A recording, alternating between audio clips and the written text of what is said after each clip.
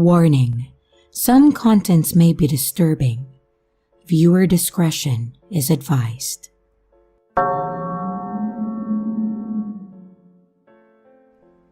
I have been a driver for both Uber and Lyft in the past, since around the time that I turned 20, and I've honestly loved it. It's been a fantastic way to make extra money when I needed it, and I love the whole work when you want thing that they have going on. Yes, I know I sound like a walking advertisement. Trust me, I'm not. And while it is a great way to make extra cash, if you have a good car and live in a good area, there are absolutely some really messed up people out there. That's the biggest issue I have with working with these services.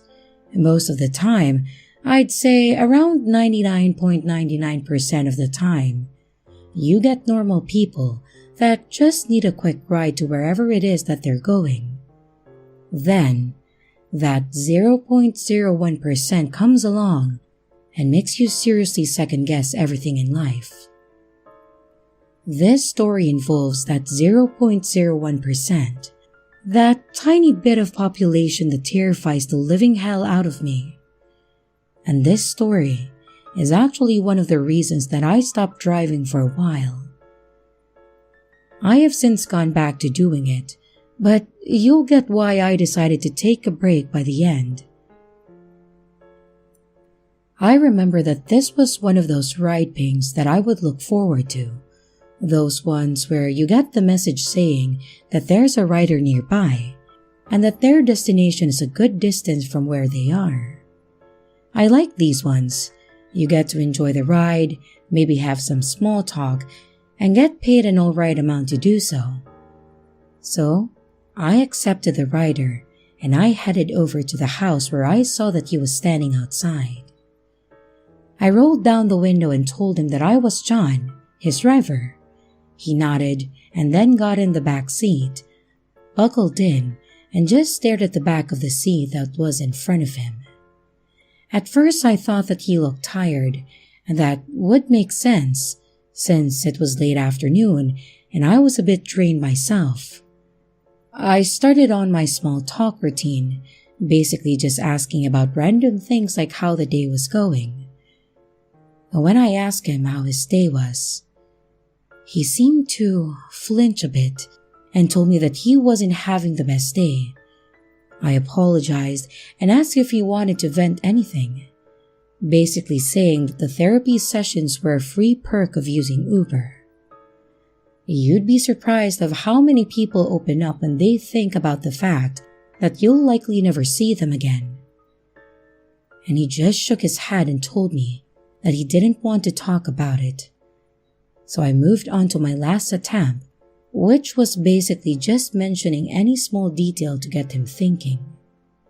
He was heading to another house on the other side of town, over in a neighborhood that I personally knew, so I said as much. "So, you're going over," and I mentioned the road name. "I know that area. I used to have a friend that lived over there. It's a really nice part of town.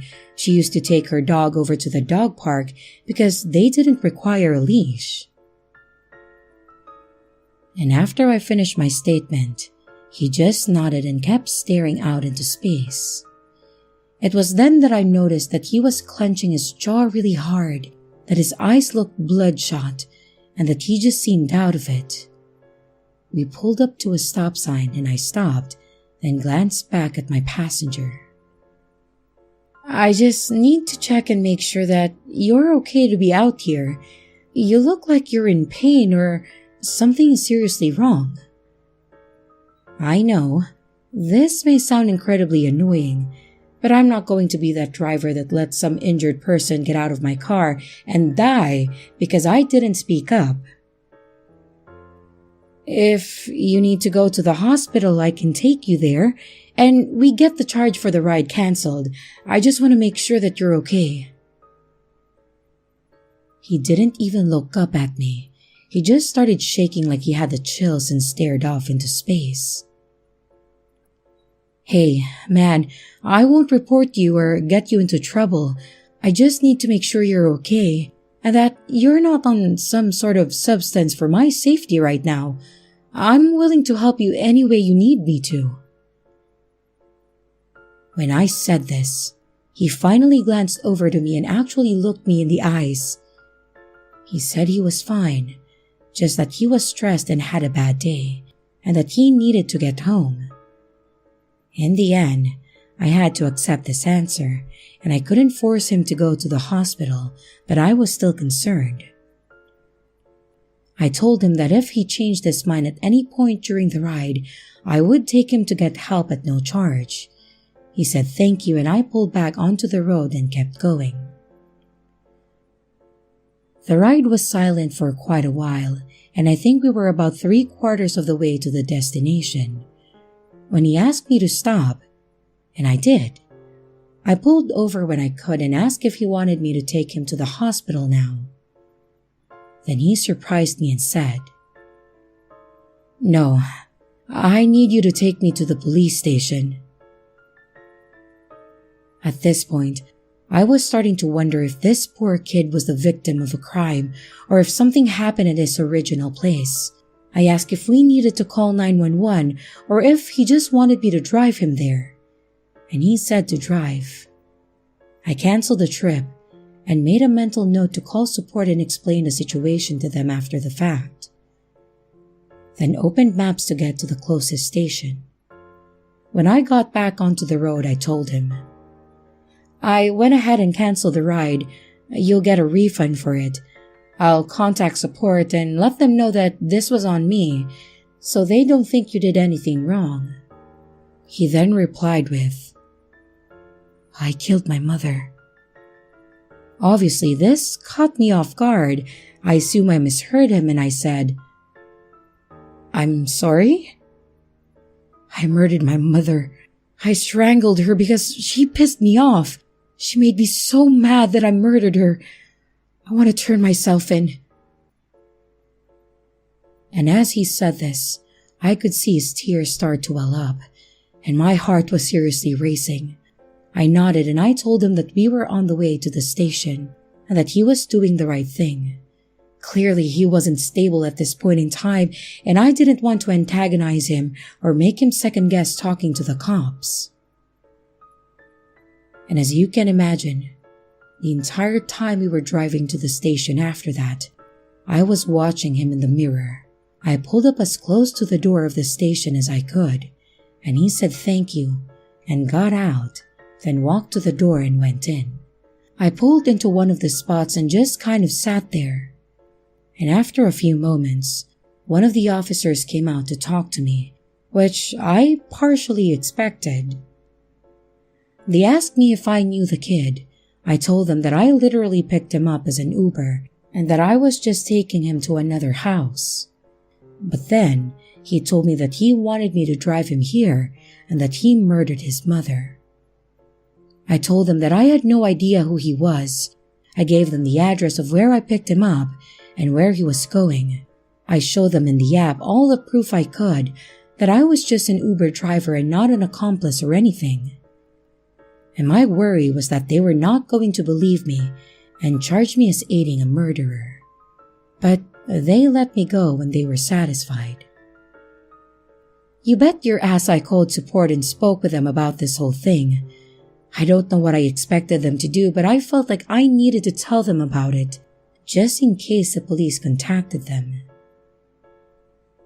And in the end, I have no idea what happened to the kid. I have no idea if he was telling the truth, and I have no clue what went on after I left the station. And honestly, I kind of prefer it that way.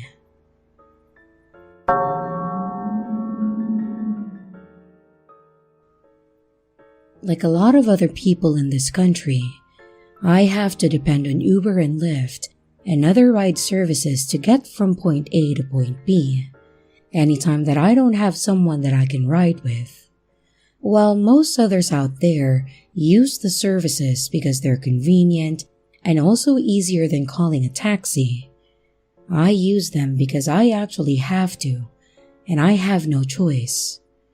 I was unfortunately diagnosed with a very serious epilepsy, and as such, I am actually restricted from ever getting my license. Something about being a high risk and possibly having a seizure while driving. Apparently, the state looks down on people that may hurt themselves or someone else because they start seizing on the highway. As such, using these services has been a godsend, and I don't have to just sit at home and wait for my boyfriend to come home or to go anywhere, or have to call my parents and ask if they have time to come and get me just so I can go to the store and get some avocados for dinner. They have seriously changed my life, and I am beyond grateful for them. That said, not all of my rides have been perfect. Most of the time, I put it in the app, I get the people that show up at my door, and I get in the car.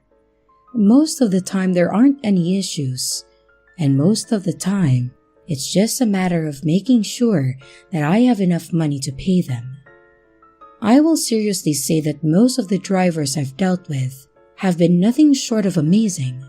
They're fast, dependable, and I'll sometimes explain to them that I do have a medical issue that makes me unable to drive. Usually when they hear that, they loosen up a little. They realize that I'm not just some girl that doesn't want to drive myself. Now, all my praise for this wonderful service is one thing. But like I said, it's not always perfect. Sometimes, you get drivers that are straight up rude or just not talkative. I can usually deal with the ones that don't want to talk. It's whatever in the end. They're there to do a job and nothing more, and that's really fine with me. But when they get rude for no reason, that I do have an issue with, and I'll rate them low and pretty much just move on. Well, that is, all except this one driver that this story is about. This happened probably about a year or so ago. I think it was late 2019, because it was definitely before we all had to spend a year inside, but not by much.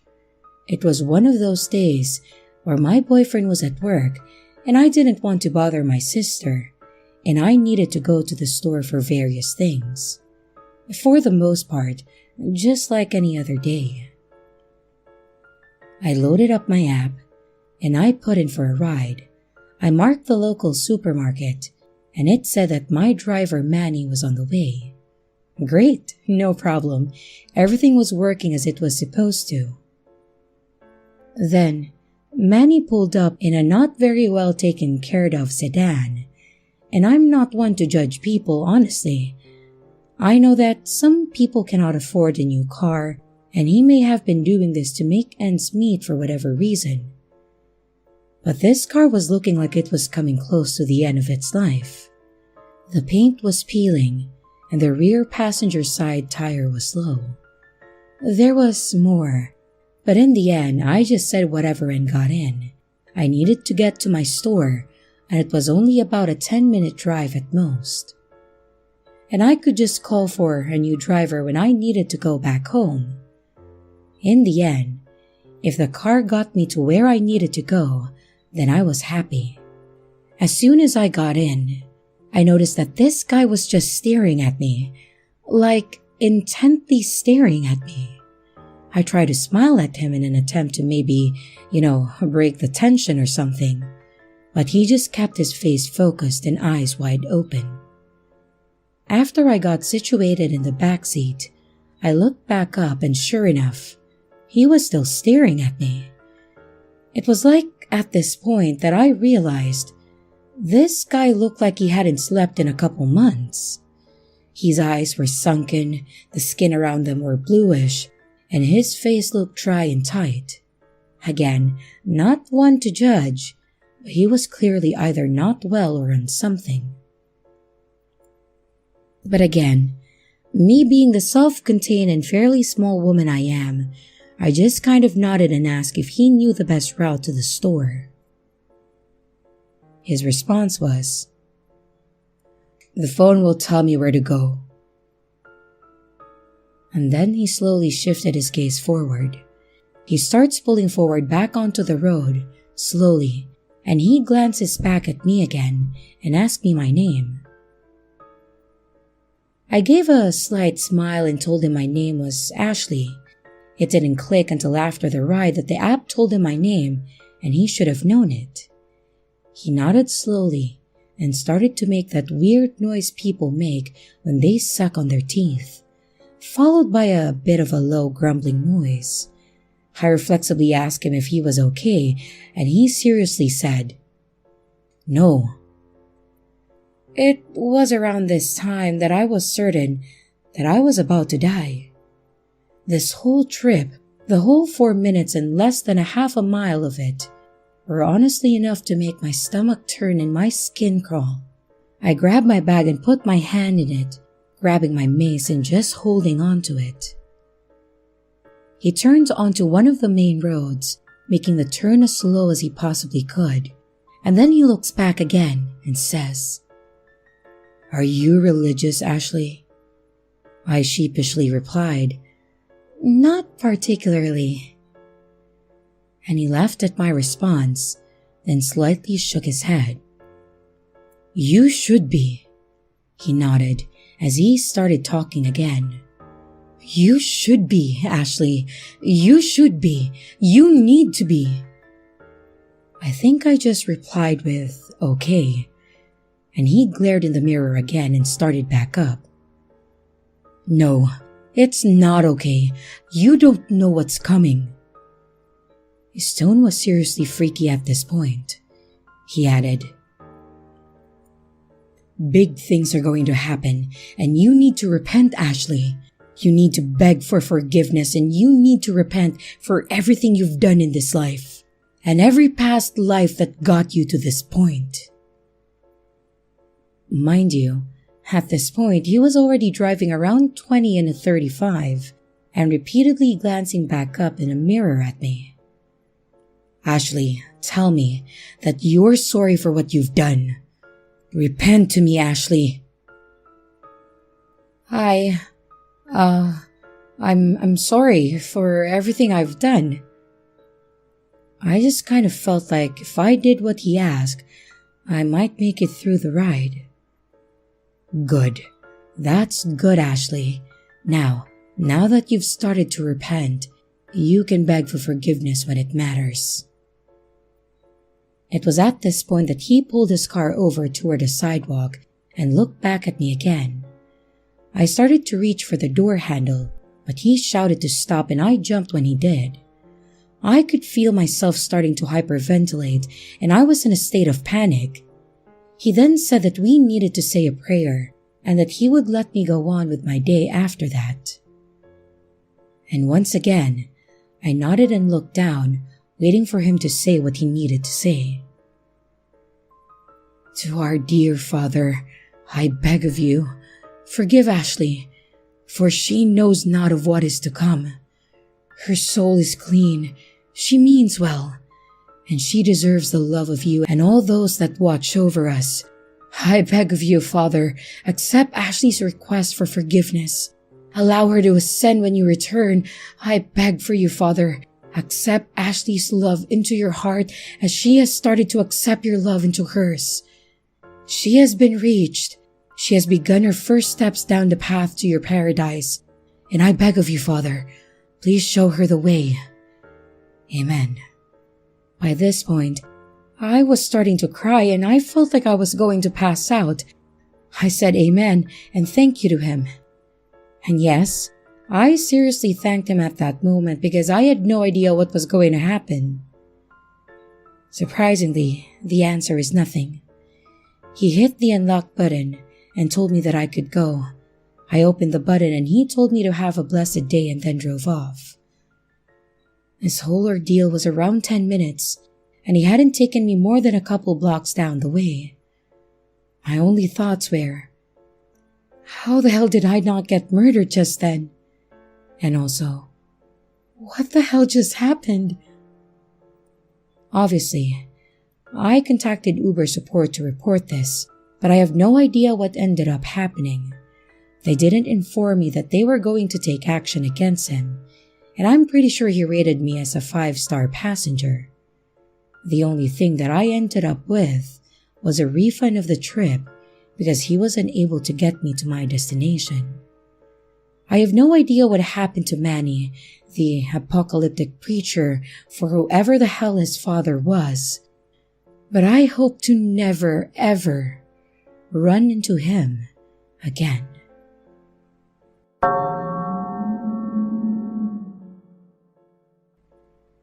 I was coming home from taking a train for a work trip, and it was 11. The train station where I lived at that time was outside and had no security whatsoever, so granted, I was already a little bit on edge. And after waiting 20 minutes for an Uber all alone, I was relieved to see my Uber driver. He had an accent and was from a Middle Eastern country, and the first thing he asked was if I was too. But I often get mistaken for being different nationalities, so it felt normal. I politely said no, and at first everything was normal, and we made small talk since the drive was long. But then he started making odd comments saying that I was beautiful, asking if I had an American boyfriend, and if my parents wanted me married. I dodged his questions, but then as we were 5 minutes away from my apartment, he asked if I was doing anything that night, and I said no and that I didn't plan on it. He then asked if I lived alone. I do, but I was getting scared, so I said that I had 3 roommates and they were expecting me, and that seemed to make him stop, and he remained silent the whole ride. I then got notified that I had a package, and unfortunately my apartment would charge if you didn't retrieve the packages after a certain time frame. So, as soon as we reached my apartment, I got out and used my keycard to go to the package room, which was in a separate room from my apartment entrance. I look outside, and he's still parked out front looking around. The way the apartment works is that you have to go outside to go to the actual entrances. One entrance has stairs and the other with the elevator, and that was in the parking garage. I take a deep breath, holding my package, and start to run, and he gets out and starts to run chasing me. Using my keycard, I make it to the stairs entrance and slam the door and run up the stairs. I get into my room and I look out my window, and I saw him still outside in his car. Being on the 3rd floor, my lights were on and he looked right at my window, and he stayed parked the whole night and then eventually drove off. I reported him on Uber and was extremely cautious for the whole week, but I still don't know what he was planning to do, and I'm grateful that my parents made me do running as a kid. So, creepy Uber driver, let's never meet again.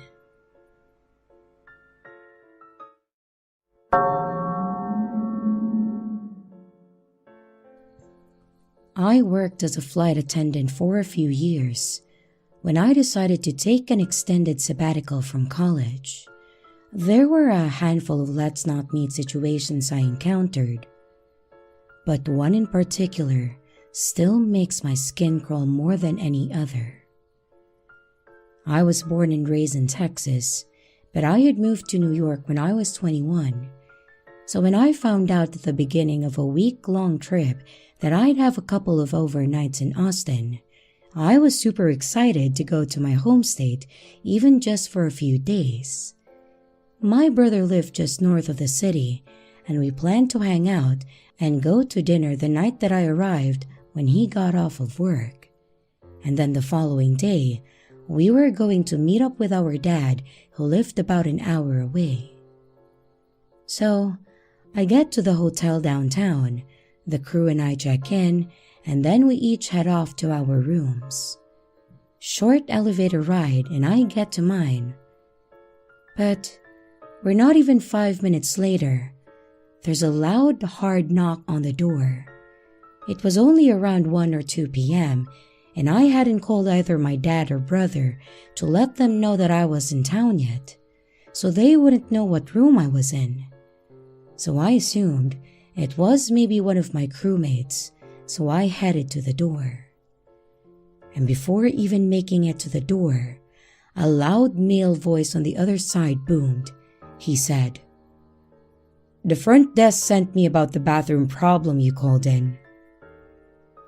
And before trying to open the door, he said again, "Unlock the door and open up, miss. I need in, now." I froze in my tracks. I hadn't even been in the bathroom yet, let alone called anything to the front desk. I'm a petite chick, and while I take no shit from anyone despite my size, I still err on the side of caution. Slowly inching toward the door to look out the peephole, all I could tell was that the man on the other side was at least 6 foot tall and easily over double my weight. There was no way in hell that I was going to unlock the door. I responded to the guy, telling him that he must have had the wrong room. He continued pounding on the door while constantly turning the handle, telling me no and that he needed in and he was getting in the room one way or another. So I panicked, but thankfully I had the sense to grab the phone and call the front desk. The concierge confirmed that they had neither sent anyone up to my room nor had they received a call about the bathroom. The entire time, this freaking guy was still determined to get into my room, pounding and yelling. Luckily for me, the front desk has dispatched security to my room. When the security officers step off the elevator a few seconds later, I can hear them in the hall approach and ask the guy who he was and what he was doing, and telling him that he needed to leave the hotel. He immediately gets hostile and aggressive toward them, and the front desk clerk that I'm still on the phone with tells me that the police have been called and are on their way. In the meantime, I'm trapped in my room and I'm scared shitless. Long story short, the cops show up pretty quickly and manage to arrest the guy for trespassing and criminal menacing or some shit. I later found out that the guy was also wanted in connection to a string of break-ins and violent sexual assaults in Austin. He had seen and stalked me from the minute that I entered the hotel lobby, and apparently, I was exactly his type of victim. Nothing else ever happened after that, but it still rattled the hell out of me for the rest of my stay in that hotel.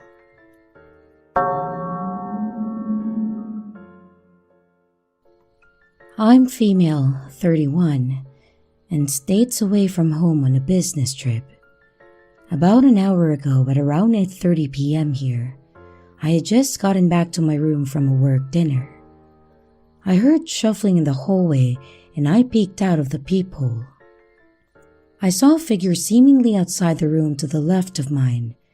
They were knocking lightly and said twice quickly, "Hello? Hello?" Then, it sounded like the door opened and closed. I was like, okay, they must have forgotten what room they were in or something, and someone let them in. I walk back to the main part of my room, and I hear the shuffling again. I look out again and see a figure. I can't really make out what the person looks like, but I see them on the other side of my room this time. Again, I hear a light knocking and hello? Hello? Now, I'm starting to get a weird spidey sense of like, what the hell is going on? I see the figure leave and I think, okay, that was really weird. But then again I start hearing the shuffling. I start walking toward the hotel room door and I hear a light knock on what sounds to be my door again. And I hear, "Hello? Hello?" And immediately, after someone attempts to open my door. Thank God that I had the cross latch pulled over. My heart stopped as I stood there and I watched the door hit the latch and fall back shut. I called the front desk and informed them that someone had just tried entering my room and I'm not staying with anyone. The front desk attendant just replied, "I don't have any housekeeping up there." To which I replied, Okay. Well, that's concerning. Can you please send someone up to check around?" Then the attendant replied, "Well, there's no manager on duty." To which I asked if I should just call the police instead because I was very worried and I was starting to cry a bit. And she just replied that I should do what I thought I needed to do. I hung up and cried for a bit, not really sure what to do, and I didn't want to ask for another room because I'm too scared to leave now. 10 minutes later, the hotel phone starts ringing, and I was honestly feeling really scared to answer, but I did. It was from the front desk attendant, and she said the police were going to be coming to my room, and she didn't want me to panic when I heard someone knock on my door. I said okay and I hung up. I sat there and thought, how do I know this is real? Whoever tried to access my room had a key. Otherwise, how else would the door have actually opened? A few minutes later, as expected, I hear a knock, and I look out the peephole and saw 2 male officers. I didn't ask to see their ID, which in hindsight, it probably would have been the smart thing to do, but I was so shaken up and not really thinking. I opened the door and they asked what was going on, and I told them all that I explained above. They said that it was good that I had the cross latch pulled over, because the door would open if not. I responded, "It's a hotel, what do you mean? What's the point of the access card then?" They then took a pause and they were like, "Oh, it automatically locks?" Again, I'm like, yeah, it's a hotel." So then they had me shut the door and open it with a key to test it. And sure enough, it didn't open without the access card. Then they said it was probably housekeeping. I responded that the front desk attendant told me that there was no housekeeping up there when I called, plus it was 8:30 p.m. Why would housekeeping be coming by at that time unless I had requested someone to come by? Plus, I noticed housekeeping had already been there during the day because my trash was emptied out and my dirty towel was gone. They ultimately told me that they thought it was housekeeping and not to worry, but if anything else happened or I felt unsafe, just to call them again. They also said that if I wanted to change rooms, they were sure the hotel would accommodate this.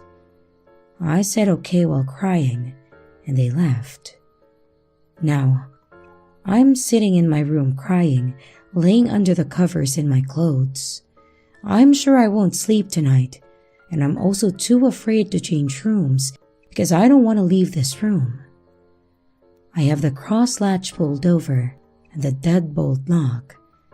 I think I'm safe. Am I just being paranoid? Was it probably housekeeping? Should I be doing something different?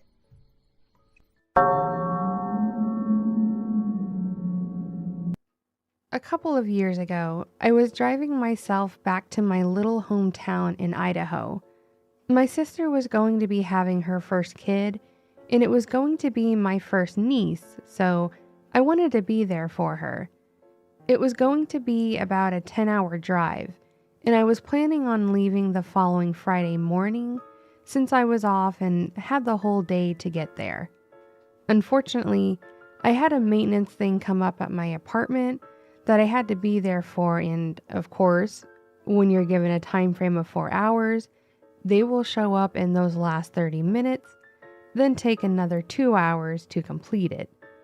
Because of this, I ended up leaving around 6 or 7 that night. I was pissed, but decided I would still head out that night. That way I could get there early, crash for a few hours, and be good to go.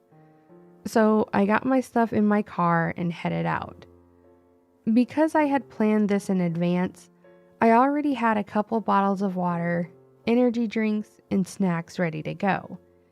It was about mid-October, so the weather was great to just have the windows cracked, music blaring, and enjoying the ride. The view was pretty nice too, and there wasn't too much traffic at that time, so I was in a good state of mind. Unfortunately, I started crashing around 1 or 2 a.m. I didn't want to stop because I knew I only had a few hours left, but it was a struggle. I had finished off my energy drinks, rolled the windows down more, hoping the chillier air would keep me awake, but nothing was working.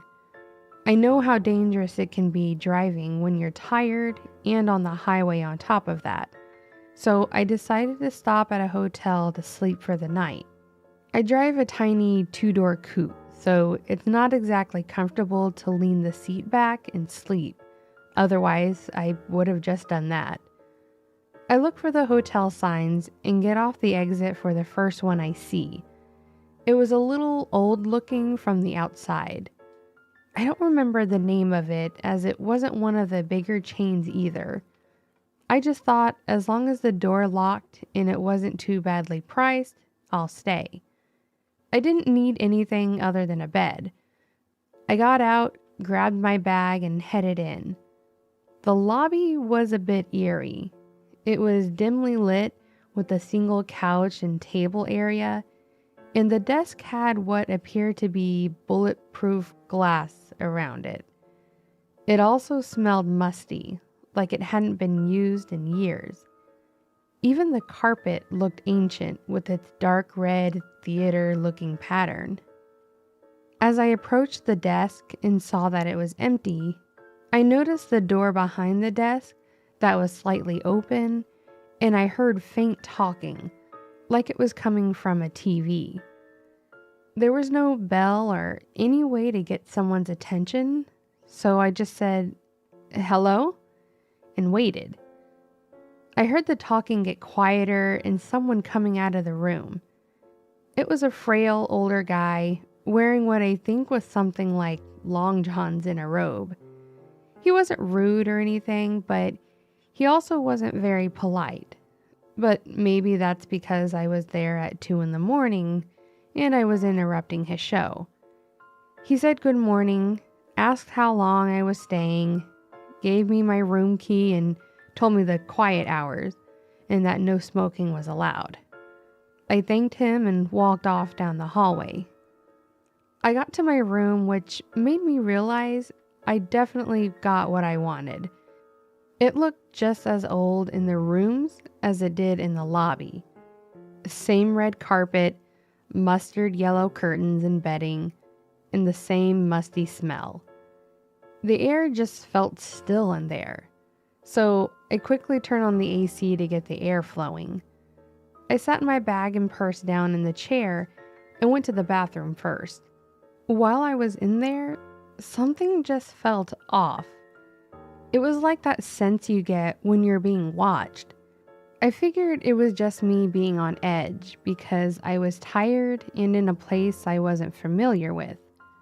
So I splashed water on my face, changed into my pajamas, and got into bed. As I was laying there though, that feeling would not go away.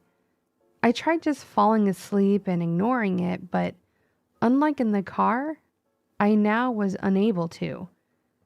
That's when I started hearing things. I couldn't really tell at first what it was, but it was really quiet, like it was either a muffled TV or someone whispering. Trying to be reasonable, I was thinking it was just someone with the TV on too loud in the next room, so I tried ignoring it. I think because of the situation though, I started getting annoyed and actually smacked the wall a few times, hoping they'd get the hint. It appeared they did as it got quiet, so I tried to focus on sleeping again. Not long after, I started hearing more noises, but this made me jump as it actually sounded like someone whispering in my room. I quickly turned on the light and looked around and didn't see anything. Now that I'm spooked, I turned on the TV to have some of my own sound to try and help. Unfortunately, the whispering kept up. It wasn't constant, but I could hear it, and it all just sounded mumbled. I could never make out anything. Until the end, when it sounded like it was right behind me and it said, "It hurts," and it made me jump again. I looked behind me towards the door and I just saw a dark figure. It looked like a child or maybe a young woman. I quickly turned on the light and it was gone. Now, I know I turned on the air, but it was just the fan, so the air was moving, but it was freezing in that room. I went and looked at the unit thinking maybe I did turn on the AC, but it was still on fan. I turned it off since it had gotten so cold in there, and then I turned on all of the lights, turned the TV louder, and tried to forget about it all. It wasn't much longer when I started feeling something at the edge of my bed. I again tried to rationalize that it was something like the comforter moving or falling, until it started feeling more like someone grabbing my foot. That was it for me. I grabbed my stuff, ran out of that room in my pajamas still, and noticed the room that I thought the TV sounds were coming from was actually just a janitor's closet or supply room. I walked past the front desk, and the room in the back was now dark, but I kept going. I tossed my stuff in my passenger seat as I got in and locked my doors. If I would have known that that was going to happen, I would have just tried to sleep in my car. I couldn't shake the weird feeling just being in the parking lot, so I left. I didn't even care about the money. I didn't feel right trying to explain I wanted a refund because I saw a ghost, so I just ate it. I drove further down to a 24-hour McDonald's and slept in my car for a few hours. I used the restroom to change into clothes, grabbed a large coffee, and headed back out. When I got to my sister's, I told her all about it, and she believed it. She's very into the paranormal, so she enjoyed the story, but me, not so much. I wanted to look into the history of that hotel, but I couldn't remember the name of it. One of the times I go over there again, I have to try and find it for her, but it will be during the day, and I promise you, I will not be staying there.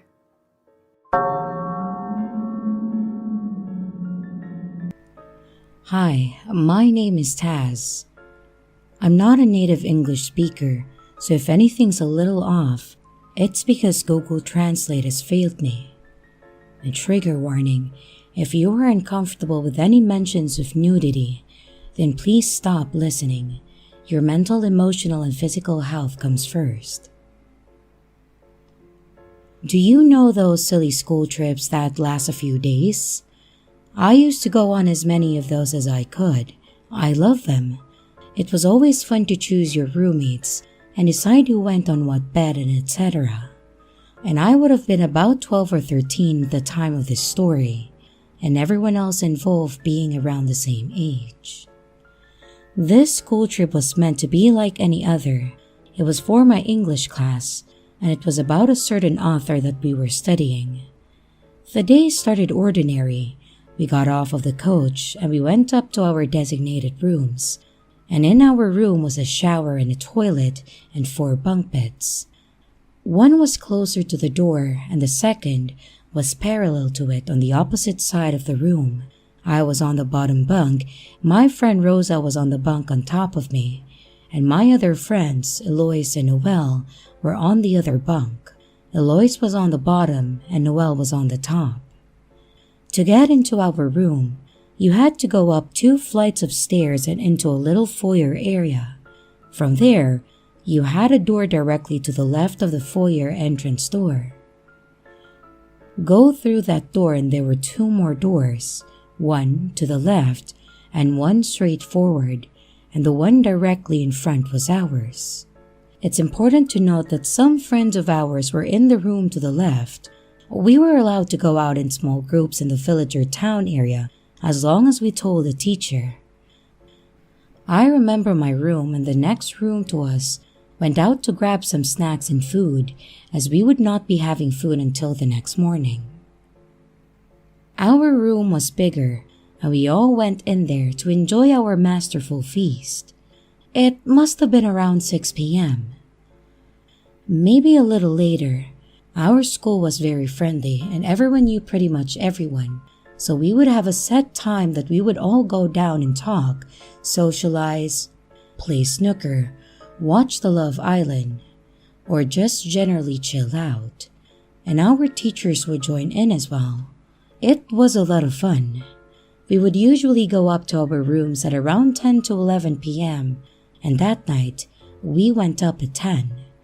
My roommates and I stayed up for a while, talking and sharing sweets around. The rooms next door didn't have a toilet and they were worried about what they could do. So we decided that instead of being smart and just giving them our room key and taking it back in the morning, that we would just keep the door unlocked for them. I'm pretty sure that I fell asleep at around midnight after everyone else had fallen asleep. And I woke up a short while later, completely knackered and half asleep. I'm a light sleeper, so when I heard the door click shut, I immediately woke up. I assumed that it was one of the girls next door coming in to use the toilet, but it wasn't. I heard low grunting, panting, I'm not sure, which confused my still asleep brain to no end, but I concluded that it was one of the male teachers who just forgot to check up on everyone. It's not that uncommon. What I didn't expect was the dude to come over and sit down on the edge of my bed, as if he was getting ready to get in. He sat on my foot, and I guess he felt it because he stood back up and put his hands on the end bars of the ladders on both of the bunks and assumed trying to stay standing up. For some reason, I still thought it was a teacher, but I was starting to wake up a little at this point, starting to take in the situation. I heard him say, "Wait, this is not my room. It's a room with girls in it." And I just replied, "Yes, it is." It was weird. It wasn't a question and he didn't sound confused or embarrassed. He stated that he was in a room full of young girls and he knew where he was. I'm pretty sure he purposely looked for a girl's room. He also didn't speak like a normal human being. Looking back, why on earth was I not freaking out? I have no idea. Note that this is the first night. A lot of crazy things happen on that trip, some of which will haunt me forever. Always lock your doors no matter what. Be smart, be safe, and remember, if something happens to you, it's never your fault, and you're not alone. Anyway, I heard slight shuffling and the door clicked shut again. And that's when it clicked for me. There was an unknown man in our room, and I talked to him. I bolted up into a sitting position and quietly slipped out of the bed, grabbing our room key off of the coat hook that we put it on. Then, I saw legs. I would have screamed if I wasn't so stunned, scared, and tired. I scrambled back into my bed, and that's when Rosa woke up. She was incredibly tired and I was on the verge of a panic attack. I got up off of my bed so she could see, and I just pointed at the legs when she saw them and she went wide-eyed and looked like she would join me in my panicking. We started whispering, trying to figure out what to do. Then Noelle woke up, asking us to be quiet as she was trying to sleep. So Rosa broke the news that we probably wouldn't be sleeping properly at all that night. Noelle didn't believe us at first, so I tiptoed over to her and showed her the legs. Then it hit both of us. He was naked. There was a naked man in our room, unconscious for all we know, just in front of the door, blocking out the only escape route from the room. And so far it wasn't looking too great. I went over to Eloise and shook her awake. She scared us half to death with how loud she sounded, and we were terrified that this man had come into our room with bad intentions and was either pretending to be unconscious so that we would go near him, or that he had somehow managed to knock himself out, but if we went near him, he might awaken. I got Eloise to calm down, and Rosa once again explained as I started to break down. The other girls closed behind me in my distress. We got out our phones and started calling every friend contact that was on the trip with us, desperately hoping that they would wake up and that they could come and save us. But sometimes, you have to be your own hero. We were trying to stay calm and figure out a plan when Noelle was able to reach her dad on the phone, and he gave us some advice about how to handle the situation, but ultimately told us to get out and find someone to help us. Remember that the man was in the entryway, blocking the door with his head. It felt like we were trapped, but we decided to just do it. If it went wrong, we would just hit him on the head with the door. Simple. Noelle went first, followed by Lois, then me, and then Rosa. The door was only open a crack, so we had to move quickly and quietly, trying to fit through the crack as best as we could. Otherwise, we ran the risk of hitting him and waking him up. I'm fairly certain Rosa hit him on the head just to spite him, and I wish I had the confidence to do that. We went through both of the doors and out into the open space area, and at the left end of the area was one of the male teachers' rooms. I remember frantically knocking on the door, still being careful to not wake the man or anyone else up, but no teacher ever answered. So we kinda just stood there in the middle of the open area, freaking out and crying ourselves a river. And looking back, I feel kinda stupid, but I can't change the past. Then all of the teachers on the trip came out of the corridor, talking quietly, obviously seeing us sobbing, and seeing me and Noelle collapse on the floor in a breakdown was not what they had expected to see that night. Apparently, the man had been walking around most of the rooms trying the door handles, knocking on the doors and just trying to get in. My male teachers had caught him and taken him downstairs, and at that point, he had a bedrobe on. The teachers had gone to one of the rooms to figure out what they should do, and since we were underage and part of a school, they had to call the police. We had to stay up and wait for the police to arrive, and we had to go to a separate area where the female teacher's room was and calm down over there. When the police arrived, they took the man downstairs and we were asked some questions, and we asked questions in return. The police told us that the man wasn't drunk, nor on drugs, and he had no reason to be there, and they had no idea what his intentions were and what he was doing that night. He was kicked out of the hotel and is never allowed back there. But nevertheless, it was quite creepy, and I wish to never see him again.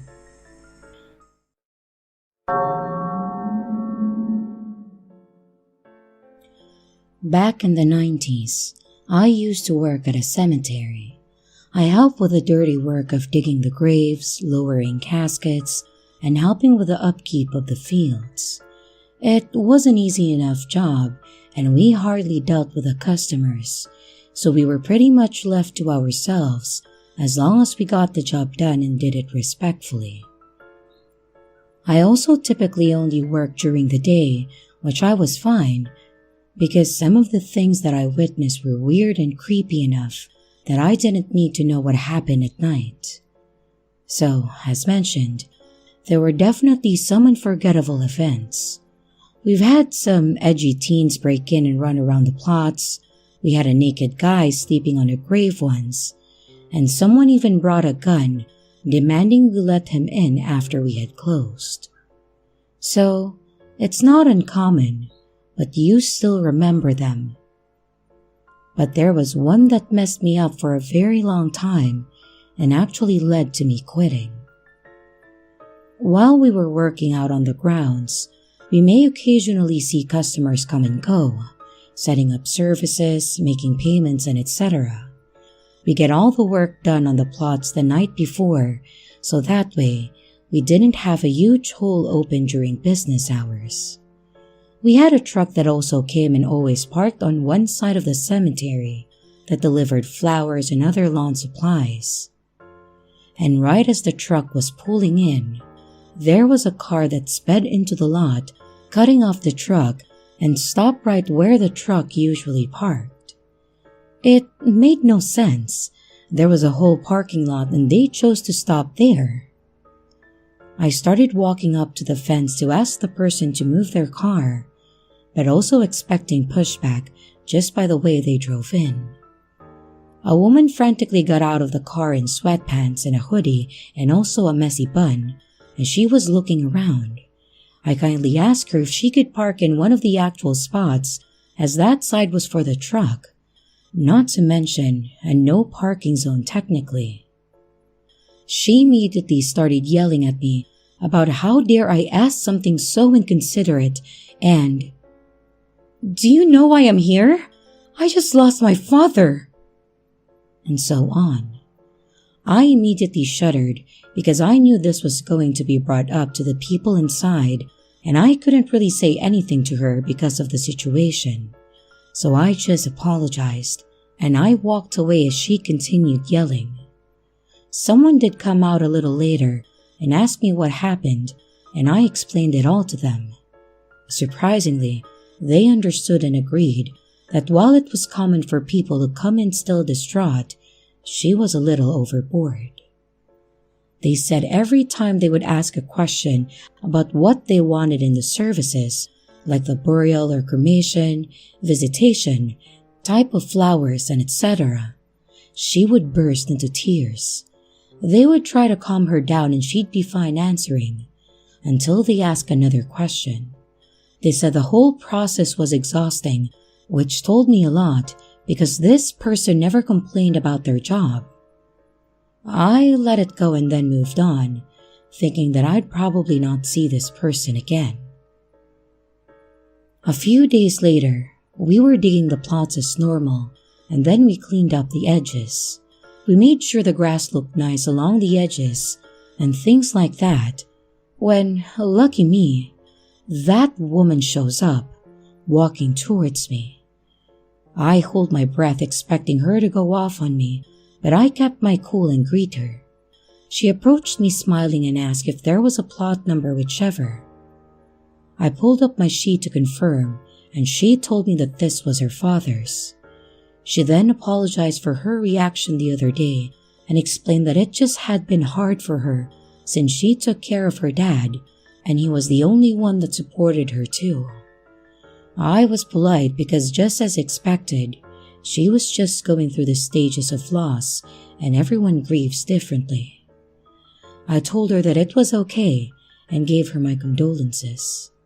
She said that she just wished that it was her instead because more people cared about her dad than her. Not knowing a damn thing about this woman, I tried to say that it wasn't true, and being in this field of work, no pun intended, you may not think many people care about you, but the services always say otherwise, and that she had to continue on for her dad. I don't know if what I said helped her or not, but she cried a little bit. She hugged me and thanked me and started walking away. Right before though, she turned and asked me what time the cemetery closed, so I gave her the hours. I went home and told my wife about the woman, and she said that I did a good thing.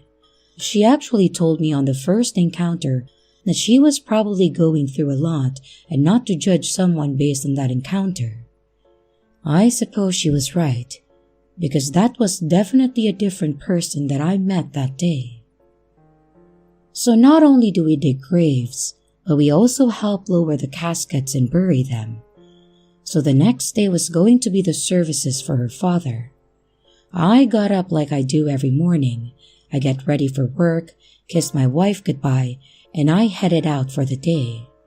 I like getting there early to do the weed whacking, so that way it's out of the way and there's no chance of disturbing any visitors. The owner is usually already there getting things in order, on days of services, so I walked into the office and talked with them for a few minutes before. I was one of the manager-like people at that time, so I had keys to the cemetery as well. The owner asked me if I had seen his keys because they usually left the keys to the cemetery gate in his office, but they weren't there. I said I hadn't and double-checked that I just had mine. They said that they probably just left it somewhere, as he had done that in the past, and then excused me to get to work. I went to the shed to grab the weed whacker, and then I headed out. And as I was walking around and getting closer to the plot that we had just dug the other day, I noticed the grass looking disturbed, like something was placed in it because it was flattened. I got angry at first, thinking it was another kid screwing around, and this woman was going through enough. I didn't want something else to happen, so I started walking up to it to see what had happened. Well, I wish it was just some kids. But I found the woman laying in the grave in a black dress and blood all over her wrist. Not knowing what to do, I immediately started yelling for the owner, and I jumped in the hole. The ground was damp from blood, and she was already pale, cold, and unresponsive. Thankfully, Henry heard me and came out and called 911 and then brought me a ladder to get us out. When the paramedics arrived, I heard them say that she had already lost a lot of blood, but that she would be okay, and then they were gone. I actually took the rest of the day off. I called my parents and my 2 sisters to let them know that I loved them. That really hit me hard. This woman really didn't feel like she was worth it or that it was worth it to stay around, and felt this way was the only option that she had. No one should feel that alone. If it wasn't for her shallow groan, I would have thought that she was dead. But knowing she was close enough to that scared me enough. If I didn't come earlier, who knows how long it would have been before she was found. Thankfully, she did live though. We learned that she broke in through a back room window and then stole Henry's keys. I'm also thankful that he didn't press charges on her, but I heard the funeral for her father was a little off. I had to quit shortly after this. The first time I really talked to any of the customers, got to know them even that little bit, and then having to save their life was really too much for me. I found out what hospital she was at, and my wife and I thought that it was a good idea to send her flowers and a gift. I hope my words did something for her, something to keep her going, because it seemed like she just needed someone to support her again, or let her know that she wasn't alone. If you take anything from this, just let it be to be kind to people, because you never know what they're going through.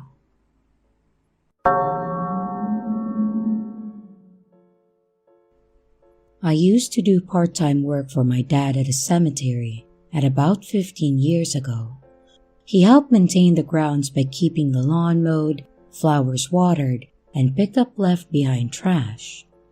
After they had a service or around major holidays, he asked me to help out, as more people meant more trash and things to pick up. Not to be disrespectful, but some of the stuff people left behind, stuff that couldn't stay, like open food and drinks, or just their trash tissues, wrappers, and things like that. And those people prefer coming back to see that their loved one's resting place is being respected, so that's where we come in. It's typically the same thing each time. I'd walk around, pick up, adjust, look at the headstones, occasionally explain to someone where or how to find specific plots. I also typically work during the day, so I didn't run into any creepy or paranormal experiences, which made the job even easier. Now, this one time though, I had to help my dad zone an area out for a family of 3, a husband and wife and their child that were going to be buried. We had the area already, but it was further in the back, which was usually used by people of higher class, local celebrities, and I suppose things like that, so that families can have more privacy. At that time, I didn't pay too much attention to the news, but I did remember hearing how a family had been killed in their home in an apparent robbery. From the small things I could pick up from my dad, this was the same family. So we had to get it all plotted out, make sure the trees were trimmed, the surrounding area cleared for the services, and etc. It was really an all-day thing. Now on the days of service, there's no work being done on the grounds. My dad was usually in the back fixing things inside, doing paperwork, making calls, and etc. And I ended up going up there to get my check and to just talk with my dad, but I didn't realize that the services were that day until I saw a full lot of vehicles. So I entered in the back to not interrupt anything. I talked with my dad for a while, but he seemed like his mind was elsewhere. Like he seemed distracted, so I asked him about it.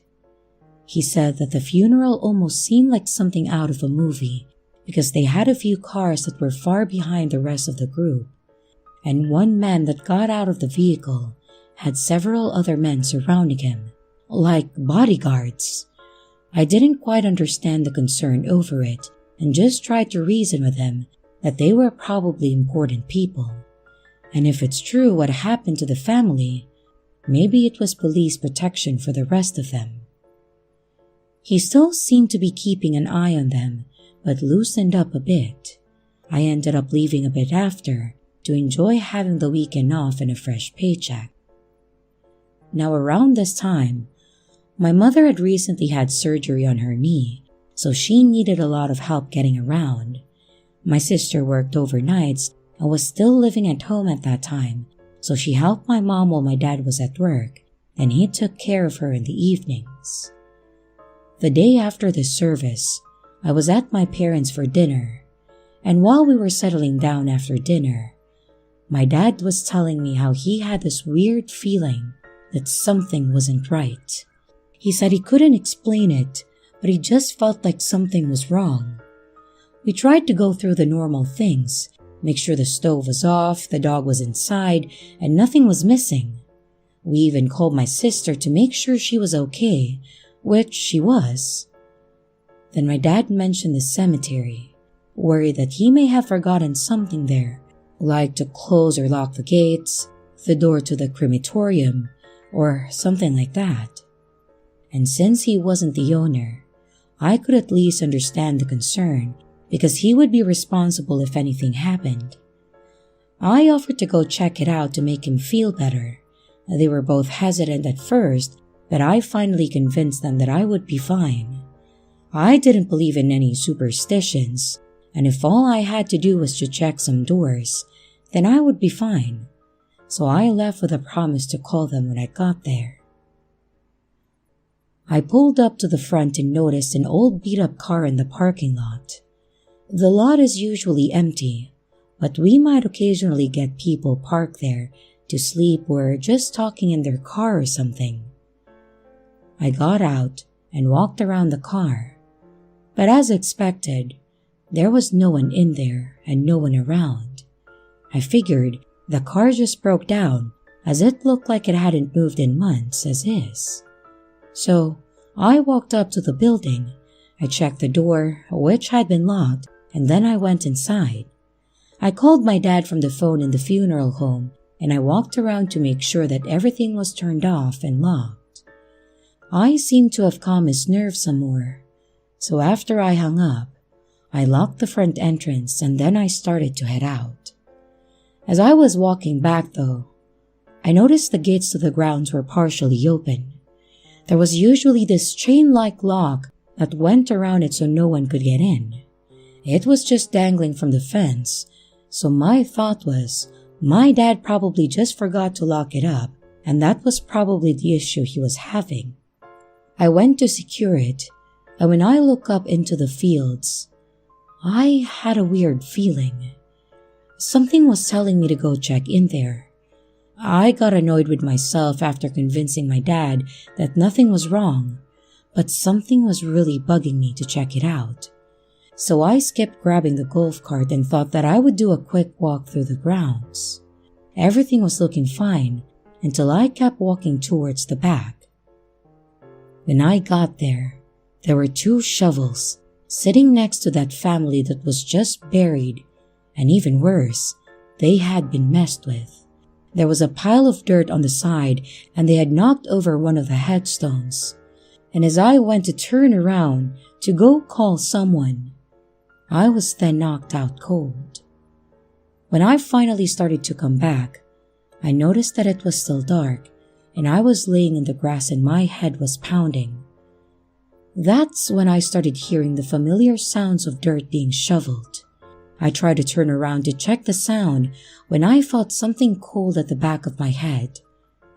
I will never forget that sound. I just threw my hands up and stopped moving otherwise. I don't even remember what I said to them, but probably something pathetic and pleading. It felt like I was like this for hours though. I just remember there was at least 3 people, and they weren't speaking English, but I have no idea what language it was.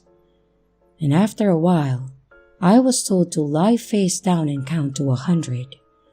I know I didn't get far when I was knocked out again. This time when I woke up though, it was day, and I was not in the graveyard but in a hospital bed. Of course, my parents were there and they were freaking out and trying to explain what happened. When I wasn't back at their place after 20 minutes or so, my dad started getting worried. He went out himself to check but also called the cops to meet him there. When they arrived, they saw my car in the lot, me not in it, and one of the tires slashed. Then they found me.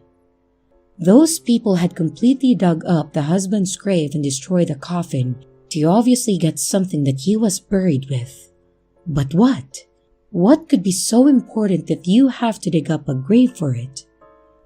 I know they never caught anyone because I had to make a statement and they kept me informed, and as far as I know, no one in the family knows who could have done it either. Or at least they aren't talking. This did push my dad to convince the owner to get security cameras, and since then, the worst they get is a raccoon or a person sleeping in the parking lot again. But I also won't go there alone at night anymore either.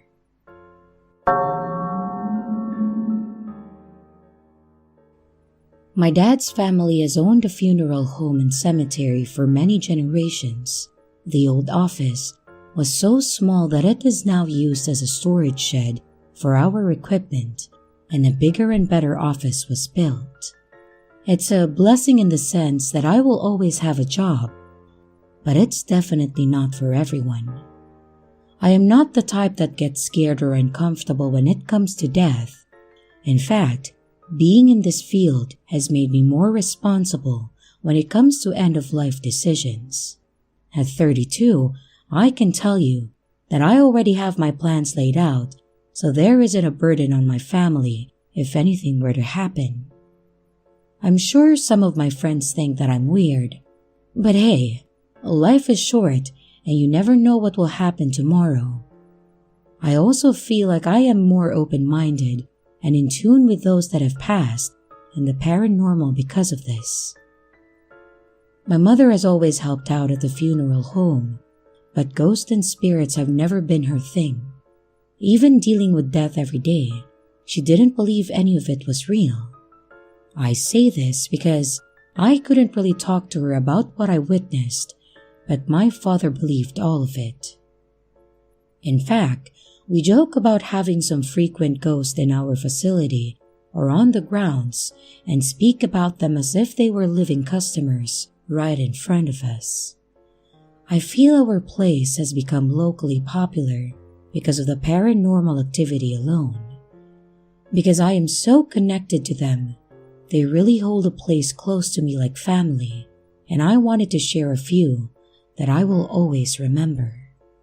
When I was younger, My parents still brought me to the funeral home so that they could watch me, but when there was a service going on, I was at my grandparents' or aunt and uncles. I appreciate them wanting me to understand that this is a normal thing, but also didn't want me to see anything a child shouldn't. So, I often saw people coming and going to the funeral home, caskets and urns coming in, and sometimes other random items that families might request. One in particular that stood out to me when I was about 6 was a really gorgeous blue casket, but it was also very small. We all know what that means. As I saw my parents setting up the room, I noticed the decals they were putting on the casket, which were different superheroes. My mom had explained to me that it was for a little boy that really liked them, and his parents asked for his final resting place to look like his room. So they dressed it up just as they wanted, before they brought him out for the services, and before the family arrived to set up the rest, like personal gifts and pictures, and I was ushered off to my aunt's and things continued as normal. After a few days, I was back there, playing in the back room and watching a movie, when I noticed that my dolls were falling off the small desk that was in there. Thinking nothing of it, I just picked them up and put them back.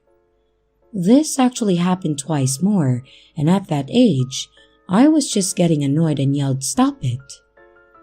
It didn't happen again after that, but my dad had walked in and asked what happened.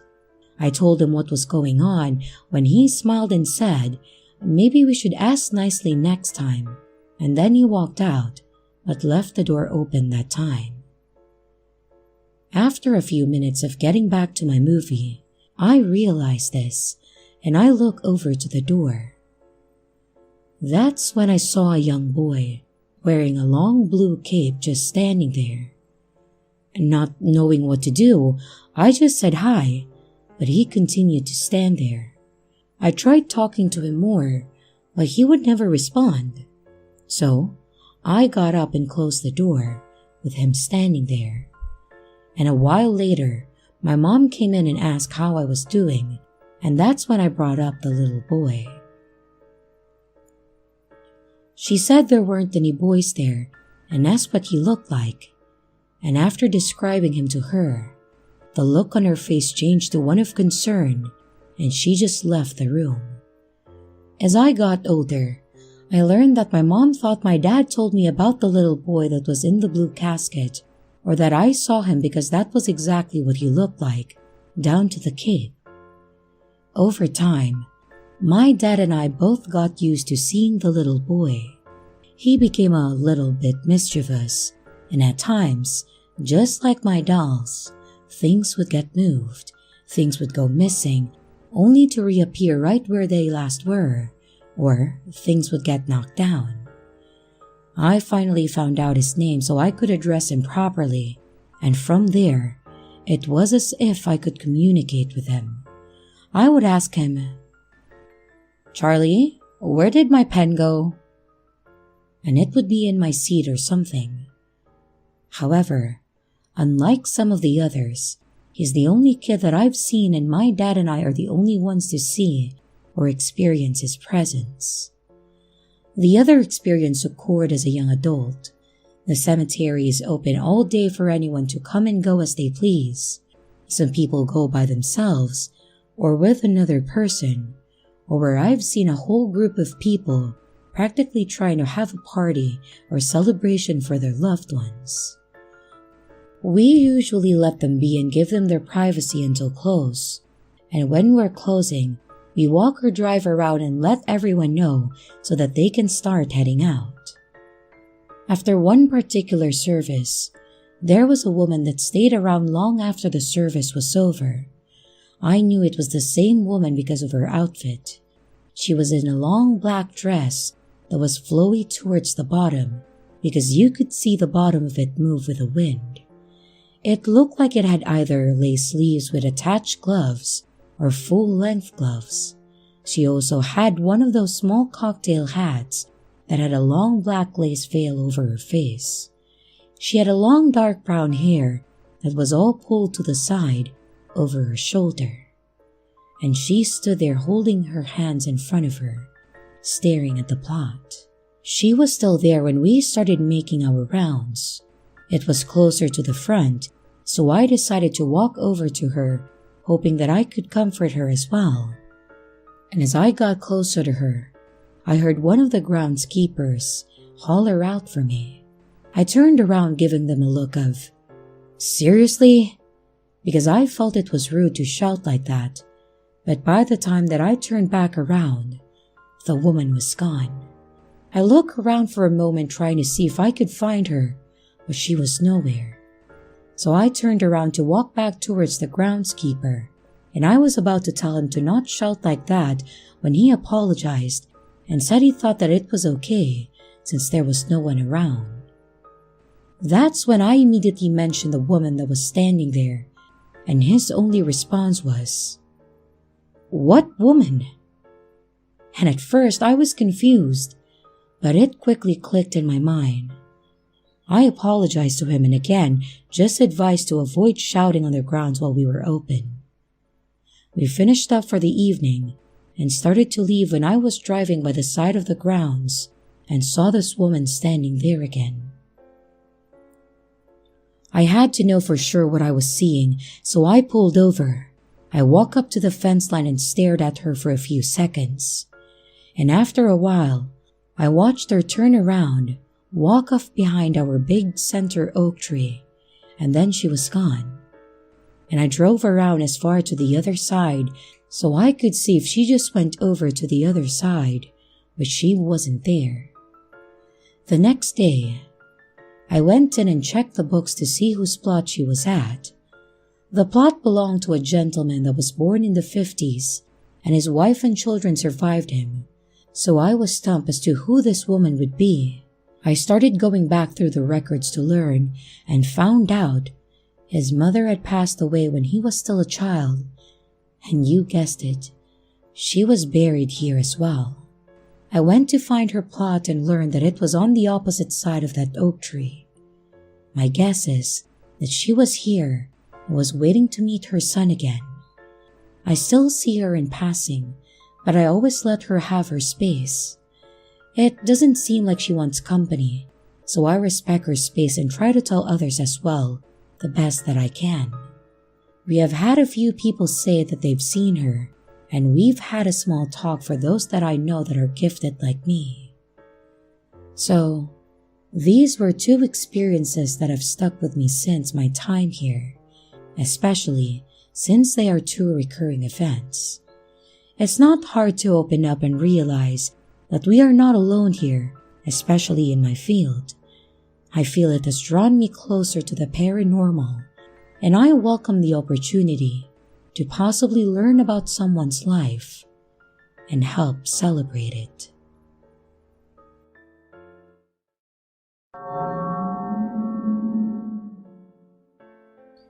It never fails to amaze me how brave some people are in public, especially towards other people such as myself. I started working at Walmart a few years out of high school, so barely 21. I definitely ran into some jerks before, but the creepy old guys were the kicker. What's worse is how they didn't seem to care who else was around to witness this. I started working in the fitting rooms, and we saw plenty of people attempt to do inappropriate things in it. Those are stories for another day though. I eventually transferred to customer service because I was tired of being the one to call maintenance in the fitting rooms. And before Walmart had the specific money service center, we did it at customer service. So money orders, money transfers, and even some utility payments. We started getting this one guy that just looked slimy as hell. He always wore jeans and a nasty tank top. His hair was really long and stringy, like he was washed twice a year, but usually pulled it back into a ponytail. He would hit on all the younger girls and treat the older ones like dirt, if he couldn't just avoid them. He started coming up to customer service to be rang up when the lines were long because he learned that we won't turn people down. When it was just me there, he'd always be leaning over the counter smirking, and he always called me babe, which alone was creepy and made me feel gross. Unfortunately, he had more reason to go to customer service because he started doing money transfers too. Those started becoming real suspicious too, and he could tell that I was onto him. There were always even amounts, always under the amount that we had to report, and he always made it out to people and the names were never the same. I tried to play dumb once, since he had sent well over 10 grand within a week, and I acted concerned for him, saying, "Do you know the people you're sending money to?" And I mentioned how there have been a lot of scammers. He smirked and said yeah, that they're his employees, and that this was the fastest way that he can pay them. I thought not really, but hey, it was none of my business, so I just dropped it for now. However, he continued coming in and continued to be a creep, and I was getting fed up with it. I mentioned it to someone else that worked there about how the money transfers were really sus, but she just shrugged it off. The problem with at least the store I worked at was that nobody seemed to care. If it didn't directly affect them, they didn't bother with anything. So I figured out how to file a report myself on the money transfers, and I did. And in the meantime, he continued to show up there. However, things got worse. We all wore name tags so he could see our first name, but not our last. Yet one time, he came in to do another money transfer, and he started handing me the paper. He took his sunglasses off and said, "Let's do this without the small talk today, Miss Anderson." How the hell did he know my last name? I just stared at him for a second before continuing. It was obvious at this point to him that he was correct, and I completed it without another word to him and continued on with my day. I again told my coworker when they came in and said that he probably just saw it somewhere or overheard someone else say it. I didn't believe this because I had no reason to use my last name, but I could do nothing about it. From then on, he would come in and make more gross comments to me, call me babe, and make kissing faces even at me. At one point, I was already having a bad day when I saw him in line, so I called up my manager and told them that they need to ring him up because I was no longer comfortable doing it. And their idea of doing that was to look over the form, check his ID, and then hand it to me saying do it. Furiously, I did so, as he leaned against the counter and chuckled. He then said that I was too smart and pretty to be working here and that he could get me a good paying job with my looks. I looked him straight in the eyes and said no thanks and didn't say another word to him. That night, as I was walking to my car to leave, I noticed an envelope on my windshield. As stupid as it was, I looked around, got in my car, and I opened it. It was a card saying happy birthday with a hotel card in it with a room number written on it.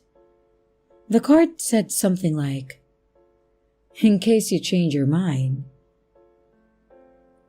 The part that freaked me out the most was that my birthday was tomorrow. Granted, I had no proof, but I knew that it had to be this guy. And not only did he know my full name, but he also knew what I drove in my birthday. I started crying in my car. I lived alone, so I had no one to turn to or talk to about this other than my mom. And she suggested that I call the police, but I had no evidence that it was even this guy. And besides, he hasn't done anything specifically to me, so I know that they wouldn't do much. I did start having this guy that did cards walk me to my car, just in case. He was one of the few people there that I liked and believed me. And I quit shortly after and started working with my mom because I just didn't want to see this guy anymore. I hope he got caught because I never want to see him again.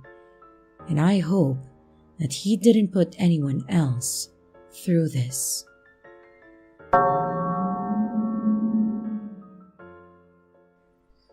So, the wonderful Walmart was my first real job. I started working there shortly after graduating high school and continued to for a little over 3 years. I was younger, as mentioned, right out of high school, so maybe a little naive and didn't run into many serious conflicts, so I didn't know how to react to some situations. But I quickly learned. Walmart makes you grow up pretty fast as an employee. I'm sure others will relate to that, and I bring this up because of these 2 memorable experiences that I encountered during my time working there. The first one was about a year into me working there. A young child around a year old in a neighboring city had gone missing. There was a lot of speculation around the whole situation, from the mother being suspicious, and even cadaver dogs alerting authorities to specific spots in their home. But sadly, they never found anything on the property or any evidence to make an arrest at that time. This case was always fresh in my mind as I worked the early shift and heard about it on the news every morning before I left for work. I was a cashier and also work at the customer service desk on occasions. I see a lot of people coming in with their kids, and most of the younger ones that are in the cart like to watch the big carousel as it spins. Sometimes they talk to me, and their parents always smile and try to be part of the conversation as well. Especially with the smaller babies that can't talk, but they smile and laugh, so it makes for a good time. But on one occasion though, I had an older lady come in with a small infant. The woman looked old enough to be the grandparent to this child. Now, of course, this wasn't an unusual situation, but something just really felt off. When she first pulled into my checkout lane, she was focused on the child, smiling. I greeted her, and she started putting stuff on the belt. She bought a lot of clothes, a baby mattress, diapers, formula, and even toys, and I thought it was a bit odd for the amount. I've seen grandparents, friends, aunts, and etc. bring in a small child and buy them an outfit or a toy or something, but never a full wardrobe. So maybe the parents were a little down on their luck and she was trying to help them out? But still, the kid was small, as she definitely looked too old to still be on formula alone, but that was the only type of food she bought. Other than the item she bought, she didn't talk much, and she would not take the child out of her sight. After sitting down every item, she would look up at the baby, and once she pulled the cart up to the carousel, I looked over at her to see if maybe the kid looked upset or was being playful or something, but she just looked around and looked at me. You know that look infants get when they're confused or scared? Right before they burst out crying. Yeah, that's what she looked like. She just looked like she didn't know what was going on. And the woman, now waiting on me to finish ringing everything up, is staring at this child again, rubbing her head, smiling, but not saying anything to her. Once I finished ringing everything up, I tried to put the items back in her cart, and she stopped me quickly by saying, "It's okay, I got it, don't worry about it." Which was a little weird. Rarely people don't stop me from loading up their groceries, but I let it go. She gave me a credit card to pay, and at that time our machines did ask for an ID if they used a credit card, and the amount was over a certain amount. When I asked for her ID, she became flustered and started looking around her purse for it. After a few seconds, she asked to just pay in cash, which she then pulled out a wad of bills. I completed the order, and she started leaving so quick that she almost forgot a bag and a receipt. And so after she left, my line was empty again. It was around 6 or 7 in the morning, so we were really slow at that time, and when this happens, I start to straighten out my lane where all the impulse items were, including the magazines. And that's when I looked over at the magazine covers to see the face of the missing baby. And I realized why that encounter was so off to me. That baby looked just like the missing one that has been on the news lately. She had the bright green eyes and the light curly hair that was starting to grow. She was from a city less than 30 minutes from here too. The part that started worrying me more was that this child looked confused. She didn't look like she was particularly happy or comforted by seeing this woman, but she also wasn't crying or screaming. Another thing was that the missing child had a birthmark on the back of her neck. Could that be why this woman didn't want me to go to the back of the cart and see the back of the baby's head? Obviously, this didn't dawn on me at that time, so I didn't even look at her to check. Then there was the fact that she was also worried about showing her ID and wanted to leave so quickly. Both were very suspicious. And lastly, the items she bought were just too much to be as a random gift. Of course, this was all me just speculating, but I couldn't shake the feeling that I just let someone go that could have been related to this case. It's been 10 years now since that case, and this child still has not been found. I can only hope it was unfortunate coincidences, but part of me still wonders, what could have happened if I reported this?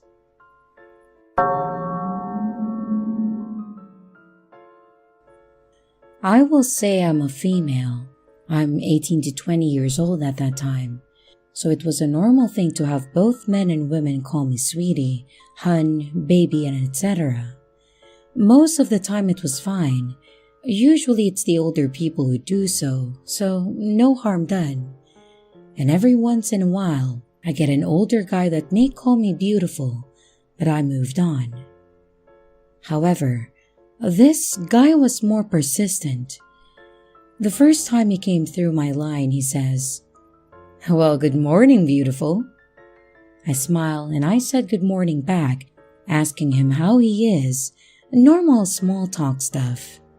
And this guy was older too, like old enough to be my grandfather. I know this not only by the way he looks, but he even makes that comment.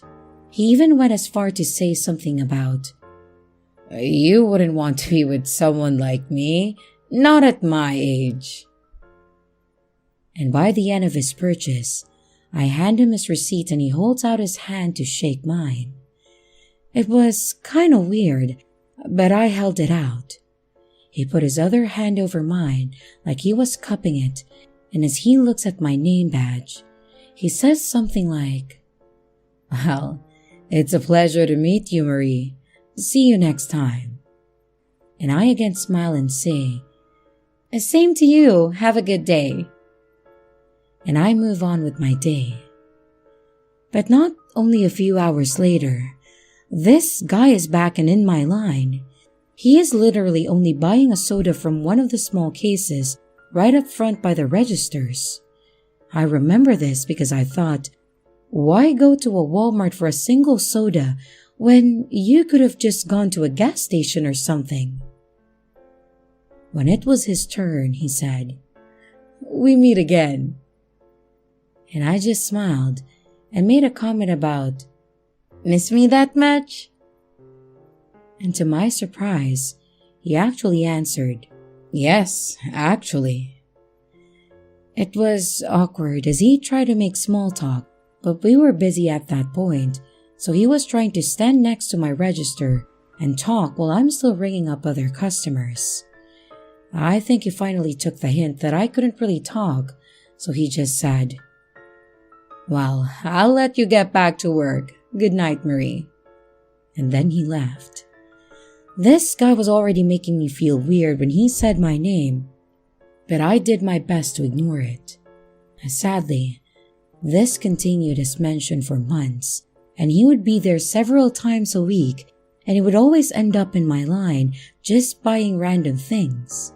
He even tried to buy a box of Valentine candies, and afterwards, as I handed him the bag, he said that they were for me for his Valentine. I, of course, refused it.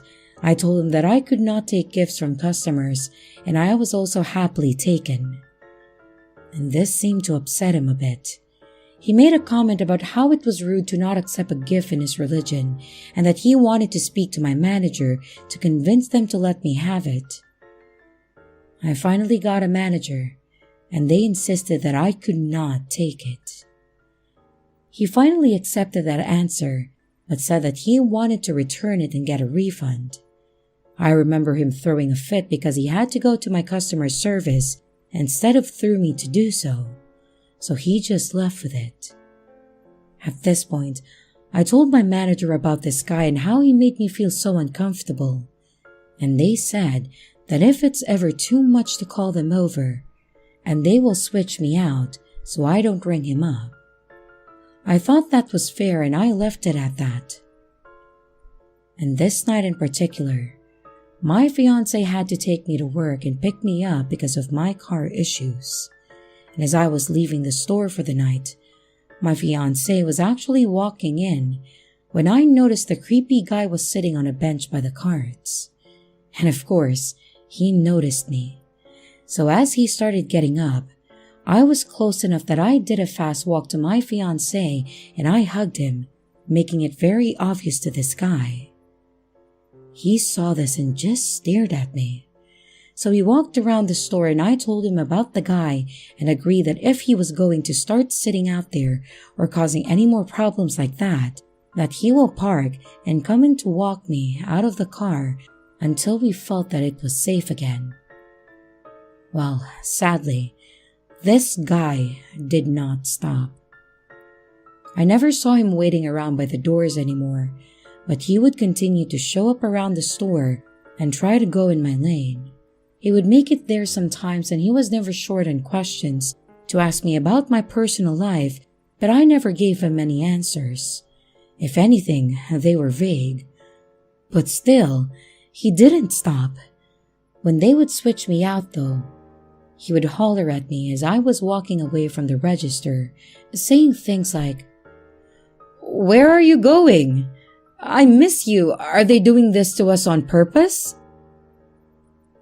Like we were a thing or something. It was awful, and he started making me dread coming to work. I even felt bad for one cashier as she was swapping out with me, and he was one behind the current customer. He lost it. He started laying into this cashier, calling her so many awful names and slamming the items down on the belt. I went and told the manager before I went and hid for a while, and I think he was told to calm down or he would be told to leave. They rarely banned or kicked people out. It was always just empty threats. But I was so happy when I was finally transferred to customer service, as I didn't hardly see him at all after that. I would see him passing by and wave at me, but at that point, I stopped caring and wouldn't even acknowledge him. I don't know if I just blanked him out that much or if he moved on to someone else, but thankfully, I didn't see him the last few months that I worked there at Walmart.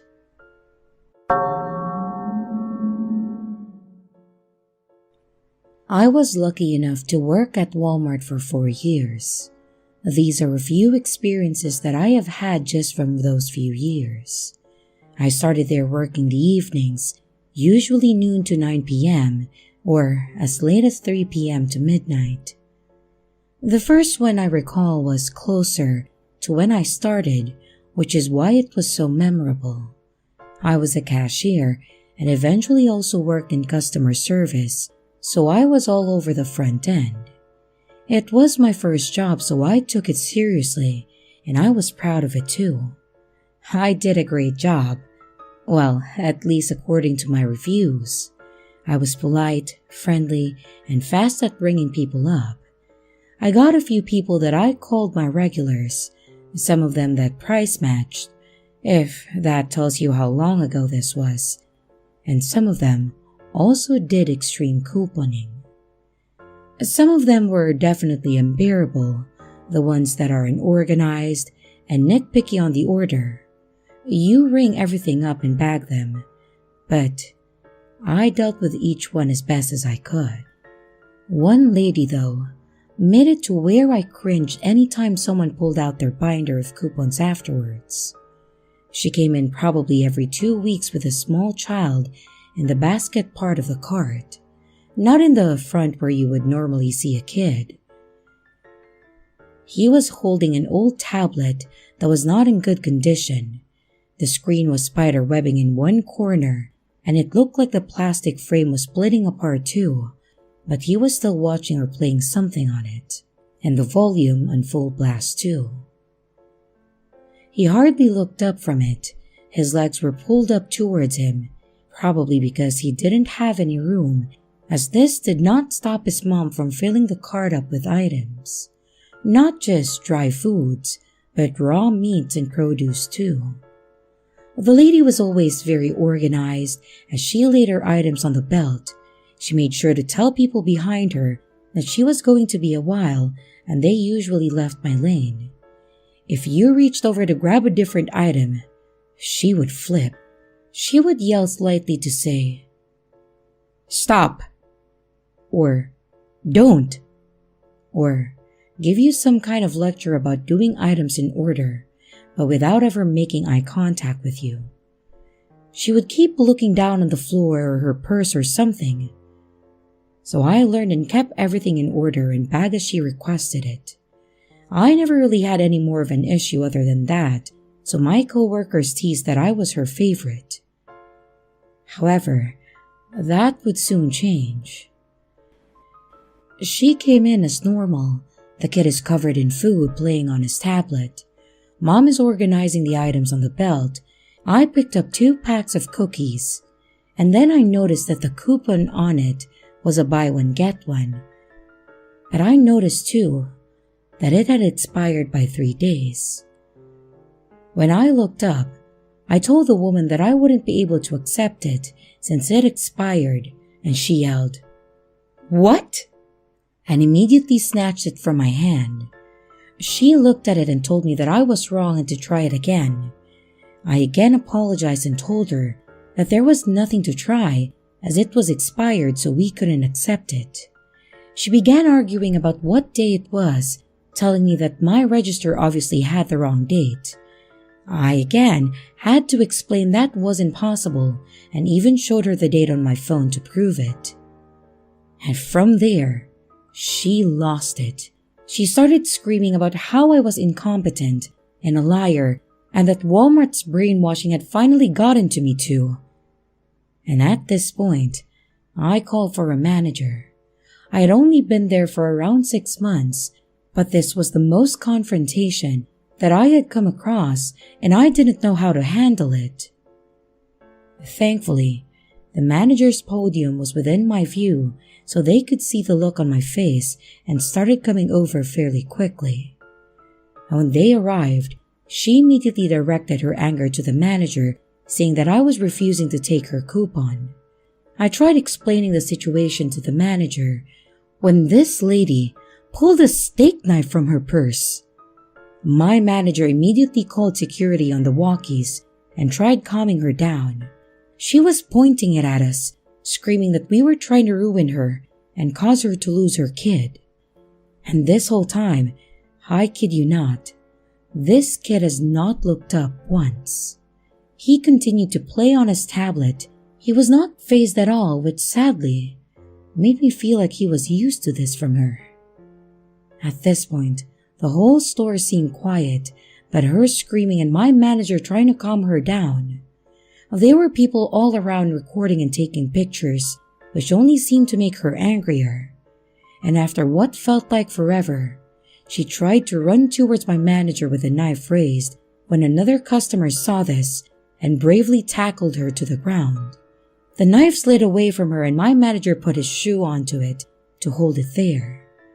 And thankfully, 2 cops walked in as this was occurring and quickly took over. This whole time, again, the kid still has not looked up. A cop actually had to come up and grab the kid out of the cart before he even looked up. The mom was already outside, but I would expect a kid like him to be crying or scared, but he didn't even ask for his mom. It was actually sad. I don't know what happened to her or the kid afterwards, but I think CPS showed up to take the kid. These next 2 are from my late night shifts. Maybe not necessarily dangerous people, but definitely ones that I wouldn't approach on my own. This first one is the lady my coworkers nicknamed Gucci Grandma. We called her that because she always came in around midnight with the flashiest clothes on. Typically, it was a really tight pencil skirt, heels or knee-high boots, and some kind of shirt, and she had to have a dozen of those fuzzy half jackets. At this point, I swear I have seen one in each color, some with different patterns or sequins, and she had those giant sunglasses on. And as I mentioned, it was midnight. Her hair was also a sight. It was shorter and gray, but it was usually pulled up in a tall bun. Think beehive style. Then, she always had a bright red lipstick and very pink cheeks, like way too much blush. In the rare occasion that she takes off her sunglasses, she also has eyeshadow on to the extreme. So while her look is pretty out there, that's not the weirdest part. She always comes in with what looks like one of those cheap children's toy strollers with something wrapped in blankets sitting in it. We couldn't tell if it was a real child at first until one of my friends in the fitting rooms area saw her swiftly shushing something and grabbing it. And when she lifted it up, it turned out to be a baby doll. But the baby doll was creepy as hell. It looked really old, like it was covered in dirt or soot. Its hair was a mess and tangled, and it was definitely not making any noises. But she kept swinging it and shushing it like it was alive.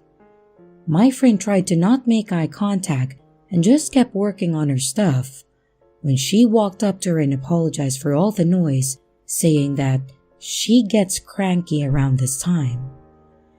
My friend said she didn't know what to do but smile and say that it's okay. And we saw her many times after this shopping, browsing aisles, talking to the doll, and even taking pictures with it. It became a normal thing, as weird as it looked. But the last time we could account for her, she came in looking rough. Her hair was a mess. It wasn't in her normal bun, but it was frizzy and standing up like she stuck a fork in a socket. Her jacket was really dirty, and her shirt was stained. Her skirt was torn on the side and she was barefoot. She still had her glasses on, but her lipstick was almost gone. All this, but she still pushed her stroller with the baby doll. We just stared for a while when I decided to ask if she was okay. We may have teased her in the past, but I actually felt bad at this point. When I approached her to ask, she shushed me, patted my head, and whispered everything would be alright. She left after buying a package of Band-Aids, and we never saw her again. I don't know whatever happened to her, but I do kind of miss seeing her, and I hope that nothing bad happened to her. And the last one was more odd than anything. We were just starting to switch over to the night shifts, so around 10, and we had a ton of people in checkout all at once, so I was asked to stay a bit longer to help bring it down. I didn't pay much attention to the actual people in line because I was just ready to go. But I noticed the customers stopped talking to me as well. I soon learned why, as a cart pulled up and slammed down 2 huge boxes of diapers. It made me jump, and I looked to see who this jerk was, when I saw some middle-aged balding guy in a trench coat putting stuff on the belt with a full-grown woman sitting in the cart. Not only was she sitting there, but she had her hair in two side pigtails. She was wearing an adult diaper with a weird tutu-style skirt and a sports bra. And not only this, but she also had a pacifier in her mouth. I didn't know what to say or how to react, so I just kept bringing up their items. Diapers, baby bottles, wipes, teething rings, and a camera. Those I remember specifically. The woman just stared at me with empty eyes. When he noticed me staring at her, he said something like, "Ah, isn't she precious?" and then rubbed her cheek. She didn't budge, didn't flinch, smile, or etc. I just continued with the purchase and gave him his receipt. And as they strolled away, she smiled at me and he didn't even look back. It was creepy as hell, but thankfully, I never saw them again.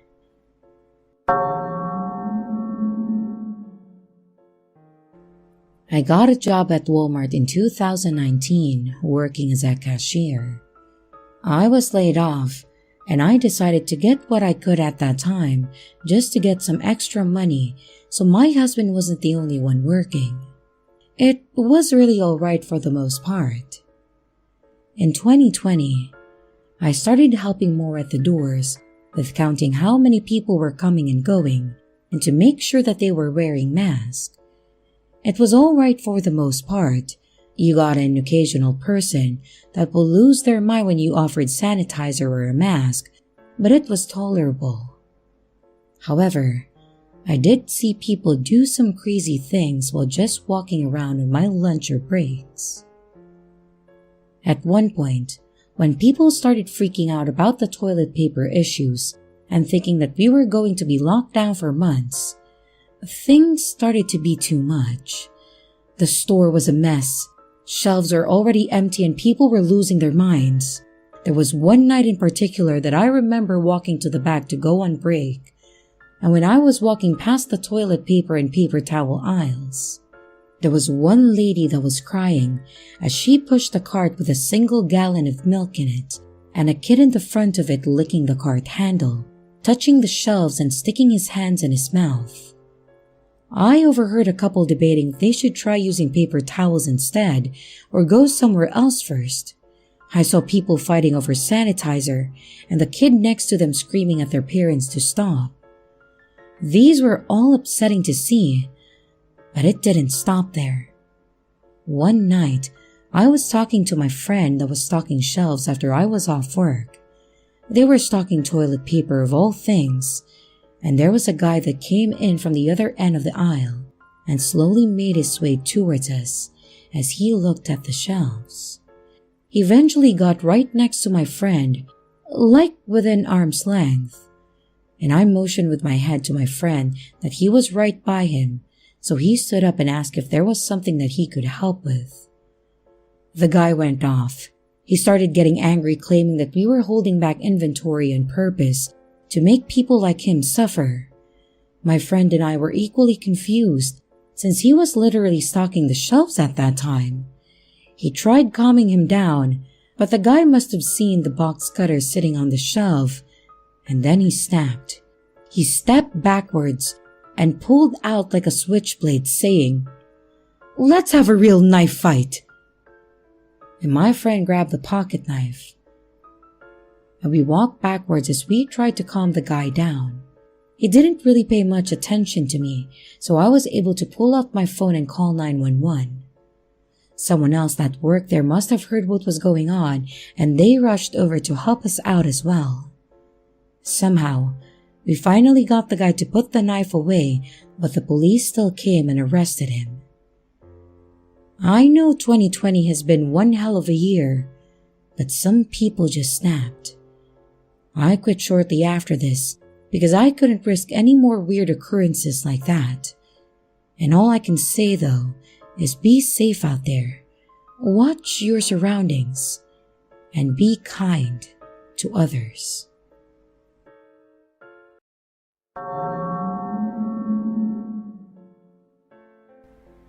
My husband and I treated ourselves to a night at Radisson Blu in downtown Chicago. We don't get to do things like that usually, so it was awesome. The rates were very inexpensive, and there were certain things that you had no access to, like a room service and a minibar, but we didn't care.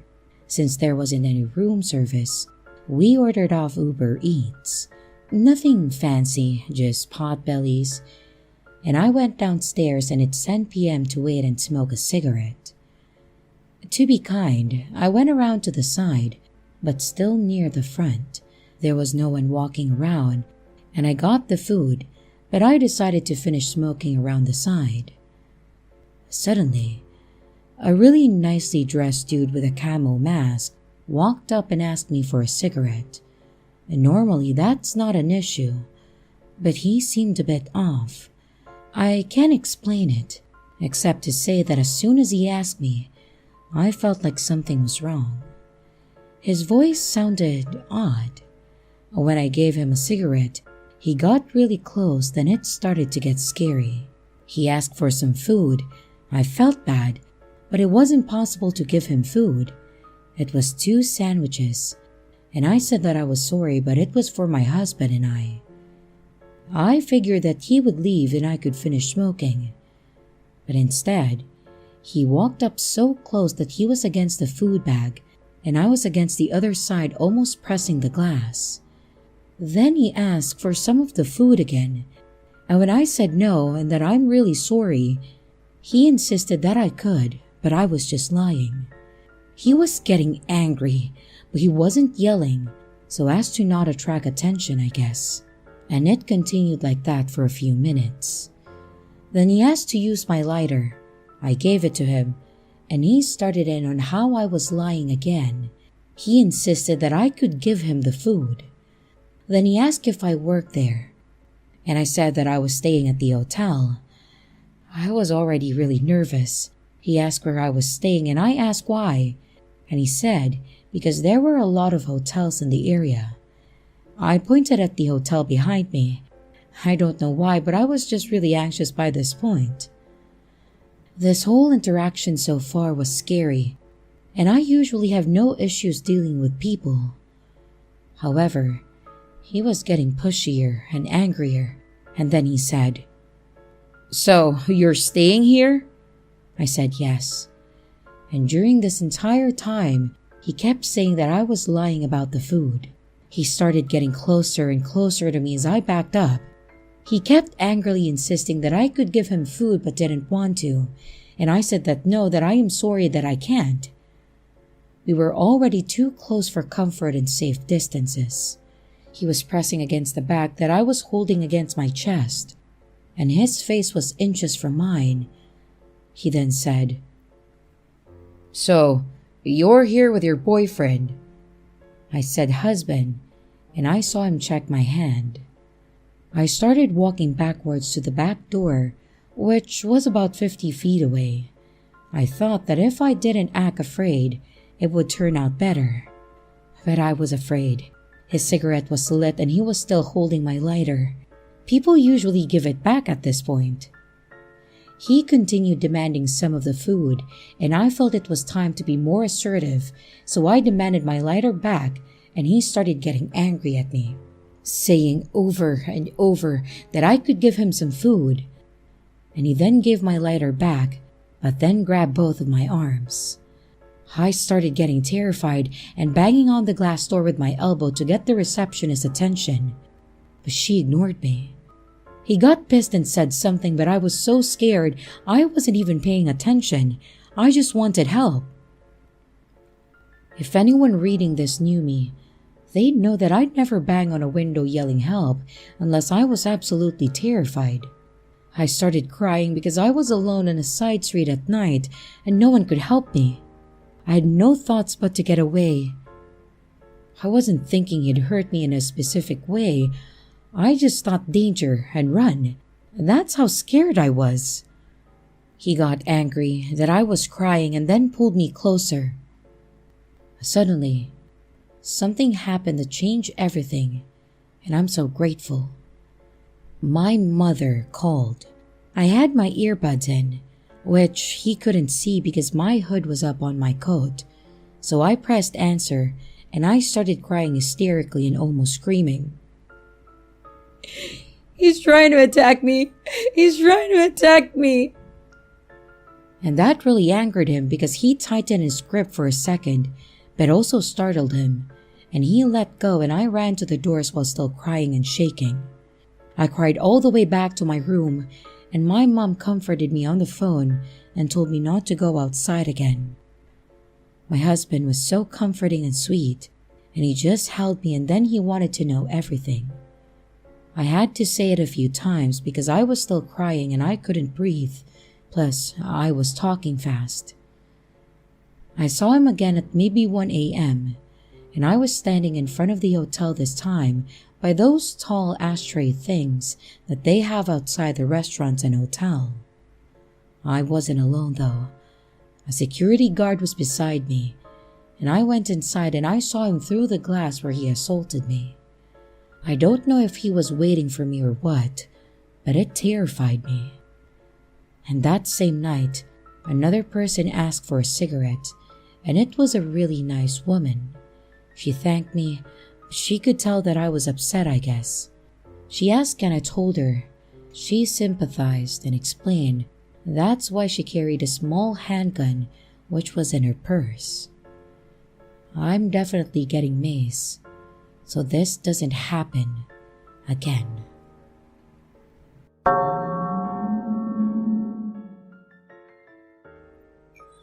I'm 18 and female, and I just started a job at a hotel a little over a month ago as a housekeeper.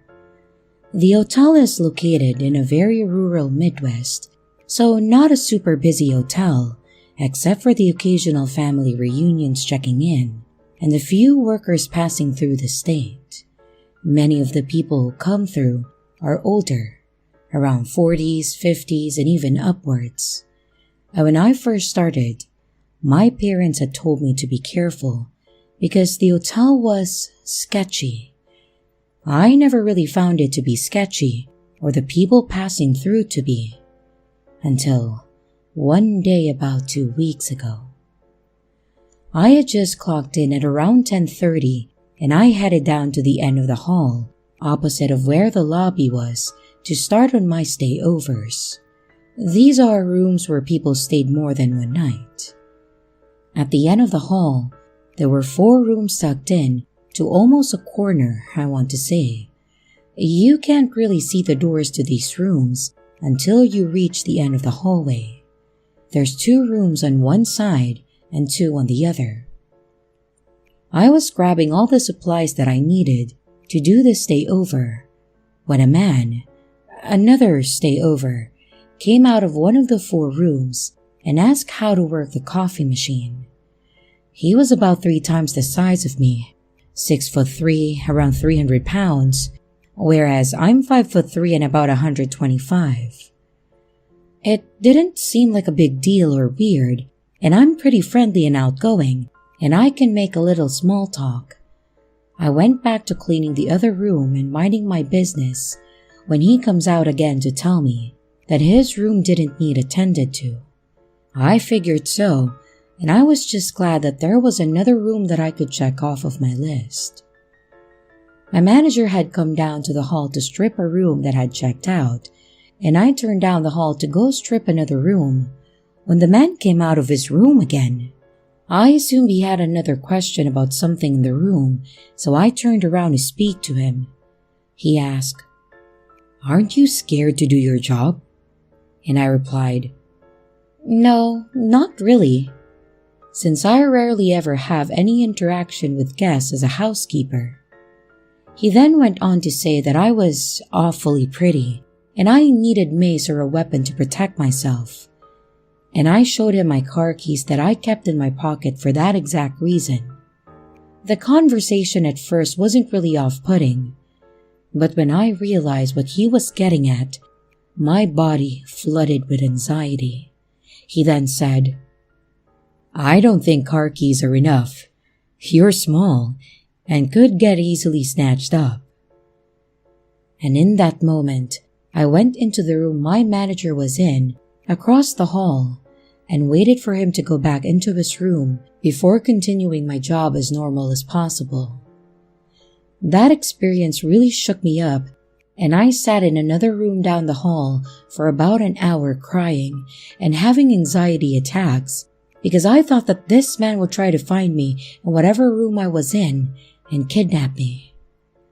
So, to the man who stayed in room 131 a few weeks ago, let's not meet.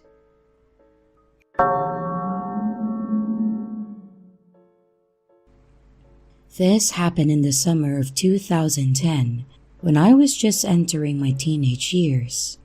My family took a trip to a really nice hotel in the city. I can't really remember why we decided to take the trip, but I remember a lot of family and friends coming and staying in adjacent rooms. I've never asked my parents, and it's not really important to the story. To preface, I am a bit of a scaredy cat, and I always have been. I'm a pretty skinny, fragile kid, so I get spooked pretty easily even now. But this, however, was almost definitely not me freaking myself out like I normally did. And looking back, I'm incredibly lucky that I trusted my instincts. This hotel had a strange design to it. The lobby was actually on the 4th floor, not the bottom floor, which I found strange. And to access the lobby, you had to use the elevator. There was no way for you to get to it from the stairs. And this information would have been nice before everything happened, as you'll find out. The hotel was organized in a square shape. Every floor was lined with a balcony, and you could look out into the lobby and cafe area from your floor. Essentially, if you were walking to your room, you could be seen from anyone that was on your floor if they just stepped out of their room and looked around. I always was afraid that I'd fall over the balcony and sail down 8 stories to my death, but they were high enough to a point where I wasn't too concerned for my safety. The first day or two was nice. My friends and I hung out and played cards all day, or we watched whatever was on TV. And at night, we would explore the halls of the hotel and tell each other ghost stories. It was a really fun time, even though I didn't fully understand why we were there. But on the 3rd day though, things got strange fast. I woke up to the sound of screaming coming from outside my door. Now, because of the hotel's design that I mentioned, sounds from the lobby would echo all the way up to the top of the building. So, when I walked outside to investigate, I immediately looked over to the balcony to see what the commotion was about. I saw a girl laying on the ground, eggs and milk splattered everywhere around her, and people were rushing to help her, and I even heard a couple of people telling each other to call 911. It seemed like the girl was unconscious, maybe she had passed out or something, and I scanned the lobby and saw that my family and a couple of my friends were in the lobby getting breakfast, all staring at the event in front of them. So I decided that I'd rush down to meet them to find out what had happened. The elevator was on the opposite side of my floor, so I took the stairwell located right next to my room. We were on the 7th or 8th floor, so I knew that I only had to take about 4 flights down. Not really a big deal. I descended for a little while, looking for the number 4 on the wall, or the letter L.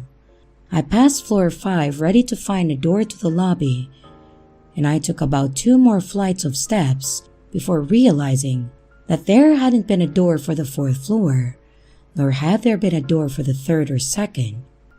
Now, at this point I probably should have turned back, but I continued down because I was tired and I didn't want to climb back up. There were some weird side halls that went into pitch black areas with a bunch of piping and wiring, and though I was curious to explore, I just passed them by. I quickly hit the bottom floor, a dimly lit and cold room with cinder block walls and concrete floors. In front of me was a set of double doors, and I hesitated at first, but I assumed that this was just another way back to the lobby, so I opened them and entered. Behind the doors was a massive warehouse-type room, probably the size of a smaller basketball stadium, and the only light coming in was from the stairwell behind me, so I really wasn't able to see much. Stairs were stacked and covered in plastic wrap, tables lined the wall, and in the distance, I thought I could see boxes stacked and lined against the wall as well.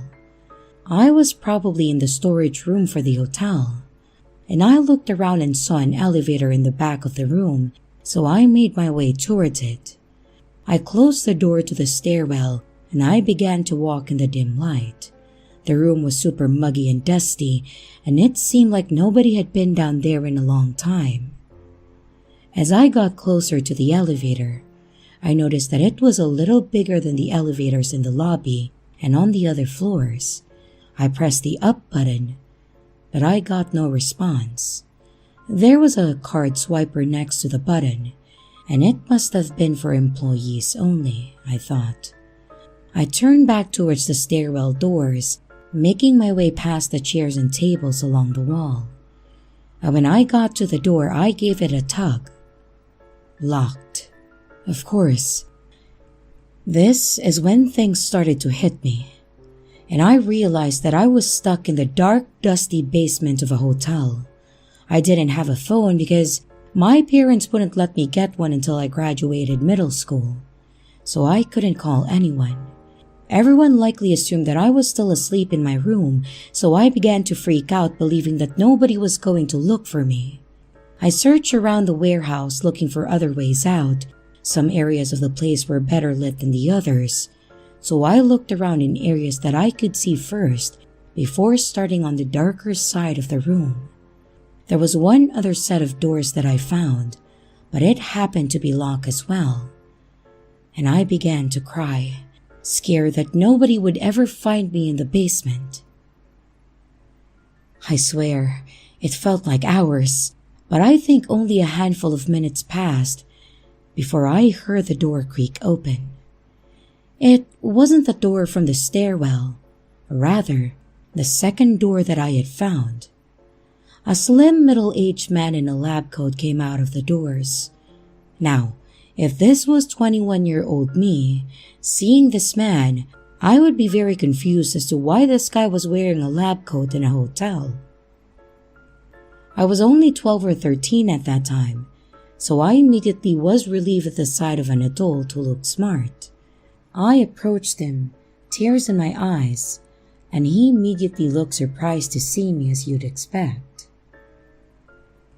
"What are you doing here?" he yelled. "I got lost on my way down to the lobby, and I've been locked in here. Do you have a key?" I was shaking, eager to get out of there. He didn't answer my key question, and instead he said, "I know a way out of here. Follow me." He began to walk towards the doors with the stairwell, and I followed, relieved that someone had finally come to save me. We approached the doors and I began to reach for the handle, but he continued walking. "Isn't it right here?" I asked him. I will never forget the look on his face when I said that. He looked nervous, and though it was dim, I could see sweat glistening from his forehead and behind his glasses. "No, this way," he said sternly. I continued to follow him, but I was now nervous myself. We had passed the door to the stairs and we are now headed toward the darker side of the basement, away from the elevators.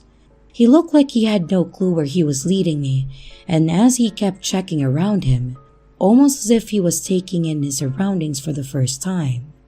We turned a corner and began walking towards the boxes. A dead end. I immediately froze, realizing that something was very, very wrong. This guy had no idea where he was going, nor did he appear to work at the hotel. I said with my voice shaking, "Okay, where are we going?" He turned and said, "This way, just follow me." And I knew that there were no doors by those boxes. I had checked there first after I found out the stairwell door was locked. I want to thank whatever God is up there for gifting me with the idea that I had next. I started yelling, as loud as I could. I yelled so loud that I gave myself a headache, and the man, irritated and plugging his ears, began yelling back at me. "What are you doing? Be quiet!" But I continued to yell. I don't even remember how long I was yelling. And finally, the man snapped and began quickly walking towards me. I went in a full sprint towards the stairwell doors, hoping to God that they'd somehow be magically open. He didn't run after me. He walked sternly behind me, muttering things like, "Stupid kid," and other kind compliments. I was about 5 feet from the door when somebody burst through. My savior, a hotel janitor who had heard the screaming from the stairwell. He saw the situation, me, and some random guy in a lab coat in a locked basement, and immediately told me to get behind him. The janitor asked me who the man was, and I said I had no idea, that he had come in through the door on the other side of the room, and I pointed the door. The janitor quickly radioed into the desk that he had found a child in the basement, and quietly, so that I wouldn't hear that, he said, "This man came from outside, get security," or something like that. The man in the lab coat started trying to argue with the janitor, claiming that he was simply looking for a bathroom.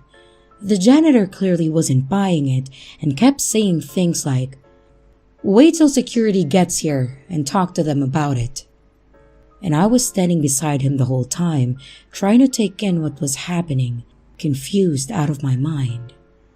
Eventually, an employee from the front desk arrived and took me back up the steps to the lobby, where I met with my family, who surprisingly had no idea that I was missing.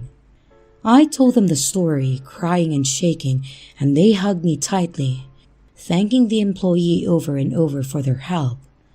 But I never got to thank the janitor, though. Looking back now, I have absolutely no clue what that man was doing in the basement.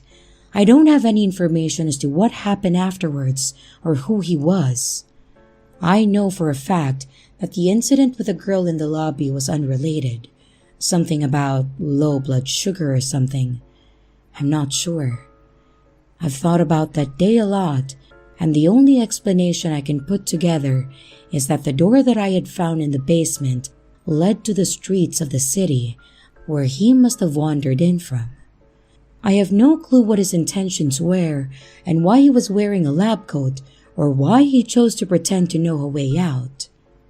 To be frank, this could have just been a huge misunderstanding of some sort, and I just chose a really bad time to get lost. But all I know for sure is if I hadn't screamed my lungs out, I might not have been telling the story the same way, or at all. So strange man in a lab coat wandering around a dark, dusty hotel basement. Let's not meet.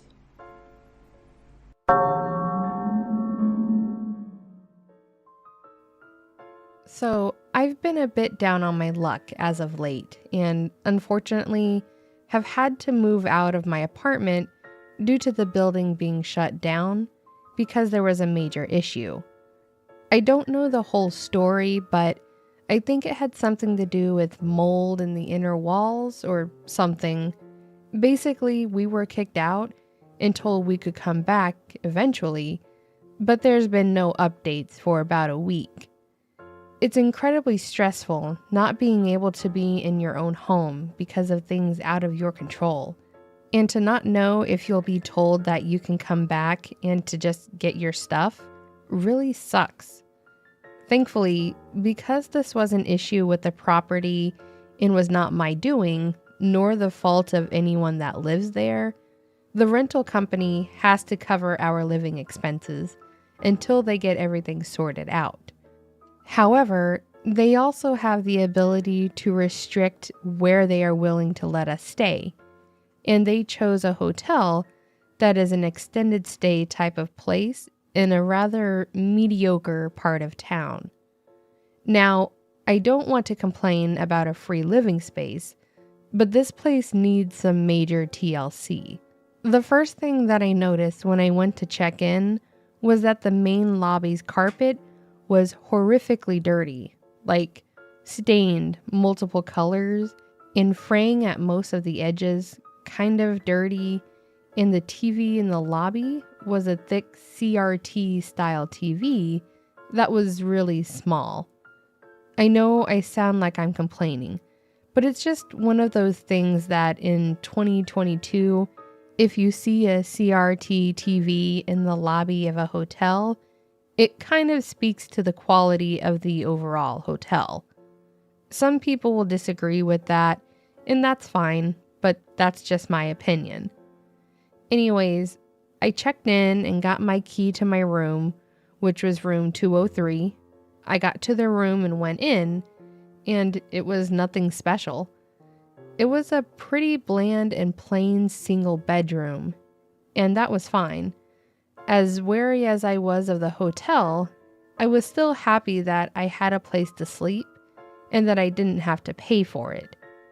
Honestly, it was decent here for the most part for the first couple weeks, until one night in the second week, I got a phone call to my room. I answered it because it was kind of weird, and I assumed it was the front desk because who else would have the direct number to my room? I say hello, and the person on the other end says, "Hi, this is Howard from the front desk. There was an issue with your payment and we need you to come down to the front desk to clear it up. Shouldn't take but a moment or two." I mentioned that I wasn't the one paying for the room and that it was being paid for by my apartment complex. And after a moment, the guy said, well, if you could just come down here, I'll get your info and we'll get this squared away." Obviously, I was annoyed, but just said okay and that I'd be down in a moment. I grabbed my wallet and phone and went to the elevator and then went down to the main lobby. I got down to the desk and the same woman that had checked me in 2 weeks ago was working. I mentioned to her that I got a call from someone at the front desk saying that there was an issue with my payment. She kind of looked at me confused and mentioned that she was the only person working the front desk that night and that she wasn't aware of any issues. I asked her if there was anyone named Howard that worked there, as that was who called my room, and she told me that there wasn't.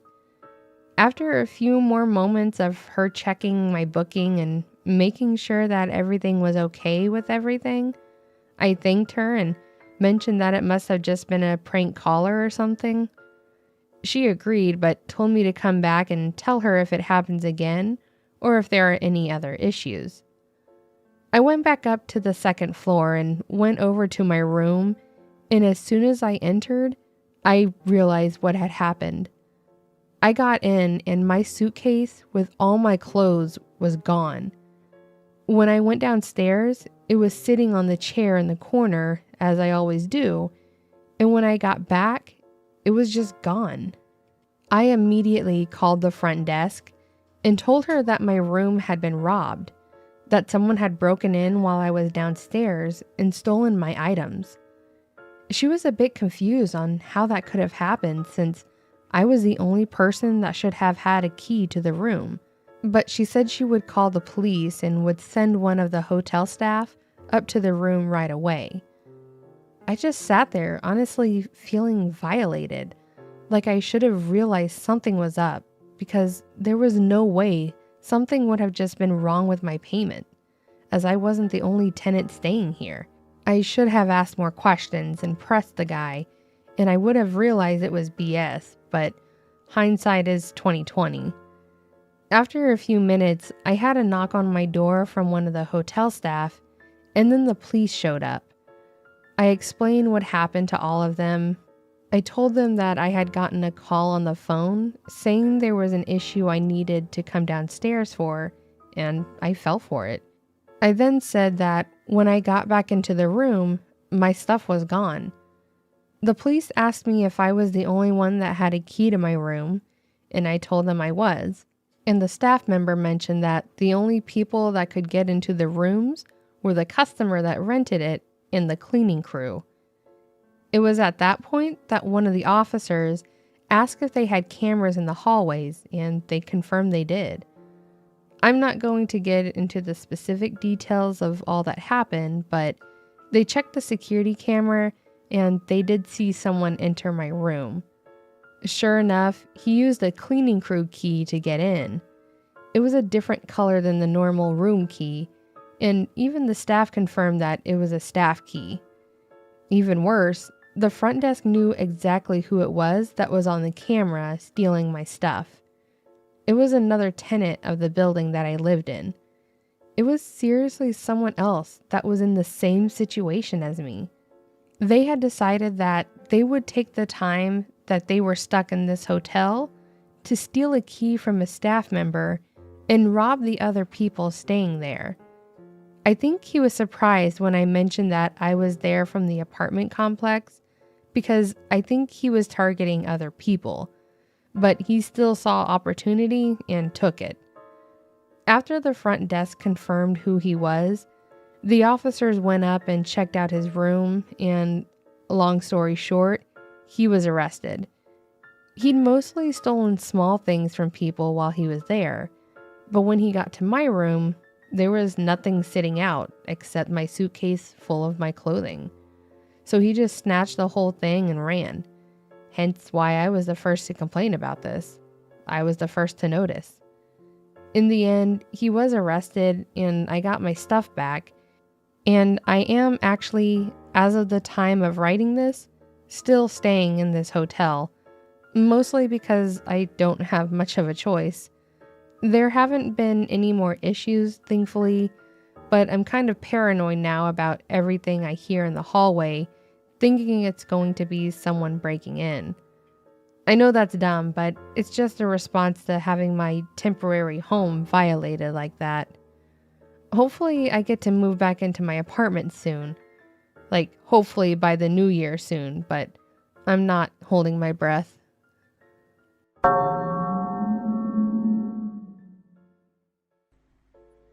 I was working as a hotel maid in my late teens.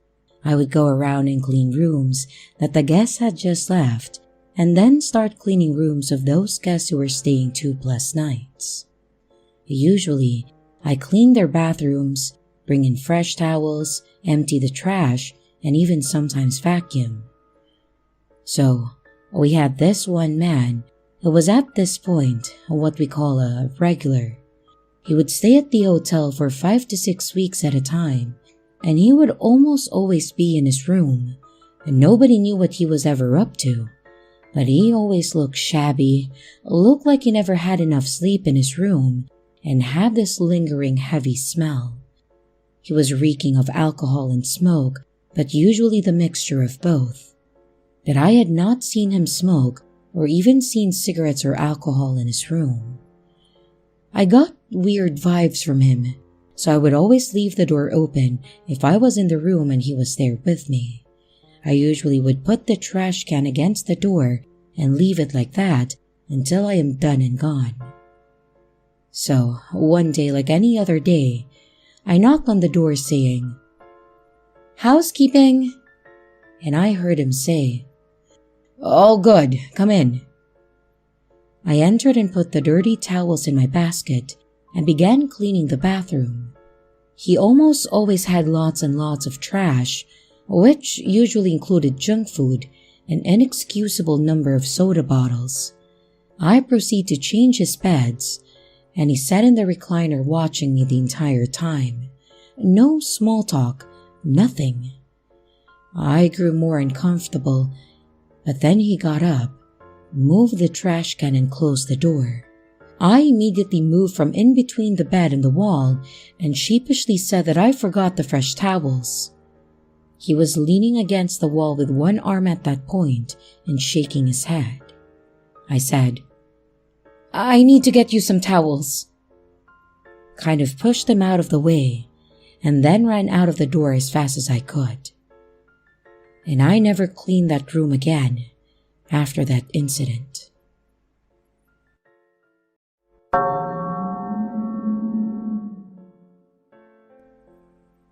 A long time ago, I was a single mother with a young boy about 7 years old, and I was doing my best to make ends meet with what little money I could scrape together working part-time. We didn't live in the best home, but I did everything that I could to keep him happy, healthy, and fed, and I like to believe that I did a damn good job. I can say that nowadays, things are much better. He's grown, I'm in a new marriage, and honestly, life is much happier. That said, there were times where I made mistakes and where things got really rough. And this is actually about an event where the unthinkable could have happened, and I really shouldn't have brought him with me, but I'm actually glad that I had. Though, I will say that my decisions weren't the worst part. I thought things were okay. I just trusted someone a bit more than I should have. So this was back when my son and I had just moved into a new apartment when he was about 7 or 8 at the most. My husband and I had been divorced for a year, and I was just really getting out into the world after losing the house. There's a long story there that we won't get into. I was working part-time, so I didn't have a lot of money, but I had a family member that was helping me with the rent for the time being, so it wasn't a huge deal. However, after having lived with them for a year and then moving into my own apartment, I realized how much I was actually missing to be self-sufficient. One of the big things I was missing was a vacuum. Vacuums are the one thing that you never think about, and when you realize you don't have one, and then go look for a good one, you come to the conclusion that they are rather expensive. So in a moment of genius, I went out to Craigslist to see if I could find a cheap secondhand vacuum that was at least decent quality. In my mind, if I could find one that I could use and keep for a year at most, I would most likely be able to get the money together to get a good one that was new. And as such, I went for a mid-low price tier when searching. I ended up finding one that I liked, and the person only wanted $20 for the vacuum. I contacted him, everything seemed reasonable, and honestly, I didn't even get any red flags when myself and this person sent messages back and forth about everything. Everything about this transaction seems like it was going to be ideal. Like, I would just bring the $20 and he would give me a vacuum and that would be it. Of course, one of the dumb decisions I did make was being willing to meet this guy at his house instead of a public place. I will admit that I was a bit naive back then, and I hadn't done many transactions online, and I thought that it would be just a 5-minute thing. On that following Sunday, I started heading toward the address that he gave me, and I sent a message saying that I was on my way. I pulled up to the house, and there was a man standing outside on the front porch holding a glass of iced tea, just kind of watching me as I pulled up. I got out of the car and my son followed pretty closely behind me. I thought about telling him to stay in the car, but I kind of thought that would be a worse idea than in a strange place. And as I approached, the man on the porch asked if I was my name, and I said I was. He turned and opened the door and mentioned that I could step in the entryway and that he would go get the vacuum for me. We stepped just inside the door, and the man went over toward the other end of the house and into a bedroom. As he was out of my sight, he kind of started making small talk about the vacuum, saying it was still good and that he has just changed the belt on it, and he apologized that he had lost one of the attachments. After this, he, out of seemingly nowhere, asked if I was a Christian. I mentioned that I was, and because I was taken aback, I asked why that was relevant. He followed it up with, "I was just asking, sorry if I pulled you away from church to do this sale." He came out of the room with a vacuum, and he then continued, "I'm pretty devoted to my faith myself, so I know how important it is to go to church. Do you go to church?" It was a bit weird, but I thought that maybe this man was just really religious, so I mentioned that we hadn't lately because we had just moved and I hadn't found one in the area to attend. He smiled and nodded, like he understood. But then it got weirder, he said. And this is a direct quote because I will never forget his words. "You know, God told me that you would be coming alone, and that if you did, I should take you as mine and run away into the desert." I just sort of stared at him like, "What the hell is wrong with you?" He laughed, and then he said, "But you didn't come alone. You came with your son. I think he was testing me, and this was his way of making sure I'm faithful." I was ready to run out of that house, but I was also afraid that if I did, he would do something. After what was probably 2 or 3 minutes of panic-filled silence, he just kind of pushes the vacuum towards me and says, "Here, you can have it. I don't need the money." I grabbed it and just sort of turned away to leave. The entire time we were walking toward my car, this man was seriously saying some prayer, one that I didn't know, so I don't think it was a real one. I pulled away and drove out of that neighborhood faster than I should have. Thankfully, my son just kind of thought that he was weird, and it didn't really click that we were in the presence of an absolute psychopath. I just kind of laughed and said, "Yeah, he was a bit weird, huh?" And thanked my lucky star that he decided that my son was a reason to not hurt me. That was one of the only times that I ever did any deals off of Craigslist, and it was the only time that I ever did one at someone's house. After that, it was always a store parking lot or other public places. I will also mention that I blocked his number after that, as he did try to text me one more time asking if I wanted to go to his church. I responded with no thanks and then blocked him. Thankfully, the vacuum did work, so I guess that's a plus.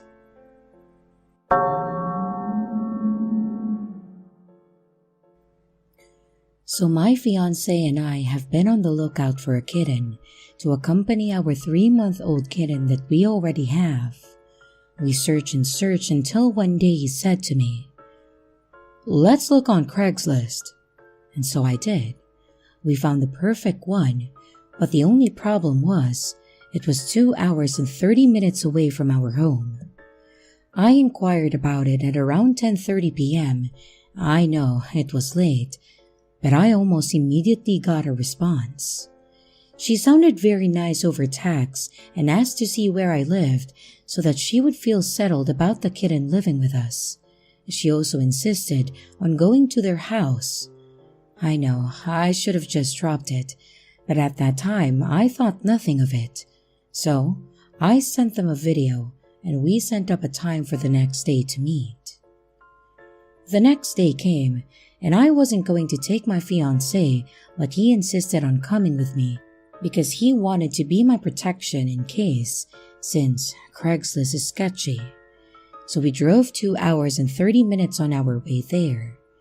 And as we were on our way, I was texting this girl that we would get there on time, and she responded with, "Great, see you then." And we arrived to the home, me in the driver's seat, and my fiancé in the passenger seat with the window down. I texted the girl and I got no response. I called and I got no response too. I ended up calling 5 times and texting in the course of an hour, and there was no response. I went up to the house and knocked on the door, but nothing. There was a car in the driveway, but no response from the number or the door. We got there at 6:30 and we waited until almost 8, but nothing. The neighbor came out asking what was wrong, and I said I'm here since I inquired about a kitten, and she said, "A kitten?" I said, "Yes, it was an ad on Craigslist." And she said, "No one has kittens in this home though." I showed her the ad and she said, "Oh, I know them. They're very sketchy people and they don't own any cats. I just helped them move their furniture yesterday." So I said, "Well, on their ad it says that they have to get rid of their kittens since their new place doesn't allow pets." And then the neighbor answered, "That's impossible. I have a dog and so does the next door over." I immediately found this creepy and assumed the neighbor was also in on something since it was too creepy and I was feeling anxious. I thanked her and I left along with my fiancé. Literally immediately when we pulled out of the street, I got a text from the girl saying, "I'm just now getting your messages. Something must be wrong with my phone. Do you still want the kitten or no?" And I didn't answer and we headed back home. What I don't understand is, they didn't get any money from me, but they asked me to show up not knowing that I'd be with my fiancé. I had a bad feeling about it. What did they want from me?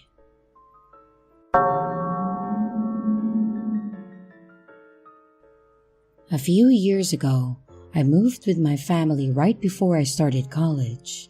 Unfortunately, it was kind of far from the university that I had been accepted into, so I had been trying to find a place to rent close to my university. My dad helped me and showed me an ad on Craigslist.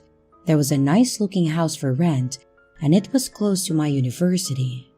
I decided to set up a meeting to go check out the place. I showed up in the afternoon and unfortunately I was alone. My dad said that I was an adult and a big guy, so I shouldn't worry about meeting this person. This old guy greeted me and then goes, "You'll have to follow me to get to the house for rent." I was confused and I said, "Your ad said that this was the house for rent. Why do I have to go somewhere else?" He says, "This is my house. I'll take you to the one that's for rent." I'm a little concerned at this point and I followed him to his other place. I figured that if things didn't look right, I'd just leave. We get there and I noticed that this house looks bad and it looked like people were in it. I didn't see any other cars around, so this seemed odd. He looks at me and says, "Don't you want to check it out?" I said, "I don't know. This isn't what was in your ad and it looks like other people are there." He tells me that other people are checking it out and I could just join them. Something just felt weird about the whole thing, and I told him that I wasn't interested anymore. This place looked in a bad shape from the outside and appeared to have people in the house. When he asked me why I wasn't interested, I told him that it was too far of a drive for school and work. He got mad at me and accused me of wasting his time. I said, "Well, I'm not the one advertising a house and then telling the person it's not the one for rent." He began to glance nervously towards the house and asked if I was sure that I didn't want to check it out. Well, I told him no and then left. He never contacted me again, thankfully. I'm not sure what his intentions were, but something just felt wrong. Maybe he was just trying to show me the house, but I didn't like that he lied about the house to begin with and that there were other people inside the house. I'm not sure what was going on there, but I didn't really want to find out. I also didn't like how he kept looking at the house when he was asking if I was sure I didn't want to check it out. It seemed so bizarre how he went from being mad at me to getting kind of desperate for me to go inside.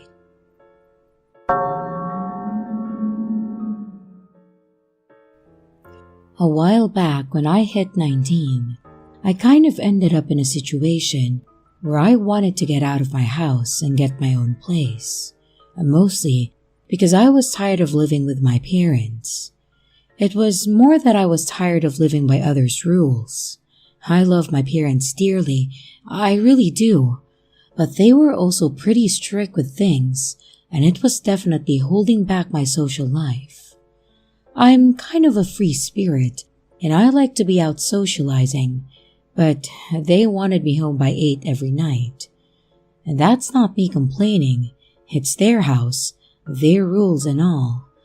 But it was enough to make me realize that I could just move out and get a cheap place nearby, keep them close and make sure that I had my freedom. So, that's what I decided I was going to do. After looking around for a while, I actually found a decent apartment that I could afford with my job that was less than 10 minutes away from where my parents lived. I went through all the motions to get the apartment, paid the deposit, and then got it. Moving day came, and my parents helped me get everything in and set up, and it was at that point that I realized that I didn't have a whole lot, and definitely didn't have enough to fill an apartment.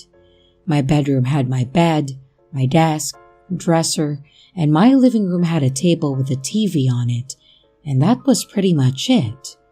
I started talking to my dad about it and trying to figure out the list of things that I needed for the apartment or what I could use. And my dad made a suggestion that I should look for cheap furniture on Craigslist. We talked about it for a bit, and he actually mentioned that if I found some stuff for the apartment on Craigslist that would work for me and wasn't terribly expensive, he would go in on half and go with me to get it all. I thought this was a good idea. He had a truck, plus having him with me would make me feel a whole lot safer in dealing with strangers. So I agreed. I told him that I would look online and get a hold of a few people over the next couple weeks, and we would meet up when I had everything ready to go. So I did just that. I got on Craigslist, and I went through a number of postings. I sent a few emails. Some responses I got were obvious scams or bots, so I just ignored those. I had a few people that were interested in selling to me at first, but ended up disregarding me after I told them that it was going to be almost 2 weeks before I could pick it up. Apparently, they weren't willing to wait to sell it, which was fine by me. And after sifting and sending, I was actually able to get a few people that were willing to hold on to their items for me, so at least it wasn't a waste of time. Then, I found a post that was more or less furniture, men's clothing, electronics, and more. I want it all gone, $200. I clicked through the pictures that this person had posted, and looking through it, they were selling a lot of things for such a low price. There were a number of furniture items, a couple game consoles, a decent desktop computer, and then clicking through it, I noticed that some clothes were mostly my size. I was over the moon, thinking that I had hit a jackpot. Sure, it seemed a bit sketchy, but at the same time, if this was legit, I would have furnished my whole place and had a bunch of what would basically be luxury items for only $200. The post had a phone number on it, so I immediately grabbed my cell and called the person. I mentioned the post, and I asked the woman that had answered why she was selling things for so cheap, because it did seem a bit odd. She then said that she and her boyfriend had split up, and that she hadn't seen him for weeks at this point, and all the items she wanted gone were his. She even sent me a few pictures of herself in front of all the items while we were talking to prove that it was all real. I told her that I would give her the asking price for it if she could hold on to it for 2 days, as it was Thursday, before we were supposed to go get the items, and that I would take every single item off of her hands that she wanted to sell. She actually agreed, and she mentioned that I was the first person to call and said that she would go ahead and mark it as sold. I was obviously over the moon. I had just struck Craigslist gold. I called my dad and told him that this lady had a bunch of items that she wanted to get rid of just for $200. And he seemed a bit concerned at first. I explained the situation, mentioned that she had sent me proof that it was all real, and then told him that it was left over from a bad breakup and that the boyfriend hadn't come back for it. It took a bit of extra convincing, but I was able to finally get him to go with it. Saturday morning comes, and I text the woman, mentioning that we would be there within the hour. She responded with an okay, and that was it. Not really the best response, but it was enough for me. We headed to the house, and I was feeling even better about this transaction. The house was nice, like multi-story and well taken care of, so she could afford to just get rid of these things for way under retail value. Kind of nice. We pull into the driveway, walk up to the door, and I ring the doorbell. Nothing. No response. We waited for a little while, but after a couple of minutes with no response, I rang the doorbell again. And still, no answer. I pulled up the initial messages between the two of us to make absolutely sure that this was the address, and it definitely was. I then decided to go ahead and give her a call, and when I did, I could hear the phone ringing inside the house, like just on the other side of the door. I actually glanced over toward the window by the door and started looking inside. My dad chastised me at first, saying that I was being rude, but I had this really weird feeling that something was off. This was a nice house.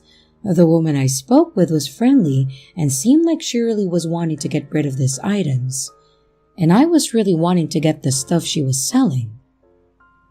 Then, I realized why I was feeling off about the whole thing and what I was actually seeing. There was someone lying on the floor just inside the door. I mentioned it to my dad, saying that I think something had happened to the lady. He came over and looked in, and then told me to call 911. And I could tell by his tone that he realized something was definitely wrong. I called them, and I explained the situation to the person on the other end. It was a bit weird having to tell them that we had no idea who this person was, that we were just here to buy stuff, and then tell her that there was a person unconscious on the floor inside the house. It was just as awkward trying to explain it to the first cop that pulled up to the house as well, but I think they understood it better than the dispatcher. And sure enough, the officer agreed that there was a person unconscious in the house, and then decided that that was cause enough to kick the door in and call the medics. They obviously kept us out in the driveway, and we had to answer a lot of questions about why we were here and how we were connected to what was now a crime scene. And after the medics show up, the potential crime scene became a confirmed crime scene. And it became pretty clear how serious this really was. The long short of it, the woman was deceased, and based on how the officer explained it, it was an obvious homicide. Thankfully, I had all the text messages and screenshots of the post to help show that we weren't the one who killed her, but I was also able to explain to them that she had told me about her ex and how they had split up.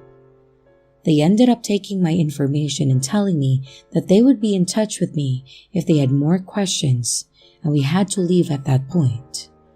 They never called me back or asked me to come in at all. I don't know if they ever ended up solving the case, but it definitely seems like this was a situation where the ex-boyfriend came back and then did the unthinkable. What makes it worse? Part of me still thinks that he may have done it because she was selling his stuff, and that if I hadn't set up the meeting to pick it all up, he may not have done it. But if it weren't me, then someone else would have just jumped on the deal. I don't let it tear me up, but it does bother me a little. I did end up getting a couch for my living room from another seller and also a few other things. But that was the only time that I ever used Craigslist. I know, it's not a common thing to happen, but I didn't want to ever be put in a situation like that again.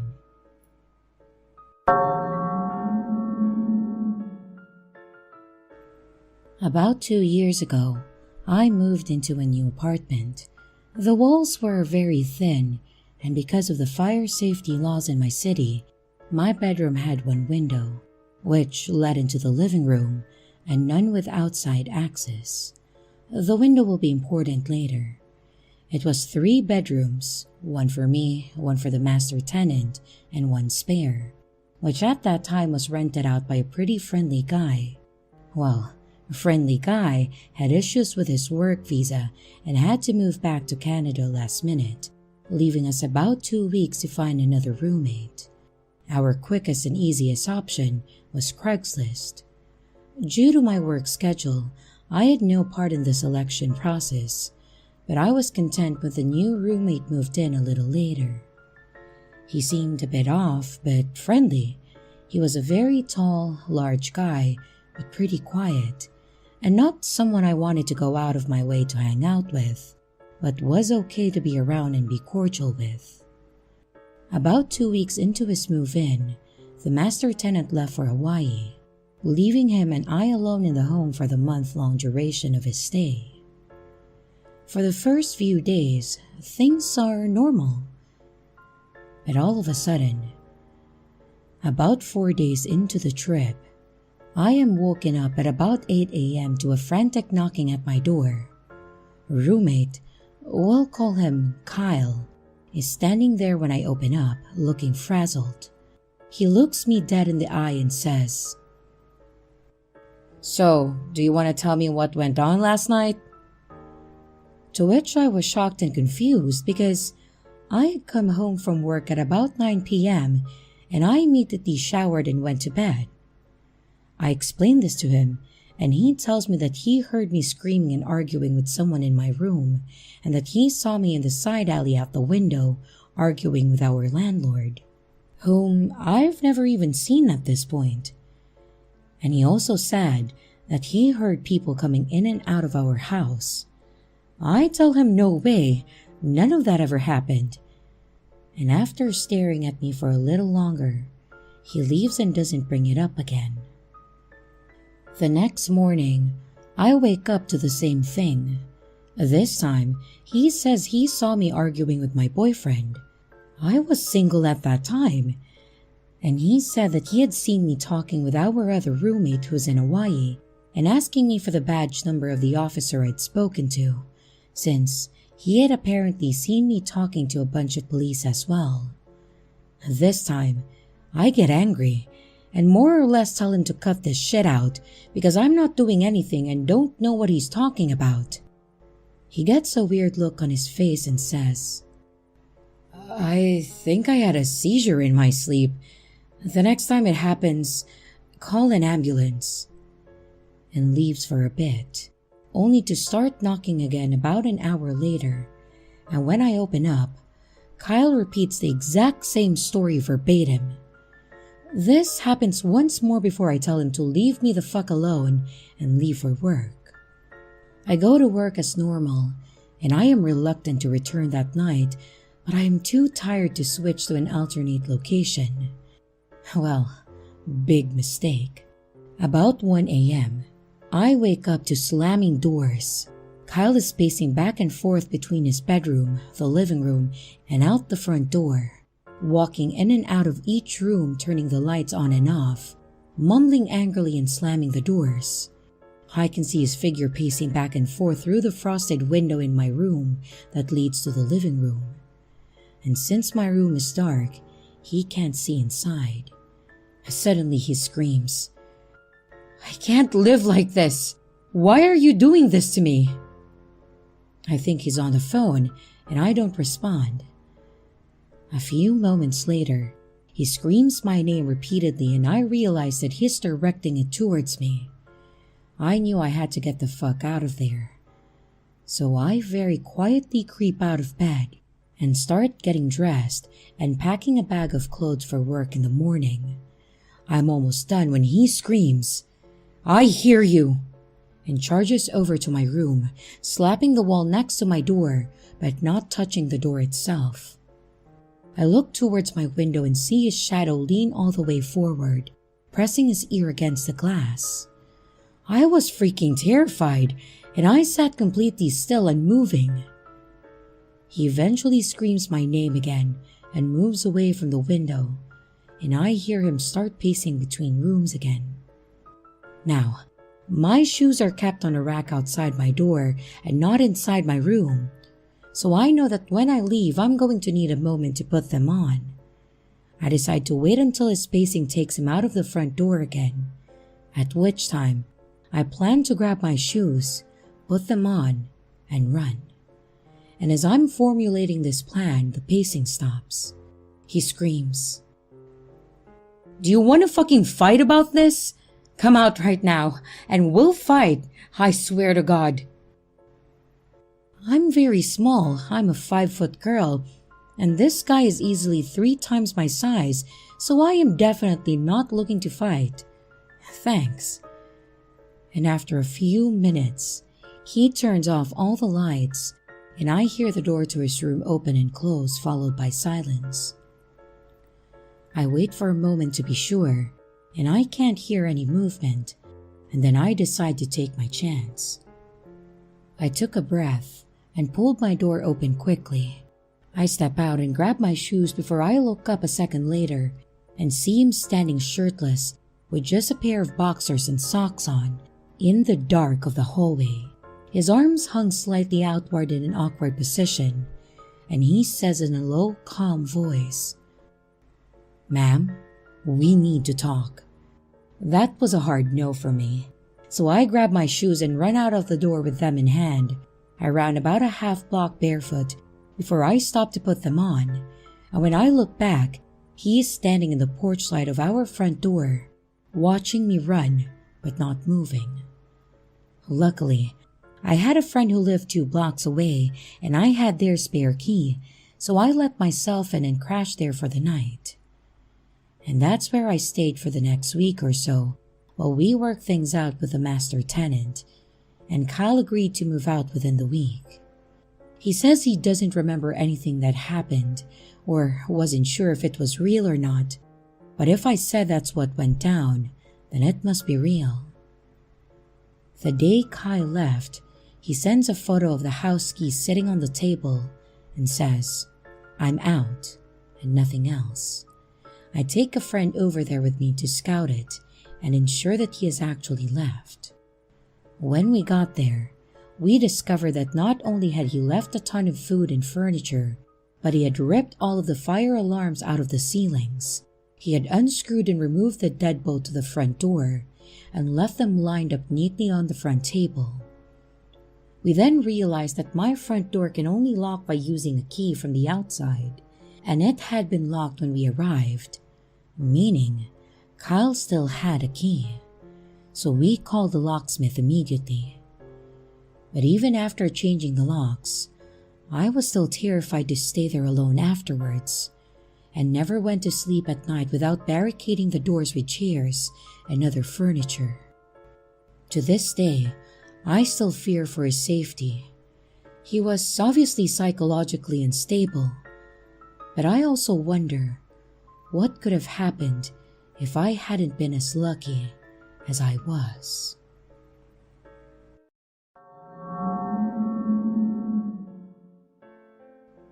I've been the man behind the bar for a significant portion of my life, mostly because it pays the bills, lets me work odd hours of the day, and you get to meet new and interesting people.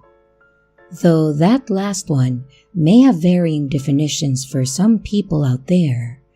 But honestly, I've met some really cool people, and even a handful of celebrities while serving drinks, and I dig it. Of course, you have the occasional crappy patron, and sometimes you have to deal with fights. But most bars and clubs hire the big muscle guys to take care of those problems. So, you just have to be smart enough not to get involved and to inform security if things get out of hand. The bar I work at has a small radio system for the employees of the club. Basically, it's a walkie-talkie system that allows us to contact each other without having to leave our stations. If I have a customer wanting to know where their deep-fried cheese curds are, I can grab the radio and ask the kitchen for an estimated time of arrival. If we have a band playing, I can radio over to the booth and let them know what it sounds like from my side.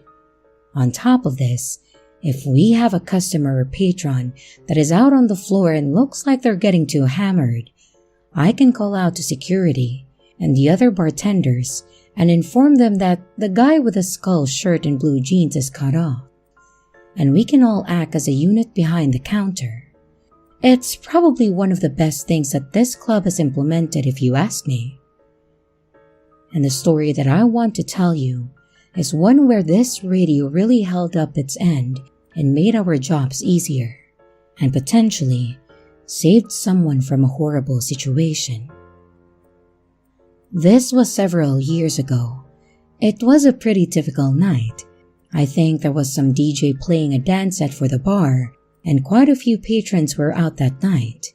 Whenever we have DJs, we usually get a bunch of couples out wanting to get wasted and have fun, first dates, and for some reason, a lot of middle-aged women that get super loud. The people that were involved in this were probably in the first or second category, but it was a group with 2 guys and 2 ladies.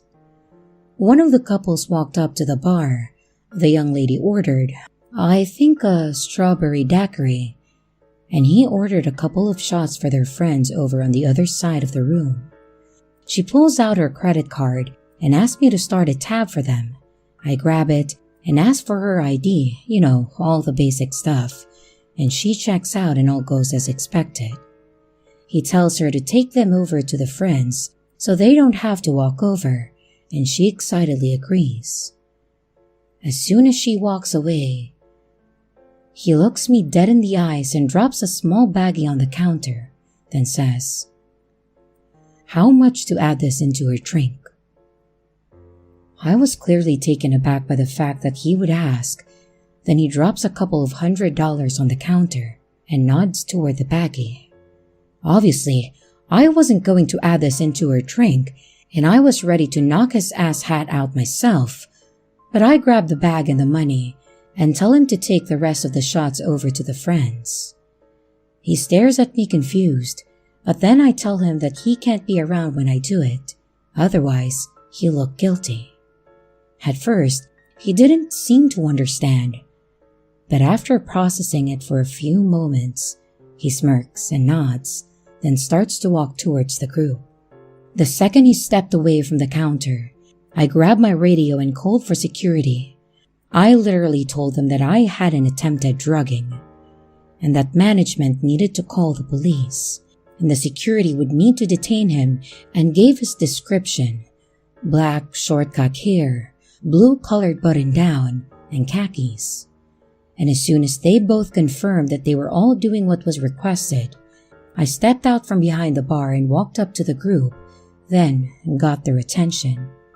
At first, the guy seemed a bit suspicious of me, but I calmed his suspicion when I said to the whole group, "Your drinks are coming up shortly, but the system said your card was declined. Any of you other lovely folks have a card for the tab? I would hate for your party to end here." Then threw a wink over at the jackass. The lady friend pulled out a card and tried to hand it to me. I mentioned that I needed them to come over to the bar so I could get the ID for her card. And then I told the potential victim that she needed to come get her card back. They both followed me over to the counter. The whole time she was saying how confused she was about the card being declined and all of that. But as soon as we got back to the bar and I got to my station, I grabbed the radio and told security to proceed. They approached the two guys, and while I have no idea what was said, I saw that they were motioning toward the door. After a few seconds, the one jackass started yelling about how they weren't going anywhere, and, of course, a small scuffle ensued. When I was certain that security had the two guys under control, I told the two ladies about what the one had asked me to do. I informed them that he had tried to slip me $200 to get me to drug her daiquiri. At first, I didn't think they believed me, but I showed her the baggie and the money and told her that the police were on their way. I think the realization of the situation hit her right then, because she started to cry and her friend was just sitting there with her, mouth wide open. I tried to interject a bit in the attempt to get them talking and calming down. I asked how long they'd known the guys, and she tells me that they had just started dating 2 weeks ago, and that he was a friend of the second guy who turned out to be the female friend's husband. Apparently, she'd known him for years, but the two of them had just started dating because the couple had hooked them up. The cop showed up and pulled the ladies aside to discuss with them, and one of the officers asked me for what the guy gave me. I had no issue with handing it to him, and I told him that the manager would happily give them the security camera footage from behind the bar. Then, they informed me that when they got here, the husband actually tried to fight off one of the officers and claimed that he had no idea what his friend was doing, or he had the drugs on him. Apparently, his friend then literally said in front of the police, "Bullshit, Dave. I literally bought it from you." So, I have no idea what happened to that marriage or that friendship, but I was beyond grateful for the radio system that night. This was one of those situations that makes you think that even if you do know someone, you may not know their intentions.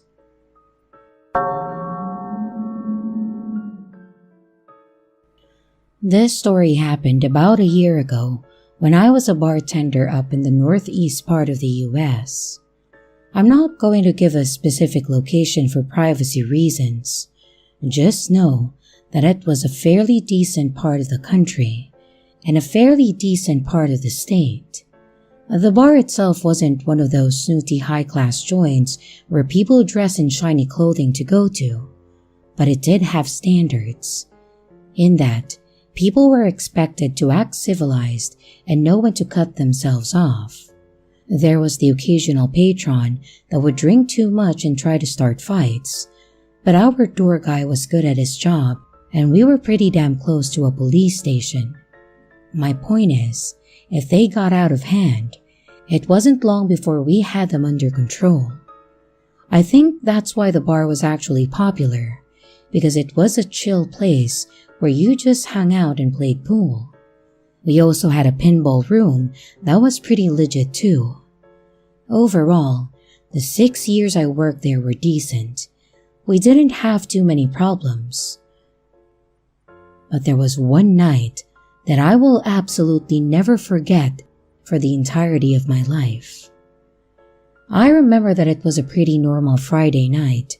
We were open for the public and there weren't any special events planned. Usually, these nights were the best. We would get a good crowd, decent tips, and you'd meet some pretty cool people that just wanted to have a good night. The entire evening was going pretty normal. Well, until about an hour and a half into the rush crowd.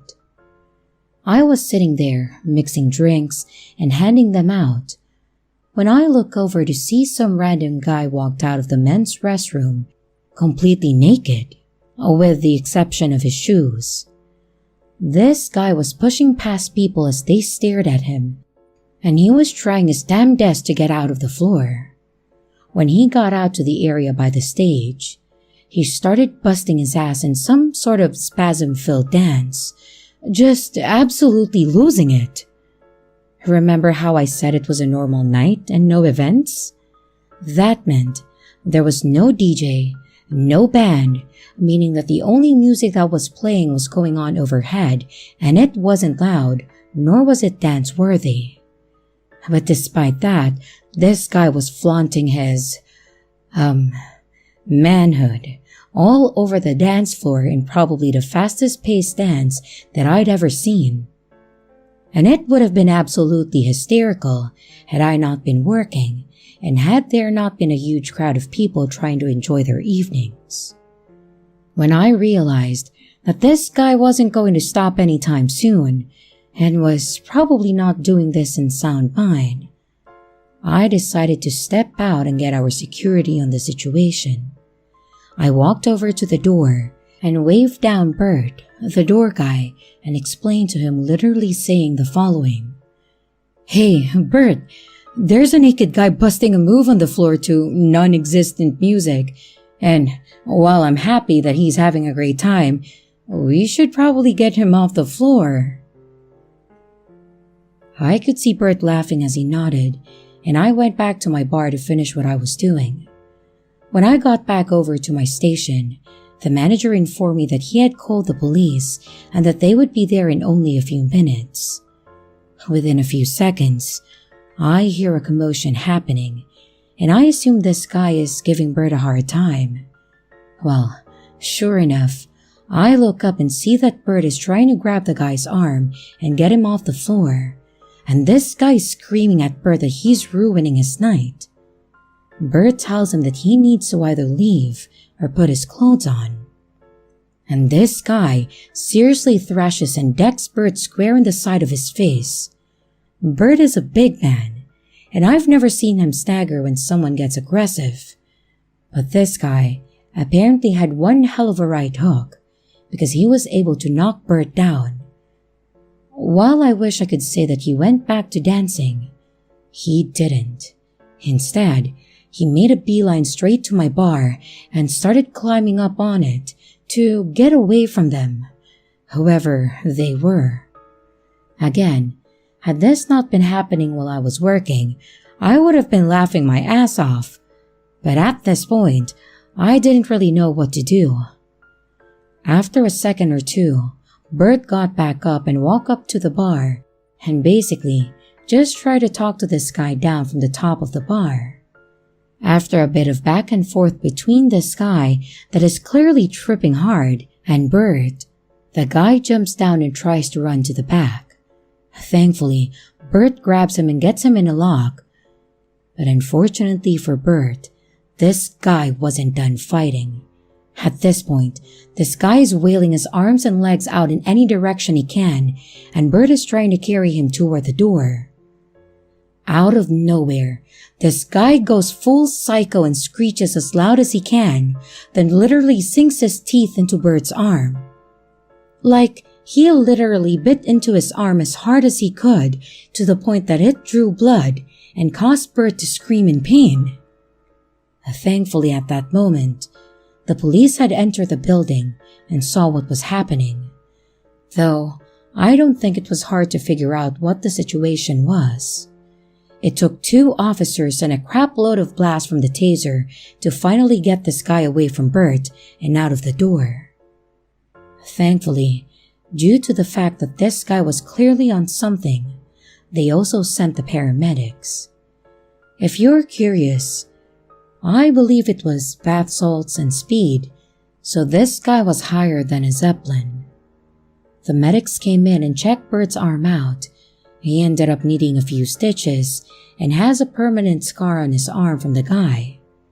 Honestly, I'm just glad that Bert was there and was as tough as a guy as he was, because I have this feeling that if I had tried to stop this guy, he would have killed me.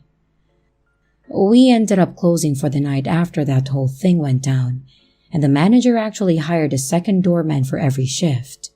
I guess he figured that having two burly guys would be better than just the one.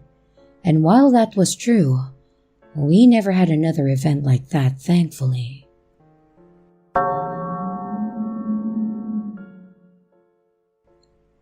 I used to be a bartender for some trashy dive in the middle of nowhere, Missouri. It was a job that I took because I was in need of money and wasn't the smartest kid out there. Not saying bartenders are stupid or anything like that. What I'm saying is that this bar would hire anyone that knew how to use a shot glass. Basically, if you could hold a glass bottle and pour it into the little cup, you could have a job. One would think that the fancy drinks may require a bit more dexterity or understanding. And you'd be right, but this bar was in a part of the town where no one orders drinks with color that wasn't caramel. I think that pretty well explains the place as well as the clientele. Truckers, bikers, some tweakers, the best of the best. But hey, at least we had live music sometimes. I worked at this bar for a few years actually, and mostly because the money was enough to pay my rent.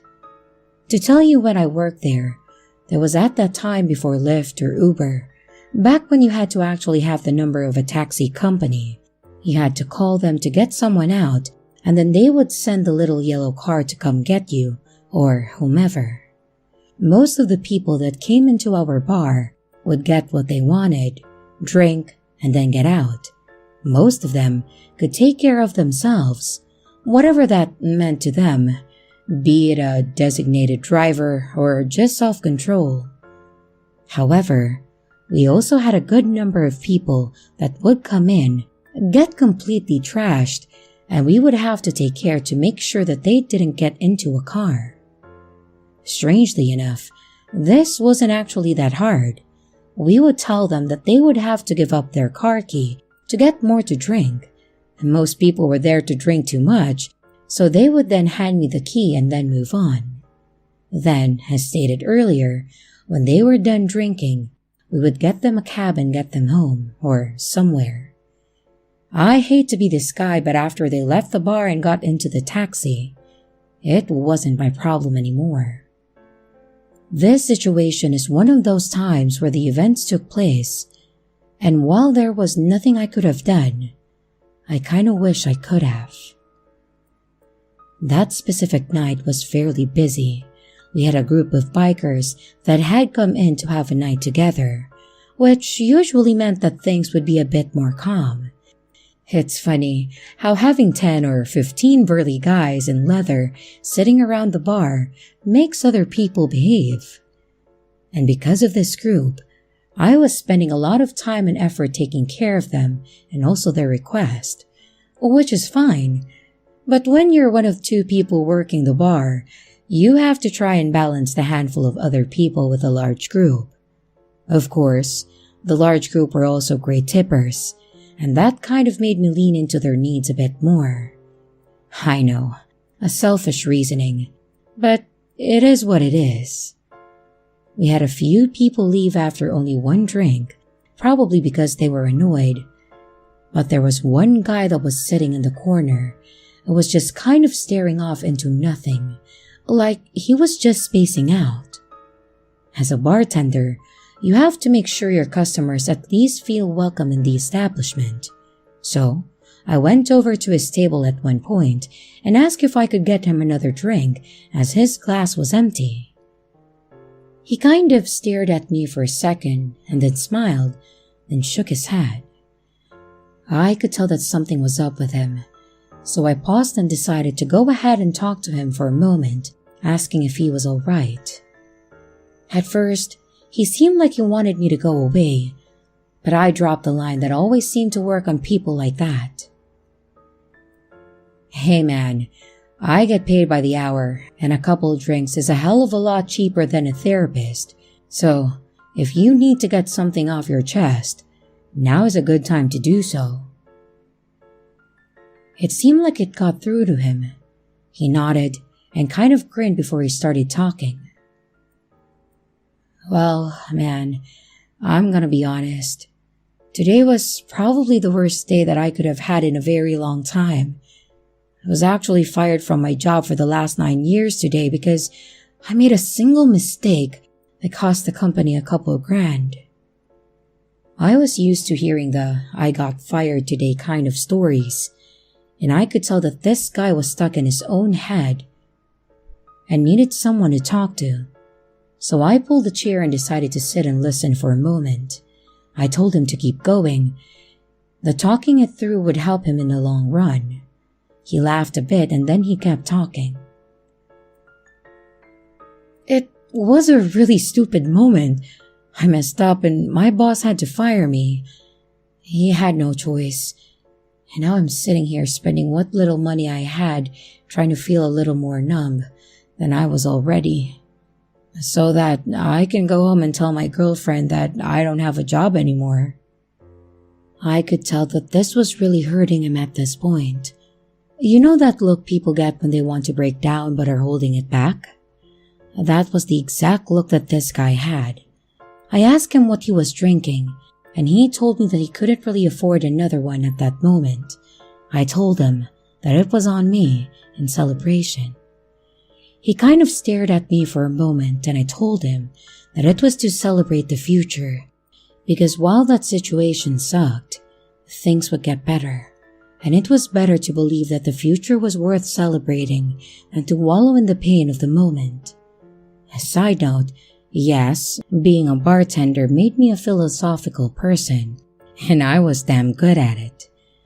I then told him that even if he was struggling at the moment, he wouldn't just be broke forever. And I told him to just remember me when he became a millionaire, unless it was from robbing a bank, in which case we've never met. If nothing else, I got a bit of a chuckle out of him, and that was all that I needed. He smirked and told me that he had a Jack and a Coke. I told him that I'd get him a new one. I went back to the bar and did so. He thanked me and told me that he would remember that in the future. I told him no problem and told him to try and have a good evening. He nodded, and I went back to my bar, taking care of the bikers and the handful of other people that came in. After about 20 minutes, I looked over and he had left. I cleared and wiped down the table, and I kind of moved on from there. And that was until about 10 minutes later. I was clearing out a couple of tabs when the doorman ran in and told me to call the cops. I asked what was up, and he told me that someone had just robbed the convenience store across the road. Obviously, I grabbed the cordless and rang 911, explaining what just happened. They told me that there was a unit that was pulling up to the location and that they were likely going to ask some questions. I told them that it was fine, and then as the officer pulled up, they advised that we could disconnect. Long story short, the officers arrested the guy, and they came over and asked us a few questions. After asking us about what we saw and talking to us about the event, we came to find out that the guy that robbed the store was the guy that had gotten fired. For whatever reason, he left the bar, went over to the convenience store, and apparently he held it up, demanding the money from the store. When the cashier fought him, he took a knife out and stabbed the cashier several times. What's even worse, that wasn't the first place he had robbed that evening, and our bar was actually on his original list. When he saw the bikers, he decided it wasn't worth it. The whole story about being fired was a lie, and the reason he was distraught was because his plan had been foiled by a group of bikers. So, in the end, the guy that I was nice to would have shoved a knife to my face to rip some cash from the register had we not had a bunch of bikers in the place. And my judge of character was apparently way off on this guy. If anyone's curious, the clerk at the store survived, and the guy went to prison for a very long time. I worked at the bar for a few more years, but after that night, I was actually rather elated every single time that the biker group came in.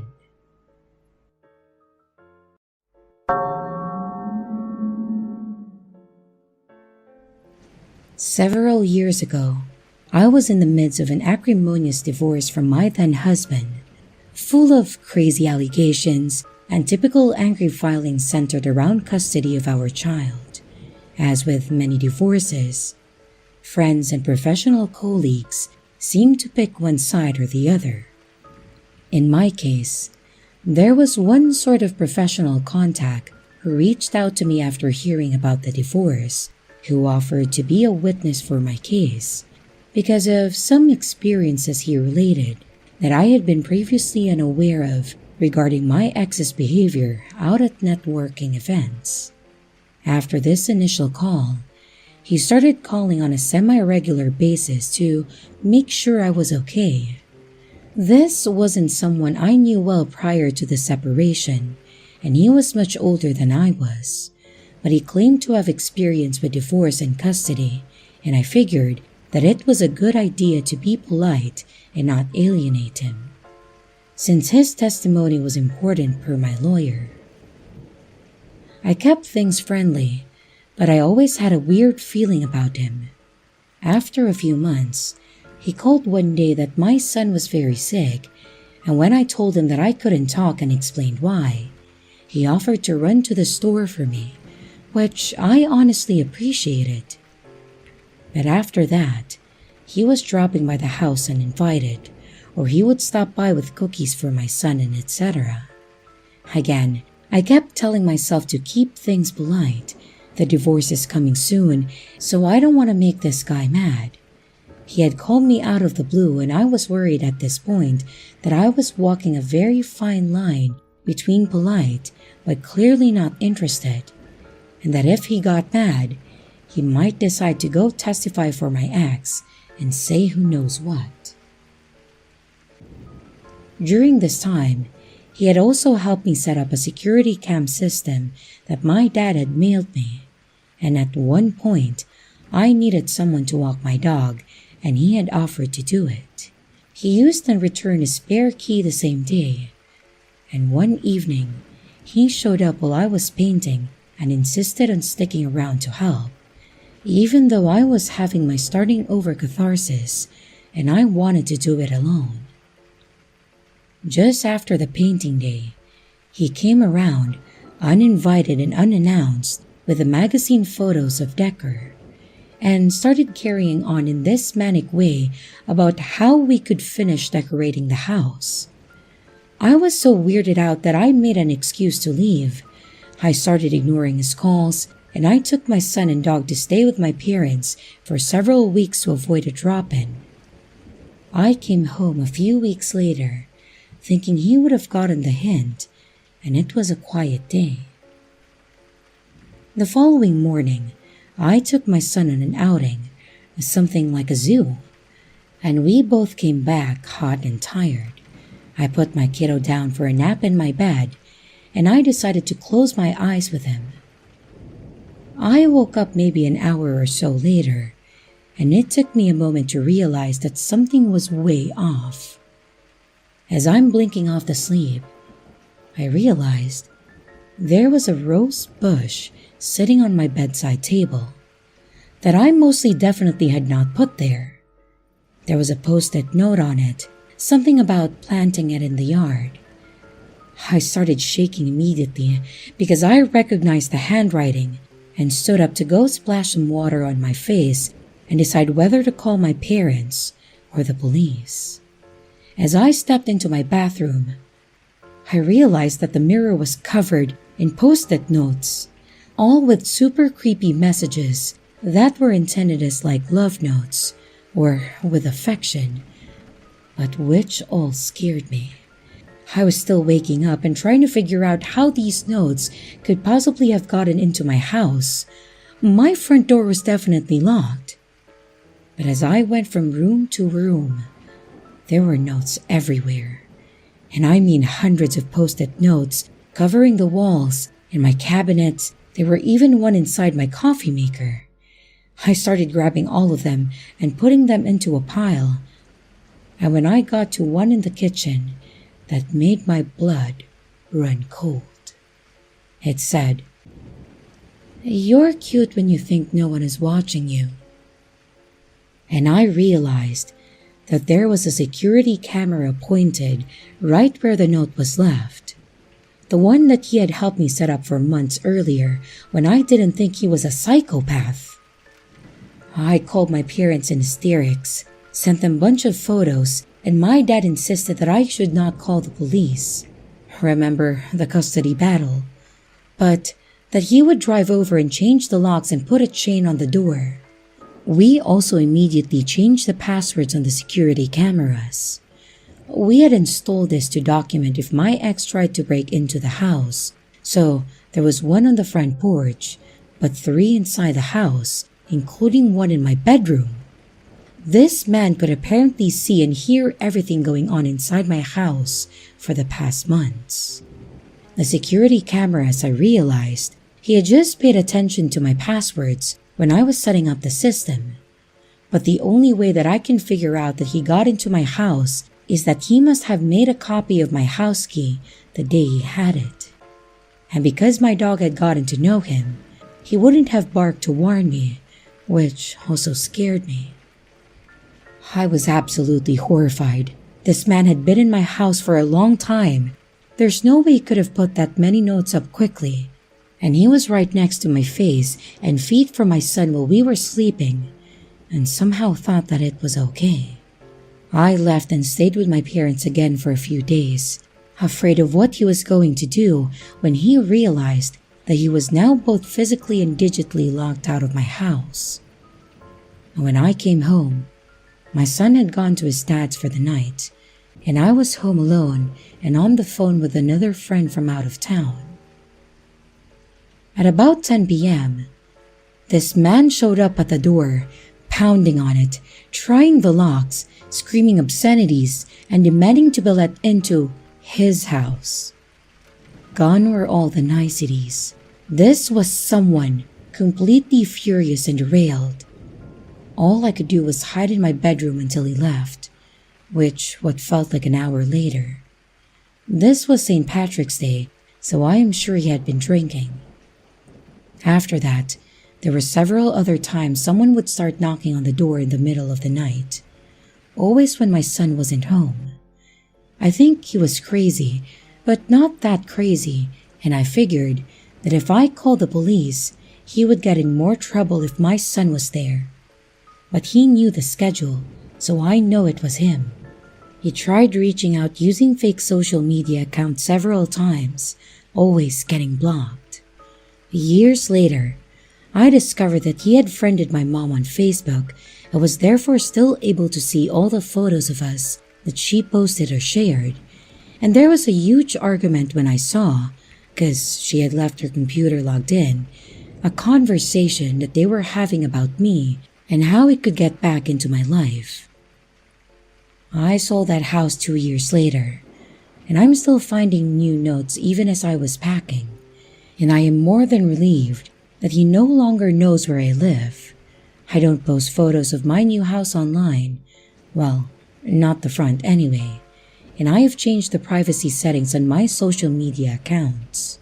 I avoid all the places he used to go, the networking events he attends, and I stay as under the radar as possible. I could never bring myself to play back the security camera videos because I was traumatized enough and I didn't want to see how much danger we could have been in. Hopefully, he never sees this post, but you know who you are, and I hope our paths don't cross again.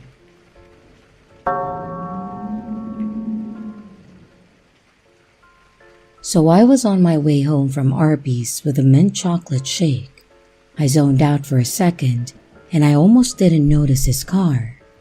I tried just letting him through, but he insisted that I go on ahead. I didn't think much of it, and I just continued on walking. He drove on ahead and parked his car near some apartments. He had on a black polo shirt, so I assumed he was just dropping something off for a job or something. And as I kept walking, he approached me and offered a $20 bill. I asked why, but I couldn't understand what he said in response, and I refused since I know what's best for me. However, that didn't deter him. He grabbed my waist and I stepped to the side. He then started pulling me towards his car.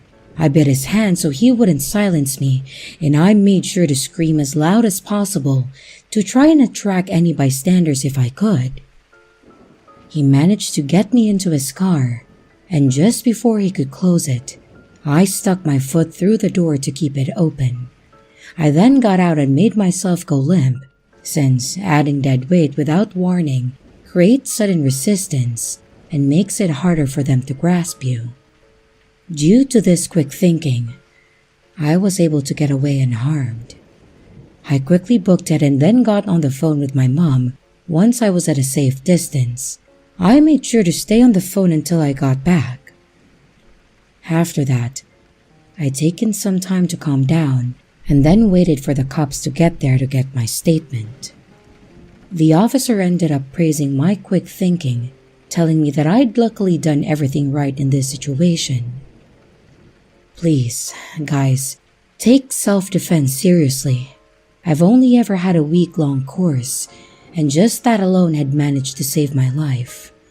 I didn't remember too much from my self-defense course and only used the basic techniques that I'd remembered, which was making noise, dropping my weight, and checking behind me.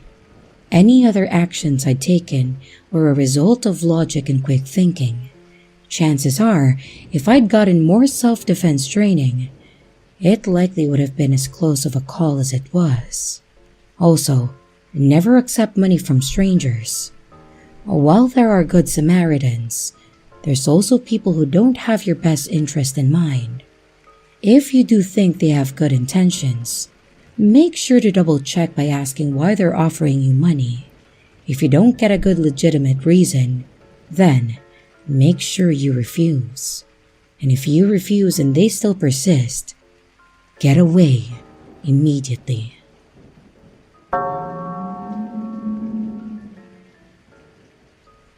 This story happened to me back when I still lived at my parents' house.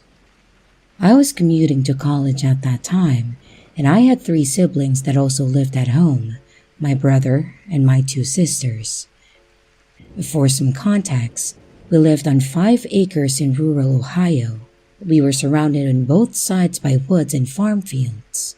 Additionally, during the week, my dad normally left for work at 2 a.m., so I had always felt like it was my job to be the man of the house because he was gone during the times when you would imagine something sketchy happening.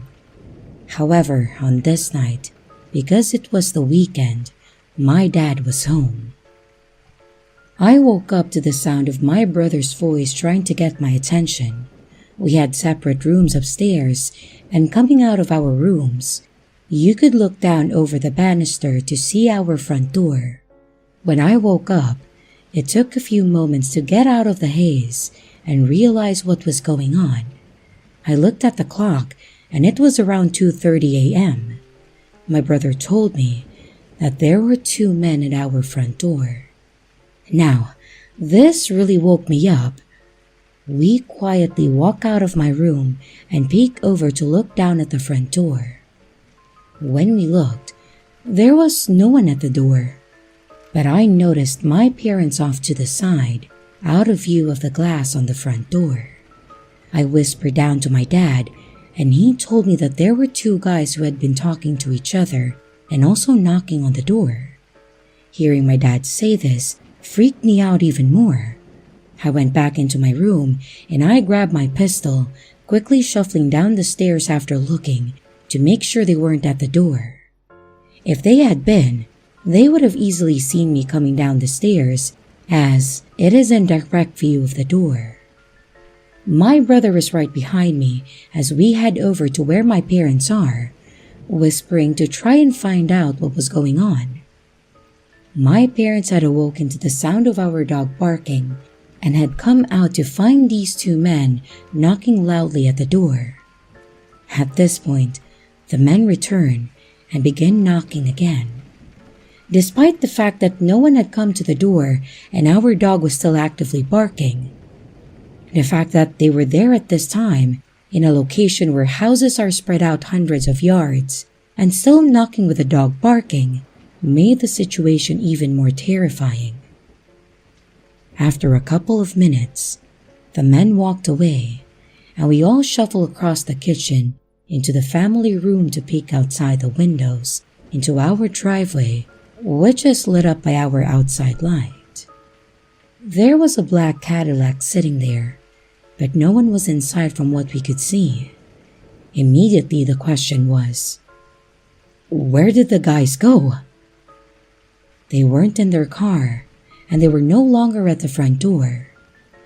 Unfortunately, we figured out the answer when the handles on our back French doors started jiggling. They were actively trying to enter the back of our house, which enters into the kitchen. At this point, I just remember my mom frantically saying, "David!" to my dad, as pure terror overwhelmed her. Then two things happened. Adrenaline filled my body as I prepared my handgun, horrified at the very real possibility that I might have to shoot this man. And secondly, my dad finally grabbed the phone, called the police, and calmly told them what was happening. Thankfully, after a minute of jiggling, they stopped at the back door and disappeared again, only to return to their knocking at the front. However, at this point, several minutes had gone by, and suddenly we saw the local police fly up in multiple cruisers with their lights on. As they whipped into our driveway and front yard, the two men bolted away, attempting to run the long way around the house across the driveway. One of them disappeared out of our view, but the other one was intercepted by an officer yelling for him to get on the ground. Well, he didn't, and he was immediately tased and then fell onto the ground. Some of the officers went around the house after the other guy, and one of them came to talk to my dad and I as we came out the front. They ended up finding the other man hiding in my sister's little playhouse in the backyard. It appears that both of them were drunk or high, as the one who hid had cocaine on him. And while they were both arrested that night, we never did find out what they were charged with or what happened to them. Needless to say, the whole experience wasn't fun. So, random man at our door in the middle of the night, let's not meet again.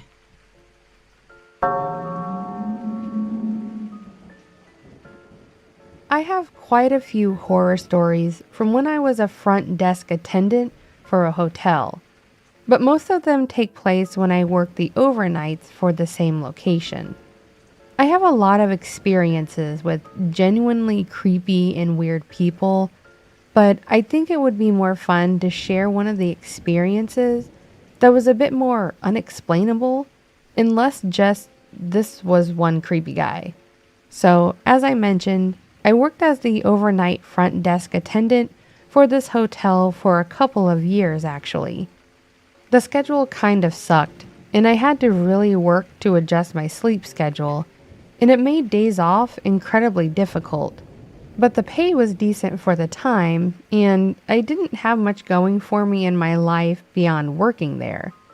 The nights typically consisted of sitting at the front desk for hours, dealing with the one or two people that would show up in the middle of the night because they spent too much time on the road, and sometimes taking things up to rooms if there was an issue or emergency.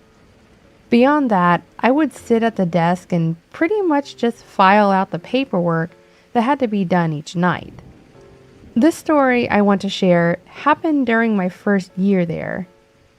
I don't recall the time of year, but I think it was in the early winter.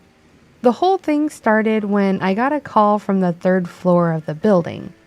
It was a guest that had checked in at the beginning of my shift, and when I checked him in, he seemed like a pretty decent person.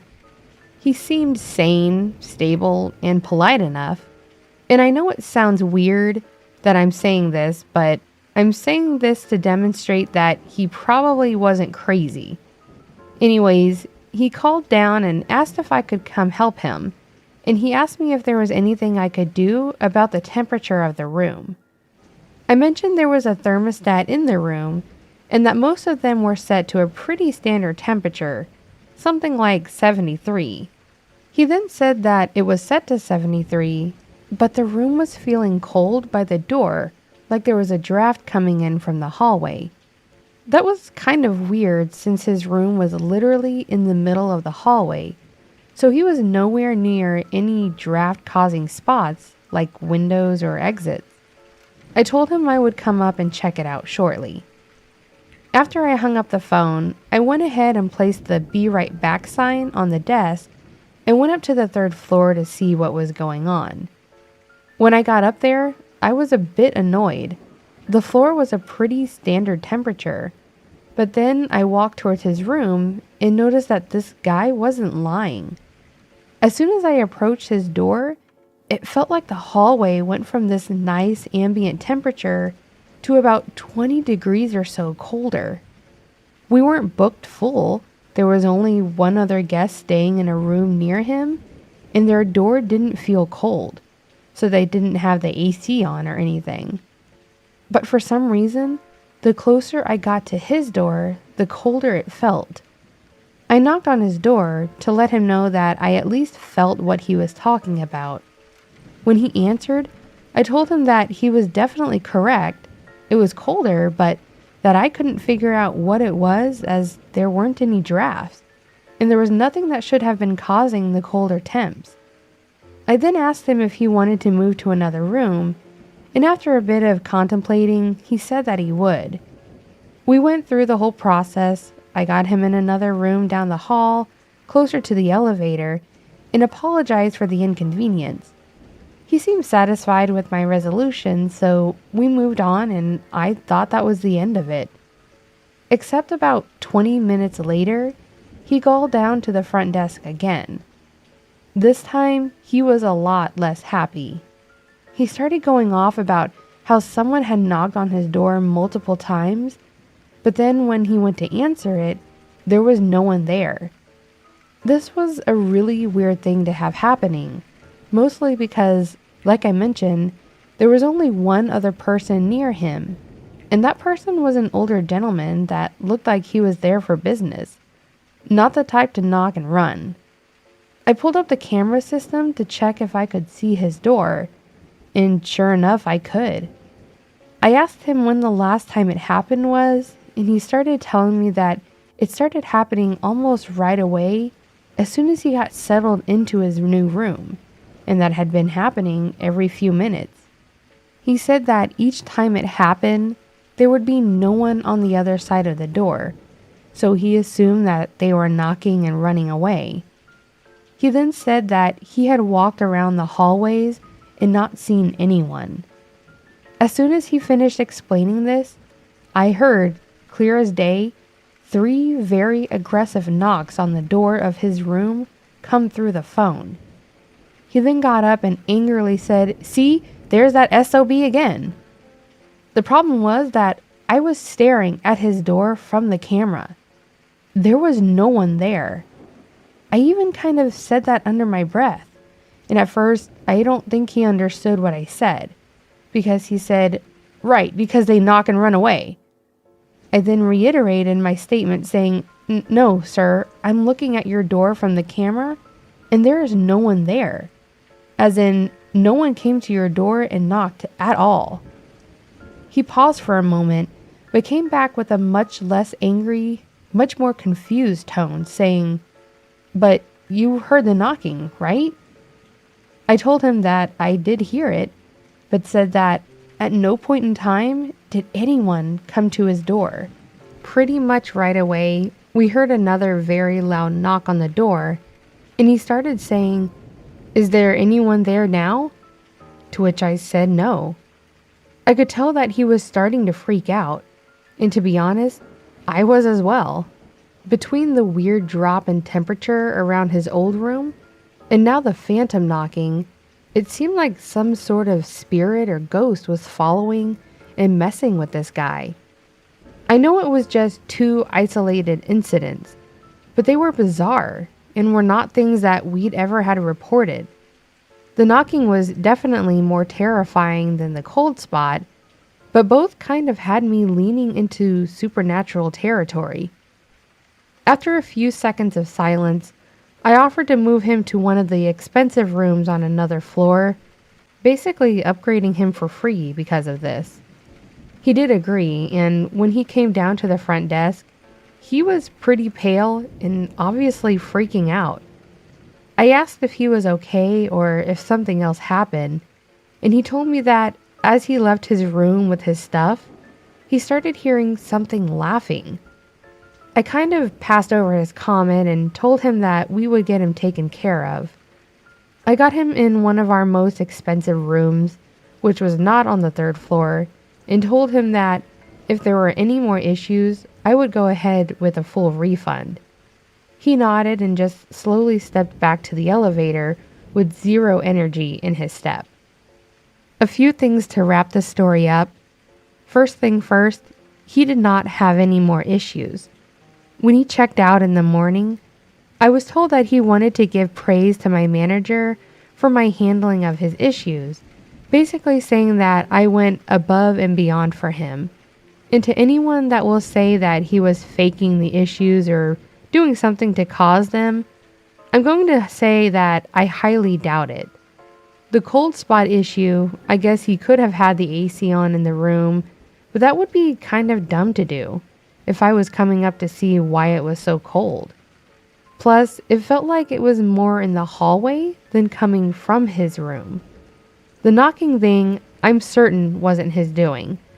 After I got him in the third room, I actually went back and watched the camera footage, and unless he was so committed to the bit that he opened his door and looked around confused each time, and then left to walk around the hallway, and then angrily threw the door open for the act, all without knowing I could see him on camera, then I'm pretty certain it was real.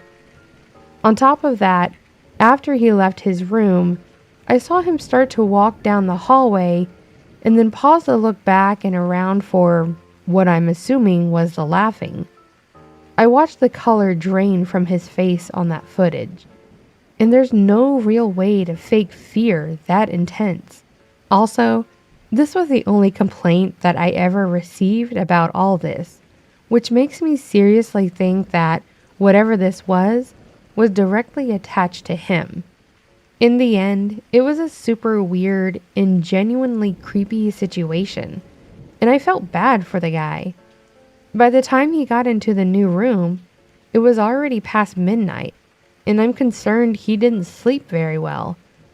I hope that this thing wasn't attached and was just messing with him for some reason, and I hope that he made it wherever he was going safely. And I'm also very sorry that your stay at our hotel was so eventful.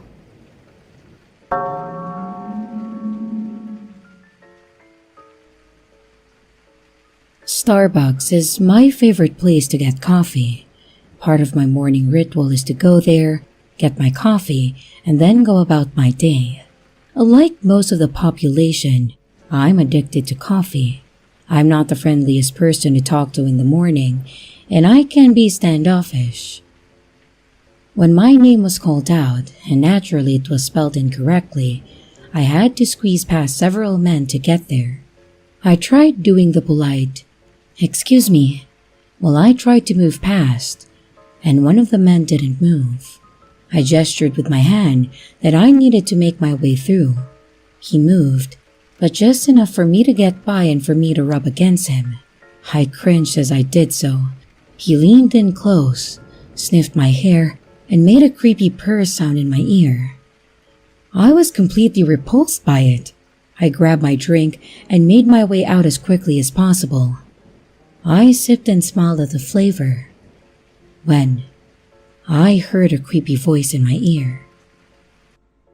"I have something else you can taste." It was the same creeper from before. His breath smelled disgusting, and I pulled away from him. It was crowded, and I don't think anyone heard what he said above the noise of the cafe. I stared at him in disgust, and he leaned forward and winked at me. I pushed past him and made it out of the Starbucks. I was angry at this point, but I didn't want one idiot to ruin my day. but it was when I noticed that he was following me. And at first, I didn't worry about it too much.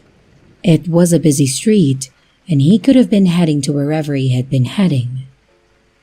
But about 5 minutes, I wanted to do a test and see if I was being paranoid about it. I turned into a street in the opposite direction of my school. The only other buildings was a small corner store and a beautician. 2 places that I didn't think he would go. But he kept following me. I was starting to get so worried now, I wanted to run away screaming. But instead, I went into the beautician's and pretended like I was looking at the prices. He was waiting outside. I leaned forward and I whispered to one of the women that he was following me and I was worried. At first, I don't think she believed me since he hadn't done anything yet. I waited there for 10 minutes and he was still waiting outside for me. She went outside and asked what the problem was. He didn't answer and just walked away. After I saw he left, I hurried to get to school and kept looking behind me to see if he was there. He wasn't. And every time I've gone to Starbucks, he hasn't been there. And I hope that I don't run into him again.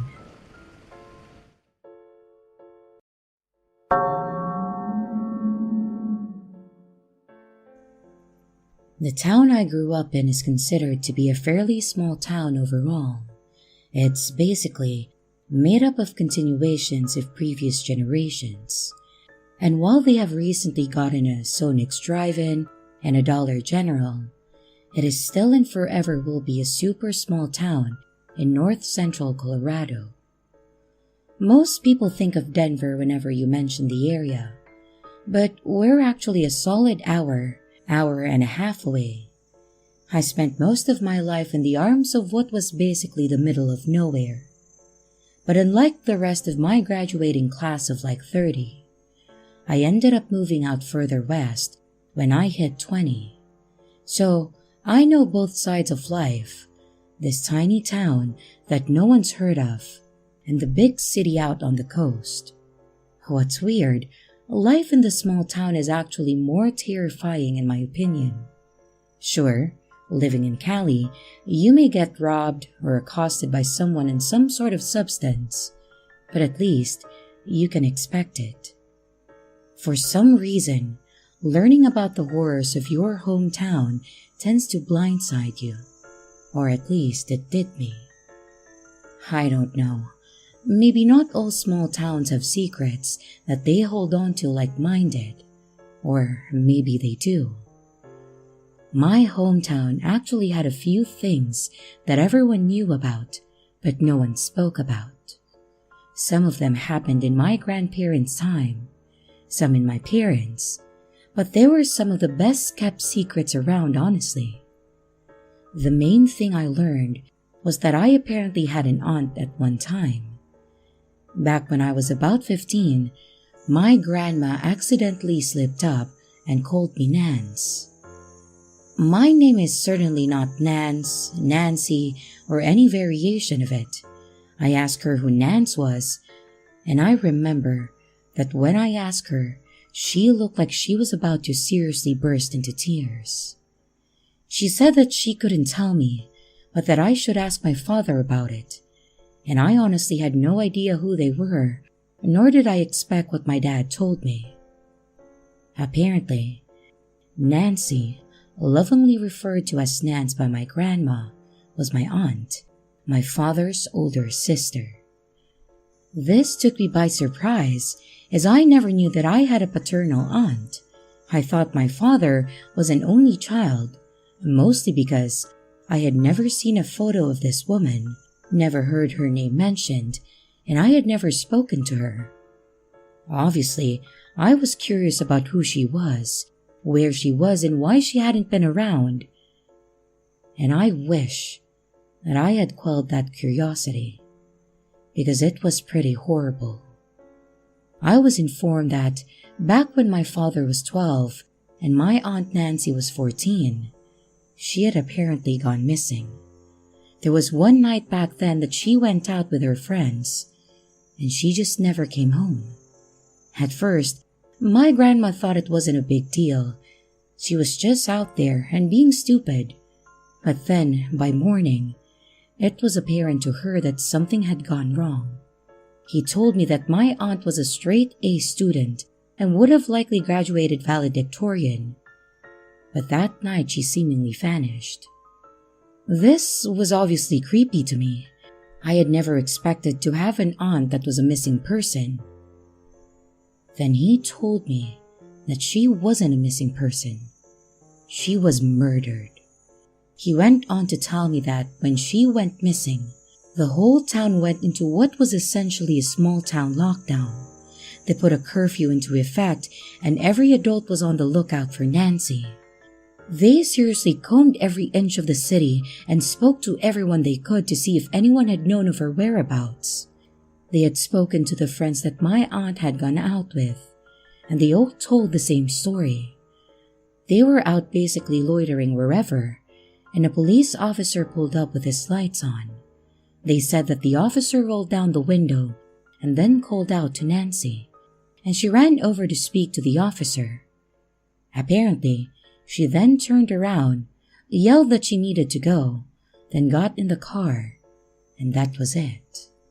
The biggest issue with this is that not a single one of her friends had seen this face. None of them could describe him at all, and there was no details on the car that made it stand out, and none of them had gotten the plate. A year after she had disappeared, everyone had pretty much given up on ever finding her alive. When someone actually ended up finding what looked like a shallow grave in a creek bed that had preceded. The police came out and dug it up, and as you can probably guess, they had found the body of my aunt. Based on how she was buried, they assumed that she was sexually assaulted and the cause of her death was strangulation. At this point, the only thing anyone knew was that the last person to see her alive was a police officer. But there was literally no information on who it was. Then he explained that, not long after they found her body, 2 police officers resigned from the force. One of them had a daughter of his own and was married, and the other was just the opposite, single and had no kids. The one with the family left town, no one has any idea where he went, and the other officer actually became the physical education teacher at a high school that I graduated from, and was also the football coach. I saw this man almost every day for 4 years, and every single day after this, I had to think that he may have seriously assaulted and murdered my aunt. The worst part, there's no way that we will ever know what actually happened to her, mostly because of how much damage had been done to her body over the year. There was no physical evidence, no DNA that they could find, no prints or anything like that. Just a dead girl and silent suspicions. Apparently, the entire town, for lack of a better word, knew that these 2 were involved. The timing was too suspicious, and it was apparently believed that their higher-ups may have been aware of the situation. But like I said, nothing ever happened to them. One is gone, and the other still teaches high school gym class. Honestly, it was just one more reason to get the hell out of there when I got the chance to do so.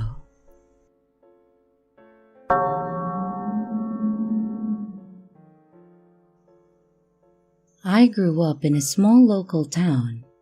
It's one of those that you just pass through on your way to your destination. Hell, most people probably wouldn't even stop there nowadays. If it's not for the lack of Wi-Fi, well, my parents still live there and they use some crappy local service that gets like 5 megabytes max. Or the one hotel located there. It's nothing fancy too, and usually just the home of meth users and runaways. Then, it has to be the homely look of the rusty metal sidings and abandoned-looking farmhouses with a creepy child swing in the front yard that really drives people away. I was born and raised here in the 90s, And I was a kid, so I was really naive and didn't realize till I was older how some things were actually weird and creepy about our town. Growing up seemed normal. Both of my parents raised me in the home given to them by my paternal grandfather. I went to the public school there, and I made friends with the people in my class, as well as some older and younger ones, as I was an only child. Nothing was ever too weird at that time. My friends and I would ride our bikes to the fire station on occasion to get sodas from the machine there. But I do remember my parents always tell me to take a specific route to avoid that neighborhood. I always thought that the people were just mean or didn't like kids. I learned as I got older though, that block was just a bunch of run-down and condemned houses that meth users and squatters took over. There was always something illegal and dangerous going on, so they of course didn't want to take any chances. Fair enough reason for me. So, as if I was an autopilot, that road didn't exist and I always avoided it. Even now and then, I go to visit my parents. I don't dare to walk or drive that way. Now, some may call this good or bad, but because of how small our town was, everyone knew everyone and everyone knew your business. That included this older lady that was called the neighborhood grandma. I called her Grandma Carol. She was always such a sweet and forgiving soul. She would make so many sweets during the holiday and bring them to church, and she'd pass them out to us kids on our way to the bus stop or at home. I remember her even bringing me a handmade scarf one year for Christmas and then having dinner with us. She didn't have any kids, and she was never married. She said that she could never find a man that could keep up with her, but she did have a dog.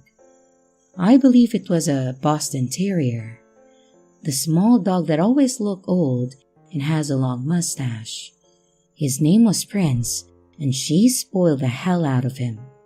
He always had a different sweater in the winter that she made. I was so impressed by this that I actually went to her house once so she could teach me how to crochet. I still have the doll dresses she helped me make. Carol was also very giving to our town. She was a lunch lady for a while, but she ended up retiring. She was also very active in the tiny church there, as mentioned, by making sweets and other food items for parties and ceremonies. She also made what she called care packages, which included long-life food items like canned goods, boxed meals, juices, and etc., as well as small necessities like small travel bottles of soap and also Band-Aids.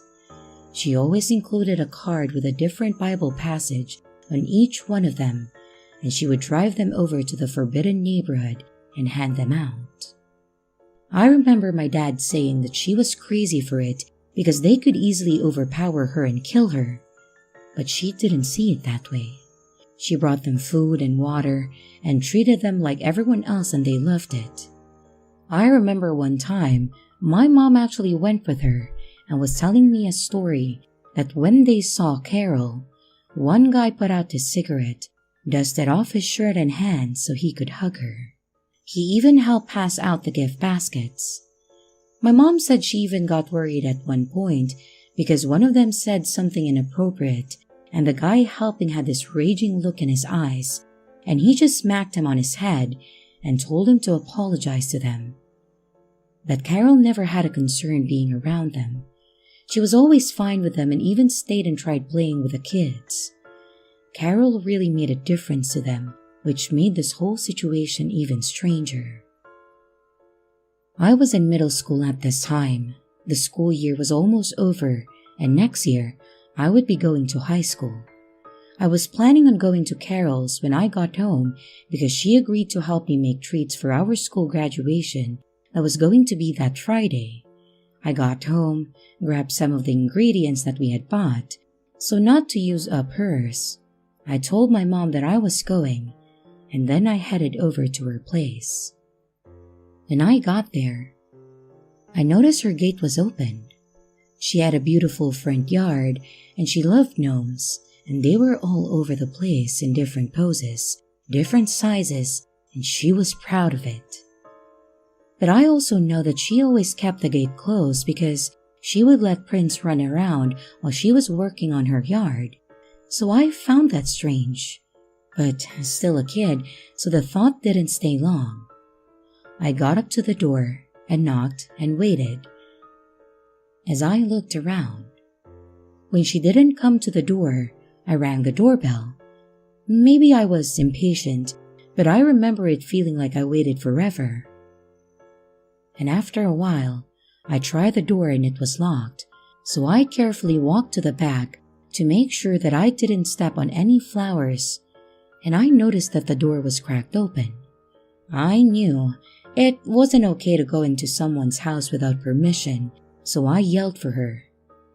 I called for her a few times and even called for Prince because he always came running to the door. Now, even as a kid, this seemed very off, and I started getting scared. So I left all the supplies sitting on her porch and I ran home to tell my mom. She thought maybe she was just in the bathroom or fell asleep and forgot to shut her door, so she called her. When she didn't answer, my mom and I drove back over there. She told me to stay in the front porch and she went around back. After several minutes, she came back to me with my supplies and told me that we needed to go home.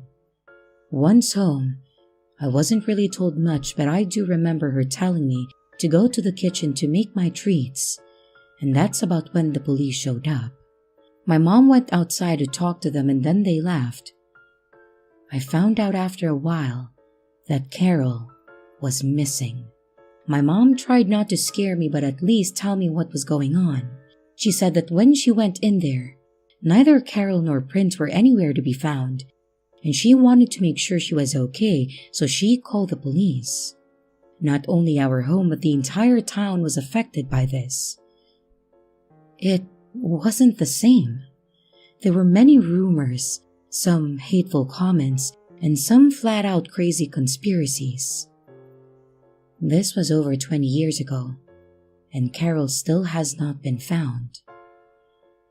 As I got older, my parents explained to me more as to what happened, and I would get little bits of information from people still living there. My mom explained that when she went in, her TV was on, and the kitchen table still had a bowl of oatmeal sitting on it.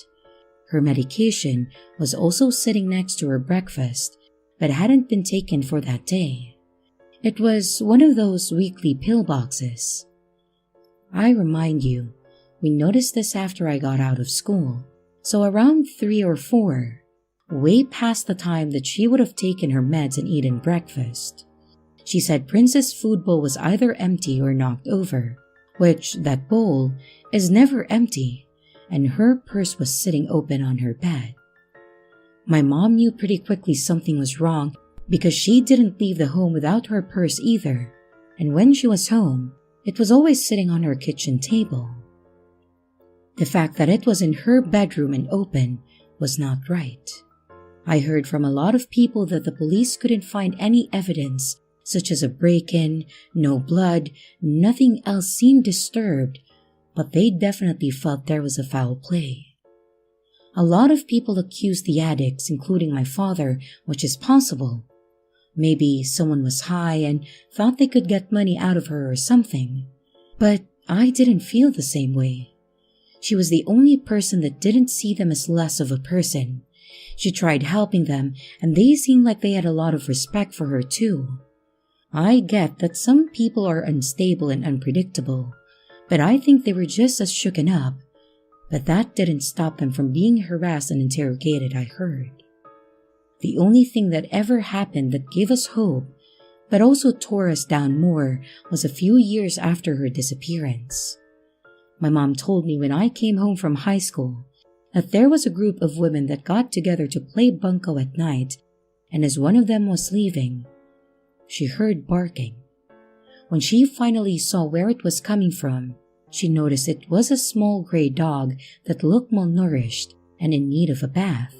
She had brought the dog back inside the home when she started realizing he looked just like Prince. Surprisingly, she confirmed it when she called by his name and he responded. Here's Carol's dog, alive, covered in dirt, oil and starving, but definitely alive. It had given us hope for a while that Carol may have been close and even alive. But then people fear that if Prince was alone, then that would mean that something bad has happened, as she would never leave him. It's still a mystery to our little town, but I had to move out after graduating. Not only did I need to relocate in order to get any kind of career, but that was all anyone ever talked about. I miss her. She was like a grandmother to me, but hearing about it day in and day out takes a toll on you. I hope we get closure one day, but I also don't want to hear they found her in any condition other than happily making blankets and cookies in seclusion.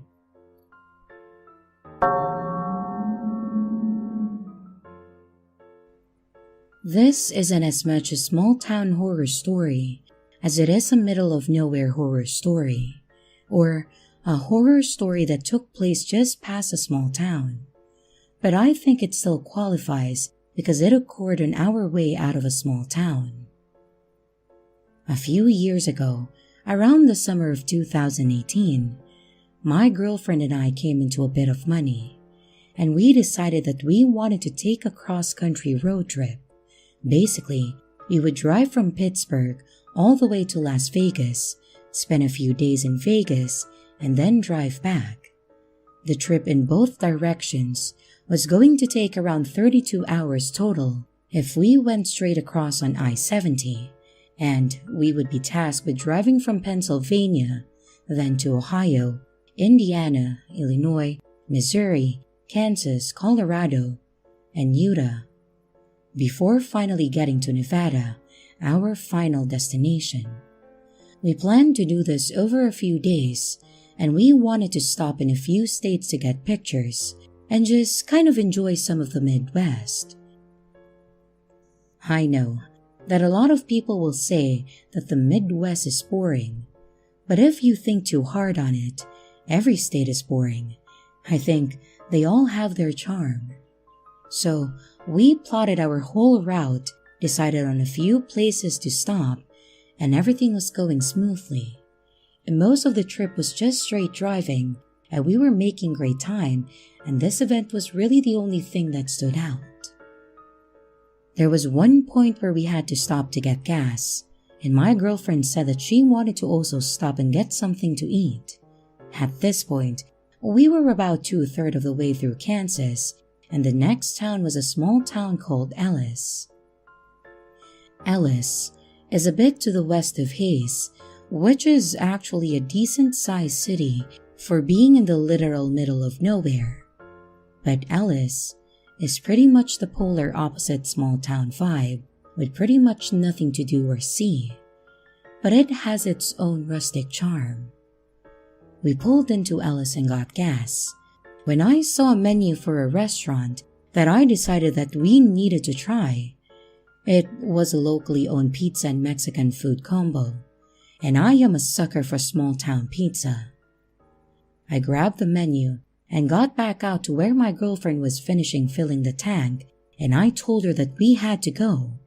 She agreed, and it sounded interesting if nothing else.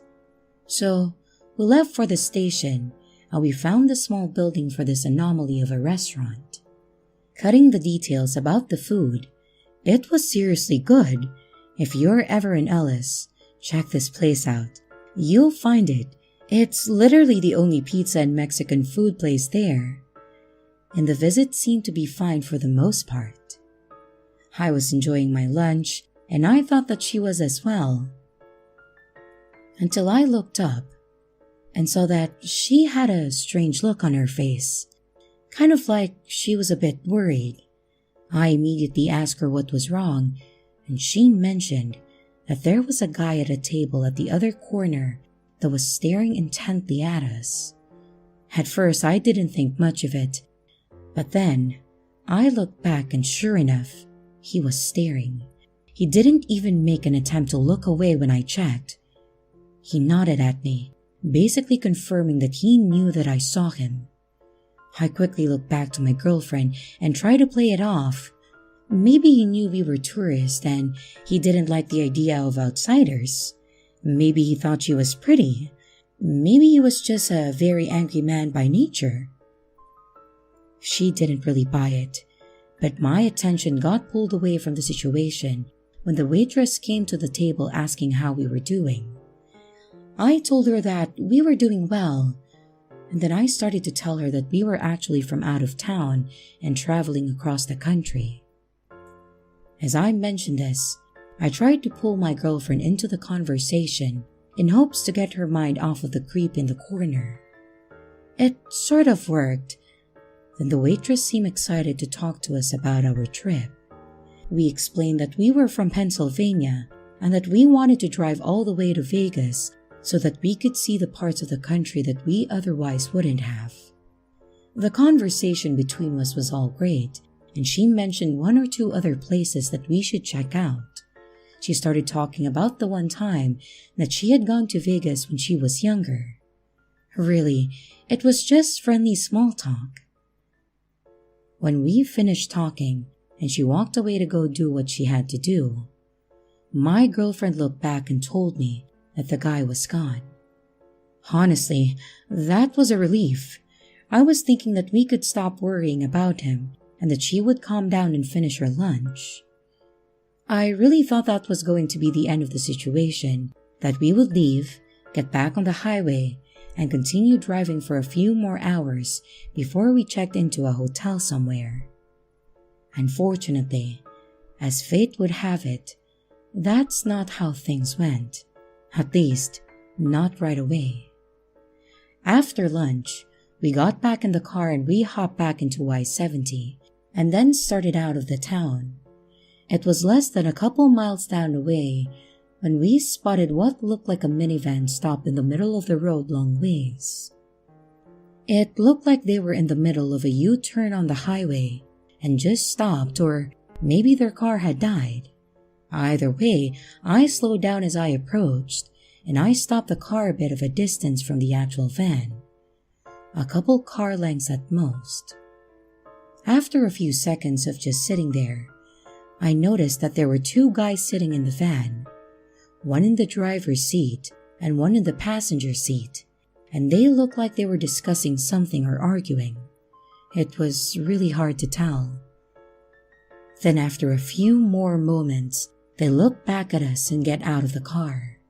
That's when my girlfriend said, "That guy that just got out of the passenger side, that's the guy from the pizza place that kept staring at me."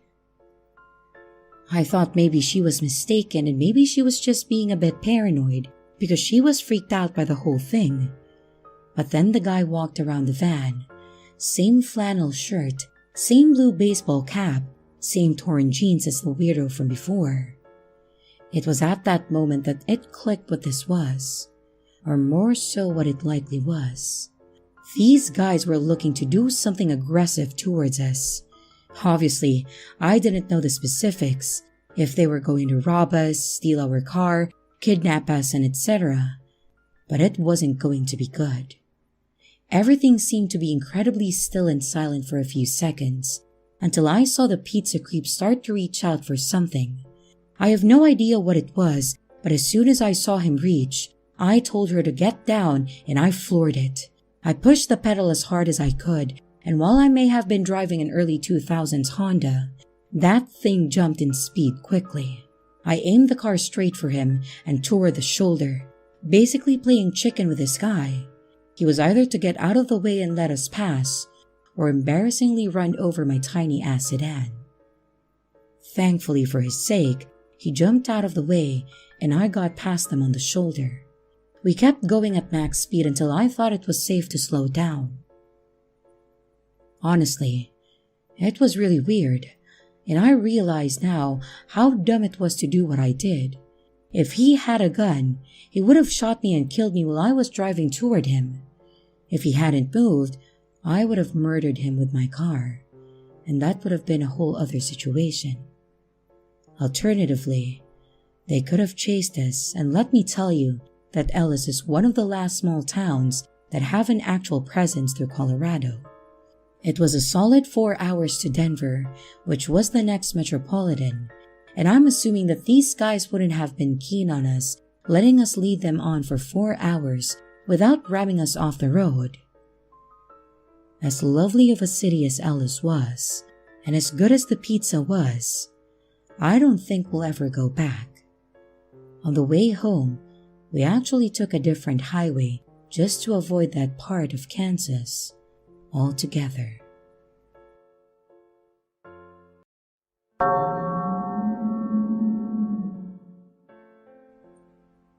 This actually didn't happen to me. It is a story that happened to my aunt back when she was in her mid-20s, and I'm going to say that it's an incredibly intense story, and this should definitely serve as a type of trigger warning. And like I said, she was in her mid-20s, and this happened back in the late 80s, a few years after I was born.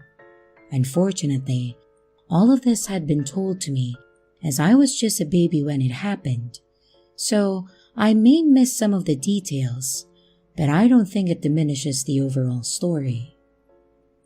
This story happened while they were still married, but he is her ex-husband now, so I think it counts. My aunt and uncle met back when they were in high school, and they became a couple back when they were about 18. From there, they got married at the age of 22, and then were trying to have a kid, but come to find out, my uncle was sterile and they couldn't have kids. From what I've been told, this caused some problems between them, and they were on the edge of divorce, but they decided to go into counseling to try and fix it. From there, they supposedly got to a point where they were okay, and things were essentially repaired. This was apparently not true at all. They were actually in a worse situation than before. Apparently, when they went to counseling, my aunt's husband started down the path of becoming super religious, and while there's nothing inherently wrong with being religious, he took it to a whole other level. He apparently became super controlling over my aunt and started making her go to church with him and start cutting the family out of her life. It hit the point where she told us that they were doing great together and that we didn't need to worry about her. But on the other side of that fence, he was abusive, controlling, and just genuinely doing whatever he could to ruin her life and make her miserable. She said that it started with him telling her that she needed to repent and beg forgiveness from Jesus. She said that she was okay with this and saw that maybe devotion to a higher power would be enough to keep them together. She started going to his church, she started praying nightly with him, and they started doing nightly Bible reads. Slowly, the controlling behavior started digging in. He started telling her what she could and could not eat. He started telling her that she wasn't allowed to leave without his permission. And after a while, he started controlling the music that she could listen to and what TV shows she could watch. Basically, anything that was violent, sexual, or had inappropriate language was banned from their house. Her husband literally hit a point where he was treating her like a child and running every single minute of her life. This would be bad enough, but things actually started getting worse with him. After he was at a point where controlling her wasn't enough, he started physically abusing her when she got out of line. All the while, he would be citing biblical scripture to her about things that were barely relevant. The big thing that happened between them actually happened about a year into all of this. My aunt had managed to get away from him for a little while. I had no idea how and spoke with a lawyer. She was able to get the paperwork started for them to get a divorce, and she brought it to him and told him that she wanted out of the relationship. While I commend her for being bold and standing up to him in this situation, it's not something that typically goes well with dealing with an abuser, and this did not go well. As soon as my aunt started talking about divorce, he started screaming at her about the sanctity of marriage and yelling about how her asking for a divorce was a literal slap in the face of Jesus. She told him that his abusive behavior was the exact opposite of what a true follower of his religion would have been doing. And then he went berserk. He went off on her, asking her how she could dare call him a blasphemer. And at that point he snapped. He started saying something about how she was possessed by Satan. He started telling her that the devil was using her to attack him, and that her inability to have a child, even though it was him that was sterile, was proof that she was nothing more than a puppet for the demons. He then grabbed a knife and then told her that he had no choice but to kill her in order to prove his love to Jesus. That night, that man stabbed my aunt 7 times. He used the kitchen knife and stabbed her over and over until he was sure that she was dead. Then he left her to bleed out. And fortunately, my aunt was way more of a fighter than he anticipated, and she had managed to actually survive the attack. She managed to knock the phone off the base that was in the kitchen, and she dialed 911, and by some modern medical miracle, she made it through. As for him, the cops actually arrested him in a church, apparently after he attempted to murder his wife with multiple stab wounds, and thinking that he had succeeded, he drove to the church that they attended, covered in blood, and asked the priest to say a prayer for him. Instead of sitting and praying with him, he called the cops. It's almost ironic that he tried to kill my aunt because Jesus wanted him to, and she survived. Then he went to a church, only for the religious figurehead to betray him and turn him into the police. It almost like attempted murder for your spouse isn't something that Jesus or really any deity would want you to do. And that's an absolutely crazy hell way to think. My aunt fully recovered. She does have some gnarly scars on her stomach and chest now. But I'm just grateful that she made it, and that this guy is in prison for the rest of his life. Maybe someone out there really was watching the situation and made sure that it went the way that it actually was supposed to.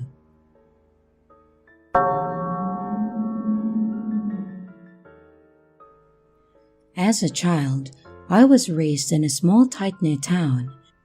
I hated it. Everyone knew you, and there was no such thing as a secret. If you tell one person, you will hear it from someone else in 2 days tops. I had a group of 4 or 5 friends max that I might share things with, that I could actually trust. Hell, some things I couldn't even tell my little sister without getting something on her. Otherwise, we just use it as leverage on each other. And that's what makes the situation even crazier to me. Our school classes were pretty normal, in curriculum and in size in my opinion. We had maybe 10 or 15 of us in a classroom. No one outside of our town was interested in going to our school, and as soon as they were given the opportunity, kids in high school that had cars would get to choose to go to school outside of our district to get out of here, or people would move out before then. I was not so lucky. My family was far from wealthy, so we stayed in our town till I was old enough to move out. Anyways, back to the classes. Obviously, being a teenager, relationships are bound to happen. There weren't many to choose from, and some may have even been a year younger or older than you. I dated a few different girls there, but there was one I was with for about 2 years. For privacy reasons, I'll call her Macy. From the outside, Macy was a fun girl to be around. She was tall, about shoulder-length dark hair, and dark brown eyes with freckles. She could talk to anyone. She was definitely outgoing, and I never really saw a mean side to her. I think she would strive to be everyone's friend. She was just part of our group of friends for the longest time. She wore makeup and dressed more feminine, but also loved going down by the river with me and my friends to catch things, destroy things, and maybe enjoy some drinking. It was over the summer that I really got to know her more. I knew her dad was a drunk and her mom worked a lot, so she didn't see them much. She came over to our house a lot for dinner and sometimes even slept in our living room. There was one time that she had gotten into an argument with her father. He had grabbed her and started choking her when her mother finally convinced him to let her go, but her mother told her that it was best for her to leave for a while. She came over in tears and I helped her calm down, and I think that really solidified our relationship in a weird way. I was angry. My parents weren't perfect, but they would never hurt us kids. How could a parent do that to their own kid? It was worse when the cops showed up and did absolutely nothing. They showed up to their house, took him in. He said he was sorry and was able to come home after sobering up. Like that changed anything though. She practically lived with us at times.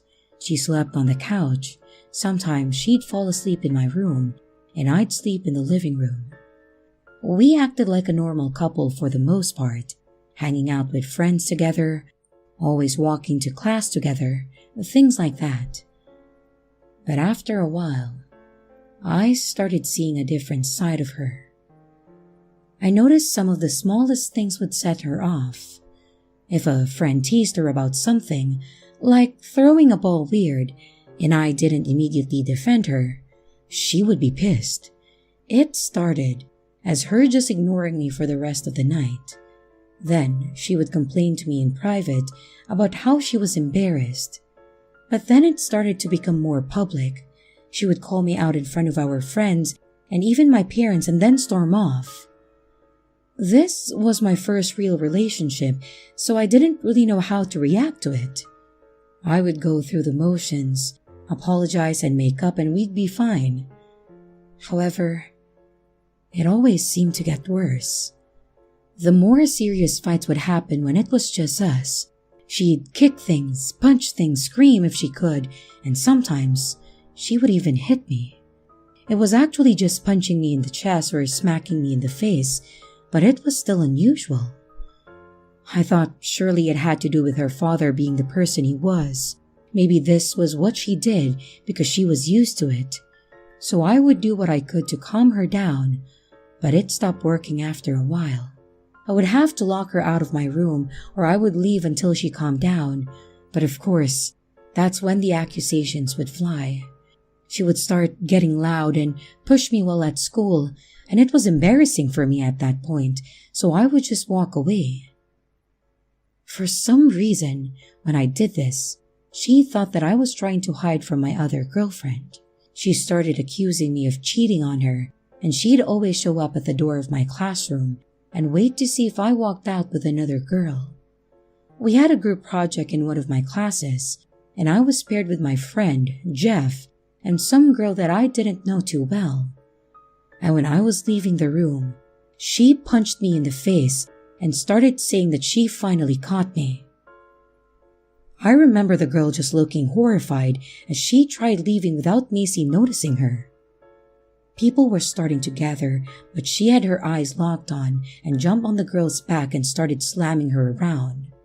I managed to get her off of the girl and told her that we were done.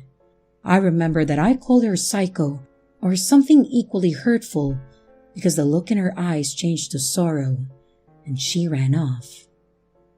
I, of course, got called to the office and had to explain what happened. Macy ended up being expelled, and I told them it was my fault, hoping that the other girl didn't get any trouble. And I ended up being suspended for the quarter. I finished my suspension, and as awkward as it was, I returned to school to be the center of discussion for everyone. I didn't get to hear much on what happened to Macy, except for what my friends knew, which wasn't much, until I returned. I heard her parents were forced to put her in therapy, and possibly some kind of school for troubled teens, but I never saw her again. That happened about 18 years ago. Right after high school, I left that town. I wanted to go somewhere that was a lot more alive and meet people that I hadn't known my whole life. My sister and I even inspired our parents to get out of there a few years ago. However, they still surprise me with the amount of information, news, and gossip they tell me about people that live there. That's where it gets crazy. Around the time of our 10-year high school reunion, people started trying to contact me about getting together. I thought, why the hell not? And I decided to start making plans to visit. However, a few weeks after that, I got a frantic call from my mother late at night telling me that there had been a fire in our old town.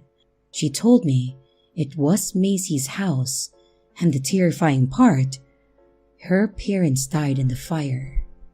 My father was good friends with one of the cops there, and he had told them that Macy was still living there on and off, but she was working the night it happened, and they had to go pick her up. After the investigation, they had determined that her dad had passed out with a cigarette. He was blitzed, of course, and her mom had actually taken sleeping pills. It was just a bad situation, and I felt sorry for her. I almost wanted to reach out to her, maybe to at least give my condolences, but something told me not to. My mother went to the services, and she said Macy was just a shell. She just sat in the front pew staring straight ahead until the services ended. Afterwards, she said she was nowhere to be found, so my mother left her card with the other items and left. After that, I never heard about Macy or her life until last year. This time, my friend actually texted me and sent me a link to a local news for our old town. It started as a suspicious fire. Police were called to an old barn that was on fire behind one of the bars. Someone apparently walked out back, smelled the smoke, saw the flames between the trees that separated the property, and then called 911. After they put out the fire, they found a man's body in there. He had been stabbed multiple times, bludgeoned with a shovel, and doused in some kind of oil and set on fire. They couldn't ID the guy because he didn't have anything on him. That was crazy enough, right? Not at all. Not for that place. Rumors started flying pretty quickly. People started talking, but not to the police, but that didn't stop them from finding out.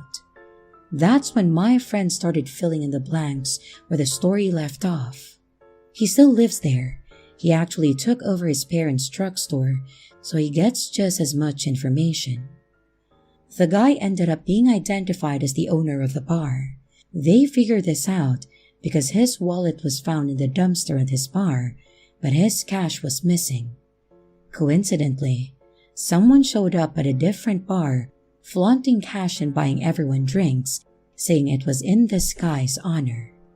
Thing is, they hadn't publicly announced this guy's identity, so the police took notice of this. The girl was picked up and questioned when she finally confessed to the murder. And you know where this is going. It was Macy. She was apparently dating the owner, or at least there was something going on between them. However, he was married. Rumors are that the wife found out and the owner tried to break it off with Macy, and she wasn't having it.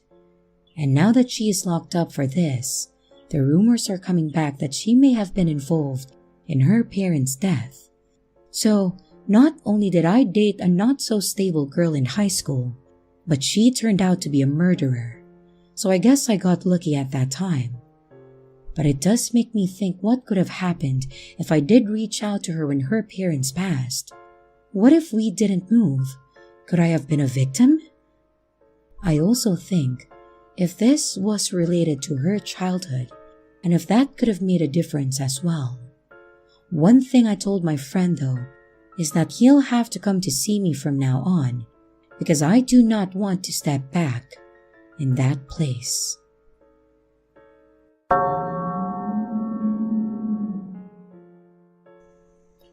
This story happened to me back when I was in college. I would have been around 21, I believe, which means that it would have been around 2010. And back then, I used to be a bit socially awkward.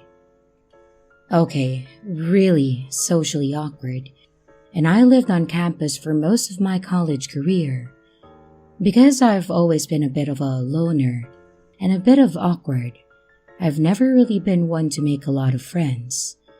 And until that point, I've only ever had one boyfriend in high school, and we just kind of decided to go our separate ways after dating for half a year.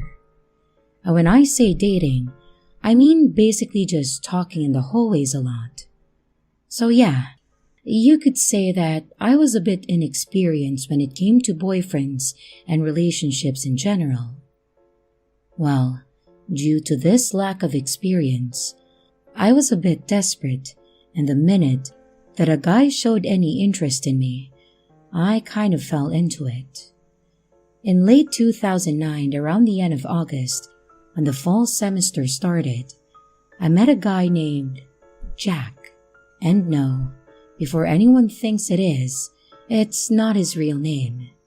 Anyways, Jack was a bit of a quiet guy and seems like he didn't have many people that he would call friends. Basically, the exact kind of person that I was.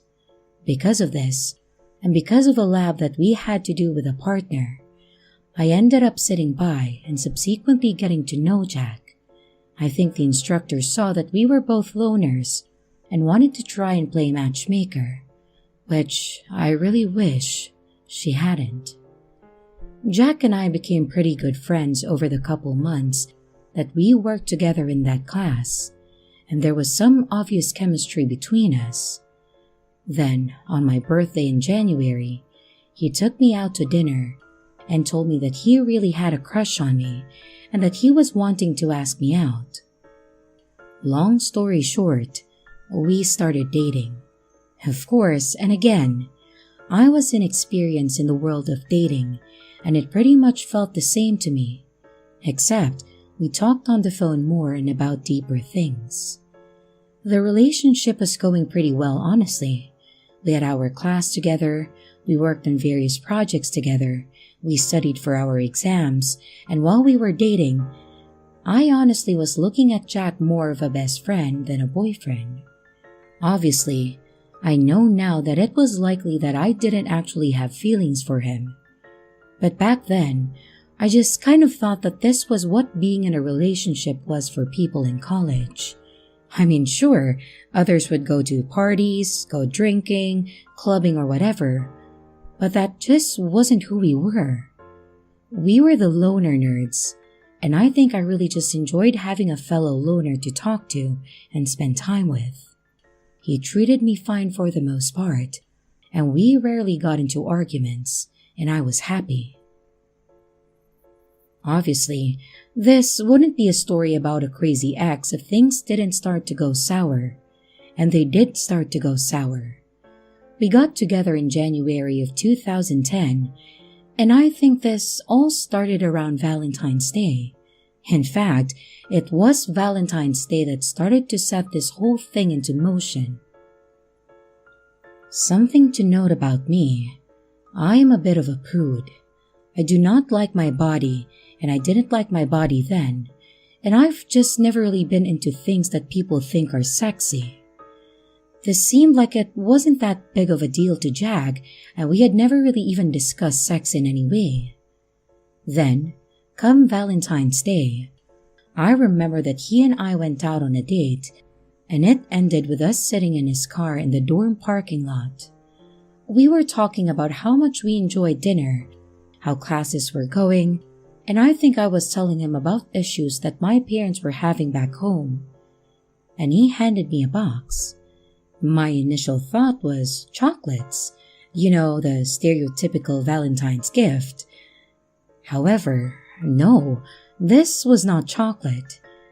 I opened it, and inside the box was a gently folded up nightgown that was mostly see-through, and was very clearly intended to be worn during, well, intimate moments. I recall that my face became beet red. I didn't expect this and I didn't want it, and I really wasn't interested in what was being implied by him giving it to me.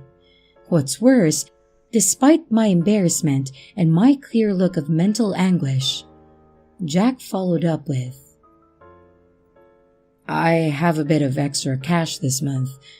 How about you and I go to a hotel room tonight and see if you can try that on?" I think I honestly started to cry.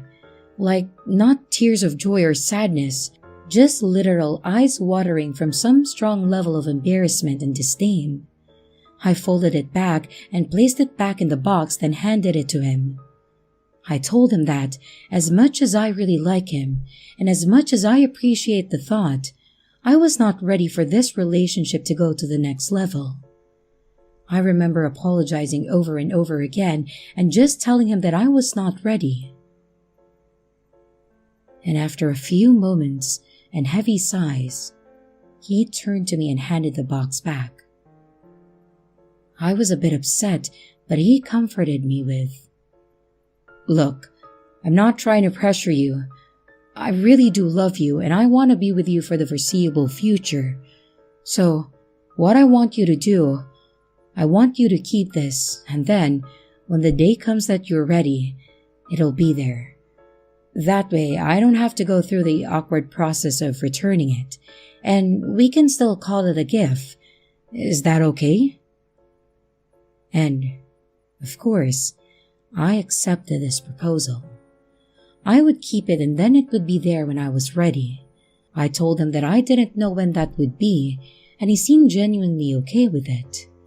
Everything about his statement, his behavior, and his attitude, all of it seemed genuine and I believed him.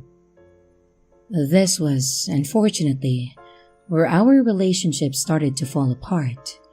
We would spend time together and he would be super clingy, and then, by the end of the night, he would seem like he was super distant, like the night was great until it was over. Then, he would be upset. In hindsight, makes it super obvious why, but back then, it was just odd behavior for me. Anytime we would watch a movie that involved anything sexual, he would always get, well, let's just say, weird. Then, when nothing sexual happened between us, the next day he would be super pissed. I would ask him what was wrong, and he would always go off on me over literally nothing. He once yelled at me that I was awake too late after we had spent time together, because I posted a meme on Facebook about half an hour after he'd left. He seriously exploded because I shared a stupid meme after he'd left and told me that if he wasn't there at night, he wanted me in bed and asleep. That was actually one of the worst fights and where the already crumbling relationship seriously took a turn. After that night, when he would come over and be together, he would be super controlling, asking me where I was going every time I got up, asking who I was texting and who was texting me, and asking what I had done that day and scrutinizing every single thing that I said. Then, after he would leave, he would wait about 20 minutes and he would call me.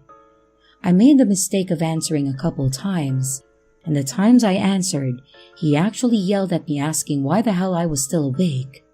He would text me randomly throughout the day and ask me, more like demand, that I take a picture of myself and whatever was in front of me. So, to put it simply, he became ridiculously controlling and wanted to know every single detail about everything that I was doing. Again, this was my first relationship with an adult, the first time I had a boyfriend that I actually spent time with, and I had no idea what the hell I was doing or supposed to do. Then I actually had an event that gave me a bit of clarity. I was talking with my mother one day, literally talking to her about her going through a divorce with my father, and he texted me with a, "Hey, I want a pic of you." I think my tone changed and my mom noticed because she asked me what was wrong, and I broke down. Within a few seconds, I went from trying to comfort her to bawling my eyes out and telling her all about Jack and how he was ruining everything. I seriously just let it all come out. She straight out told me to dump him. She told me that she was unhappy in her marriage with my dad and that's why they were getting a divorce, and that she didn't want me to end up with someone that I didn't love or end up unhappy. At that point, it just kind of clicked. I had to break up with him for my sake, and I didn't want to end up in a loveless relationship with a man that controlled my every move. The next day when he came over, I told him that we needed to split up. He was, of course, furious. He started in with anger, then he started threatening to hurt himself, and then he started calling me every single awful word that he could think of. Obviously this hurt, but I let him finish it up, and then explained to him that I needed some time alone because of my parents getting a divorce and that the stress of my family breaking up was getting to me. Yes, this was a lie, but it was the best that I had. After I said that, he just kind of stood there, said that he was sorry, and then left. It was quite the amicable breakup that I was hoping for, but it was a breakup, and that's all that mattered. I honestly thought that it was over after that. Again, my naivety got the best of me. What I didn't expect was the barrage of calls and texts that followed. Jack would not leave me alone. It would be, "Hey, how are you?" in the morning, and then "You're such a stupid..." Well, I'm not going to finish what he said, but you can assume. This went on for a week, and then the "You don't know what you're missing out on" kind of text started, alongside pictures of his privates. This guy seriously went full on creepy in a matter of around 8 days. It's pretty bad when I could even figure out that he wanted to be with me for literally just one thing. This went on for a couple weeks until the final night and the final event between us took place. It happened on the night of my mother's and my brother's birthday. They actually share the same birthday, so we always make it a point to have a family dinner out wherever they choose. We were out enjoying ourselves and having a great time at dinner, when out of nowhere, Jack seriously walks into the restaurant. I saw him walk in, and I saw him tell the waiter that he was with our party. He walked right over to the table and put his hands on my shoulder and squeezed, and started to say hi to my mother with the fakest voice that I've ever heard. The tension at the table was immediate, and my mom had never seen him, but it was obvious who he was. What's worse, he had the audacity to angrily ask who the hell the guy at the table was with us. And I said it was my brother, and then said that he needed to leave. My brother asked me if he needed to take care of this guy. I told him no, and honestly, it was a disaster that ended up with my brother and Jack getting into a sort of shoving match, and the manager dragging Jack out of the restaurant in a half-assed chokehold. Thankfully, they let us stay when I explained that Jack was my ex and that he had walked in to cause problems. They could see that I was being honest and told us that they would make sure that he didn't try to come back. After we ate, and after the embarrassment had worn off, we walked outside to go our separate ways. We were standing by my mother's car and talking, and almost out of nowhere, a crappy black Corolla guns it through the lot straight at us. My brother noticed it and was able to yell, and we all got out of the way. Well, my mom's car wasn't so lucky, and as you can probably assume, this Corolla belonged to Jack, and he had just committed attempted murder with his vehicle. He then backed up and tried to go as hard as he could in the direction that I ran, smacking into another car. Then he pulled away and took off. If I may say, this all sucked. My mom's car was seriously damaged, another random person's car was hit, and the back end smashed in. and all of this was because of this jackass that I decided to date for a few months. We called the cops, we talked to the management so we could find the person that owned the car that got hit. This whole thing was a disaster. I explained to the police everything that I had gone through with this guy and told them all the things that he'd sent me, and they said that they would be on a lookout for him. But at this point, had to consider this as a hit and run. That night, my brother and I actually stayed at my mom's place. I was not going back somewhere where he would have access to me.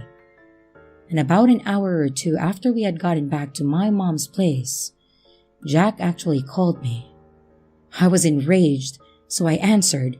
I asked him what the hell was wrong with him, and probably had a few other choice words. This sick piece of shit seriously responded with, "I just want you to know that I have never been as aroused as I was when I tried to kill you." Seeing the terrified look on your face turned me on more than anything, and I can't wait to see that look on your face in class tomorrow. Then he hung up. Needless to say, I immediately called the police and informed them of what he had said. They updated the information and considered his "in class tomorrow" comment as a clear and present threat of danger, which apparently accusing someone of attempted vehicular homicide isn't. This story pretty much ends here, with Jack being arrested, expelled, and charged with several different things and thrown in prison for a few years. This was about 11 years ago. I know for a fact that he's out now, but thankfully he hasn't reached out to me or attempted to contact me in any way. I'm not going to lie, he is the one person that seriously scares the hell out of me. Mostly because he went from nice guy to attempted murderer within a couple of weeks because I wouldn't sleep with him. So Jack, the worst boyfriend that I have ever had, and the man I wish I would have never met in college. Let's never meet again. And also, screw you for wrecking my mom's car like that. She seriously loved her Yaris and hasn't found one in that color blue since.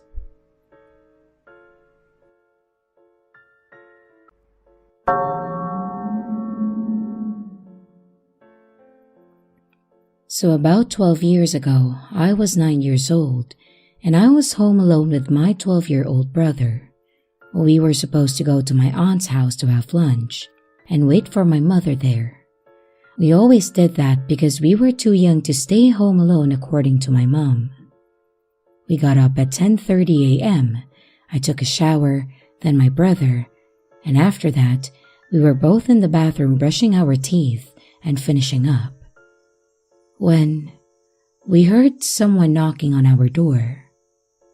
Since every time someone knocked at our door, they turned out to be some salesman or Jehovah's Witness, and we kind of waited for them to go away. But after a couple of minutes, I went to see if they were still outside through the window, and no one was there. What a relief. We continued getting ready when we saw a shadow go by through the bathroom window, which was kind of like a small square made with that kind of glass that makes everything behind it really blurry. We waited and saw in case it was just a bird flying by, when a hand hit it, clear as day. We got scared. We didn't know what to do. My brother had his cell phone, so he immediately called the police. And while it was ringing, we heard a loud bang at the door. Someone was brute forcing it, and I don't know if they were kicking it or ramming it, but it was one of the most frightening things that I have ever heard. My brother told me to lock the bathroom door, so I did. It took 5 bangs so the perpetrator could finally bash open the door. Then the police answered. I remember the exact thing my brother said, and he was whimpering. His voice could barely be heard. "Hello? There's someone in our house. I think they're stealing." Then a pause. "We are at..." and he gave them our address, and then another pause. "I'm with my little brother. We're locked in our bathroom. Please, hurry." While all that, I was sitting against the wall hugging my knees. It was one of the most nerve-wracking experiences ever. I could hear the man going through all of our stuff, emptying the stands, going up and down the stairs, opening cabinets, and he even broke a few cups and plates. I don't know why. Then I heard the sound of my cell phone when it turns off, and I remembered that I left it on the kitchen table. I felt so stupid for leaving it there, and things continued for a couple of minutes when we heard him trying to open the door to the bathroom. My brother got a hold of a big metal rod that we had lying around there, and he started kicking the door. "Who is there?" the man screamed. We said nothing. Another kick, then another, and I felt like I was about to have an anxiety attack. My chest started to ache, and I had chills, and I was really hot. I tried to remain calm, but it was just too much for me. After that he had stopped, we heard the door opening, and then silence. We waited for almost 10 minutes before going out of the bathroom. The living room was a total mess, lots of papers and books on the floor, and the cabinets were wide open. The cups and plates were all on the floor. And in our mother's bedroom, the nightstand and the closet were open, and everything inside them was all over the place. Upstairs in our room, it was the same thing. In about 5 minutes, the man was able to go through everything we had and left a total mess. After that, my brother called my mom and she ordered us to go to my aunt's place ASAP, and so we did. When we got there, I was a little more relaxed. My aunt was waiting for us with ice cream, probably because my mom told her everything and she wanted us to calm down a bit. We went back home at about 5 p.m. and my mom told her boss that she had a home emergency, so she left early. She tidied up the house, cleaned up, and left everything the way it was before so we could be relaxed. I really appreciate her effort and my aunts to calm us down and do everything so we didn't have to think about it. According to my mom, the police got home after she arrived at around 3 p.m., 4 hours after the incident. She explained everything, but because of the lack of evidence, nothing could be done. The man was never caught, and honestly, I don't think they even tried to search for him. And the next days, my mom was home with us. Now, I tell you the story as a funny anecdote. Luckily, no one was hurt, and he only took useless stuff. But at that time, I was really scared. To a 9-year-old, an experience like that can have serious repercussions. I'm lucky that it never came to that, and I got over that after a couple of weeks.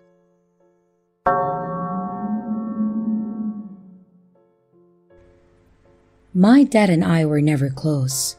I wasn't close to anyone from his side of the family, but his 2 younger brothers set off every internal alarm that I had. Uncle number 1 turned out to be molesting his stepdaughter, who he raised since she was an infant. And uncle number 2 is who this post is about. I'll call him D. I have several siblings and we have many cousins living in our small town. They all think D is the best, lots of fun to be around, but I never warmed up to him. I didn't trust him, and he had a creepy vibe. I kept my distance and my mom never made me hug or have physical contact with anyone that I was leery of.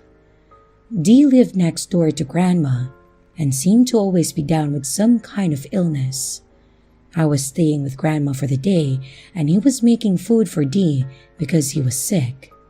She fixes him a plate and tells me to take it over.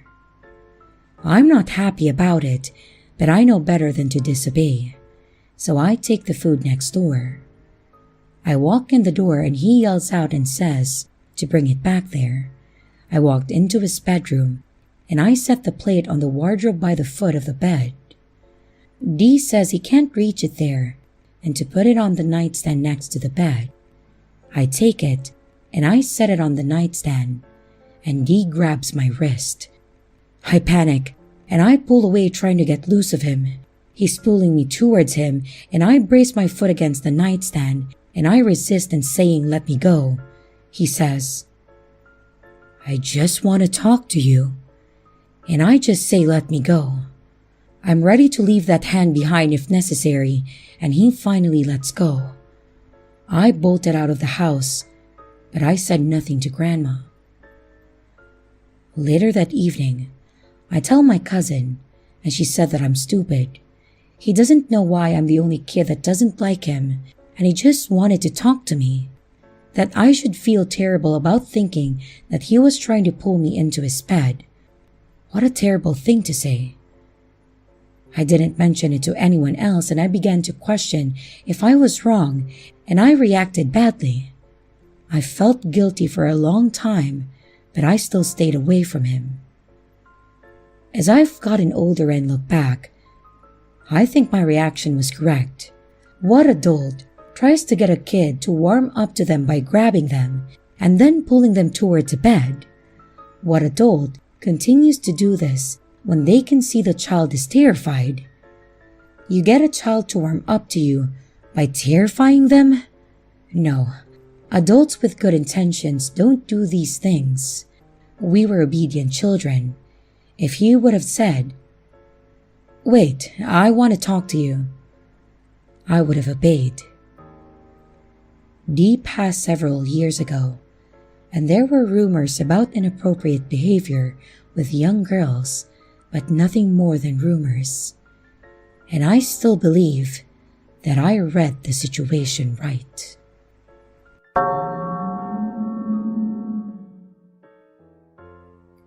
This happened years ago when I was barely 14. My middle school and my best friend's middle school organized a trip abroad to Great Britain, London to be exact. It's supposed to be a few days looking at London attractions, the museums and the shops, and it was fun. Until it wasn't. For the day before we were supposed to leave and go home, we were brought to the streets with some interesting shops, and we received free time for shopping. And then, our teachers and guide had a brilliant idea. They told us after the time for shopping ends that we have to meet at a different street than this. In retrospect, it was like 100 meters away, but they still shouldn't do that. Most of us have never been in London and we barely speak English. We don't have a map of a city and roaming services don't work correctly. 90% of the students got lost, and I got lost with my best friend because we went in the complete opposite direction, and we were both confused about the directions given to us. We were walking along the pavement, and my friend was either running ahead or staying behind and nervously look around. We didn't look like we were together because we were not interacting with each other. So I guess that's why this happened. My friend ran ahead and stopped to look around.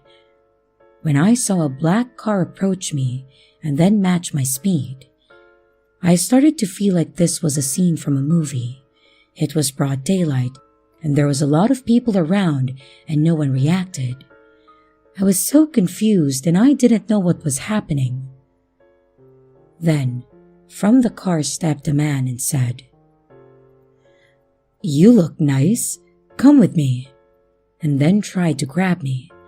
The car was still running, so I suppose someone was still in it. I was stunned. I couldn't believe this was real.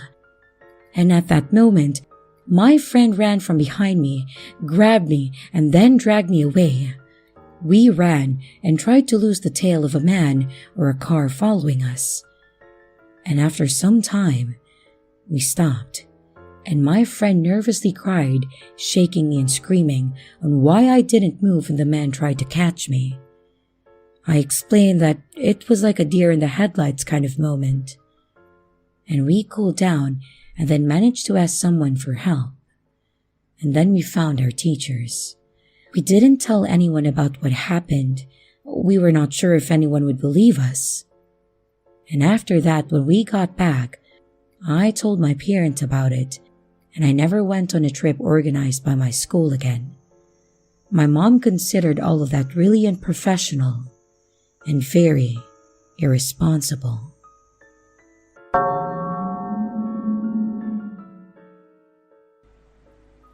Like every good story, there is a beginning and an ending. This roller coaster of a story is still ongoing 2 years later with no end in sight. It all started when I wanted to further my education and get a bachelor's in information systems.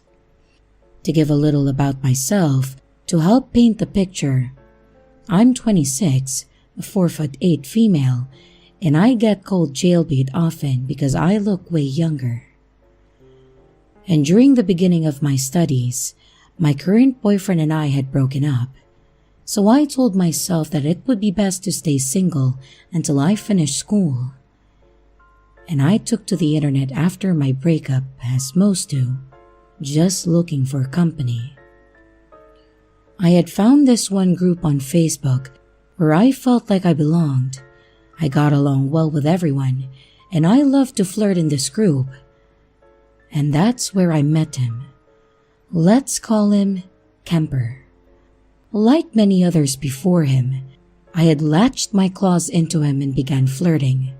I even had a little crush on him. Things began innocently. I flirted, and he flirted back in the group. He seemed very mysterious though. I guess that's what drew me to him.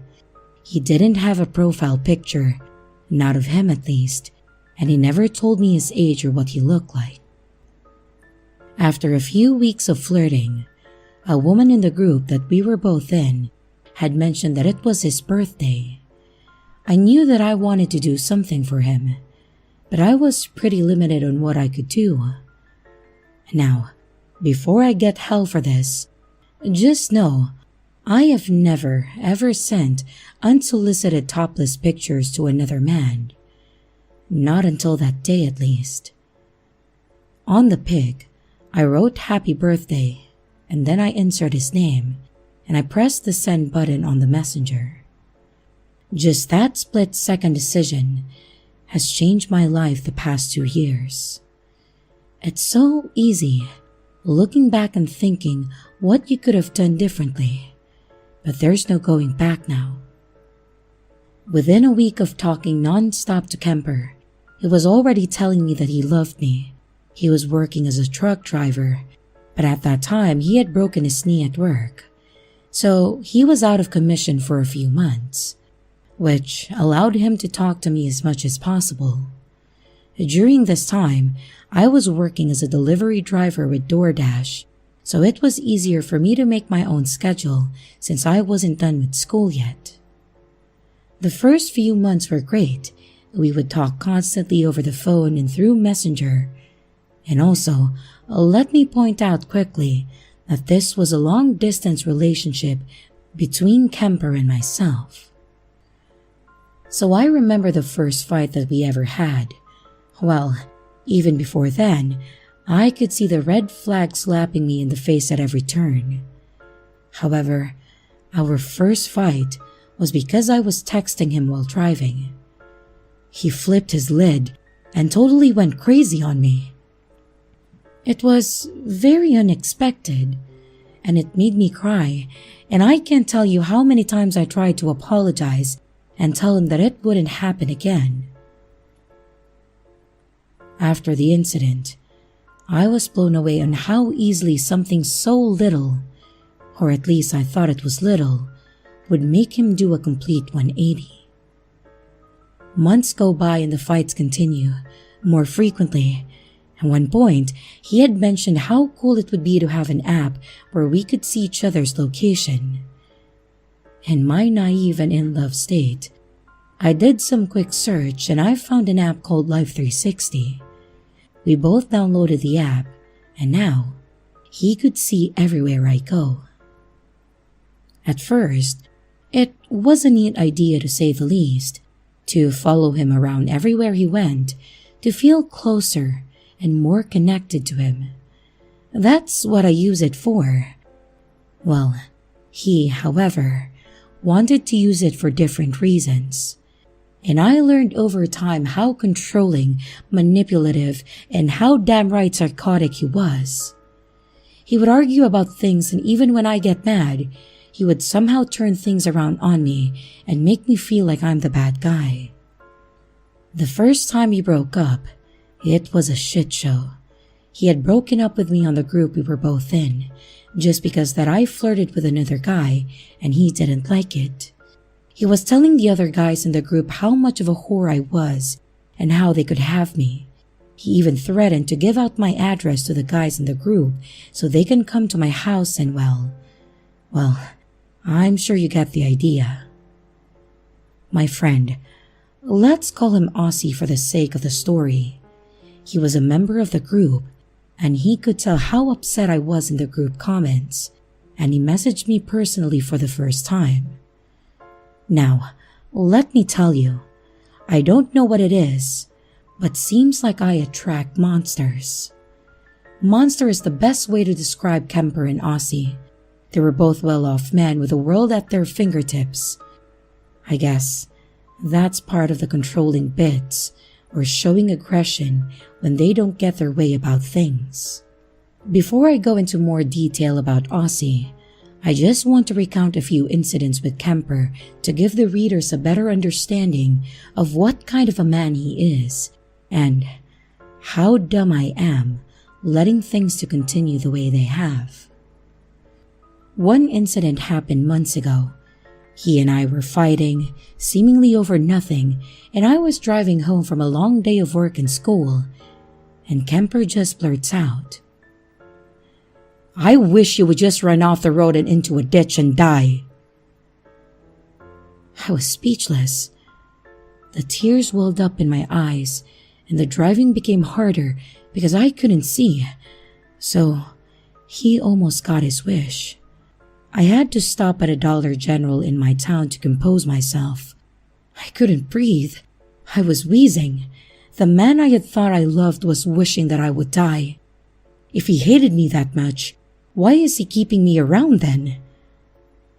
I just wanted to curl into a ball at the moment and just disappear for a while. I didn't want to go home, but I couldn't just stay parked at Dollar General. I was really at a loss for what to do.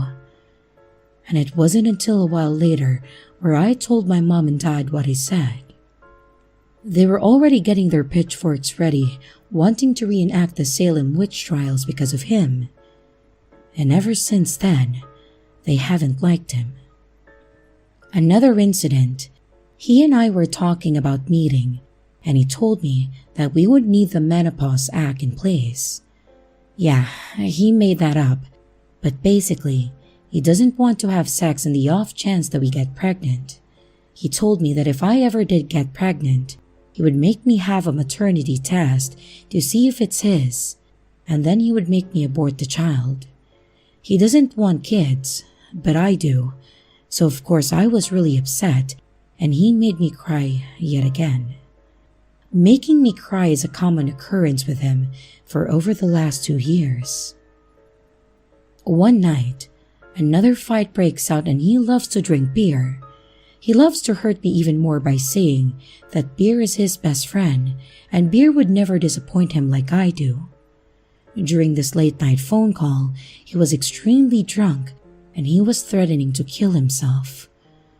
I just couldn't take the arguing, so I bid him a good evening and let that be that I hung up on him. I received a large number of texts saying all sorts of things, but one really stood out. He wrote, "If I kill myself tonight, it will be because you made me do it." I didn't see this until the next morning, but you can imagine how panicked I was. My heart just sank, and of course, tears. He was good at making me feel like crap, good at manipulating, lying, controlling. It's just all becoming way too much, and it's really more than anyone should deal with, no matter how much you love someone. And the next day, I begged him to get help for his drinking, his depression, and his suicidal behavior. But he just refuses. Being so far away, there's only so much that I can do. Kemper has anger issues along with so many other issues as well.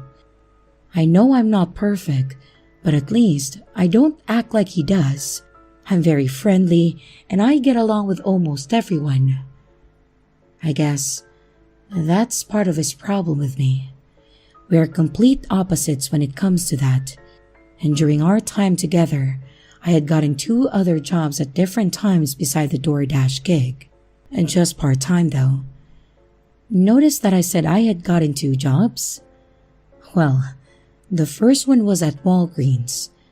The very first day on the job, I was doing certifications for the job, and during the whole time, he was blowing up my phone, telling me that I don't need another job, or telling me that I won't have time for him, or that he would need to find someone else to replace the time that I had spent with him while also keeping me around.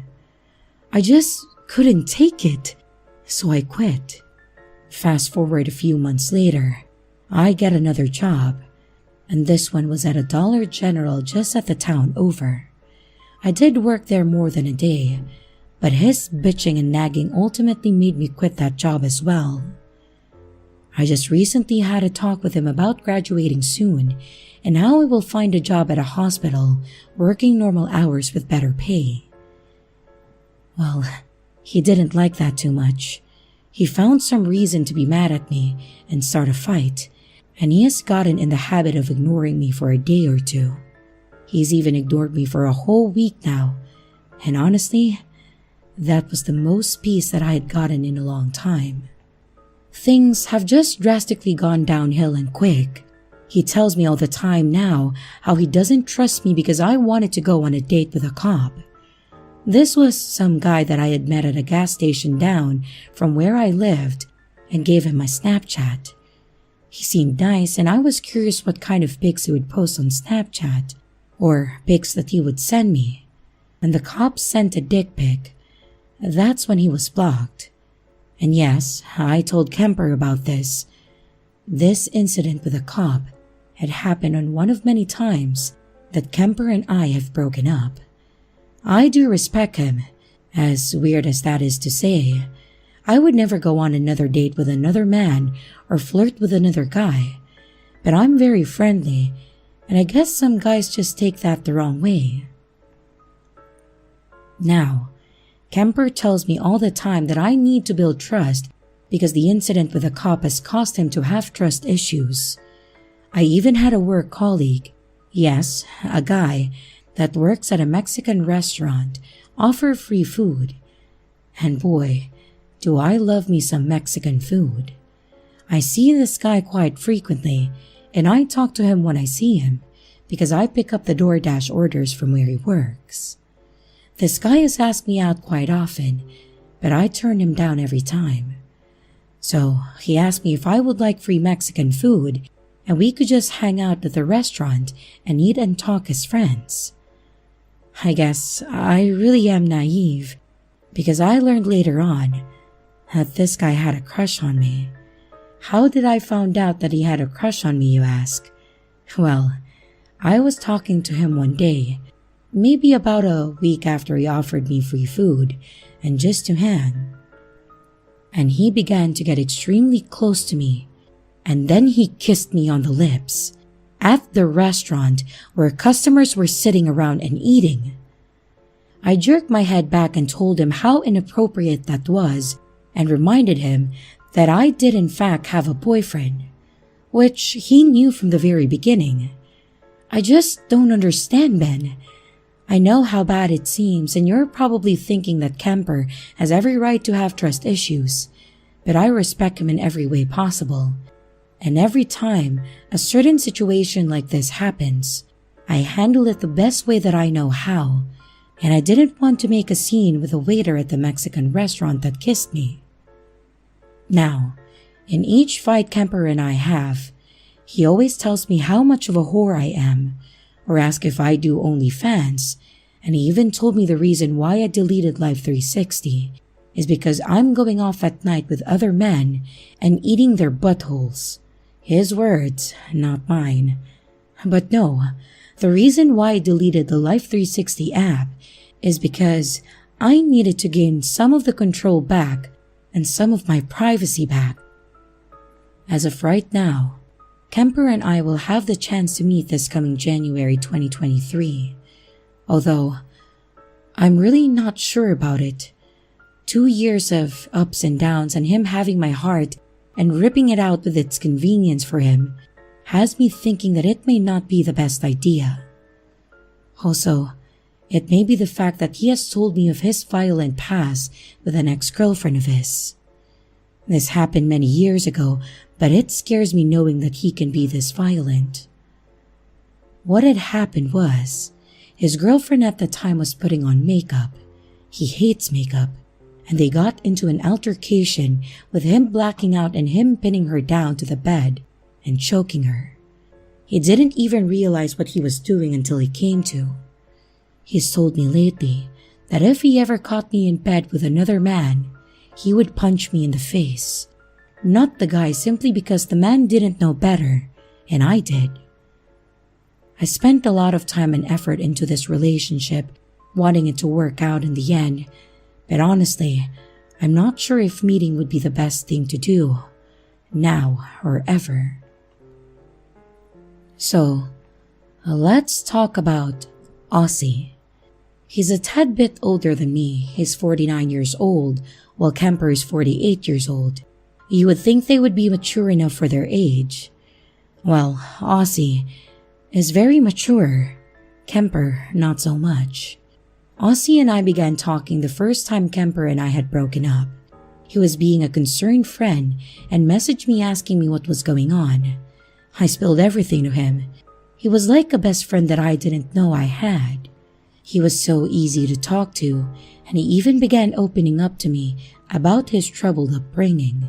We would talk about everything and things began to escalate into a more sexual topic. He would tell me about his dark fantasies, which at one point I would have shared with him, but not so much anymore. I'm more vanilla nowadays when it comes to stuff like that, and after a month or so of talking, he too would begin to tell me he loved me, but only as a friend. I knew better than that, and it made me uncomfortable knowing that someone that I've only had a handful of conversations with, which mostly consisted of sex talk, would tell me that he loved me. Majority of the time, he would just exchange gifs with a few voice clips shared between us. Over time, I felt bad for talking to this man, but he was a comfort when Kemper and I had broken up. But our conversations went from semi-normal to just weird. Let me mention real quick, just like Kemper, he too didn't have a profile pic, but he would post pictures of himself on the group. So I knew what he looked like, and he was a very handsome man. After a while of talking to him, he would send me some other pictures which seemed to be newer pictures, which looked nothing like the pictures that he had posted in the group. I didn't make a fuss out of it, just assume that pictures in the group were older pictures. One day he had told me that he was getting a haircut. I was trying to be polite and ask for a picture to see the new haircut. And days later, he finally sent me that picture. But I wasn't sure who this person in the picture was. It looked absolutely nothing like the previous pictures he had sent me. And at that moment, I assumed that I was being catfished, but it didn't matter to me because looks really don't matter. A lot of the messages I receive from him is how he wants to breed me, or he refers to himself as Mr. Wolf and tells me all the time how he wants to marry me and steal me away from Kemper and just get me pregnant. He talks all the time about how he would make a beautiful child and how he's very well off, so he would be able to have more children and how much of a great life we would have. He even goes out of his way to find gifs and pictures of naked pregnant women being forced into brutal things. Things tend to get even darker at times.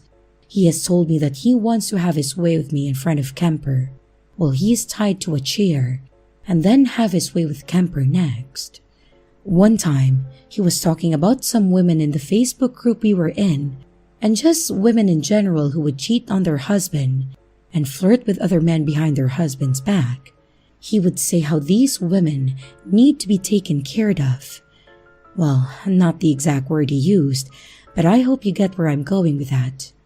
He tells me all the time how he knows high-end people, how he's good friends with the governor, and that he can find any kind of information about someone if he needs to. It's truly scary to say the least if this is all true, and my gut feeling is telling me that it is, and it's just one of the many reasons that I began distancing myself from him. He's in the process of having a lawsuit settled, in which he would gain a large amount of money from it, which he really doesn't need. One day, he began sending me pictures of this piece of property with a large multi-million-dollar home with a cellar. He would tell me how he would convert the cellar into a dungeon and keep me there as his play toy. The more I write about things, the more I'm getting a better idea of how dangerous things can possibly be if I've ever met with either Kemper or Aussie. Aussie tells me all the time about his lawsuit and when it should be finished, and tells me how he would love to take my mom and myself to dinner. I talk about my mom quite often to him because she plays a big part in my life, and I love her more than anything. So, I live in the south by the Gulf, and Aussie has friends over in this area. He wants to meet a few of his Facebook friends that live in this area, and he had asked me to join him for a few weeks of traveling to meet some of his friends with him. And that is after his lawsuit is settled. That's a big nope from me. I barely even know him, much less his Facebook friends. So, this is my story so far. I'm not sure how things will turn out, but as of right now, let's not meet. Kemper and Aussie both scare me in ways that I can't explain. I do love Kemper with all of my heart, but he has a lot of issues that he needs to work on before I even consider meeting him, so it may never happen. I'm really hoping once I get a job working at a hospital that I will be able to find someone normal to date and spend the rest of my life with. Kemper tells me that sometimes I need to move on because he would never change, and I'm beginning to believe it. At the moment, I feel like things with Kemper will never go any further than how they are right now. It's hard though to get away from them, especially Kemper. He knows my address, my phone number, my email address, and he can even make multiple Facebook accounts to send me messages. Even one time, I had blocked Kemper on everything. He found a way to send me a message from an unknown number, asking me to unblock him so we can talk. I have other stories that I can tell you about men that I never want to meet again. But this story is the one that has the most effect on my mental health.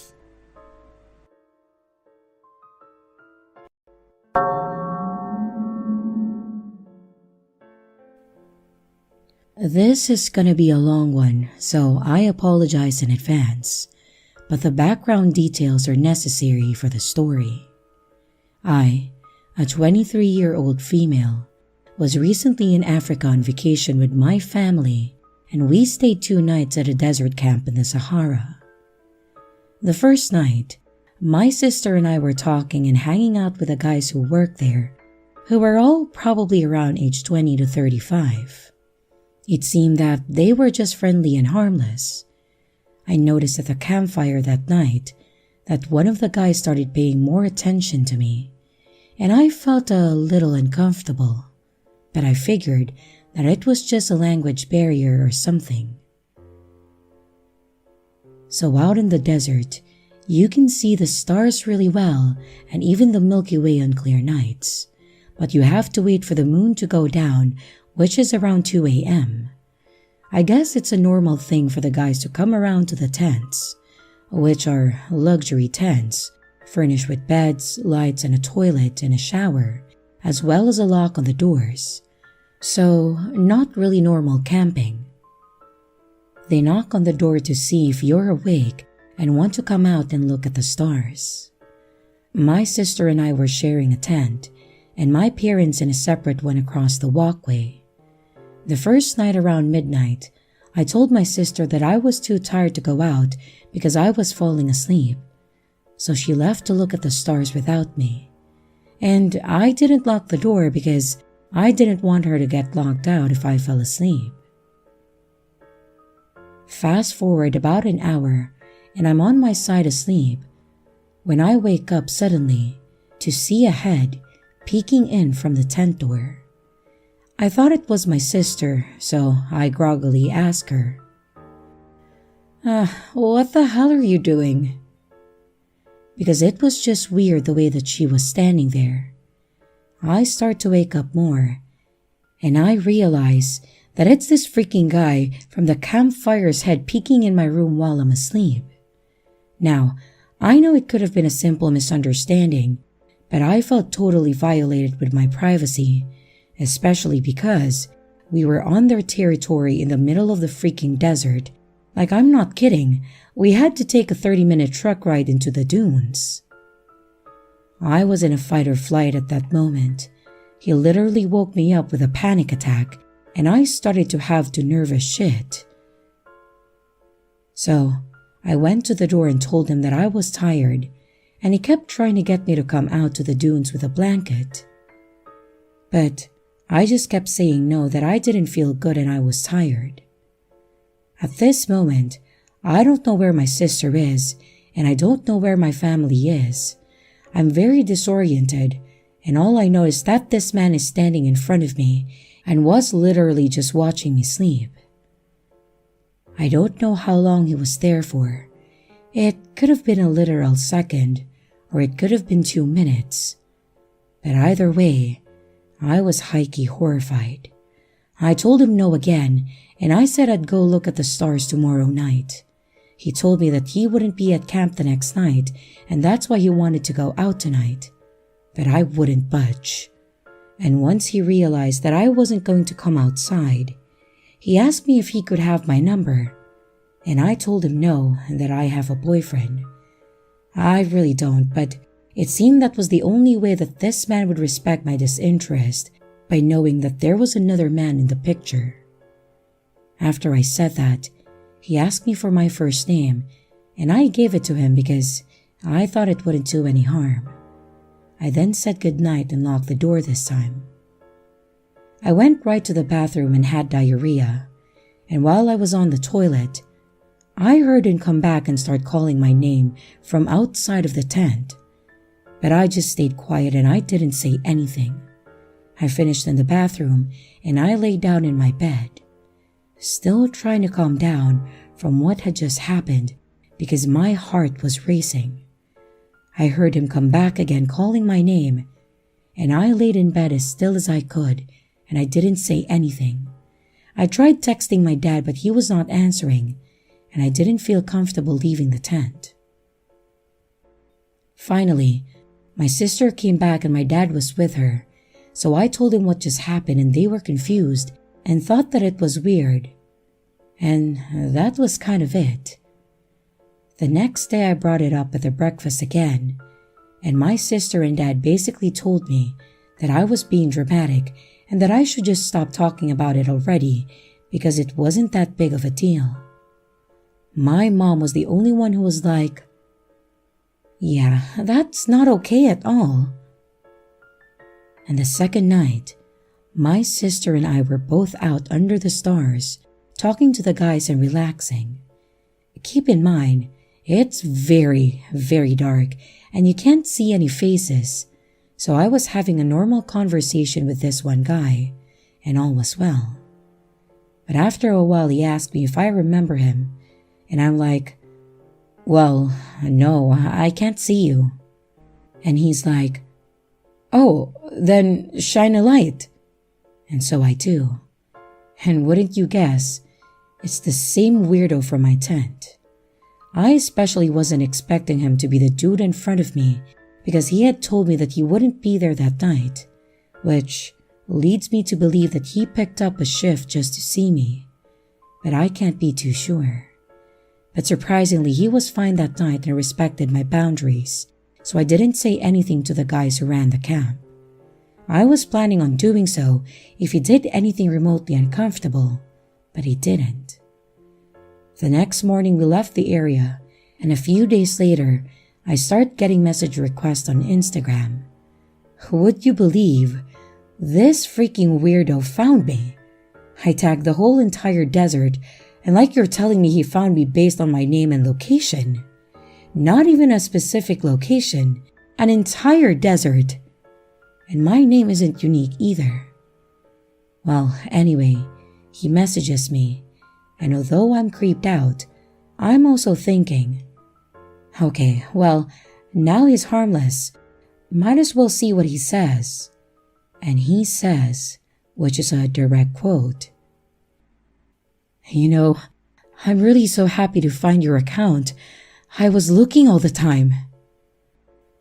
Which I found highly creepy to even say to someone, but again, it could have been just a cultural difference, but who knows. I didn't answer, and he messaged me again a few days later asking how I am, but I didn't answer. So yeah, I'm curious what you guys think about this, and if I was really overreacting, or if you think that my gut feeling was right. He seemed to be harmless in the end, but you never know.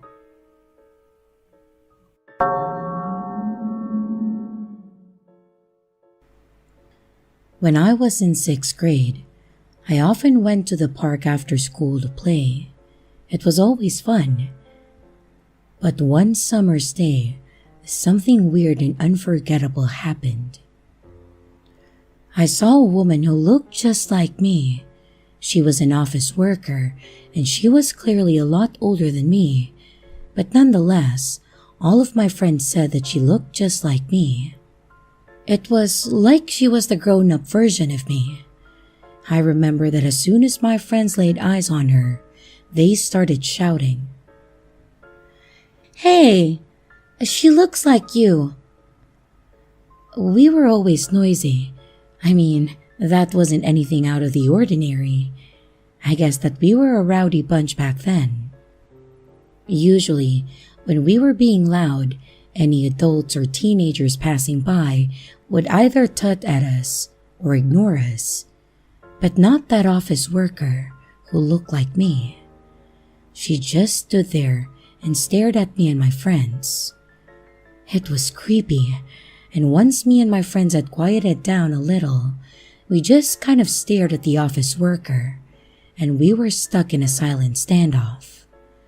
I started to get a little worried, and I didn't look away from the office worker, but I think that my friends were feeling the same as I was. I started to wonder if the person who was staring at us had some kind of sinister intentions.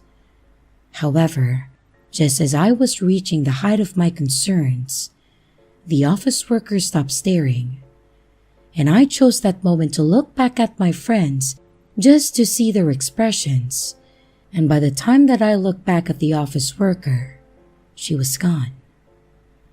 After she went away, my friends and I slowly began to relax, and we got to a point where we were able to joke about the situation. They were making fun of me for having a creepy doppelganger.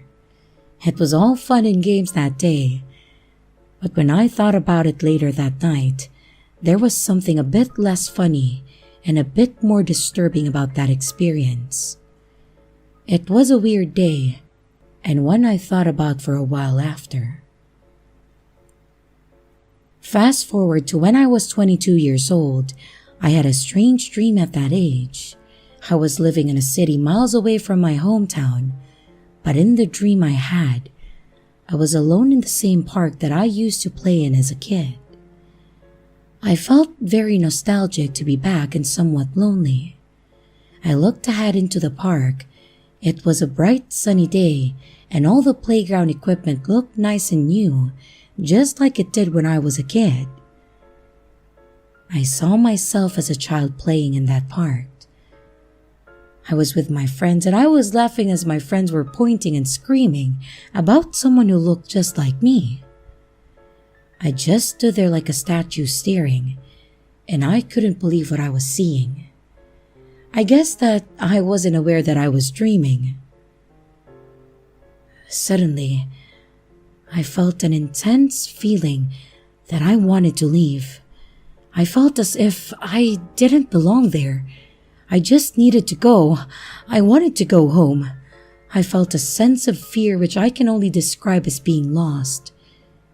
It was a very strange emotion to experience. I just wanted to go home, so I turned to leave. That's the last thing I remember before waking up. I expected to wake up at home, but I didn't. I woke up in a hospital bed. I had no idea how I got here.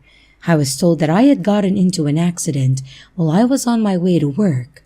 I used to ride to work on my motorbike. I have no idea who hit me, but I'm sure that they never got into any trouble with the authorities. It was a hit and run, and it turned out that I had just come out of a coma. Apparently, I was walking the tightrope between life and death, and if my life had been a candle, it would have been flickering. A few days after I regained my consciousness, I was finally discharged from the hospital. I left with worry in my heart, and I couldn't forget about the dream that I had before I woke up. I saw what I saw when I was in the 6th grade, and then again in a dream at age 22. I found that the clothes that I was wearing when I had my accident, I was wearing business clothes under my leathers. I saw my future self that day when I was younger. I am certain of that. I'm not sure why or how, but I know what I saw. Perhaps the reason that I am still here, the reason why I was able to wake up, was because of that interaction with what I thought at that time was a doppelganger. When I saw myself in the park as an adult, and I remembered the interaction, perhaps that was the trigger that I needed to wake up from my coma dream. It was absolutely unexplainable, but I count each day as a blessing. What was that? A glitch? Was I saved for some reason? Whatever it is beyond my comprehension, but I am grateful.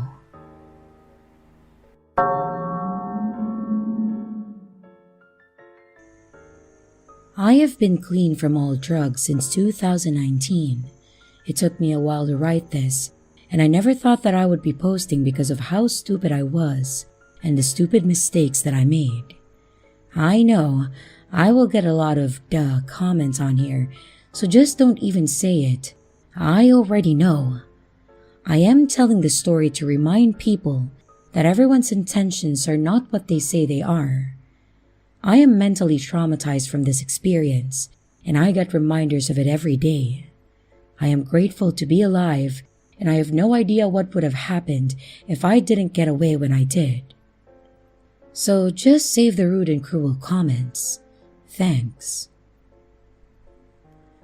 This story is based in September of 2017. I believe it was such a freaking blur. I did whatever I could to survive in this harsh world, so please, no judgment. I was on the streets with no family, an inactive crack, and soon-to-be meth addiction. Backstory, I started using crack in 2015, and I figured out that if I sold my body, I could make easy money. I know, not ideal, but I was deep in addiction, and at that point, I didn't care about anything. But in January of 2017, I met Ty, who also smoked crack but worked every day, so I no longer had to do that. I was going on like 8 months free from selling my body and soul. And also, when I met Ty, he had a place in this big city and he did a lot of work for people in the city. I was left on the street by the man that I thought I had loved at that time.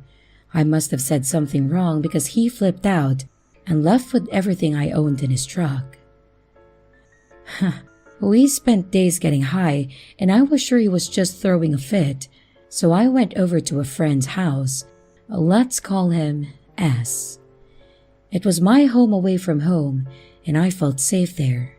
S was older, maybe a 60-year-old man who liked to get high, and over time, he became one of my best friends. I was able to take a shower and then put on clean clothes. And when I was all done, I remember sitting on the couch with disbelief that Ty would just leave me like that. I started crying and wishing things had been different, while S held me and comforted me. I knew deep down that I needed a fresh start, to depend on myself and live a happy life. And across the street from S's house was a hometown bar where rappers and musicians would perform. And on that particular night in the bar, it had been filled with people from the bigger city about half an hour away. Let me explain. Where I come from, there isn't really a place for addicts to go and get clean. They do have a women's shelter, which I had been to before. About 30 minutes away is a bigger city where they have all the help you can ask for if you are willing to do the work. At this point, I was ready to get away from everything and everyone. I had no hope of cleaning up my life if I stayed anywhere close to where I was using. Remember, you have to remove old playmates, playthings, and playgrounds. So that's what I needed to do. I went right over to the bar and found a semi-good-looking guy heading back to the city that I needed to go. I told him that I had planned to go to the shelter in the morning, and he told me that I could just go with him and he will take me in the morning. On the ride, I remember feeling like a whole 100 bricks was lifted off my shoulders. I had nothing but the clothes on my back and a phone with no minutes. I asked the guy I was with that was driving. He had a pretty sweet ride, by the way. I said, "You don't mess with this, right?" And I pulled out my crack pipe. He shook his head, so I rolled down the window and just let it go. I knew that going into the shelter, I had to get better, not just for me, but I had kids and a family that at that time still hoped that I would get better. I wanted to start over. I just didn't know how hard it was gonna be. Me and this random dude go to his friend's house and we smoke a blunt, and I don't remember nothing after that. I woke up on the floor of a clean room, and I mean clean, like there was nothing in it. It smelled like paint as I looked around, and I realized this was the place the dude was talking about moving into and renting. And I got up, and he took me to get coffee and ride over to the shelter. I was freaking terrified of what I was walking into. I had no idea what to expect, and all I knew was that I needed to get better for my life, and I needed to do it now. As we drove into downtown, I got a little nervous because I knew downtown was full of crime and drug dealers, big buildings and confusing signs, tons of people and traffic, and then I realized that I was going to have to work really hard to get my life back. We pulled onto the street, and before I knew it, he was dropping me off. And there I was, standing in this big, beautiful, clean lobby, just feeling lost and broken.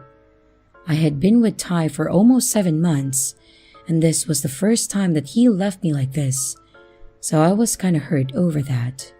I knew he had been seeing someone else in our recent month breakup, and he wasn't afraid to show it. The place, it smelled like lime, with spotless white walls. I walked up to the desk, and I was asked if I was homeless. "Yes," I said, and she didn't even ask any questions. She just looked at me with sad eyes and said, Okay, hun, let's get you set up. She took me to a small room full of boxes as she hands me one. She explained that it was for my personal things, toilets and etc. I looked at her with unsettling eyes, and I replied that I didn't have any belongings, that I had lost everything the night before. And the nice lady gave me some toiletries and a pair of leggings. Next was the intake where I had to answer a bunch of questions, and I was handed a paper with all the rules on it, and on top of the paper, it stated that there was no Wi-Fi in or around the building. You had to go down to the stop sign to get internet. My phone was off, but I could still use Wi-Fi, but at that time, I wasn't really worried about it. I knew Ty was already probably staying with that other girl. Michelle was her name, so I didn't feel it was necessary to even try to use my phone. I decided to cut off everyone and try to be different. When she was done giving me the rundown on how things worked, she took me into the day room.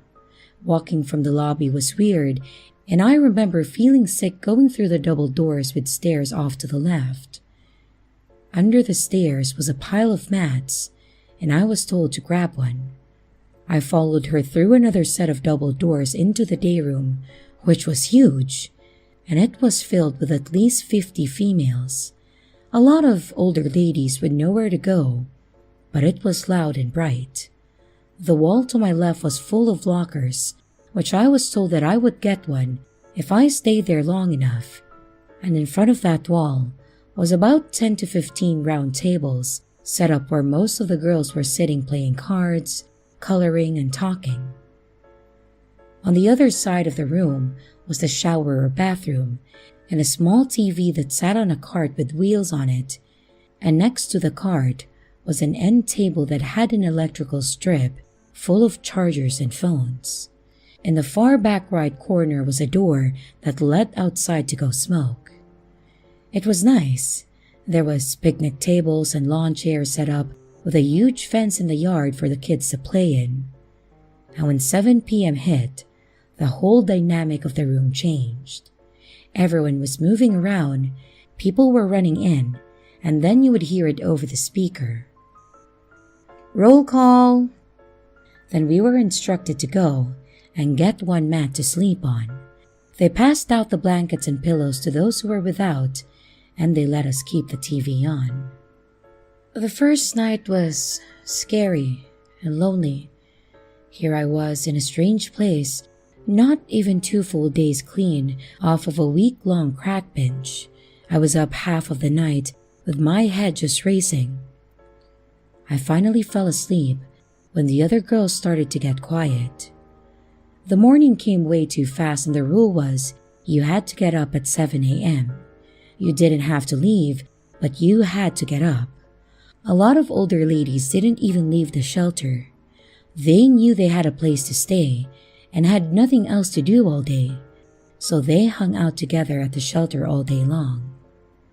I had to go upstairs for breakfast, which was okay.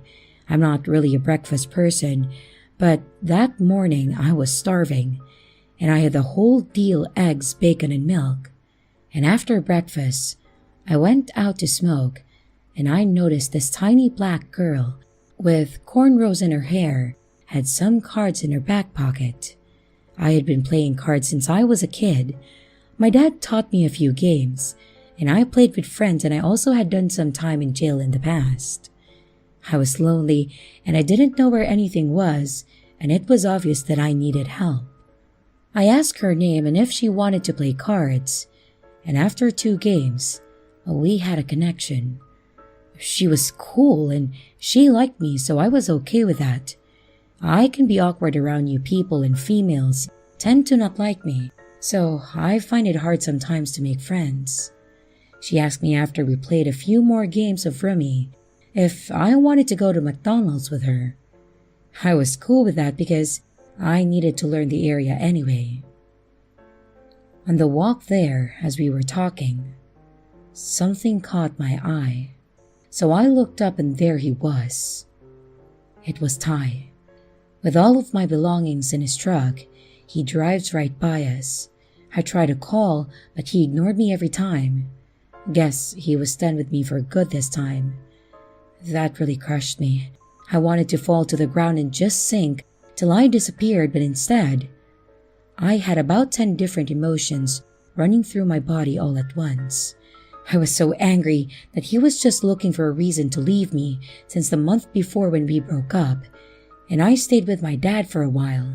He started seeing this Michelle, and I was absolutely devastated. We continued our walk to McDonald's as I was silent and broken. That night was easier to sleep because I was exhausted from not having any sleep and just feeling done. I slept like a baby, to be honest.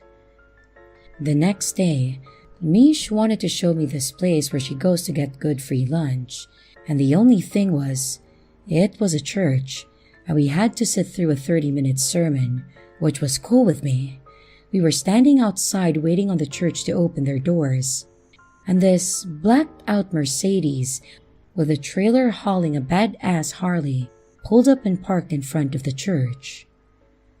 I then heard my loud mouth say, "Damn, that's a nice freaking setup."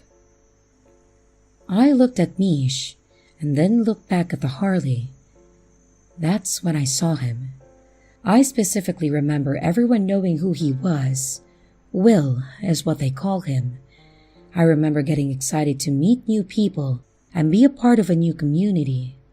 Everyone was really nice going into the church. A guy at the door walking in gave us a pamphlet of meal times and services offered. I followed Mish to one of the back pews and I slid in behind her. The church was pretty, different colors, and there was a choir singing in a low and almost quiet tone as people around us are taking their seats. I kind of froze when the guy I saw come in. Will, he sat next to me. I looked at Mish, and then I quickly noticed his gold watch. It could have been fake, but it almost looked like a Rolex. He was an older black gentleman, talked real smooth when he introduced himself with his hand out. I was shocked that he wanted to shake my hand. No one in my life does that. I shook his hand, and they were creamy like he takes very good care of them, and obviously does not work a physically demanding job. He was nice dressed and had this pimp hat on like a fedora, and it had a feather in it. His cologne was strong but smelled good like a man. He was handsome and smooth. He was also very confident. And sitting through this sermon, I found it hard to pay attention to the preacher. I remember looking at his clean, shiny black leather shoes, and the socks were black and thick. And when the service was finally over, people started heading to the dining area. I just followed Mish through, and we got our food. She picked an empty space to eat in one of the end of the long tables, full of chairs. And not even 5 minutes, not paying attention to our surroundings, just eating. Will came over and sat 3 seats away from me. He looked at Mish and said, "Do you mind?" I don't know why I didn't see the red flags. Of course, I see them now. But looking back, I was so clueless. He hardly said a word the whole time that we were eating, and when he was done, he got up, threw his stuff away, and I assumed he left.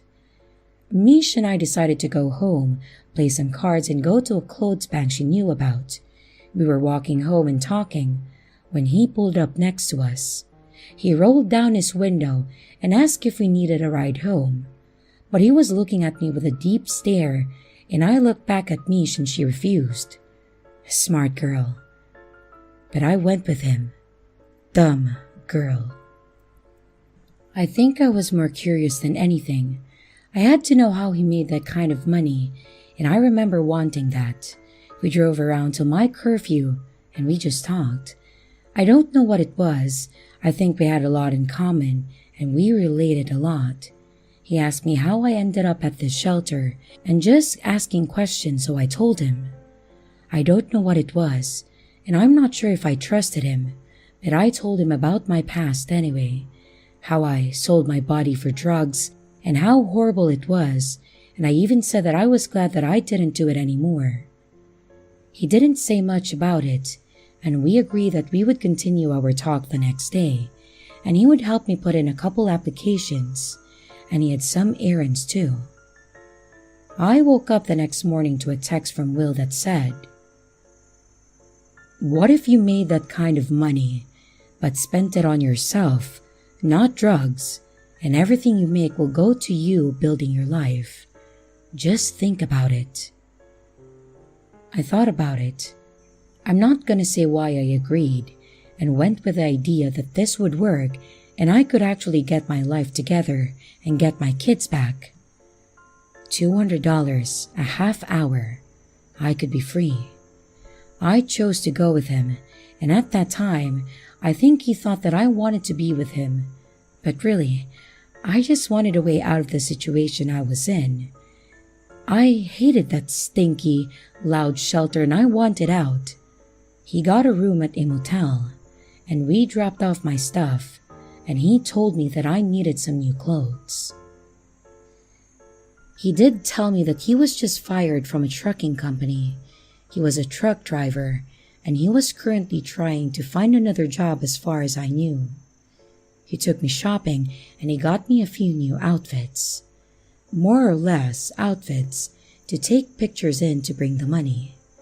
I knew what I was getting into, and I was preparing my mind to handle everything that was about to happen. Will did tell me that if I went with him, I had to stay clean and have a clear mind to make money and be smart. Looking back at how manipulative he was and made me believe that I would do this to make my life better. I started doing this a few times before I got addicted, so I could make rent or bills, so I knew I could mentally do it, but I was still unsure about where this was gonna go. We get back to the hotel and I do my thing. I take my pictures and post them, and it didn't take long before I started to get calls. I did make some money, and I kept every penny, and Will took me shopping. I remember the shoes I bought. They were black and gold baby fats. Oh, I love those shoes. I got like 6 or 7 cute outfits, some makeup and hair dye, and I remember I came to the shelter with nothing, so being able to get all of this stuff made me feel so good. I was confident in myself and hopeful that I could get to a place and start a new life within a few weeks, if days like that repeated itself. Remembering how things went, I am starting to think that this was part of his game, making girls think that they can do it and keep all the money and then just trap them and make them need you. It's sick. He tricked me. He made me think that I could finally live a clean life. Yeah, I was escorting, but I treated it like a job. I bought another phone, so I had a new number, and I used the older phone for work, and it turned off at like 5 p.m. I thought wrong. I later that day went back over to the shelter and grabbed the one shirt that I had and some personal things, and I left with Will. That night was cool. He was super chill, and we talked in separate beds. We got a 2-bed and he didn't act like he had any interest in me. That which I was actually happy about, because I didn't want to be with anyone. I needed a break from my emotional attachment. After Ty left me, I felt like I wouldn't trust anyone like that in a long time, so I was happy that I was comfy in bed, watching TV, freshly showered, with money in my pocket, and I had the best night's sleep. And I woke up to breakfast and time to get up and get myself together. He got up early, went and got us breakfast and coffee. He ate with me and then left. He said that he will be back in a couple hours to take my time and to do what I gotta do. So I did just that, and while he was gone, I dyed my hair, took a hair, and the works. And not long after I was done and waited for him, the door opens and a female walks in. She's pale and has a beautiful face, long pretty blonde hair that ran down her shoulders.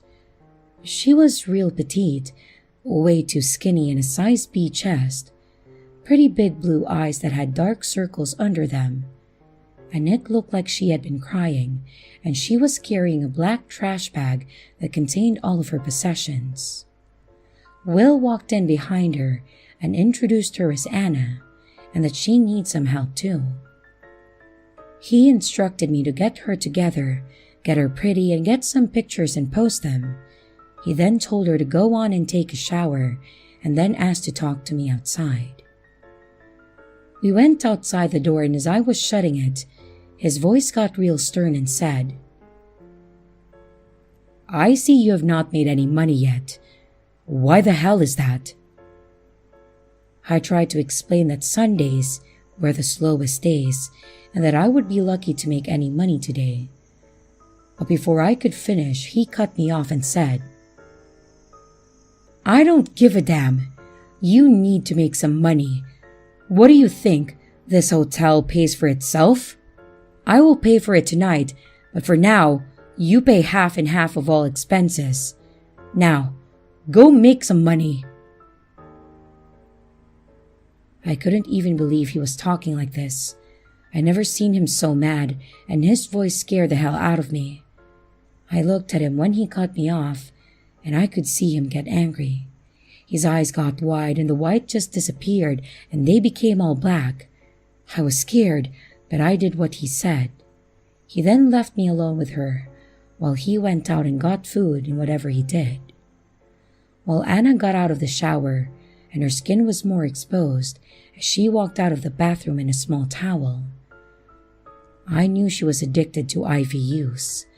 I assumed heroin, and she confirmed it after I asked her if it was going to be a problem to not do drugs because that was his rule for me. Why wouldn't it be a rule for the other girls? After my kid's father passed away from an overdose, I didn't like to surround myself with girls I knew I could get close to. I try to help, and something happens, so I cut all of that out. And when she told me, I was like, "Okay, no, girl, I'm sorry, you're gonna have to make some calls because you can't stay here." At that point, I didn't even care what the hell Will has to say. I don't want her here, period. And as soon as he came through the door, I stopped him and I took him outside. I just told him that I didn't think I could work with her. I didn't want to be around a heroin addict or any kind of addict at that matter. He did make her pack her bathroom and clothes up and took her home. I think he was trying to please me for some reason. Will and I then took a ride to Main Street where all the girls walk and work. It was so weird. Remember how I said he knew everyone at church? He knew all those girls, business owners, police officers, and other men who drove drug dealer cars. I don't know why. I didn't just run then. I will never know. About an hour or two of driving around, talking to a bunch of different girls, this random-ass girl jumps in the car. It was crazy. They had known each other for years, I guess, and she had been looking for him and wanted to make some money. She was quite a bit older than me, but still really pretty, like beautiful. She had long, thick, curly jet black hair. I didn't really get a look at her until we got back to the hotel. Will told me that he wanted to get a few girls together and make some big money. I was always going to be number one, and I will never post with another female because I am the number one. He told me that I was important and we were building our own family. Amy was tall and thick, but she was gorgeous. Big blue eyes, pretty skin, small waist with a big round butt, and she was a straight-up bitch. She took benzos and she was prescribed to them, I guess, so he allowed it. It wasn't long before I couldn't help but watch her. She was popular, and then like at night, she would be falling out and nodding off. It drove me crazy. I think I even started a fight with Will about it once. I didn't think it was fair, honestly. Like, that bitch can get high, but I can't? Hell no. What Will would do was during the day, he would leave me at the hotel to make money, and he took Amy to the street and worked her. Well, it wasn't 2 days before they came home with another girl. A young one, 18, her choice, no family. I only know what they tell me. And her name was Amanda. She was short like me and a little chunky, which was okay. Guys like chunky too. She had blonde, long hair and a cute face. She was sweet and didn't say much, and I tried to get to know her a little better, but she wasn't around for long. I posted her with Amy, and she didn't get much of a feedback. More people were calling for Amy, and Amanda stayed with us for a few days before she decided that she wanted to go home. Will, Amy, and I didn't stay at the hotel for long, and we ended up deep into the city, the farthest away from my hometown. Bigger room and a little nicer hotel with a view for the whole city. It had a little shitty microwave and a drive-up entrance to your room. Will and Amy brought home 2 girls that night. I don't remember them much because I wasn't involved with them much. I posted them, and the next few days we made money. Every time a girl would make money, they would give it to Will because he had them believe that he was saving it for them and getting them anything they wanted. I continued to make money on my own, and I also gave him my money. I got suspicious, and I will never forget the moment I knew that I was not safe. I was outside smoking a cigarette. I wasn't out there long, but when I came back into the room, Will had all 3 girls posing on the bed as he was coaching them on how to pose and taking snaps of them. I didn't say a word and closed the door slowly. I don't know why I felt the way I did, but it just didn't feel right. I don't know if he heard me open and close the door, but I heard him yell my name and said he needed me. He handed me his phone and told me to post the pictures. When I got onto the website and tried to post the pictures, it now wanted money instead of posting ads for free. Will unhappily ran to wherever and put money on a card. When I tried to put the card in, it wouldn't accept it and said it wanted Bitcoin. I informed Will and even showed him the page that it wasn't going to post. He got furious and yelled at me. He turned and walked out of the room. I looked at everyone else and tried to apologize for his actions and to stay calm and that it will be okay. He came right back in with a gun in his hand. I didn't even know he owned a gun. He hit me in the face with it and said that I needed to find somewhere to post the ad and do it or I am done, and then he left. I don't know if he realized he did that in front of 3 other girls, and I didn't know what or I'm done meant either. I was freaking terrified, and that's when I knew that I had to find a way to escape. I learned real quick that I wasn't able to just leave anytime I wanted anymore. After Amy got involved, Will changed. He started talking about taking us girls to New York and making big money and travel and go here and there, and that alone scared the hell out of me. I wanted to build a life to get my kids back, not to leave state to trick and maybe get killed or abandoned. No, none of that. I got fearful for my life when he hit me with a gun. I have been hit before, punched like a man, but I have never been hit with a gun. That night, I had a couple dates set up, and Will knew he had to take the girls and leave. And I decided to make my plan to get away. The first date, I made $200, and I put $50 in my purse, and then put $50 in a pocket in a bra hidden away, and I left the rest on the table. The second date, I made $150, put half hidden away, and the rest on the table. Will came in the door not long after I was finished and grabbed the money off the table. My purse was sitting right there, and I didn't see him do it, but he took the money out of my purse and said that he had something to do and left again. That was when I made my escape. I made 100 calls before I finally reached someone who was willing to help me. He had a friend come and pick me up and bring me to his house, and I will never forget the feeling that I had when I was running out to the car with a trash bag full of stuff that I have collected in the past 3 weeks. I was scared to death that he would come pulling up and see me. That feeling didn't leave me until we hit the highway. I wanted to tell this story because I have never been able to get through telling it. I couldn't help to think where I would be if I stayed, and if I would even be alive. So Will, let's never meet again.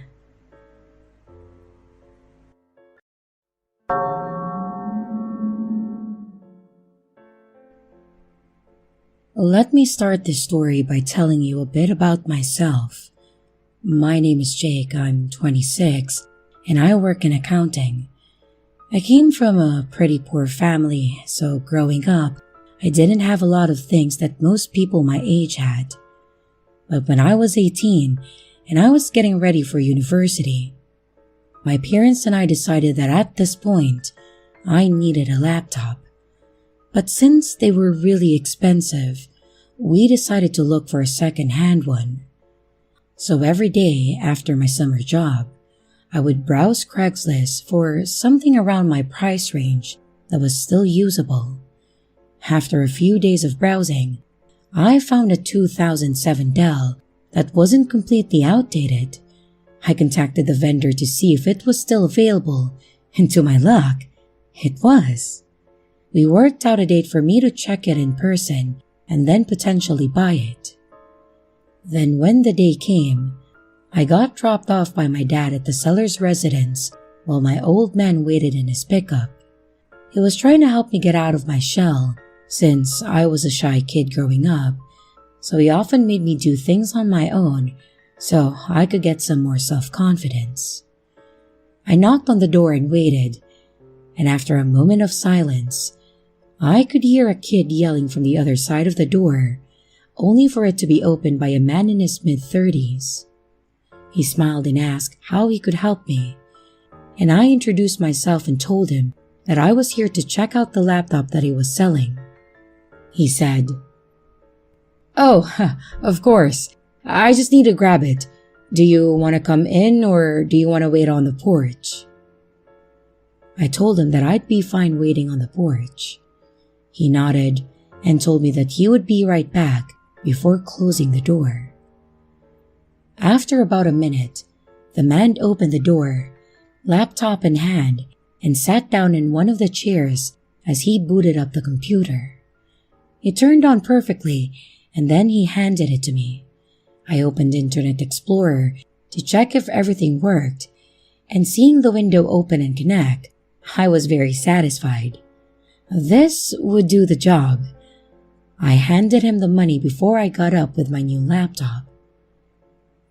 And as I was walking down the driveway, the man called out to me. I turned around confused, thinking, did I do something wrong? I looked back at him to see him holding a cable. "You're probably gonna need this too," the man said with a smile, and I felt my cheeks turn red from embarrassment. I had completely forgotten about the charging cable, and I awkwardly walked back up to him as he handed it to me and shook my hand. "I'll let you keep that for free," he said with a chuckle. I then nodded before speed walking to the truck. My father was waiting there, and I got in his pickup and then closed the door. I put on my seatbelt and I held the laptop close to my chest as we drove off. Once we were home, I went to my bedroom with my laptop to mess around with it and get comfortable using it. But after a few minutes, I realized that the man hadn't deleted any of his personal files from the laptop. I was going to delete them then and there, but something caught my eye. It was a folder simply labeled as Future Family, and then it got off. I assumed that the incomplete word was family, but future family? That didn't make any sense. The preview in the folder had trees in it, so it probably wasn't anything about family planning, was it? feeling guilty about snooping around through such a nice man's private photos, but I was curious as to what it meant. I opened the folder, and what I saw was a picture of a woman sitting in a park. She wasn't really facing the camera. If anything, she didn't acknowledge its existence. A very artsy pose, I guess. I pressed the arrow key to the next photo, in which the same woman, or at least I think it was the same woman, was walking down a street, and her back was to the camera. Why would someone take a picture of her walking down the street? I moved to the next photo. This one was a photo of her, still in the same outfit at a door, hunched over it, as if she was unlocking her door to get into the house. Given that there was less lighting in this photo, I would assume that it was evening. The photo was taken from far away. About a quarter of the image was covered by a wall, as if the photographer was hiding behind it as they took the photo. This is starting to get creepy. Was the old dude who sold me this stalker or something? Thoughts of what happened to this poor woman filled my mind as I continued to look through the photos. One of her eating at a cafe, another of her working at a store, a few of her in a library. Then, another which scared me more than all the others combined. A picture of this brown-haired woman, asleep in her bed. He got into her home. What was he going to do with her? What did he do to her? And with a lump in my throat, I pressed the right arrow key again to find a picture of her with a man. Was it him? It looked kind of like him. This time, the woman was smiling at the camera alongside the man, only for the next one to be of her sleeping again. As I filtered through the photos, there were photos of them together, at first scarcely, but as I moved further through them, there were more and more photos of them together. Then, at the near end of the photos, at picture 352 of 364, was a picture of the woman showing off a wedding ring to the camera, followed by one of them together, and a few wedding photos, and lastly, a picture of the two of them holding a newborn child. Their newborn child. I felt a pang of guilt once more, but at this point, the man had aged to the point in which I couldn't tell if he was indeed the same person who sold me the laptop. He was his wife's stalker. I felt conflicted as to what I should do. I can't just leave this information to myself, right? But what would I even say? Would I say, hello ma'am, sorry to bother you, but your husband actually stalked you before you two started dating each other? I looked back at the last photo as the small child in the photo, and I remembered hearing a kid's voice from inside their house, probably a toddler, given the date of the photo. And with a deep breath, I did a system wipe of all the data on the laptop before going to dinner, just hoping to forget it. Unfortunately, it's been nearly 8 years since then, and I still haven't gotten it out of my mind. Did I do the right thing?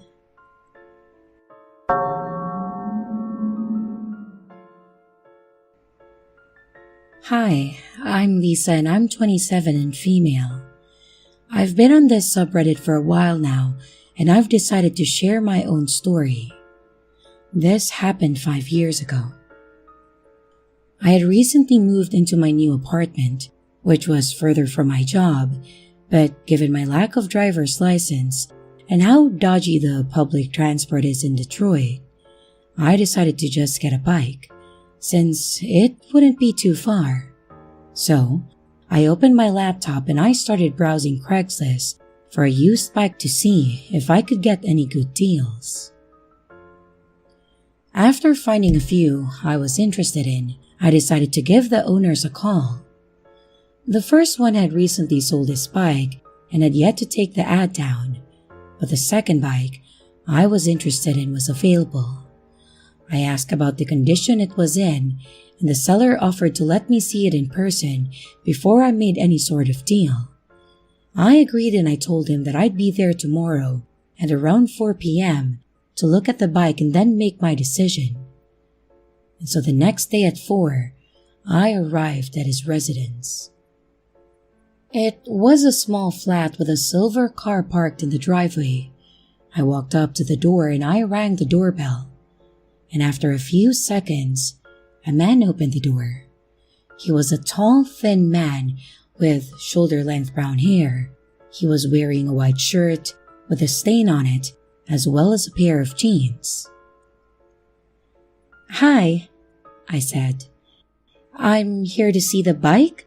Are you Carl by any chance?" And the man smiled and said yes before exiting his household, and then he closed the door behind him. As he led me to his garage, he kept looking back at me. He said, "You know, you're pretty cute, Lisa." I didn't really know how to respond to that, so I tried to change the subject by asking about the bike. He opened the garage to reveal a cluttered space, and from it, he pulled out the bike and rolled it into the yard. "For your viewing pleasure, beautiful." Of course, I was really weirded out, but the bike looked really good for the price he was asking, so I just grit my teeth and bared it as I checked the state of the bicycle. After inspecting the bike, it seemed to be in really good condition, and with my mind made up, I turned to him and asked if he was still okay with the price he posted.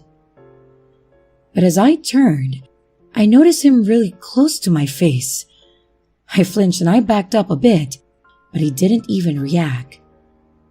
He stared me dead in the eyes and said, "Well, how about this? You go on a date with me, and I'll give it to you for free." I was starting to get a really bad vibe from him, so I fished out the $50 from my purse and I handed it to him, hoping that he would get the message. But he barely acknowledged it. "Does Saturday sound good to you? I'll pick you up." He clearly wasn't taking the hint, so I took another step back from him and I said in a firm voice, "No, thank you. I'm not interested." And I handed him the money. He stared at me for a moment, and in that silence I felt scared. We were alone in his yard, and he was standing between me and the road, and he was much bigger than me. Thankfully, he let out a sigh and then took the money. With that said and done, I took the bike and walked it out of his property as fast as I could before getting on and cycling away. And as I did, I vaguely heard him saying, "See you later, Lisa," as I sped off, but I didn't really care. All I cared about was putting as much distance as I could between me and him. Once I had made it to my block, I felt the comforting sense of home. Feeling protected, I pulled in, but that was just wishful thinking. As I parked it at the bike rack for my apartment and I walked up to my room, I realized that my phone had been going off the whole time. Given that I was writing and in a less ideal mindset, I probably just didn't notice it until now. When I checked my phone, I saw 9 text messages from Carl Euler. My heart dropped. I could feel my heart hammering in my chest as I checked what he texted me, and I realized now my mistake. But at that time, I wasn't thinking about anything other than what kind of weirdo I just bought a bike from. And as I opened them, a little checkmark appeared below his message. My eyes grew wide as I came to the realization that he now knew that I had looked at them. he sent another text, a simple, "See you Saturday." I immediately scrolled up to see what he wrote. "Hey, it's Carl. So, are we still on for this weekend? I know, you're just trying to start things out on the wrong foot and not take advantage of me. You're so thoughtful. But I don't mind. I know you're a good girl who's gonna treat me right. I'll be sure to treat you for the $50 though. Are you still on your way home? Lisa?" And then, the last text after he saw that I checked them, it said, "See you Saturday." I blocked the number in hope that that would be the end of it, and I spent the next few days trying to forget about it. But his last message, "See you Saturday," was stuck in the back of my mind. That morning, I looked out of my door suspiciously. He doesn't know where I live, but paranoia seemed to be getting the better of me. And seeing nothing, I chastised myself for being so childish, and I went on my way to the store. It was only on my way back did I realize that my fear was right. Right there, on the front of my apartment building was Carl. He was just standing there on his phone. That was until he saw me. A wide smile spread across his face as he looked at me and said, "Lisa, hey, I'm here for our date. Did you get my text?" he said as he walked towards me. I unconsciously backed away, shaking my head no and holding my grocery bags tightly. I could feel myself shaking as he approached me. But just as he approached me, I heard another voice from behind me. "Hey, is there a problem here?" I turned my head slightly to the left to see my neighbor Daniel walking up beside me. He looked at me with concern before looking back to Carl. "No problem, just here for my date," he said, looking expectantly at me. And no longer alone, I slightly felt safer, and I said aloud, "No, I don't want to go on a date with you. Please, leave me alone." I tried standing a bit taller to sound more stern, but Carl wasn't having that. Come on, Lisa, don't be like that," he said, trying to get closer, but as he took a step, Daniel moved in front of me, looking him dead in the face. "You heard her, buddy. She's not interested." Daniel was a pretty big guy with a good build, so he was towering over Carl as they locked eyes. And after a few agonizing seconds, Carl nodded before leaving. Me and Daniel both let out a sigh of relief as he turned the corner on the block before he turned and asked if I was okay. I said I was fine, and after that, I never saw Carl again, and I hope that I never will.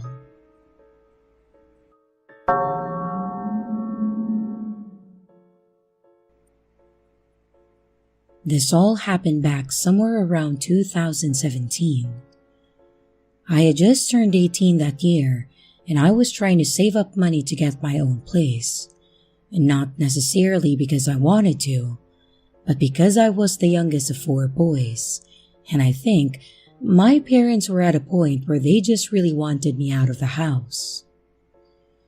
Not trying to complain about my parents, but they were a bit pushy about me getting money and getting the hell out.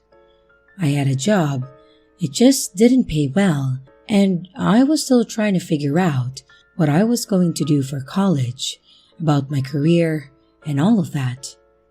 Honestly, it's not important, but it kind of frames what was going on in my life.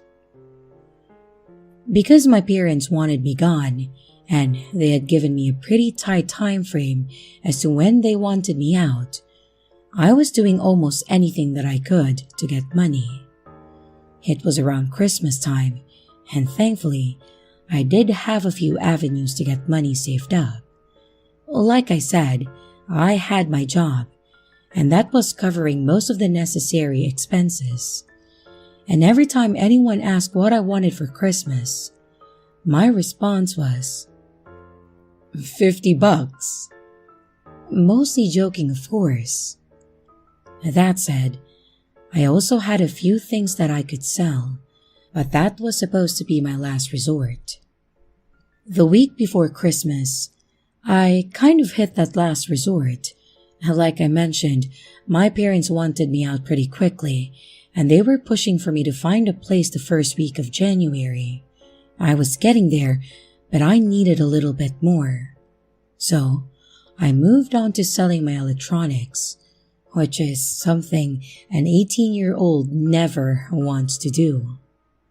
I sold my old laptop for $100, and I sold my brother's old Nintendo consoles for a bit of money.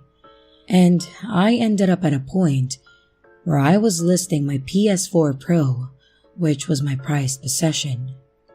Thankfully, they were harder to find in my area, so I was able to list it on Craigslist for $500 with the extra controllers and a few games, and I was willing to be talked down to $400 if it really came down to it. I only needed about $200 at this point, but it's obviously better to have more than what you need in these situations. Within a couple hours of me listing it, I got several messages from people that were obviously scammers and spammers. But there were also a few people messaging me asking if they could get it for $100 because they had a sick kid that really needed it for Christmas and it could be their last one. Look, I'm all about helping out sick kids, but using that as a reason to talk a seller down to 20% of their asking price is just really low. I got another message from one guy that asked if I was willing to come down a bit on the price. I assume it was going to be another sob story about a sick kid, and he was going to try to lowball me hard. It seemed like that's how it was going to go when he mentioned it was something that he wanted so he could play some games with his 8-year-old daughter and her mother. But then, he actually came back with a modest request. $50 off. He would be able to give me $450 in cash that day if I was willing to meet up with him in public. I know, it's not smart to just take the first good-sounding offer, but within 4 hours, I had gotten over a dozen sob stories and twice as many bots. I was seriously done with this already. I responded and told him that it was his, and I asked where he wanted to meet up. He responds thanking me and telling me that they would be able to meet me up in a parking lot of a hotel that was around 5 or so miles away from where I lived. I was a bit confused on why he would want to meet in a hotel parking lot, but at the same time, I wasn't about to question the choice. It was still in public, and hotels have cameras. Plus, there would likely be people around. I packed up the system with the extras all nicely in a box. I tossed it in my passenger seat, and I told my mom where I was going, and then I headed out. I got out to the hotel in question, and I parked. Then I messaged the guy saying that I was there and to let me know when he gets there. He responds saying that they're actually staying there for the night and that he would be right down. They asked if I could bring it into the lobby, and at that point meeting here made a lot more sense. And while I was a bit iffy on walking across the parking lot into the lobby with an expensive console, I had parked pretty close to the front, so I risked it. I got into the lobby with a box, and the front desk asked if they could help me, and I told them that I was just meeting someone that was staying there. I sat down, and I waited for a few minutes. Then, I saw a guy exit the elevator that looked like he was looking for someone. I correctly assumed that it was the guy. We did the customary greetings and moved forward to the transaction. He opened the box, looked over the items, and remarked that they all looked new. And I told him that I had bought it a while back and that I was the only one that ever played it, and that I was really paranoid about keeping the stuff clean. I mentioned that I had even opened the case and blew out the dust before I listed it, so it was in near perfect condition. I showed him the disc for the games that I had listed, then also mentioned that I was throwing in my copies of Crash and Kingdom Hearts for his little one, because I know she'd probably like them. He thanked me and said that he really appreciated it. Honestly, this transaction was going super smooth for our whole conversation, and I thought it was going to be a quick sale. He pulls out his wallet and pulls the cash out, and I see 400 bills. He then mentions to me that he had the full 150, but they had to spend the 50 on pizza for lunch, and that because of that, he was a bit short. And then he says something that I really did not expect, and this is going to be verbatim because I don't want to paraphrase and have this come across as less creepy than it was. He said, and again, "I'm sorry, I'm $50 short, but my girlfriend and my daughter are up in the room, and I'd be willing to let you spend some time with them if you would give me a discount." I want to further emphasize that this guy mentioned his 8-year-old daughter in this context. It wasn't just, "Hey, wanna spend time with my adult girlfriend?" It was girlfriend and daughter. This guy was willing to sell his girlfriend and their child for $50 for personal time. I really don't know what else to say about this all, honestly. The whole thing left me at a loss for words. Pimping out your girlfriend for $50 off a PS4 was gross, sure. But then, including your young daughter in that context was a new level of disturbing. And after a few seconds of just kind of staring at him, and him staring at me, I guess waiting for an answer, I just said, 400 is fine. And I put my hand out. He handed me the cash and said thank you, and I just said yeah, and I turned to leave and put this event behind me. Honestly, I didn't know what to do after this. I don't know if he was being serious or if he had just said that to get a discount because who in the right mind would accept that? Or maybe if it was a weird sting, and if I had said yes, I would have been jumped or arrested. Out of all the possibilities, the worst one, and the one that seriously haunts me, is the one where this was an honest offer. It scares the hell out of me to think that this guy was being serious. And that's the end of it. I told my parents and they didn't seem to really care. I didn't report it to the cops because I didn't know what to tell them. I got the money together and I moved out, and I have been on my own ever since. I really hope that that guy wasn't serious, but if he was, I am so very sorry that I never did anything more, and that, as an ignorant and confused kid myself, I didn't know what to do in this situation.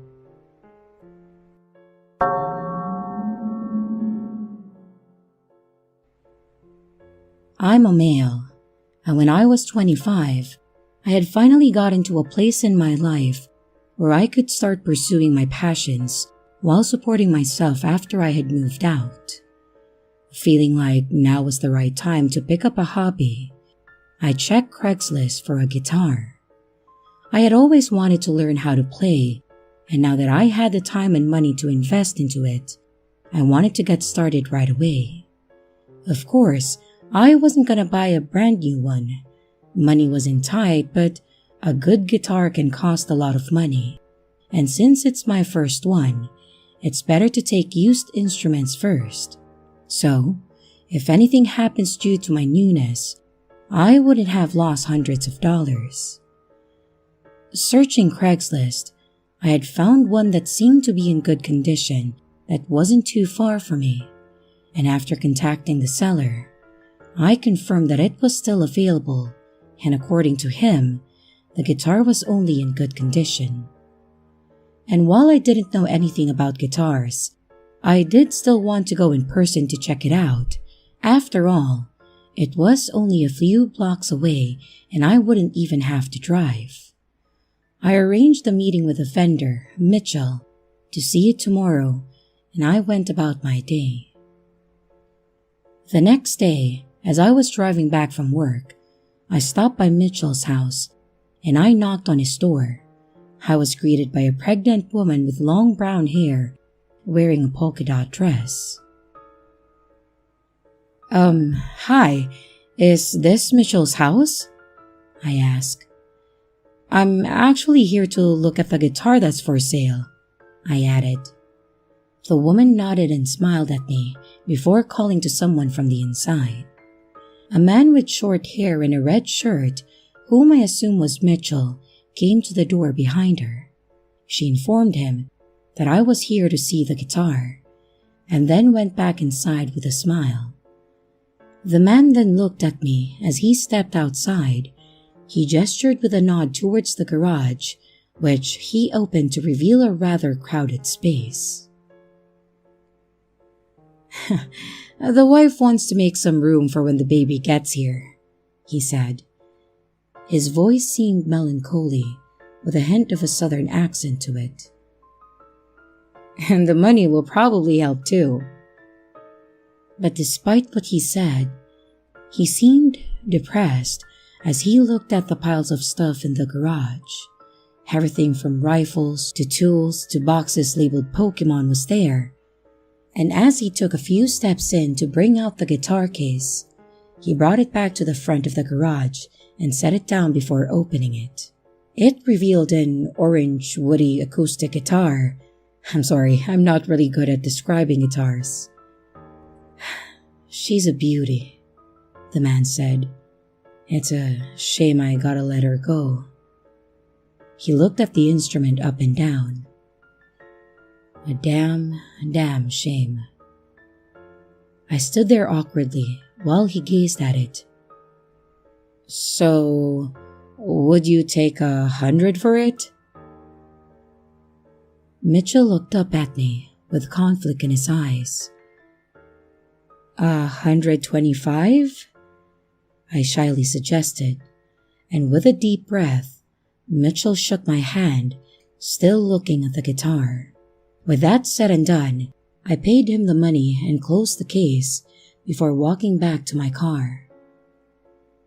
As I was walking back, Mitchell just stood there in the driveway looking at me, even until I got inside my car and drove just a few blocks away.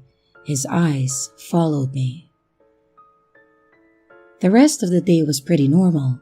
I spent the first few hours goofing around with a guitar, randomly plucking strings, vaguely to the melody of the McDonald's jingle and such, before checking where I can get lessons. After the initial hype of having a guitar die down, I made dinner, watched some TV, and I searched the internet for a few hours before finally falling asleep. Unfortunately, I awoke to a loud crashing sound. I could hear what I can only assume to be shards of glass sliding across the floor as loud thudding footsteps stomped across my home. I immediately got up and I snuck to my door, hoping whoever it was didn't come this way. I locked my bedroom door and then immediately called the police. 911, what's your emergency? And after explaining my situation, they then instructed me to hide in the closet and stay on the line with them. He then assured me that the police would be there soon, and my goal was simply to stay out of sight until the intruder was gone or until the police arrives. After a few minutes, the crashing stopped, but I remained hidden, just like the operator told me, and after a few more, I heard the sirens. Then came a loud banging on my door as a man's voice told me to open the door, saying that it was the police. At that point, I slowly crawled out of my closet and I unlocked the door. They led me out of my home. Then, I saw the porch window shattered, but other than that, there wasn't anything you'd think wrong. After talking to the police and having them take a statement, they asked if I had any place to stay.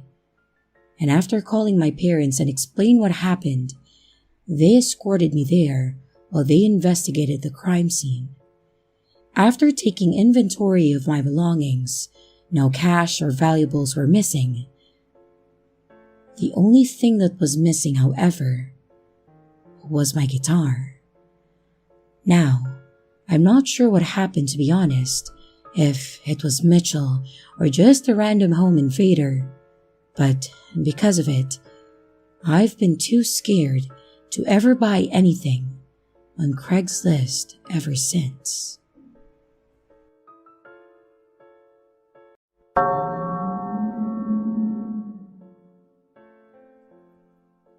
This happened last June, and back in those days, I was a motorcyclist.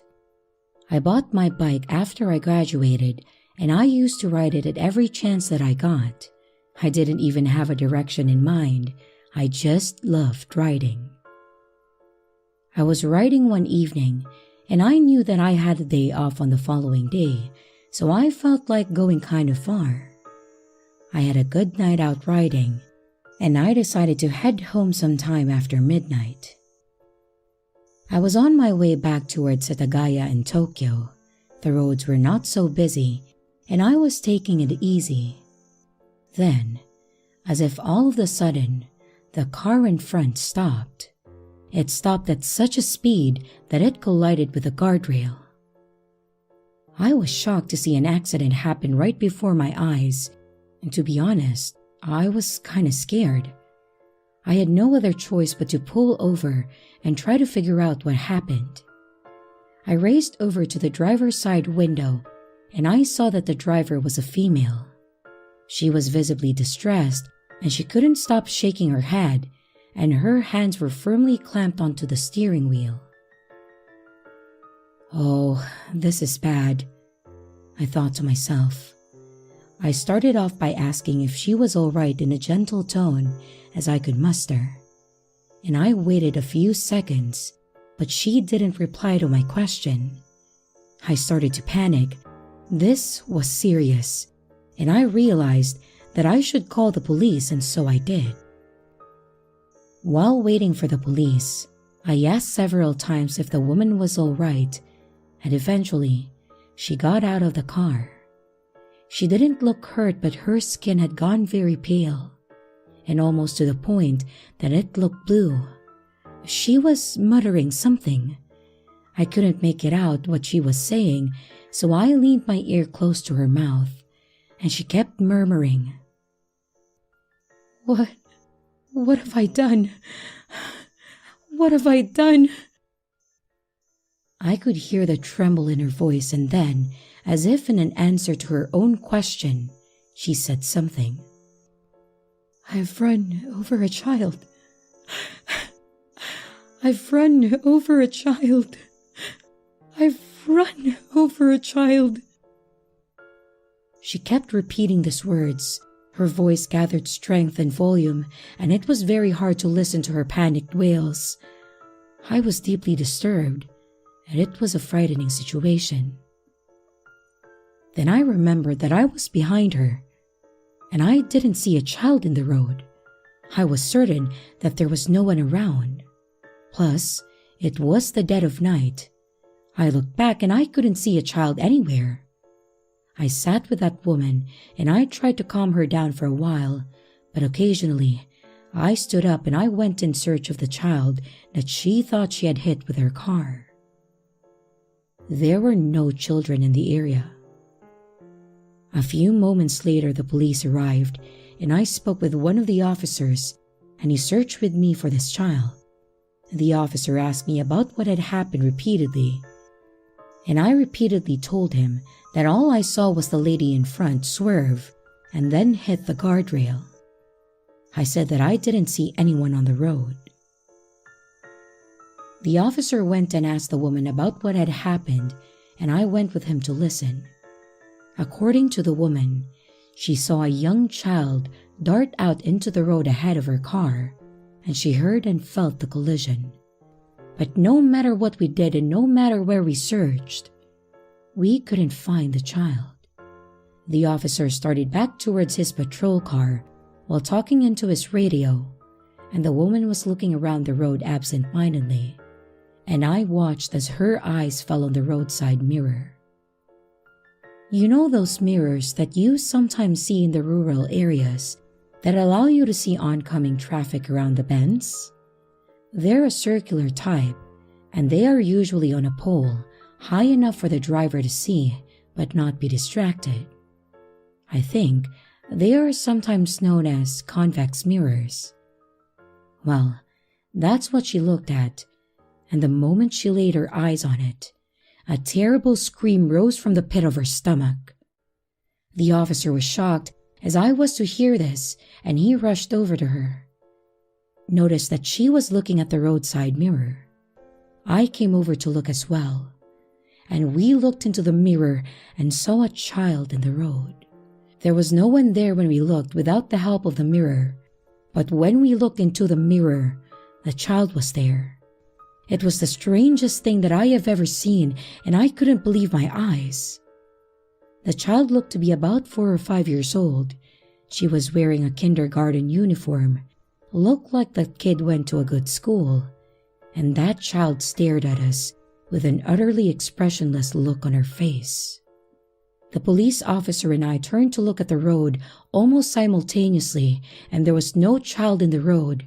We looked back at the mirror, and we could only see ourselves and the female driver sat on the side of the road. Our faces looked incredibly pale, and our mouths hung open in shock. The woman then exploded into a full-blown state of panic, and the ambulance that was intended for the child took the woman away. And before she went, she asked me for my contact information, saying she might call me to ask about what had happened again, and the officer said that for her sake, it wouldn't be a good idea, and it would be better to forget about the incident entirely. His face was also as white as snow. I insisted that the officer should take my information, but there was to be no further contact from anyone that I met that day. I am sorry, but it has left me very confused and troubled. I think about it often. What really happened that day is a mystery to me, but I believe that I had a run-in with a paranormal, and that little girl's spirit still remains in the spot that she might have met her final moments.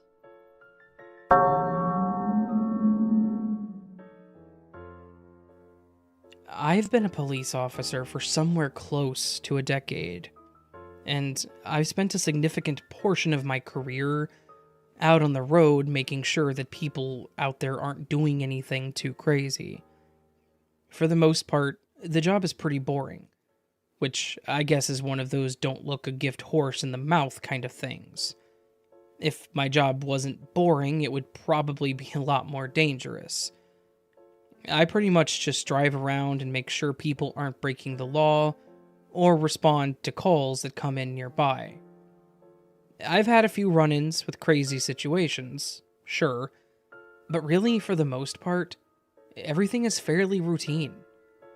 That all holds true until you get thrown onto the night shift. The minute you get into the car and out onto the road after the sun goes down, things get a bit more hectic, and a lot more unpredictable. Sure, things have a certain level of standard. However, there are far more moments where things do get out of hand. Most nights involve calls where people think that someone's in their home, or people calling to say that the neighbors left their garage door open. But some of the things you run into do absolutely get crazy. There was one night that I was driving on my patrol and things were going pretty standard. I had issued a couple of tickets and responded to one or two calls that were pretty uneventful. I then got a call asking to check out a business alarm at a local strip mall, and was headed towards said alarm when I saw what looked like a young child standing on the side of the road.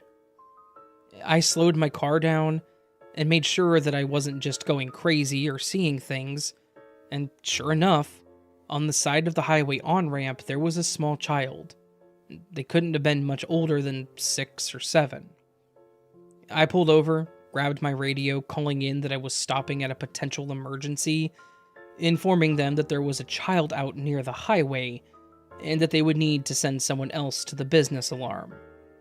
They asked if I needed more units at my location, and I informed them that I wasn't sure at that moment. Obviously, we're trained to keep calm in situations like this, and to try and control ourselves, but my mind was honestly racing. It was a bit after midnight at this point. Why was there a child walking on the road by the highway?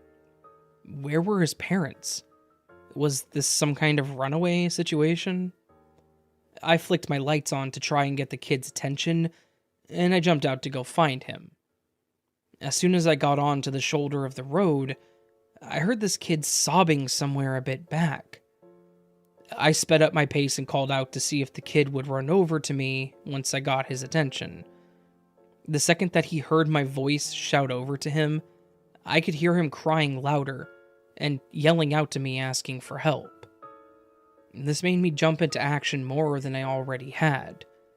The kid being out there was confusing at first, for sure, but instead of him just being there and upset, he was now calling out for help.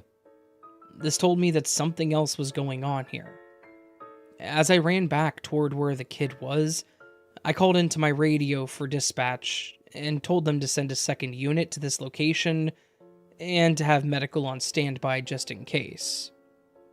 When I got over to the little boy and knelt down to try to ask what was going on, I noticed that he had blood on his shirt, and he did look a little cut up. The poor kid was just sitting there sobbing and yelling something incoherently. I let him get it out a bit before I told him to calm down and asked him what was going on. After a short bit of back and forth, he started saying things that made sense, but were dreadful to hear. The first thing he said that I was able to make sense of was car crash. As soon as those two words came out of his mouth, my ears perked up, and I was kind of starting to piece things together. I asked him if he was in a car crash, and he shook his head yes.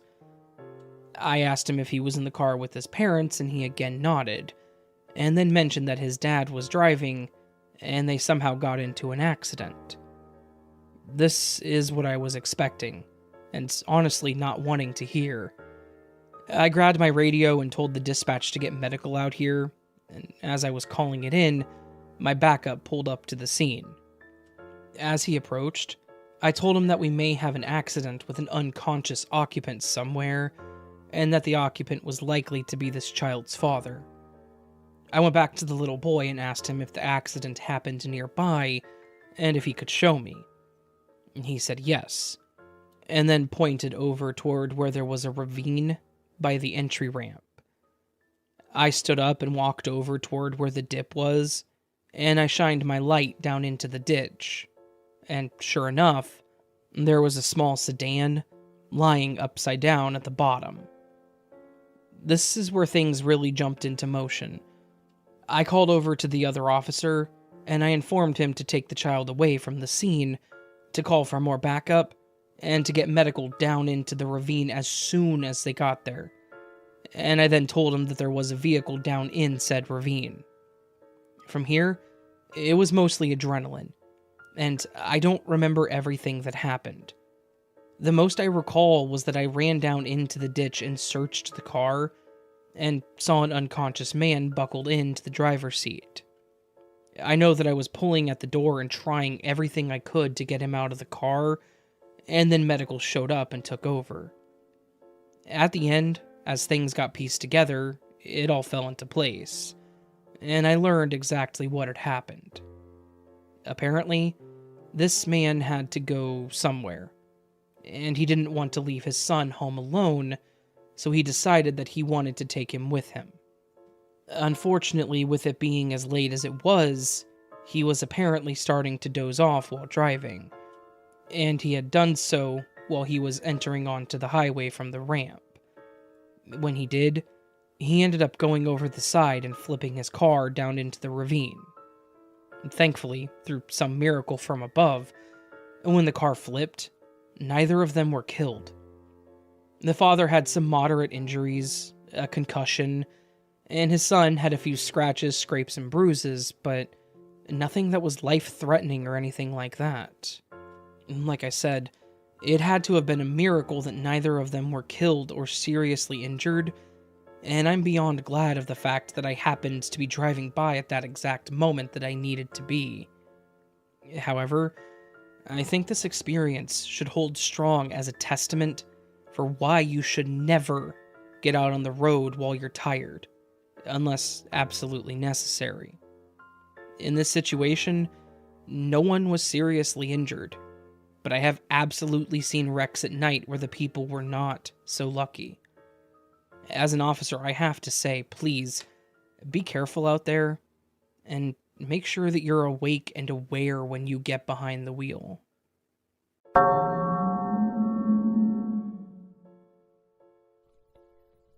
I was driving when it happened. It made local news, so I want to keep names and locations out of it. I was driving with my wife and we were heading off for a summer camping trip. The night was full of sound of crickets and cicadas, and there was a fair degree of humidity in the air. We were going up through the mountainous woods, and despite it being the height of summer, it was dark out in the shade of the giant rocks. To be honest, it was our first trip away as a married couple after the honeymoon. I mean, we did a tons of family stuff and thank yous to our friends. It was nice to do something alone. Just us, and to be frank, I was more than looking forward to that idea. While passing along a bridge, my wife suddenly shouted, "Someone just jumped into the river!" I pulled over and looked in the direction she was pointing. We got out and had a look around, and I noticed that there was a bicycle leaning against the railings, and there were a pair of shoes neatly positioned facing towards the river. What the hell were they doing? Night swimming? Or something much more fatal, perhaps? And when I got close to the guard railing at the end of the road, I realized how high up the bridge was. There must have been about a 20 to 30 feet drop below. Excitement surrounding our trip disappeared into the night air, as now there was a grave situation in front of us. The authorities needed to be contacted. It was a big fuss. The police and the fire department turned up in a hurry and tried to search the river. We were told that we were not allowed to leave until the police had conducted their investigation. We were being detained. I started to think that we were being treated more like suspects than witnesses. I was so bored of sitting by the side of the road waiting for it to be all over. Sorry if that sounds selfish, but I was really looking forward to my trip. And a few hours passed, and then someone reported that they had discovered a body downstream in the river. He didn't make it, it was obvious. After witnessing that poor person's final moments and being questioned for hours, we were finally free. But that night's incidences left us both depressed and disheartened. When we got to our destination, we wanted nothing more than some shut-eye, so we headed to bed. The next morning, I had a little Google to see if there were any further details announced regarding the man on the bridge. I couldn't find much, but later the police called. I learned something shocking through my conversation with a detective. He suspected that the shoes were placed there intentionally and not by the man who jumped, He asked my wife and I if we saw anyone in the area nearby when we approached. I didn't see anyone, and my wife said that she didn't either. I asked why it was so important, and he said that the reason why it was so important was because the man who had supposedly jumped had been dead for at least a week before his body was anywhere near that bridge. We were floored by that. It wasn't a suicide, but a murder. Then I remember the bicycle which was resting against the guardrail. Perhaps the person who tossed that body into the river was in the same area as we were while we were calling the police. They could have been watching us, or was that part of the staging of the scene? What if we didn't call the police? Would we have been in danger? Come to think of it, I wasn't able to recall if the bike remained there until we left. Perhaps, before the police came, someone used it to hightail it out of there. There are various interpretations of what happened that night, and it's a night that we can't ever forget.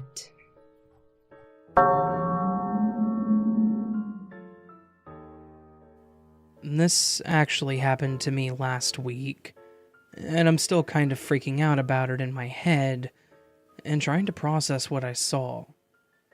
I live in an apartment complex that was recently built, like within the last year.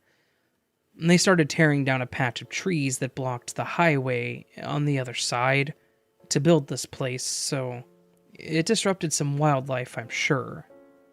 The town I live in doesn't have much in the way of multi-dwelling homes, like apartments. It's been more for retirees and senior living, so besides moving away, this was one of the cheapest places to live other than a house, so that's why I chose it.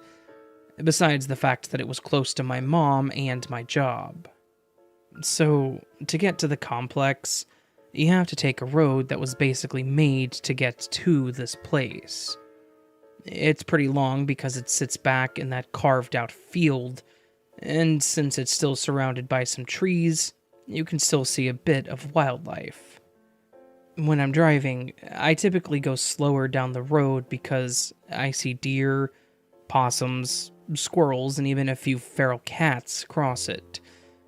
It's beautiful at my apartment too because sitting out on the balcony, I get a view of the trees, and sometimes I can see deer in there or a bunch of birds flying around.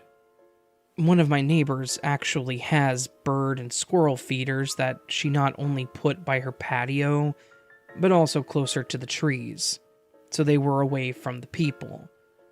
It's a nice view. Anyways, this happened when I was driving home from my mom's place late one night.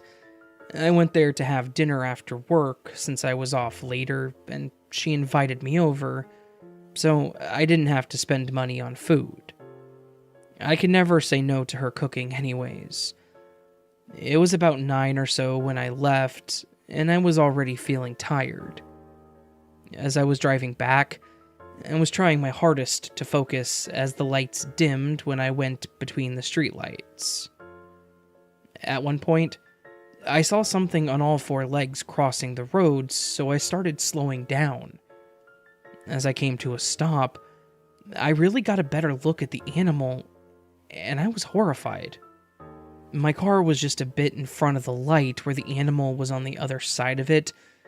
Based on what I could see in the light and its shape, I could tell it was a deer.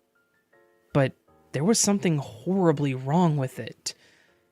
What I thought at first was mud or something in its fur had to be blood and flesh. It looked like all the fur on that side of the body was gone, and I was just looking at skin. The only way I can think to describe it was like that side of its body had been scraped off. Its leg was the same way, and in fact, I'm pretty sure I could see part of the leg bone and its jawbone. I was panicking in my head, thinking that something obviously happened to this thing, and it was going to collapse right in front of me. Instead, it just stood there, staring at me, as if there was nothing wrong with it. In fact, it didn't even seem intimidated or scared of me at all. Still confused about what I was seeing, though, and since it wasn't moving, I decided to get out of my car and try to get closer. The minute I opened my door and started walking around it, the smell hit me. It was the smell of decay and rot. I felt like I was going to be sick, so I pulled my shirt up over my nose to try to mask the smell. I got a little closer, and I could confirm that I was definitely seeing raw flesh. I really don't understand how this deer was alive and even standing in front of me. I said something under my breath like, "What the hell?" or something to that effect, and that's when the deer started backing up. I didn't know what it would do or could do being injured to that extent, so I backed up to give it space. And that's when I heard a loud plop coming from the trees on the right, where the deer was walking from. Within the time it took me to look in that direction, the deer bolted across the road and took off. I watched it for a few seconds as it ran away without as much as a limp, when I heard another sound coming from the opposite side. It sounded like something big was falling to the ground, like out of the tree. At this point, that putrid smell of death was still lingering, and I was getting this overwhelming sense of dread, so I ran back to my car, locking the doors, and I just sat there looking into the trees. That's when I saw something moving around in the trees that very clearly was not a deer. It was trying to walk on all four, but the movement wasn't right. It was choppy and very uncoordinated. It almost reminded me of a fawn trying to walk for the first time, as well as maybe a human trying to walk with their hands. And the back was very rigid and curved. I had no clue what I was looking at, but it terrified me, so I took off. I've never driven that fast down the road, but I knew that I didn't want to be there anymore, and maybe even wasn't supposed to be there. When I got home, I looked around before getting out of my car, and when it looked safe, I made a mad dash to the building, pulling the door shut, and then running up the stairs to my place and quickly locking the door. I went and looked out my balcony door to see if I could see anything on that side of the woods, which was opposite from the one I was at. So I didn't really expect to see anything, but was still paranoid and scared. When I didn't see anything, I took some time to try and calm myself down and called my dad to talk to him about it.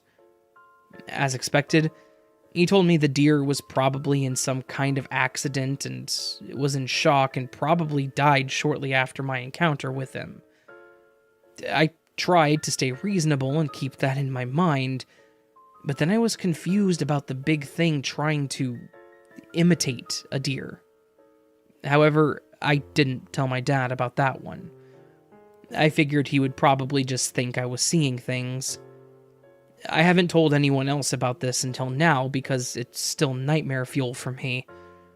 I want to be reasonable and say that maybe it was just another deer with some kind of weird deformity, but was it?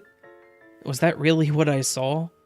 Or is there something more sinister in those woods? All I know is I haven't seen it since, thankfully, and I don't stop like that anymore at night, no matter what road I'm on.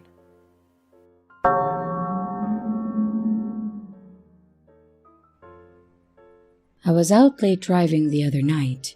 I was heading home, and I think it was about midnight. To get back to my place, I have to go through some winding dark mountain roads. They're always kind of spooky in the middle of the night, but that night, something else terrified me. I rounded a bend in the road and had to slam on the brakes. There was a woman in the middle of the road with her arms outstretched in a stop kind of gesture. She was blocking the road. I didn't like the situation, but I had no choice but to stop. When my car came to a standstill, she approached. She gestured for me to roll down the window, and I obliged. She asked me for a ride, According to the woman's story, she had been left behind by a boyfriend of hers. They had an argument and he told her to get out. And apparently, she didn't even have a chance to get her purse. She was saying that she couldn't even call her parents to get her because her phone was in her boyfriend's car. I instantly felt sorry for her, but I also thought to myself, why do I have to give her a lift? Then another thought crept into my mind. What if this is fake?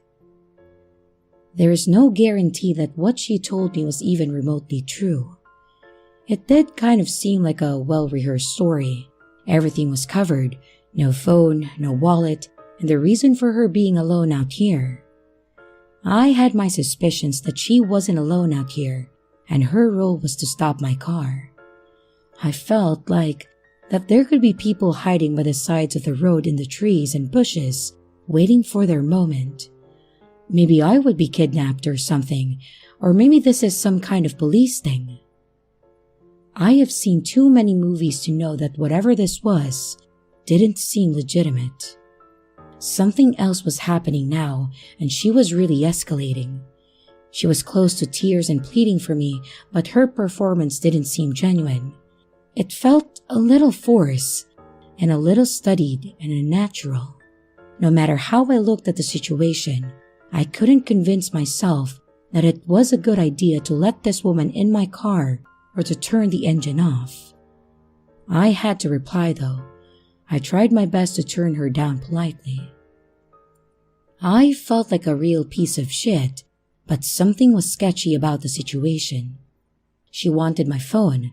I knew that was the only thing I had, which gave me communication to others. I needed it. But also, if I was to believe her story, she needed it right now just as much as I did. It was the only thing that wouldn't get her off the road too if I didn't give her a ride, and she didn't accept no for an answer. When she started looking around while she was yelling at me, I realized that it was time to go. I guess she could have been signaling to someone that I couldn't see. There was no way that I was giving her my phone. It was recording the whole thing, and I thought that I would need a video and audio for my insurance company if something was about to go down. I started honking my horn at her and slowly edging forward. She threw herself on my bonnet but then eventually let go, and I pulled away slowly and looked back in my rearview mirror. I looked back to see her calmly sit down in the middle of the road. It looked like she was already waiting for the next driver to come along. That was another weird thing. If I was in her shoes, I would at least attempt walking back towards a town, or a city, a house, or anything. I began to grow fearful for the next driver who would approach. I called the police and let them know about the situation, and then I headed home. The next day after work, I took the recording and put it on my computer as a backup in case I was ever asked for it. I spoke with my girlfriend about it, and she hated my guts for not picking that woman up. She was so angry at me. I was accused of being inhumane and for being plain cruel. But I still stand by my actions. It wasn't worth risking my life. The risk was too great. What's done is done, and I don't care if I am thought of as cruel or even a coward. I was there and no one else but that woman, who knows better than me about the situation. What a minefield of a situation it was.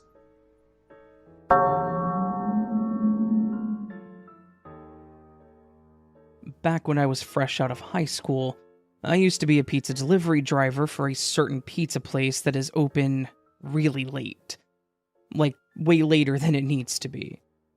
I admit that delivering pizzas at like 1 a.m. is a genius way to get business from drunks and stoners, but I also have to say that the pay sucked, and I was never more tired than the 9 months that I worked at that place.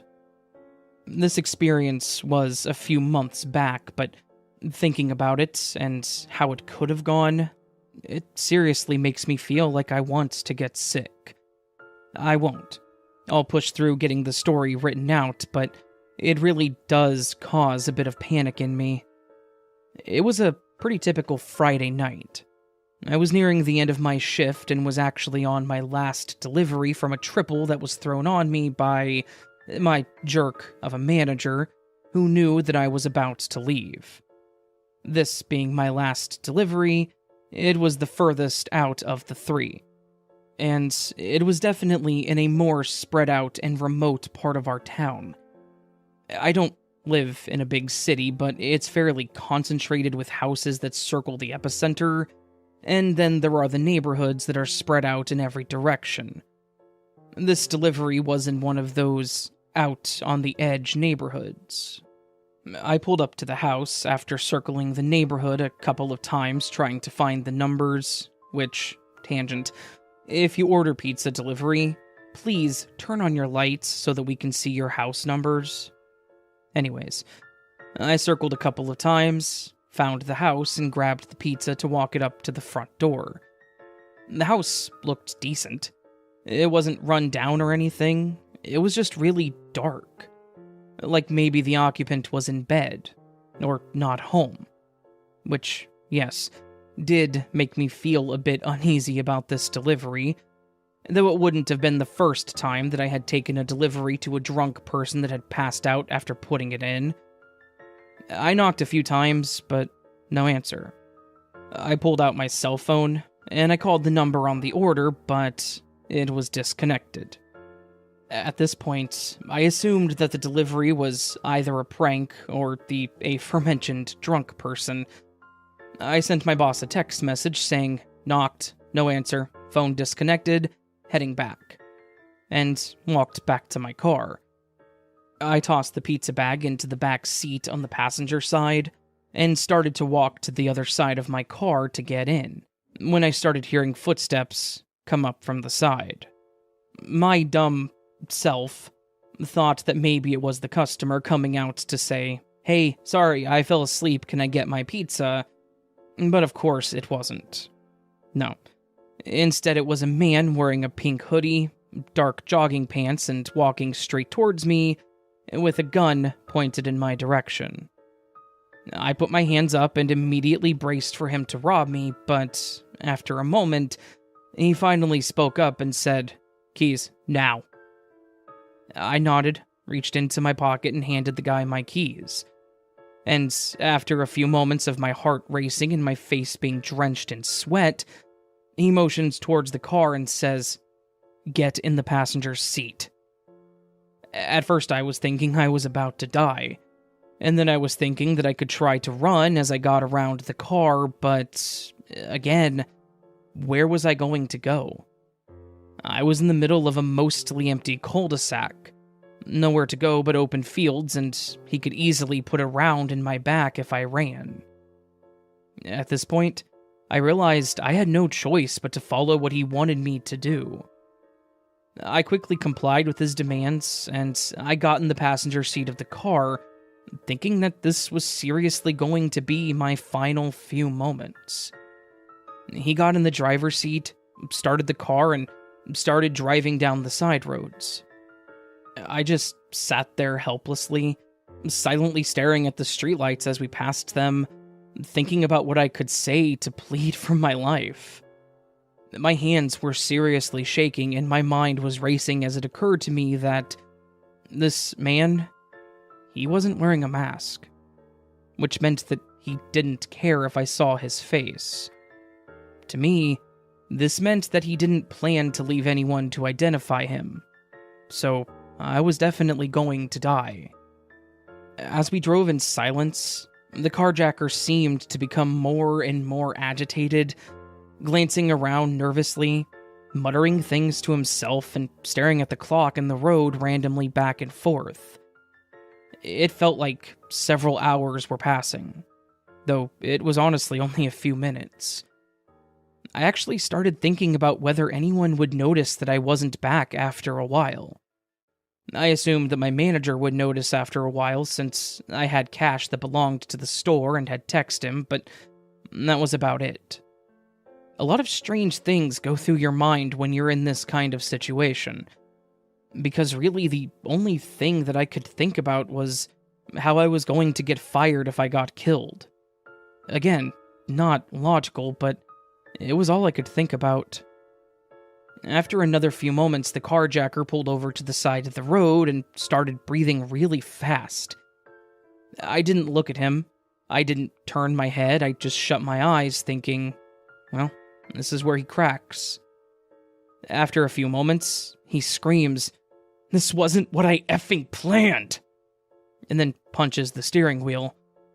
I jumped, and I couldn't help but look in his direction, and he was seriously crying. Like, sobbing. His eyes were filled with a strange mix of anger, desperation, and regret. And he turned to me and just said, I'm sorry that we had to meet under these circumstances."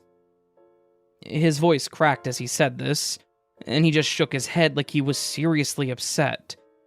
A couple more seconds pass of this awkward silence, and then he turns, reaches behind me, grabs the pizza bag, and exits the car, walking off into the woods on the side of the road.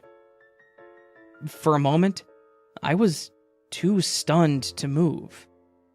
But as the feeling in my arms and feet slowly started to come back, I realized that the danger had passed. I hopped over to the driver's seat and sped away, eager to get the hell away from that man and this place. The entire time I was driving, my lip was quivering, my teeth were chattering, and I was shaking, thinking that it wasn't actually over. That someone else or something was going to jump out at me and attack me. Obviously nothing did, and I was able to make it back to the store. I got into the safety of the building and I broke down. I was bawling my eyes out, trying to explain that I was carjacked by this man, trying to explain everything that I had just gone through. Thankfully, my coworkers were able to get me settled down, but then after a few moments, my manager asked me why I hadn't called him or called the police. Honestly, at no point did it occur to me while I was driving away from the situation to grab my phone and call anyone. Stupid, I know, but panic makes it hard to think clearly. They did call the police, and they took my statement, but I couldn't tell them the exact location that he had gotten out of my car, only where he had actually carjacked me. I doubt that he was ever caught, because all I could tell them was what he was wearing and a vague direction of where he could have gone. I'm thankful that he didn't decide that I was a threat to him, or that he needed to do worse than he had, and I honestly think about that night a lot. The fact that I got out unharmed, that he apologized and then stole the pizza. What kind of situation does one have to be in to do that? I don't work there anymore, as mentioned, and I don't do anything related to driving my car or working with the public. I work in a warehouse now, and I love it. Because there's literally no opportunity for anything like this to ever happen again while I'm at work.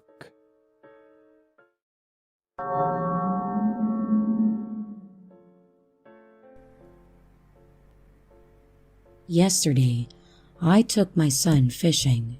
He wanted to go to a nearby lake that we haven't been to in quite some time, and it's not known to be a great area. For some background, the last time we went, about a year ago, a car drove by and screamed, "Nice ass!" at me while I stood there with my young son. This kind of garbage behavior is unfortunately expected in that area. It's also known to be a late-night hookup spot, as well as a late-night drug deal location. And due to the lake's reputation, I had made a deal with my dad that I wouldn't stay there past 4 p.m. without him. Now, on to the story. My 12-year-old son, who looks much younger than he is, we both pulled up at our favorite fishing spot, a small pond on the opposite side of the road as the lake, and almost immediately, an older gentleman approached us asking if there were fish in the pond. I replied that we had just gotten started, so nothing yet, but that we had caught fish in the pond on plenty of other occasions. He thanked us for the information and returned to his spot on the other side of the road. About 15 minutes later, another younger man approaches the older man with a dog. I can see and hear them chatting, but they've made no move to involve us in the conversation, which I'm actually glad for. I just want to enjoy a day with my son. Well, unfortunately, the water in the pond was incredibly low and murky, and I could tell that we weren't going to have any luck. So I tell my son to pack it up and we'll try another spot on the other side of the lake. As we begin packing our gear into the trunk, the younger man yells over, "Sorry if my dog and I ran you off." I tell him it's no problem and that we were simply moving to a better fishing spot.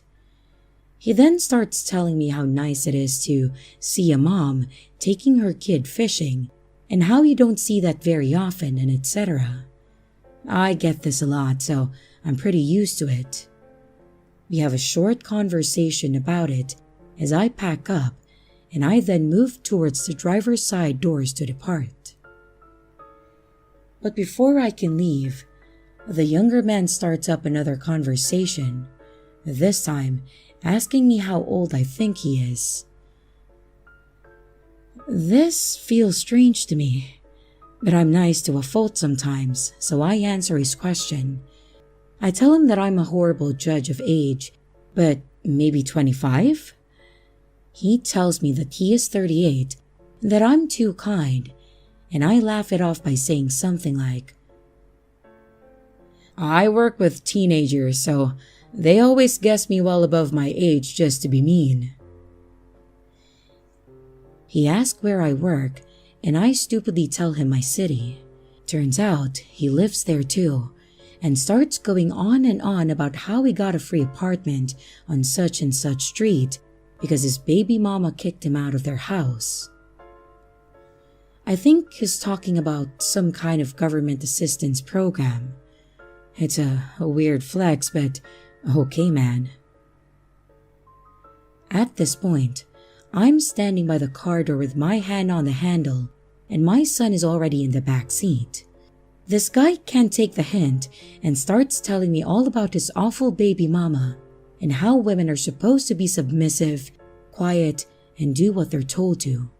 He specifically said, "I mean, it's cool that you can bait and hook or whatever, but you're still a woman." Now, my alarm bells are blaring. This guy struck up a conversation by commending me for doing a typically dad thing with my kid, but now he's putting me down for the same thing. He's gone from being overly friendly and complimentary to agitated and ranting. I should have been rude and just got in my car and left, but I've unfortunately been conditioned, like many women, to be polite even when we're uncomfortable. Instead, I start making comments in the hopes that he'll see that I'm not some meek, submissive woman who's going to agree with him. After all, I'm a tatted up chick with an eyebrow piercing and 2 lip piercings. I don't exactly look like a submissive little housewife. I guess I was trying to make him just as uncomfortable as he made me, in the hopes that he would leave me alone. After he says women shouldn't be loud or opinionated, I tell him, "Oh, well, you wouldn't like me at all." He tries to backpedal, saying, "I mean, it's okay to be loud, I guess, but don't try that with your man, you know." I say, "My man doesn't tell me shit. I do what I want." This kind of goes back and forth, and it just goes on for a while, before he finally shakes his head and says, "I just don't understand what kind of woman would act like that." And I just reply, "A strong one." And as soon as the words left my mouth, the older gentleman yells from his spot on the bank, "Yeah, Say that again, honey. This distracted the creep long enough for me to hop in the car and then lock the doors. I still don't feel safe though. Unbeknownst to Creepazoid, only 2 of my car doors actually have functioning locks, but at least they're the 2 on his side. I put the key in the ignition, no dice, nothing.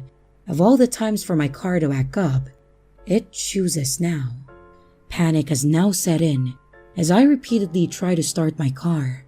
I can see him out the corner of my eye and he's taken notice of my car troubles and is trying to get my attention.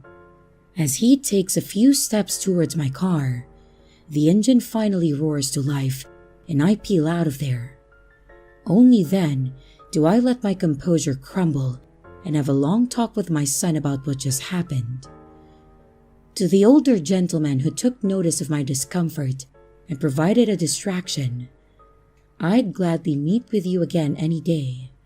But to the younger misogynistic creep, I don't know if I was actually in any danger from you, but my gut said that I was. Let's never meet again. Oh, and to my dad, I'll make you a new deal. I am never going to that lake alone again, regardless of the time of day.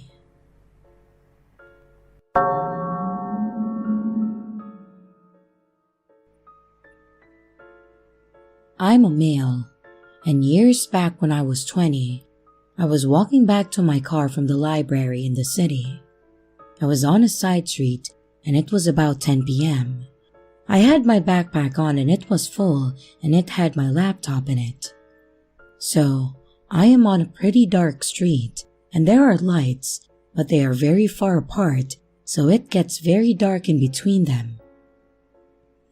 I come across this man walking his big pit bull, and he came off as really nice at first. He smiled and he wanted to chat. So I stopped and we are talking normal and I was asking about his dog. But after 30 seconds or so, he sort of steers us into a dark spot under a tree without the streetlight, and I thought that it was strange, but okay, because maybe it was for his dog. But then he moves. So he and his dog are both in front of me and I am cornered into the house behind me. And I start getting this bad feeling. This whole time, he is being friendly and smiling, but at certain points, he would get serious, almost like he was thinking of his next move. And he was moving closer, all the while fidgeting with his other hand in his pocket. Now, he is very close to me at this point, and I had nowhere to go because my back is against the angled window, so I'm literally in the corner blocked on all sides by him and his dog, and this house behind me. My internal siren is blaring at this point. I'm a very nervous person, but I am shaking at this point and I feel that I am cornered and it's pitch black under the shade. I decided to spring out from being cornered against the house and then into the street. He looked surprised, almost like, "Where'd you go?" And he begins walking towards me, and as I get to the middle of the street, I took my backpack off of one shoulder and I grabbed my apple carving knife and he stopped walking towards me. I get to a more busy area with people and I hop in a cab and the cab driver notices that I am shaking. I told him that I was just about to get robbed and I asked him to tell the police. And once I got to my car, I drove near where I was and I saw 3 cop SUVs with their sirens on going towards that area. Later on I heard that there were a bunch of robberies that happened in this part of the city.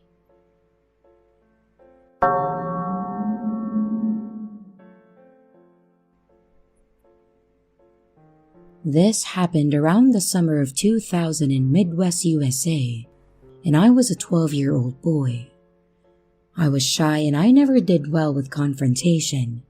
Anytime I was scared, I'd feel myself shaking. One day, My dad and cousin were weightlifting in the garage and it was open. I then decided to grab my bicycle out of the garage and then ride up and down the street while my dad and cousin lifted. As I am pedaling away from my house, I see another kid riding his bike, probably 5 to 6 houses down from mine, but he's just kind of going in circles. I maybe get like 20 feet near him, but that's it.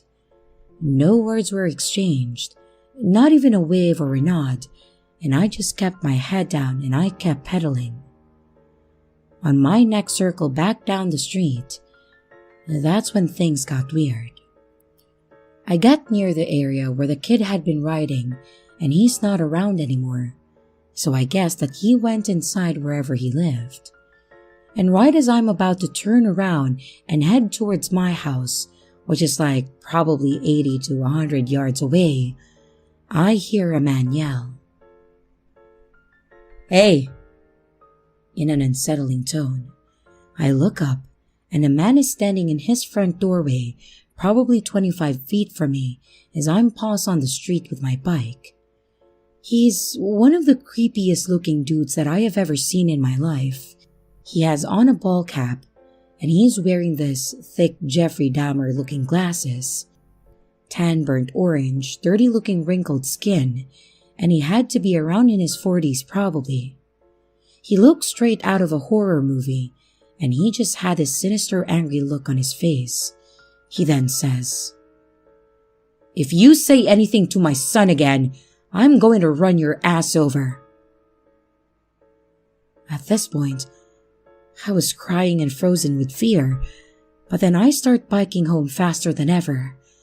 I'd never been in a situation like this in my life. I couldn't believe what happened because I never said anything to that boy. So I get to the open garage where my dad and cousin are still lifting. I tell them the story, and they decide to go to this guy's house and address the situation that just occurred. My dad and cousin had a few beers and are pretty jacked, so they were ready to tussle if needed. My dad goes straight to this guy's door with my cousin behind him and then knocks loudly. The man opens the door and has this huge Rottweiler by his side, barking and going crazy at my dad and cousin. He threatens to let the dog loose, but my dad and cousin aren't cowering down one bit.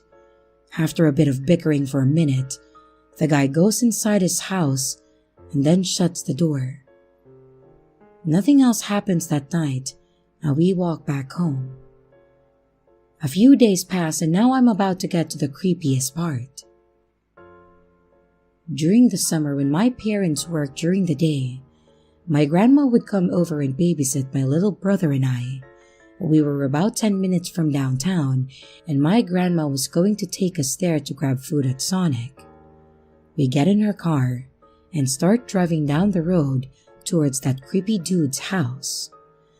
This made me feel very uneasy, but that's the direction we had to go. And as we get closer to the house, the hair on my neck starts to stand up again. As we go by the house, I see him. He's sitting in a red truck in his driveway, facing the road like he's about to pull out. I don't remember well, but I think he might have had a grin on his face as we drove by. We pass the house and he pulls out behind us. I start freaking out a bit, so I tell my grandma the story about the man driving behind us. At first, my grandma was chill about it, but then I noticed that she seemed a bit shaken. This is because she had made about 67 turns to throw him off our trail, but he still kept following us. Every little turn. And at this point, me and my brother are in the back seat with our heads down as he follows us. But luckily, we made it to downtown where it was busy. We get near the police station, I believe, and take another turn. Then finally, he just passes on by. I never saw that man again. My mom and dad split up and we left that neighborhood 2 years later with my mom to move to the country.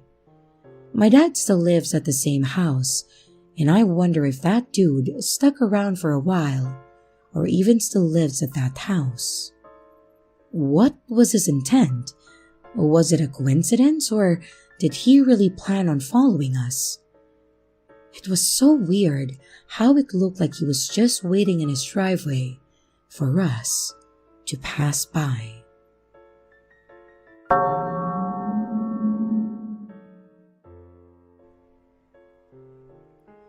I have hesitated to share this story for a long time because I know how important the mutual trust between a resident and their landlord or maintenance staff is, and I don't want to instill any unnecessary distrust in anyone's landlord. I've shared stories before about dangerous and scary residents that I encountered while working at apartment complexes. But this is a story about my time on the other side of things as a renter.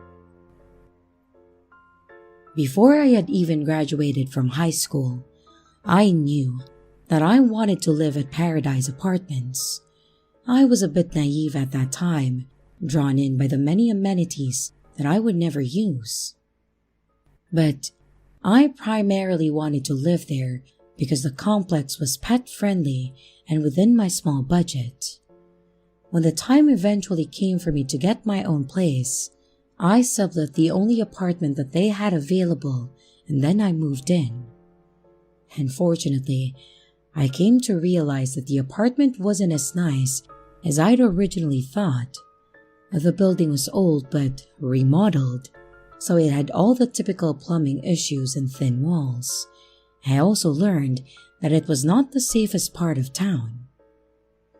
I was primarily an online student, but I had one class that met in person twice a week at around 8 a.m. I'm a bit of a homebody, so I rarely left during the day except for that class, the occasional shopping excursion, or to spend time with my boyfriend in the evening after he got off of work. My apartment was a bit of a Bermuda Triangle, even though it was only 600 square feet, and I live alone. Things had a way of growing legs and walking away. I had 2 kittens at that time, and I blamed them regularly for things disappearing. Something odd that kept reoccurring, however, was that I would find my underwear box out and sitting in the center of my bedroom floor on days when I had a class. I didn't have a proper dresser. Instead, I'm using an IKEA shelf with some IKEA boxes for designated clothes, maybe socks, underwear, pants, and pajamas. But I always could have sworn that I'd put the underwear box away after getting ready for class. But I chalked it up to me forgetting as a result of having to get up early and being focused on getting to class on time. Arguably paranoid, I started to think that some of my laundry was disappearing as well, as my favorite articles of clothing would go into the laundry hamper and seemingly never come back with the clean clothes. Towards the end of that semester, I was working one evening on a homework assignment when my boyfriend called to let me know that his roommate had accidentally locked him out of the apartment. I had a key to their place, so he asked if I could run over real quick to let him in. And before I left, I had made a mental note that I had left literally every light in my apartment on.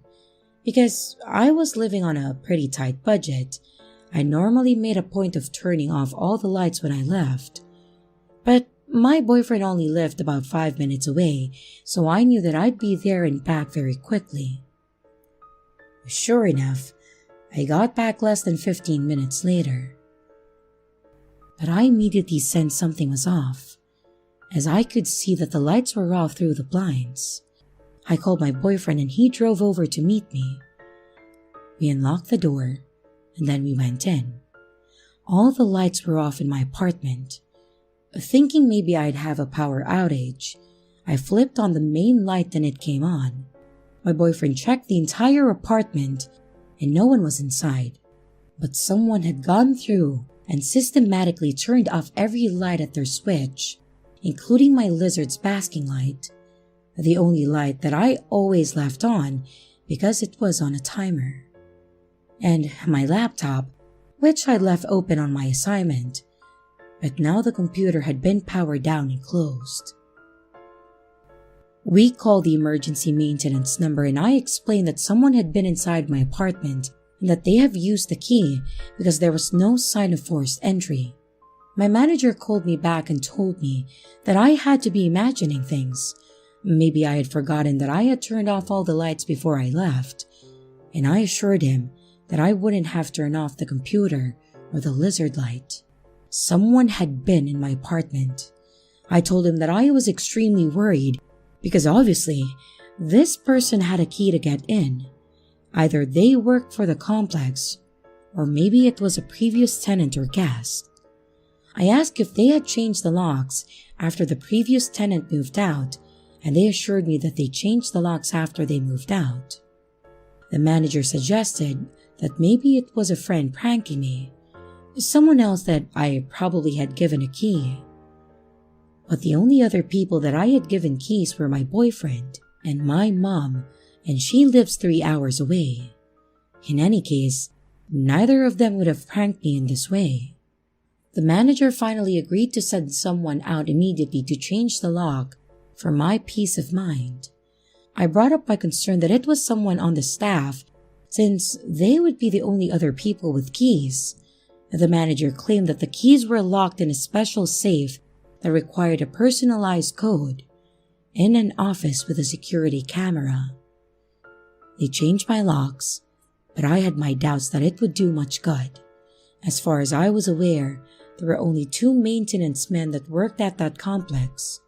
One nice older man that didn't seem all that skilled, and a younger guy with a scruffy beard that gave me a bad feeling, and I suspected that he had to be the one that had come in. When I had first moved, the manager had told me that I would be getting a new kitchen counter within the first 3 days.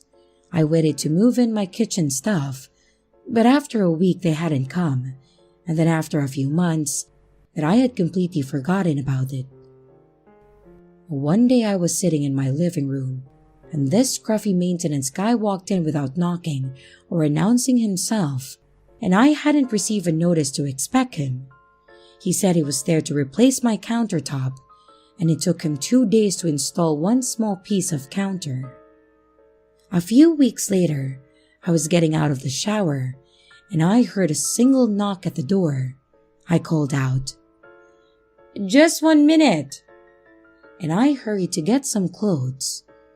But not 2 seconds later, the door started to open and I had to slam it shut, just to stop him from coming in. He claimed that he hadn't heard me called out, but I had my doubts. And I don't remember what made-up excuse he had for coming in. Another time, I found a note from him that he had come in, again, and it didn't even give a reason as to why, but that he made sure not to let my cats out. He also made a note about my 3rd cat being cute. Except, I didn't have a 3rd cat. I did, however, have a picture of my childhood cat in my bedroom on the IKEA shelf where I keep my clothes. At that point, I went to the office to ask them to make a note in my file that I wanted at least 24 hours notice before entry going forward. And also, I wanted to always be present for future entry. Now that I knew without a shadow of a doubt that someone was coming in secretly, it all made sense. It hadn't been long after the surprise maintenance visit stopped that things had started moving around in my apartment. He was also on site all of the time, so he would know when I came and I went. Who knew how many times he had snuck in, how many small souvenirs he had stolen? He could have been coming in while I was asleep. After the night with the lights, I put my own lock on the door, but still didn't totally trust the apartment. I ended up buying a condo shortly after, with the help of my parents. I subleased the apartment and then I moved. In the final days before I left, My mom came into town to help me move my stuff, and while she was home alone and I was at class, she caught the scruffy maintenance man trying to get his key to work in my lock. She demanded to know what he was doing, and he said that he was here to paint the front door. I hadn't received a notice, and he didn't have any paint or supplies, and she told him that he could wait until after I moved out. A few years later, I was shocked by the owner of the apartments while working at another complex in town, OK Apartments. Shopping is when an employee from one apartment complex takes a tour at another apartment complex under the guise of wanting an apartment for the purpose of gaining information that they might not otherwise easily give up. It can also be performed by your own management company to make sure that you are doing a good job. There were certain tells a shopper always gave, like asking specifically worded questions. Is it safe here? I'm a felon, can I live here? And etc. Those kinds of examples. And that required specifically worded answers and were easy to trip up on, being too wealthy for the complex. Rolex watch, sports car, nice suit, and etc. And being too flexible on what they were interested. And for example, they were interested in all the layouts and were open to move in whenever. This guy seemed too old and too well off to be randomly considering an apartment at OK. We were geared toward lower income folks. And while I was giving the tour, he asked if I had any opinions on other apartment complexes in town and mentioned Paradise specifically. And normally, I wouldn't badmouth any other complexes. I preferred to win them over by showing them the positives of our community. But I told him that I probably wasn't the best person to ask that question because I was probably the only person to give Paradise a bad review in the last 5 years. He asked me to elaborate, and I told him my apartment had been broken into and I suspected that it was someone on their maintenance staff. At that point, he revealed that he was the owner of Paradise and that he was very disturbed to hear that I had this experience. He asked me to describe the maintenance man in detail. I assured him that it was in the past and that I was over it, but he insisted on calling the manager over at Paradise.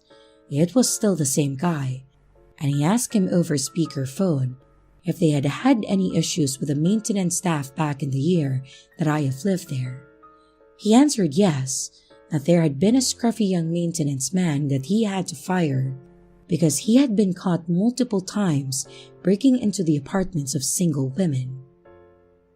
Satisfied, the owner proudly told me that the issue had been resolved and asked if I would be willing to change my review.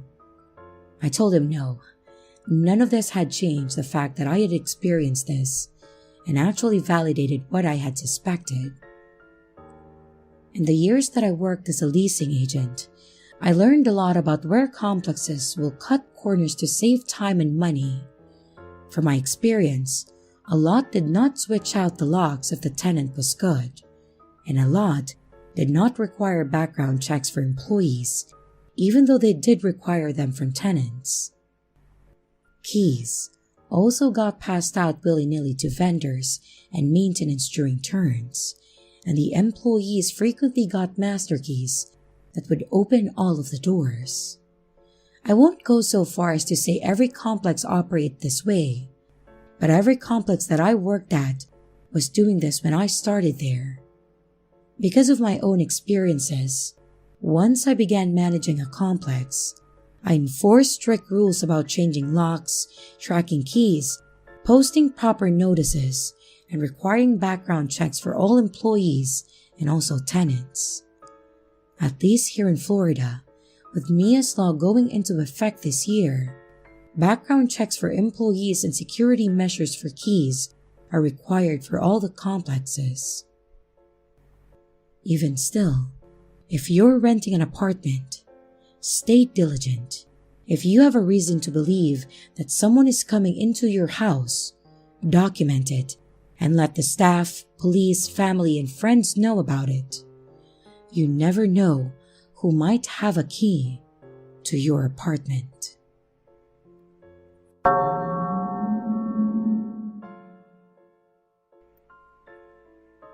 This occurred in 2017 in NSW, Australia. When I was younger, I had a sleepover with 7 of my friends, 2 of which arrived later on in the night. It was around 9:30 at night when we were all surrounding the campfire that my friend's stepdad had built the day earlier for the party. My friend and I both got up to walk to a small tin shed in the backyard that was full of mattresses and used primarily for storage. And as we were walking towards the said shed, I stopped mid-walk because I thought I saw someone standing right in between the 2 fences opposite of his house. I got really scared about this, and I went straight back to the campfire without telling an adult for some strange reason. But when I woke up the next day, we all went out to check if the coals were still hot because his dogs liked to jump in the fire pit. When everyone went to check the coals, I went towards the fence where I thought I saw this person, and to my surprise, actually found 2 size 12 shoe impressions in the ground, which flattened the extremely long grass. 2 months later, my friend group was wandering the streets in my small rural suburb at night. On the main road that went through the estate, there was a really sketchy park with an old block of toilets and a set of swings. When someone suggested that we walk over to the park to hang out on the way to someone's house, I pointed out that there was what appeared to be a dude with a kid on the swings. When someone suggested that we walk over to the park to hang out on the way to someone's house, I pointed out that there was what appeared to be a dude with a kid on the swings. But as we switched the side of the road we were walking on, I realized that there was only one person, a guy dressed in black pushing an empty swing. I also spotted that the guy's head and the right hand was twitching constantly and very aggressively. And after some convincing, we all got pretty freaked out by it and then decided to walk, run to my friend's house. 5 months after that, I woke up in my room to go to the toilet in the ensuite, which also had a bathroom, a large sink, and a shower. And as I sat down on the toilet, I could hear something tapping on the toilet window. It was like a tree branch, and for some strange reason, the light turned off. I hid behind the beam in the ensuite and slowly peeked out the window, to which I could see someone directly standing in between the corridor outside in the fernery. Coming out of the toilet, instead of walking down to the hallway and telling my parents, I turned right to the laundry door, which led to the washing machine, the dryer, and another door opposite that. And in a spat of courage, I flung the door wide open and I screamed, "Boo!" really loudly. But to my surprise, I couldn't see anyone. I actually couldn't see anyone, and as I said boo, I realized that I could feel my breath almost coming back, like there was a wall in front of me. And looking up, I realized that there was a person standing right in front of the fly screen, blocking out my view, which was limited to above the person's shoulders and under his hands. I assumed that it was a guy because their body shape is eerily similar to mine, with broad shoulders and roughly 6'7" to 6'8" tall. Because I am 6'8", and I have to suck in most of the door frames. The next morning, I went out with my mom to the garage to find the sand on the ground with this hiking boot-like impressions leading toward the two gates, which were flung wide open and one even off the hinges. I passed all of this off with simple explanations as a kid. The guy in the fence was a neighbor who was curious about the party. The person at the park was just a weirdo who was trying to scare kids during that killer clown phase. And the last one, I honestly have no idea, as do none of my friends or family members that I have told this to. But what is very creepy to me is that all of these three individuals I saw all had the exact same body shape and posture. You know, kinda slumped over because of their height and sitting position. Which leads me to believe that these were all the same person. And later confirmed with my friends that they all saw the one dude by himself on multiple occasions acting really weird around dusk on school days, near the bus stops.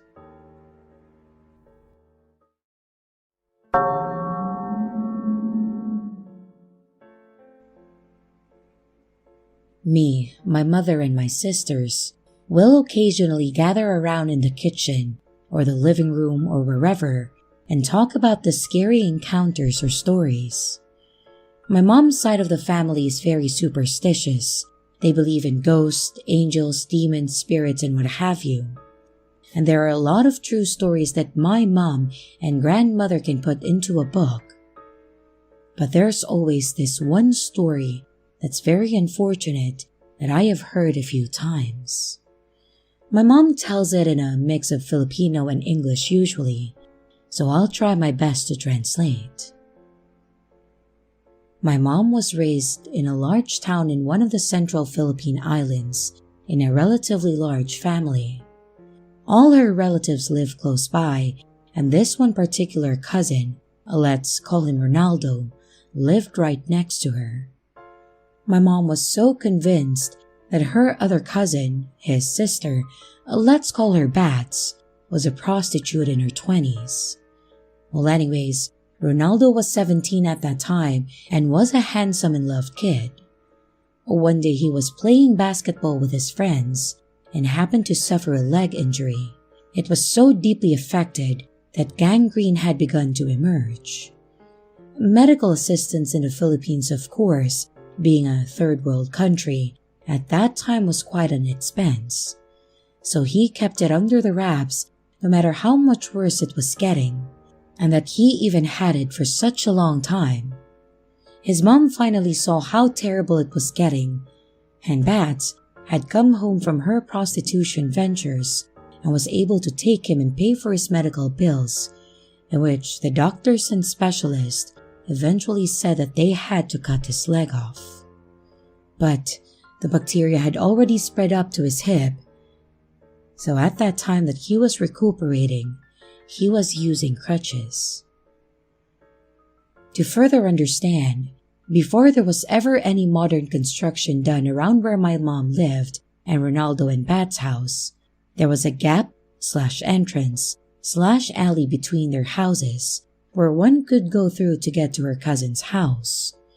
It was cemented and concrete. You know the sound crutches make on concrete when it's being walked on? Kind of like a tuck, tuck, tuck, tuck sound. Ronaldo had died a few months later from the worsening injury that eventually took over his whole body. So late at night, you could occasionally hear outside exactly where the concrete gap was. Tuck, tuck, tuck, tuck, continuously. Exactly in the pattern that Ronaldo usually walked, which was distinguishable. This was all during my mom's childhood, and nowadays you can't hear it anymore. I guess according to them, his soul has been laid to rest now. It is decades later, and everyone has either moved away or passed, and my mom had already moved to the US to start a new life. So Bats decided to rent out the house, and the people who had moved into the house claimed that they could always hear some type of crying that sounded like a baby's right inside the house, even though they had no baby and there wasn't anyone around. Years later, my mom's relatives found out that Pat's sister had previously had her baby aborted and buried just somewhere around the house.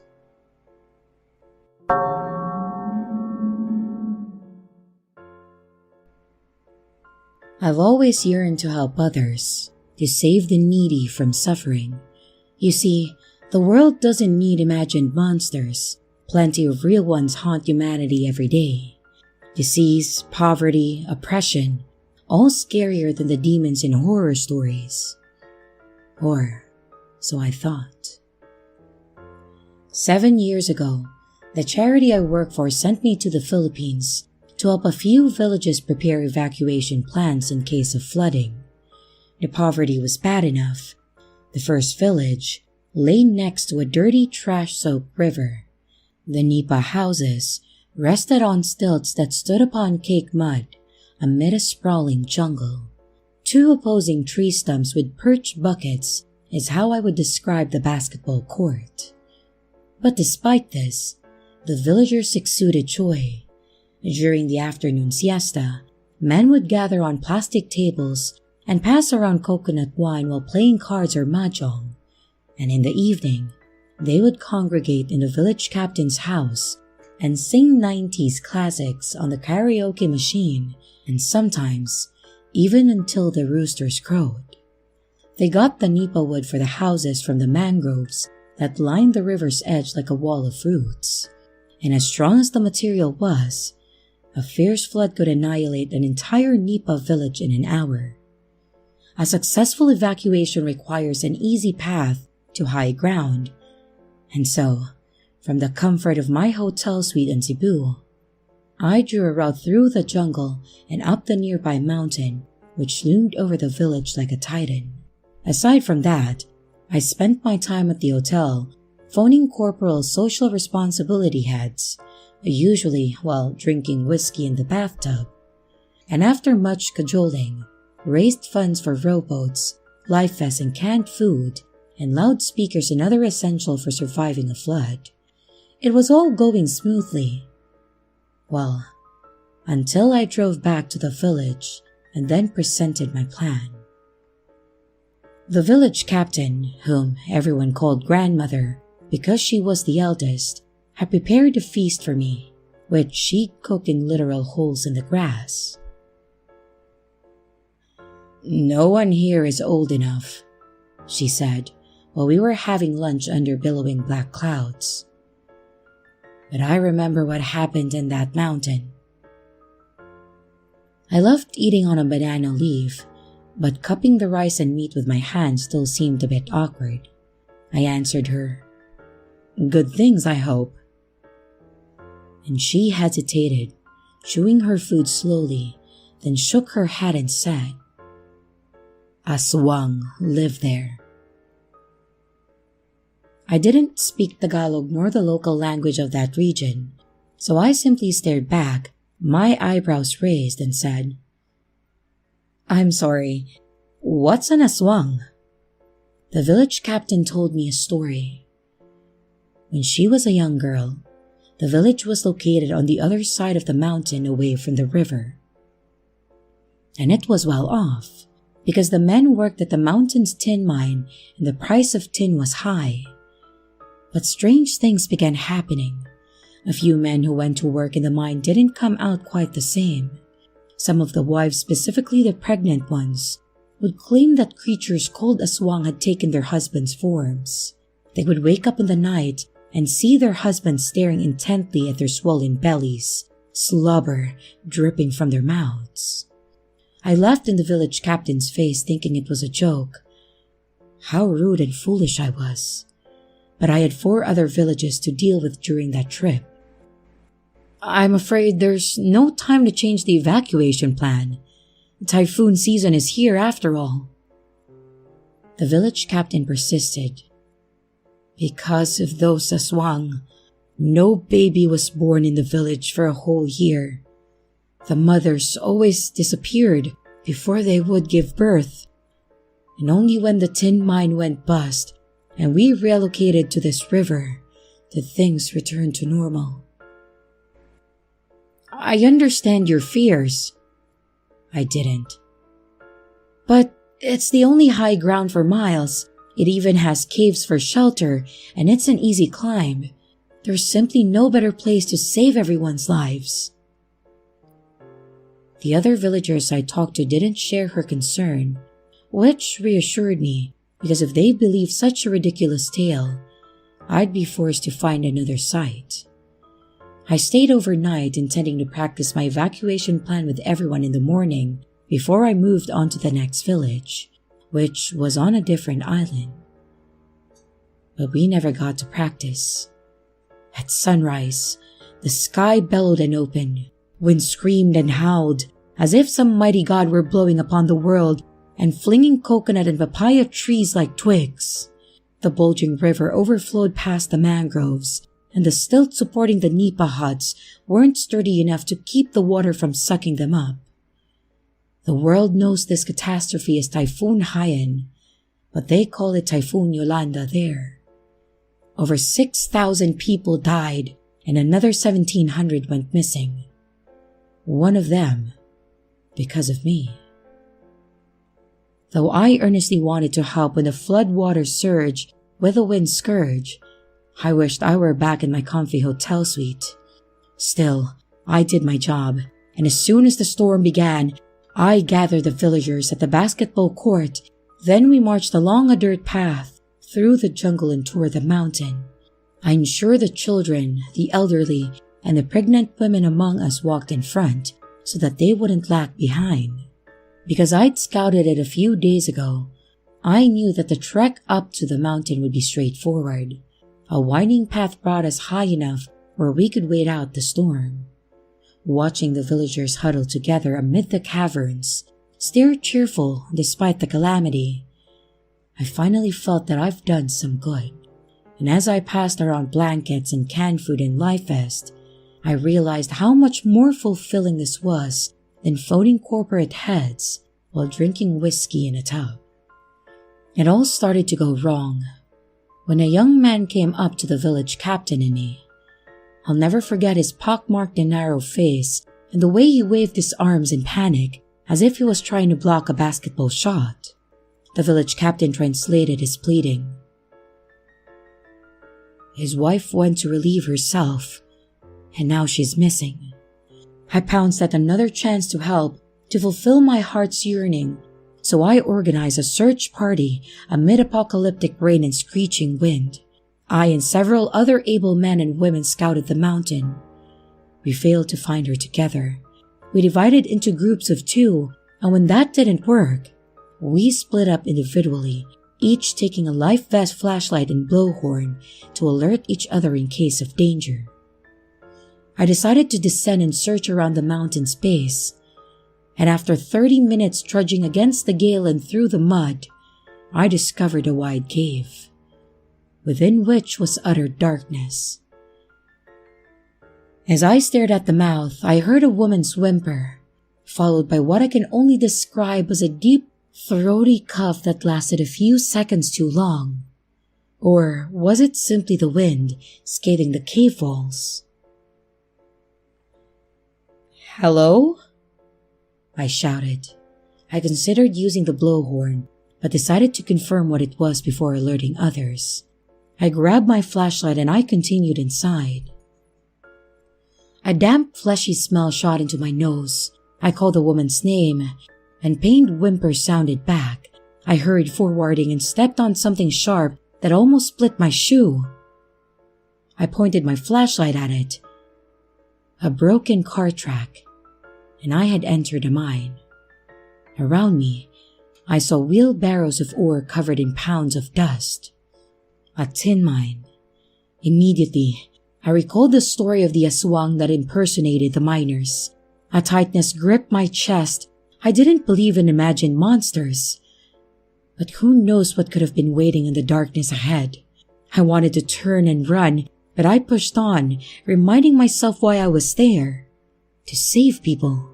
The whimpering was just ahead, and I wish I could snap my fingers and teleport back to the hotel where I could hide underneath the silky duvet on the Super King bed. How cozy it would be to wait out the storm there. My heartbeat surged as I squeezed my flashlight to settle the trembles, and I stepped onward and shined my light forward.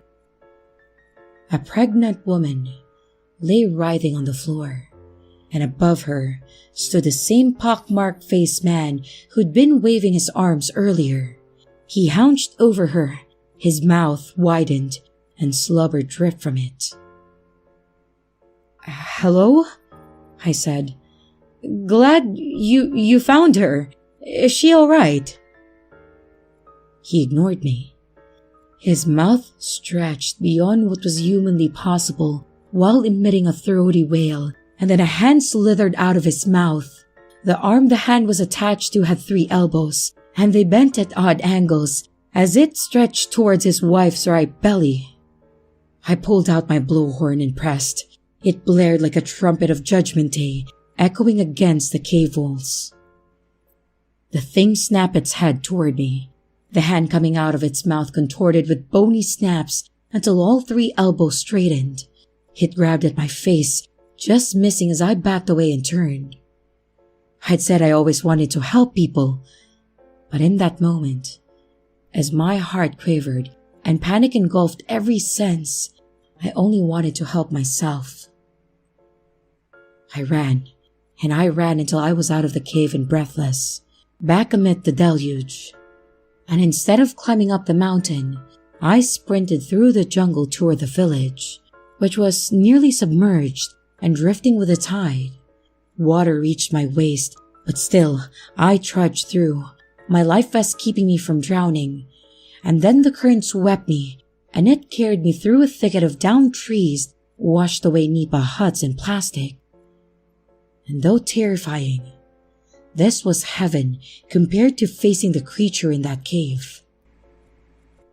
Half an hour later, some brave volunteers in a paddle boat rescued me, and I told them that I was running from an aswang, but they laughed, thinking I'm some kind of crazy foreigner.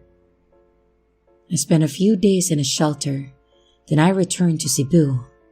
I resigned from the charity, and once the storm had passed, I took the first flight home. A while later, I heard from a colleague that the villagers survived, save for one pregnant woman who'd gone missing. I've had 7 years to think about it since then, but my conclusion never changes. By ignoring the village captain's warning and guiding them to that cursed mountain, I caused something unmentionable to happen to that woman and her unborn child. I've done exactly the opposite of what I yearned to do. I'd hurt instead of helped because of my arrogance. The guilt still eats me, and I don't dare try to help anyone anymore. I'm a corporate drone now, slaving every day to make someone else rich. Better than hurting others with my good intentions.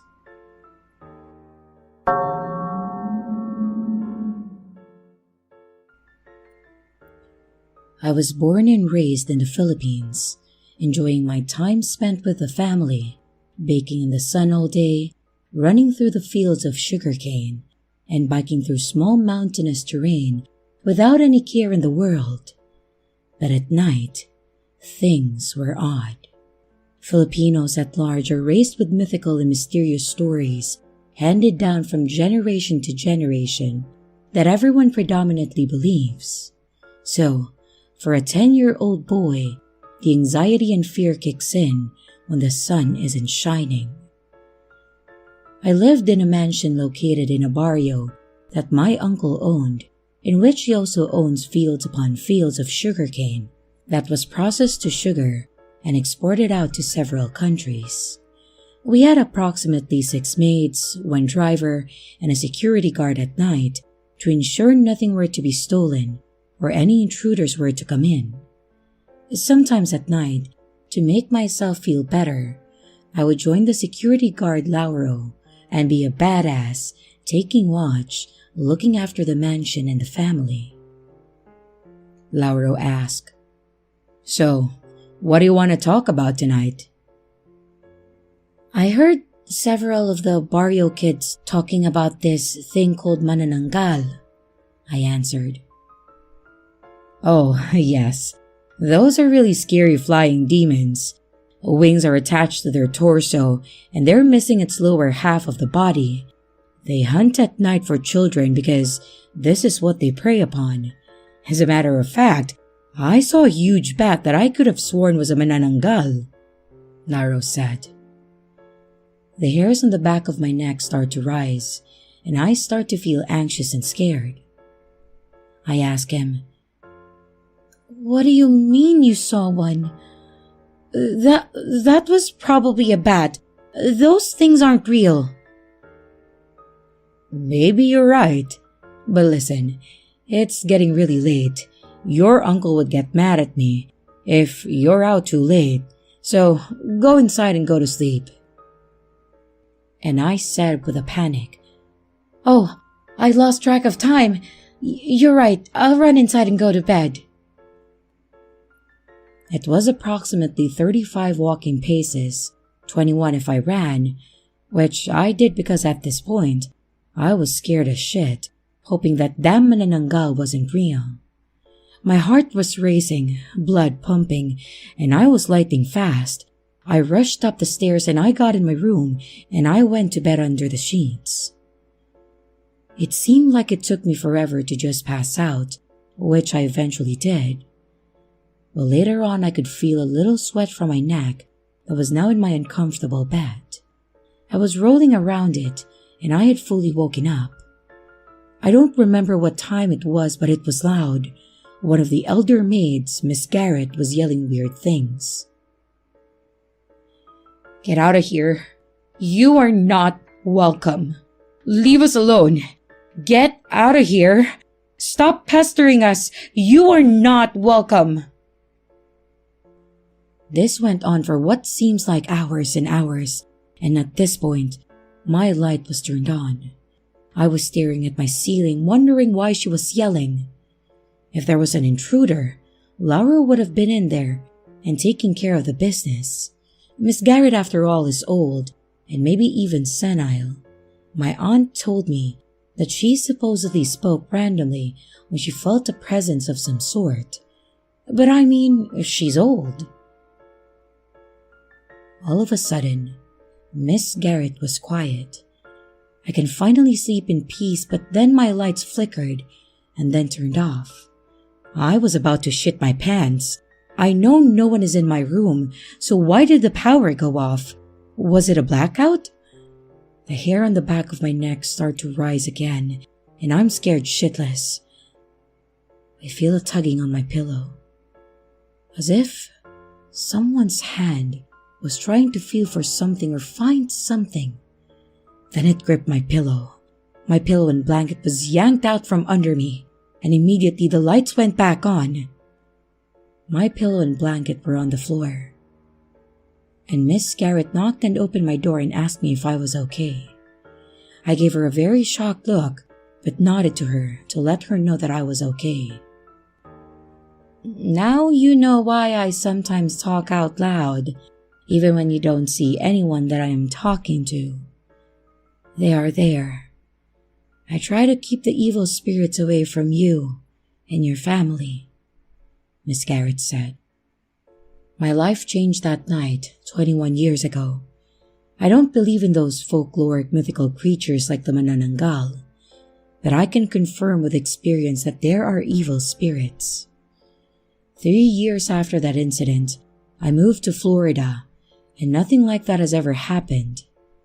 Well, until just last night. Miss Garrett, I need you. Please, help me.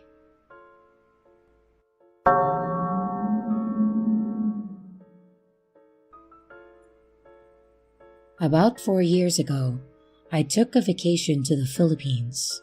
Now let me say that it is truly a beautiful place, and I'd almost 100% take another vacation to the Philippines. But I can't shake that I'd be in the domain of the mountain. You know, Mount Pinatubo? The one that erupted in 1991 and killed 740 people. Well, anyways, 4 years ago, I decided to take a vacation to the Philippines due to the stress at my job. I had enough vacation days to go somewhere and still use them as sick days if I run out of sick days. And when I got off the plane and had gotten to my hotel, I then checked in and then went to my room. My room looked like your stereotypical family vacation. 2 beds with white sheets, pillows and blankets, and a brown comforter at the bottom of the bed. There was also a television that only had kid channels that were mostly in Filipino. There was also a mini fridge, which was really the 3/4 of a fridge. And I was glad that the hotel I was staying at served food. It was a long flight from New England to the Philippines, so I decided to sleep and also decided that whatever time I woke up was the time that I would get my stuff and pack and then go find something to do. When I did wake up, it was around 5:34 a.m. So I got my things and packed after waking myself up with some water, and I then went out to find something to do. I decided to head to what looked like a cafe for some coffee. It turns out that splashing water on your face will only temporarily prevent fatigue. In the cafe, I ordered some coffee and then waited for the waiter to come back with my coffee.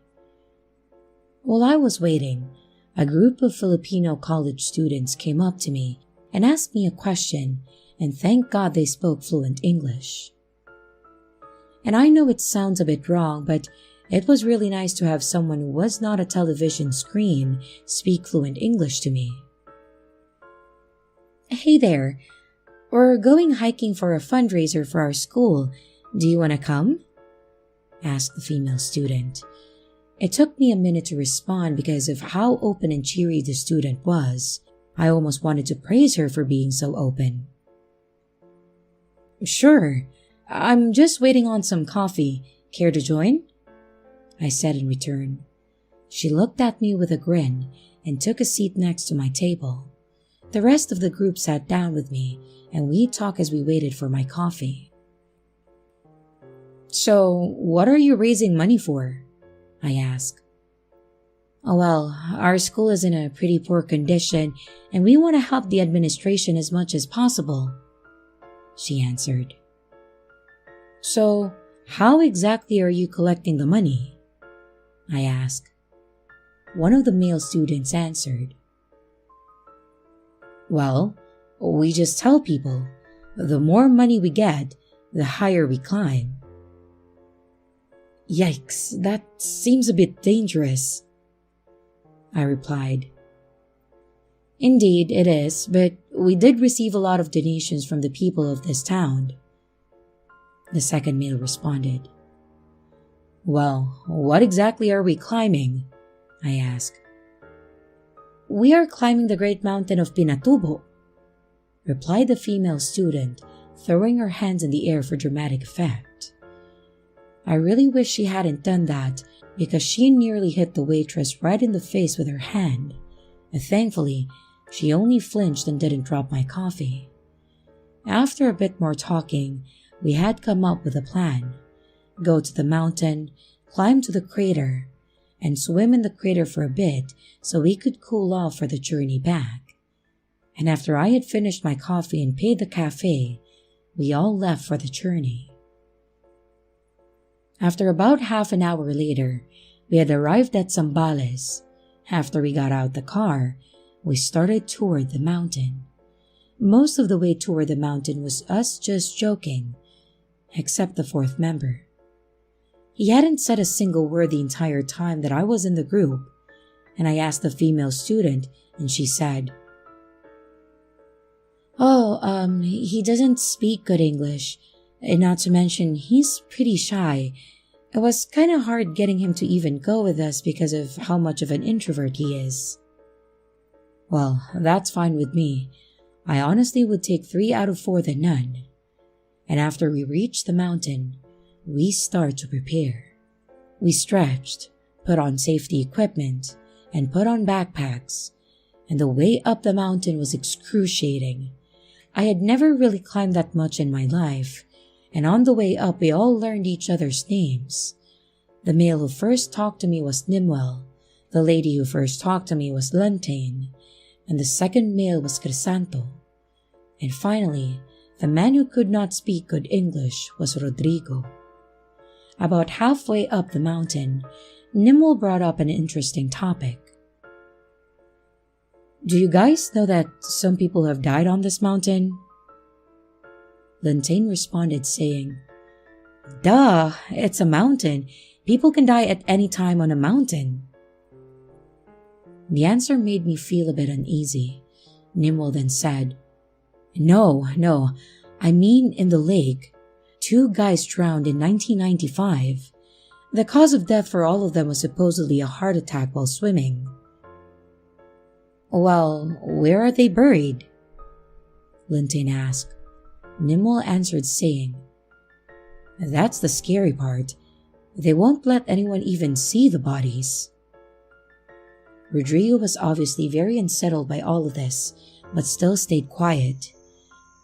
I think we can all say that we were also very unsettled after the conversation had ended, and after about an hour of climbing, we finally reached the top. Oh goodness, look at that view! Lantain exclaimed. She was right. The view was pretty. Okay, now let's take a pictures for proof, and then let's take a swim, said Crisanto. First, we all took a quick breather, then we took some pictures, and after we took some pictures, we all took off our clothes. Thank God Lantain suggested that we keep our bathing suits on under our clothes so we don't have to strip naked and change. So, who's ready to swim? Exclaimed Crisanto. Everyone but Rodrigo was excited about going into the water. Lantain said something in Filipino, and then Rodrigo shook his head. Lantain shrugged and signaled us to go into the water. He must be still shaken with the story, I thought. When I got into the water, it was weird. Like it felt like water, but it felt really off. I don't really know how to put it, but it did not feel right. I brushed the odd water off, thinking that it was just because I had climbed a little over 1,000 meters. We swam and splashed water at each other for a good 15 minutes before getting bored and feeling like we were clean enough to head back down. On our way out of the lake, I swear I saw something underwater. It must have been some type of bug. But when Nimwell was dragged underwater, I didn't think it was a bug anymore. I swam as fast as possible, not knowing what was going on behind me. Thankfully, Lantain didn't bother to help Nimwell either, as she thought that it was just some type of sick joke. But we didn't think that it was a joke until he didn't come back up. Lantain, being the supposed brave one, went over to see if Nimwell was all right. And trust me, when I say me and Crisanto tried to stop her, but she didn't stop. Rodrigo was already packing our bags when Lantain was dragged into and under the water. She didn't even have a chance to get into the water when she was dragged. We had to go. This thing, whatever it was dragging them underwater, killing them. We put on the necessities to climb down to the nearest flat part of the mountain where we could rest. And as we were putting on our climbing equipment, Rodrigo was probably cursing in Filipino. We were almost out of the crater when a tentacle came out of the water and then grabbed Rodrigo. I managed to hold on to him, but the thing pulled so hard, Rodrigo's hand was either pulled off or broken. All I know was that he was pulled really hard with me, still holding on to him, and then I was running for my life. Me and Crisanto were on our way down the mountain, and when we finally got to a pretty flat spot on the mountain, we got the rest of our equipment on. But We only got our helmets and safety rope attached when we saw tentacles going down the mountain towards us. How did it know where we were? The water, I thought. It had to be the water. That's why it didn't feel right. I warned Crisanto and we started to make our way down the mountain. We managed to reach the bottom of the mountain before that thing could catch us. And we guessed that the monster wasn't able to reach us at the bottom. And we ran right to the car after catching our breath. We didn't know what to do. The police wouldn't believe us. The locals wouldn't believe us. So we went back to my hotel since it was the closest. When we entered my room, I immediately turned on the news. Apparently, through the whole hour that we drove home, they had already started covering the story. The news reported sad. And for our viewers who are just joining us now, we have some very sad news. 3 teenagers have apparently drowned in the crater lake of Mount Pinatubo. While we asked if we could see the crime scene, officers told us that we had to leave immediately, and we will be following the story for the next few days. Any new information released to the public will be reported. Crisanto turned off the news, cutting off the reporter. "Can't believe that they're dead. It wasn't supposed to end like this," he said. I didn't expect him to say that. "We couldn't do anything. You saw how strong that thing was," I said, trying to comfort him. "How did the thing not go for them either?" "The water must have been tracking us, but Rodrigo was pulled into the water as well. That means the beast can sense anything near the lake and anything covered in the water," Crisanto said in anger. "Something isn't right, but we'll have to figure it out in the morning. It's getting late, and we've had one hell of a day." He agreed, and he fell asleep almost immediately. I didn't even realize how late it was, and it didn't feel that long. Maybe it was longer? I don't know. The next morning I woke up to no Crisanto, but a note from him. The note read, "Dear friend, while it was fun while it lasted, we both knew what happened, and if this is what I think it is, we cannot stay together, or else consequences will be dire. I thank you deeply for trying to help my friends and for attempting to comfort me when I was upset last night. Your dear friend, Crisanto." I have never heard from him again, and after I read the note, I packed my belongings and I left to reschedule my flight for that day. And I did manage to leave that day. I haven't talked about it since, in the fear of people thinking that I'm insane. But please, for the love of God, tell me I am not insane. Anyway, I beg of you to heed my warning. Do not swim in the lake of the crater of Mount Pinatubo. It is extremely dangerous, and without friends, you could have no chance of escape.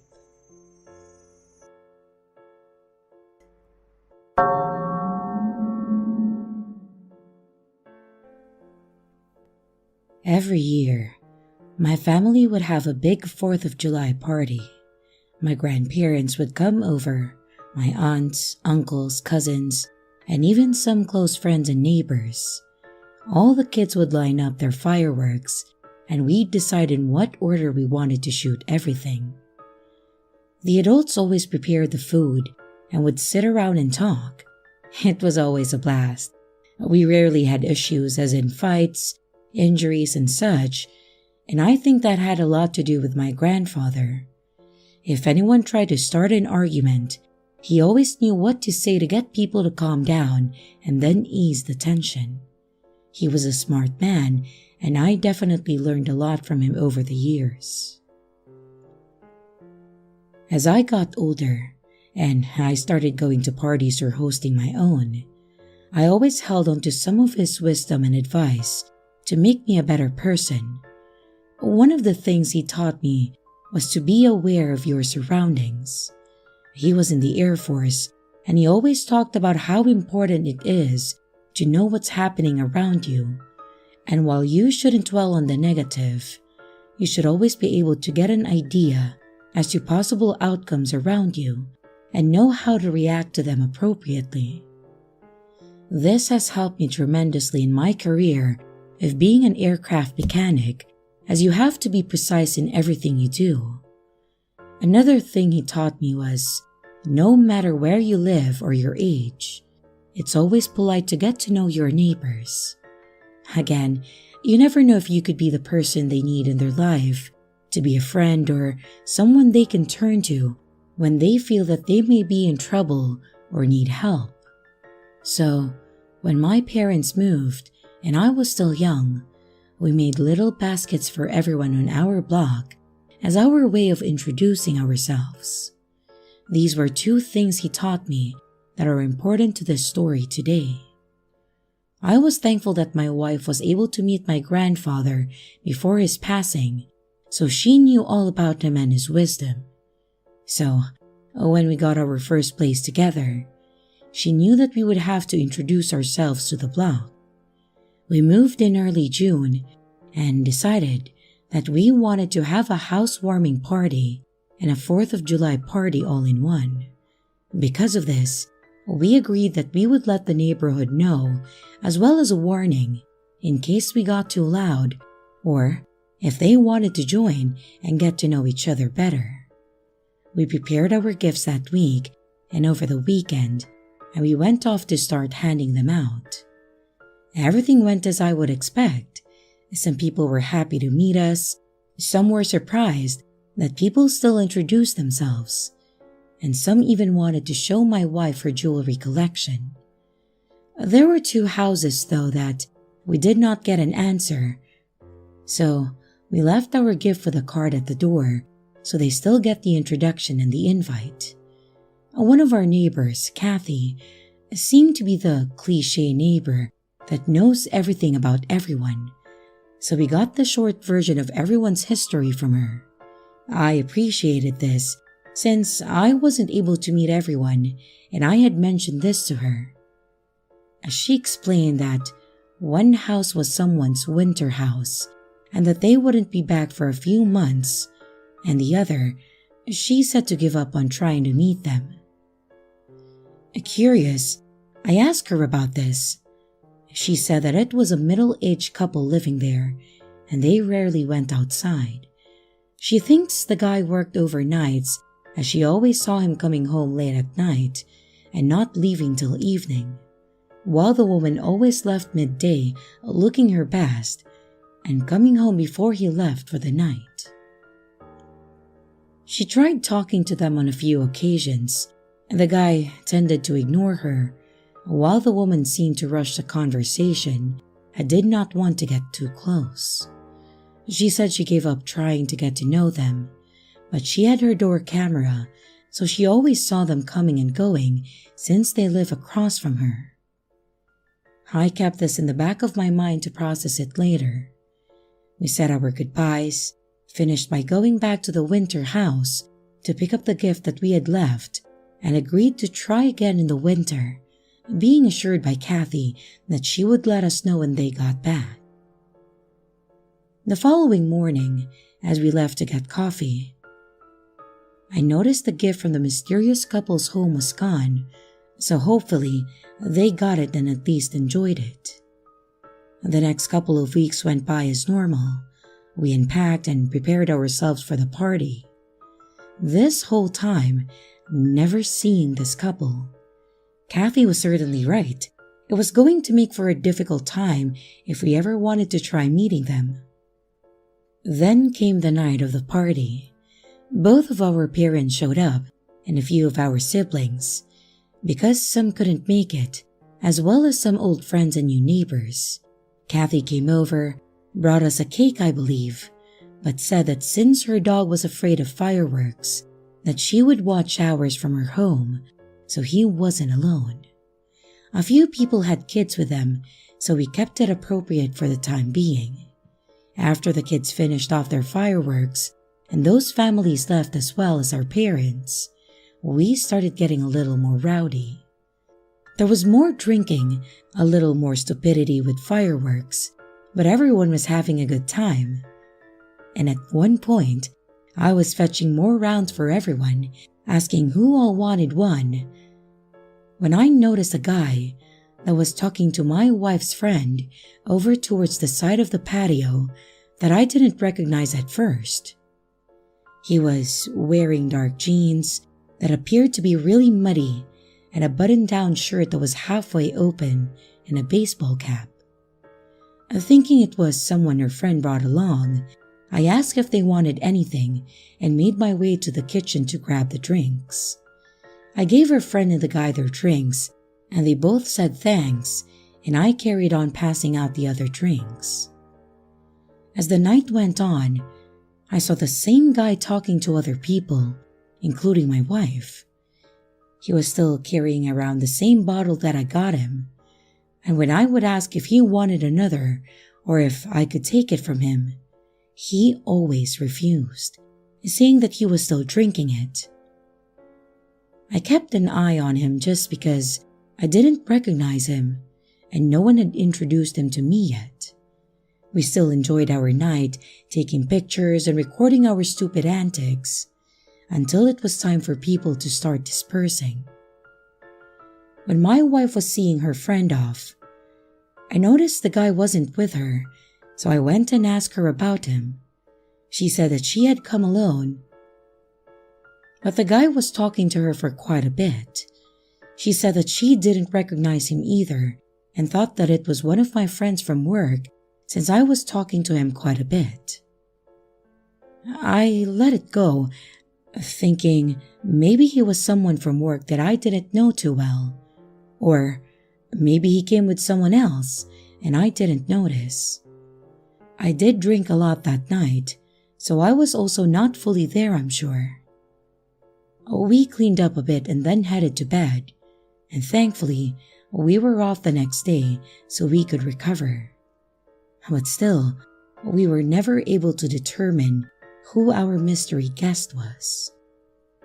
As I was coming home from work sometime that same week, I saw several cop cars at the non-social neighbor's house. Like anyone would, I tried looking to see if I could tell what was going on, but I couldn't see much more than a crime scene tape going across the house. I got home to be greeted with my wife and Kathy in the living room. They told me that they didn't know what was going on yet either, but Kathy was already visiting when the police started showing up. Shortly I got home, Kathy mentioned going back home so she could try to find out more when we actually had someone else knocking on our door. It was another officer wanting to ask us questions about our neighbor and if we had seen him. I explained that I didn't even know what they looked like, but Kathy began describing them more and said that she hadn't seen them in a few days. The officer pulled out a picture to show us and asked if we'd seen him, when my wife and I realized that he was the guy that was at our party. Kathy and the officer both looked shocked, and the officer began asking us what he was wearing, how long he was there, wanted to know when he got there and when he left, if he said anything to us or was acting suspicious at all. We tried to answer the best we could about his whereabouts and explained that he was technically invited, but since we never actually met them, we didn't know if they would show up or not.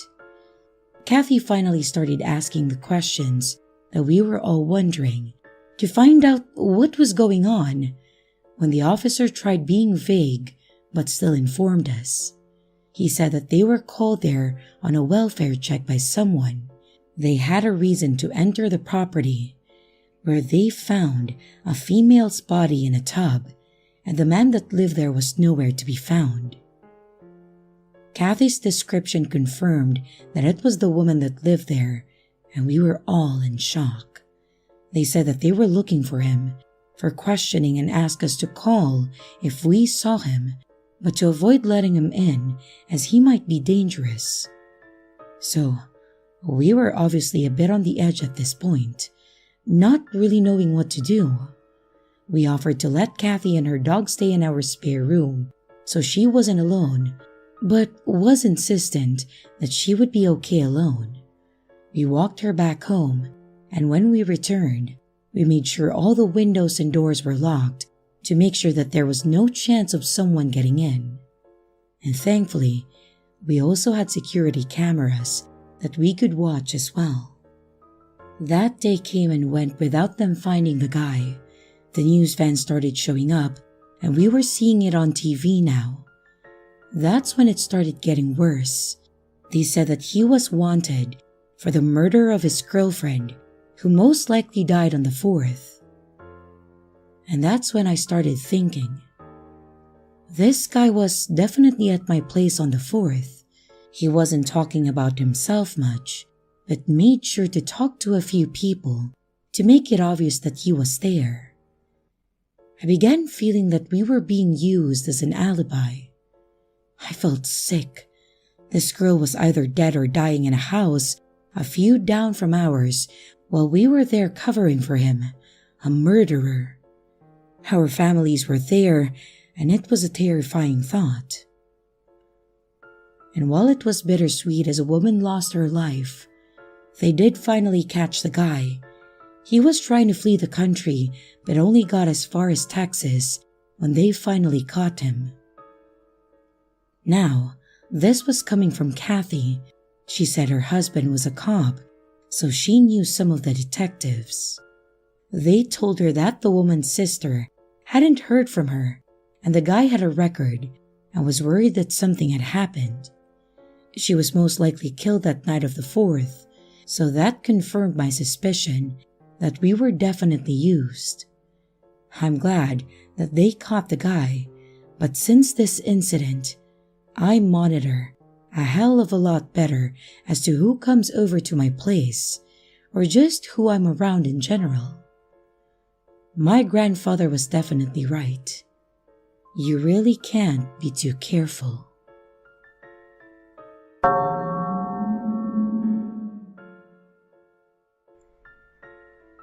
Growing up, me and my brother lived in my grandparents' home with our mother. She had us at a young age, so my parents didn't last long. My grandparents helped raise us while my mother went back and forth between working and trying to live like a teenager with no kids. We could go a few days without seeing her. Our grandparents would get us off to school, feed us, and bathe us, and my mother didn't care much for responsibilities. The less work she had to do, the better, which is why none of her jobs lasted longer than 6 months, and she was always taking advantage of whatever she could get, like unemployment. I bring this up because it shows how much I respected my grandparents and I looked up to them. When my mom ran off with someone to another state, thinking that they would get married, come back to get us, and have this rich life, my grandparents were the ones that paid our school fees, bought us clothes, helped with homework, all of it. My grandmother was such a kind and giving person. She taught me everything I needed to know about cooking, fixing and mending my own clothes, helped me learn how to do my own hair, while my grandfather always tried teaching me and my brother how to be self-sufficient and fix our own things. He acted tough, but he had a soft heart as well, always giving my mom another chance just for her to take advantage of them over and over and over again. This always made for interesting holidays. The house wasn't huge, but it certainly wasn't small either. It was a 3-bedroom, but they had a big backyard, so the holidays were usually spent over there. My grandparents would always be in the same spots. Inside, Grandpa would be sitting in his big recliner, and Grandma in her rocking chair that he made for her. Outside, they had 2 rocking lawn chairs that they always sat in, while everyone else had to decide where they wanted to be. It was a perfect view of the whole yard, so they could see everyone coming and going. And on the 4th of July, it was a perfect view of the fireworks, going straight up. My grandmother loved the fountains. She didn't care much for the huge mortars that went in the sky, but the little ones that always had a story to them and different colors that she loved. As we grew up, my mom continued being the same person that she was, so she became more of a distant relative. However, when my grandfather passed away a few years after I graduated high school, she was around more often, trying to care for my grandmother. I ended up getting an apartment nearby to help out as well. And when I would come over, we would begin to hear weird sounds or have weird events occur. And my grandmother always says that it was Grandpa watching over us. I used to just shrug it off, thinking that it was just something people said to help cope with the loss. I'm sure feeling like someone is close to you that you've lost can somewhat ease the pain. But I began to believe it more when I would personally experience things. My nickname that my grandpa gave me was Buttons because I started collecting them. I have bought many clothing items, purses, and bags just because I like the way they look, and I would cut out the button and use the item for something else. My grandfather worked at a junkyard, and if he ever found any, he'd always bring them home for me too. So when I started finding buttons that I'd never seen before in places that they shouldn't be, I really felt like it was him giving them to me as gifts. I became a little more open to the possibility from then on. So continuing with tradition, we would always keep Grandpa's seat open for the 4th of July so he could still be there with my grandma. Over the years, I ended up getting married and my husband moved in with me. My mom also started losing interest in helping my grandma. She would begin disappearing for days again, so I would have to go over there to make sure that she had enough food and toiletries, and just to make sure that she was okay. My brother also moved out of state, so there was little that he could do to help. I'm thankful my husband was always understanding when I would have to go over there after work, or when he was willing to help me to get groceries for her. Well, sadly, my grandmother passed away too, due to heart complications, and once again, that meant my mother would be back around. She wanted to help as much as possible with the funeral arrangements, and she spent time with me and my husband too, and actually seemed like a normal person for once. However, I would learn that it was more so to find out about her will. My grandpa of course left everything to my grandmother if she survived, so now she gets to actually get something out of them. It turns out they actually left her their house, but most of the money they had saved, they gave it to me and my brother. I could tell that this angered my mom because she wanted the opposite. She threw many hints at us about it too, but we always ignored it or changed the subject. She actually moved into the house and we stopped talking to her for the most part, and we went about our lives. I ended up putting the money I got into savings to hold on to it, as we were planning on getting our own home and starting a family. To speed this along, it was less than 2 years since my grandmother's passing for my mom to destroy that home. I went over there a few times, and she had tried to sell almost everything she could in that house. She tried selling their lawn chairs, and I actually paid her for them and begged her to keep them there until I had a place. Since she started running out of money and she couldn't pay for the repairs, she was actually trying to find someone to sell it to. She tried letting her friends live there, but quickly learned that much like her, they didn't want to pay rent. I couldn't stand to see this house go to someone else or take any more damage, so after talking to my husband, we agreed to try and buy it from my mom.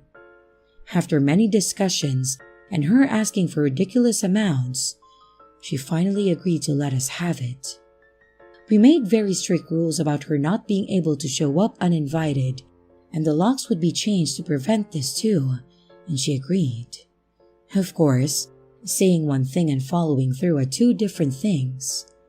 Throughout the next year or so, we made the necessary repairs and moved in. But I noticed that unlike my grandfather was in the past, there seemed to be no presence of either of them. I would notice this on those bad days, where I just wished that they were still around to see everything that I have achieved. This made it even harder when I was pregnant and I had my first child.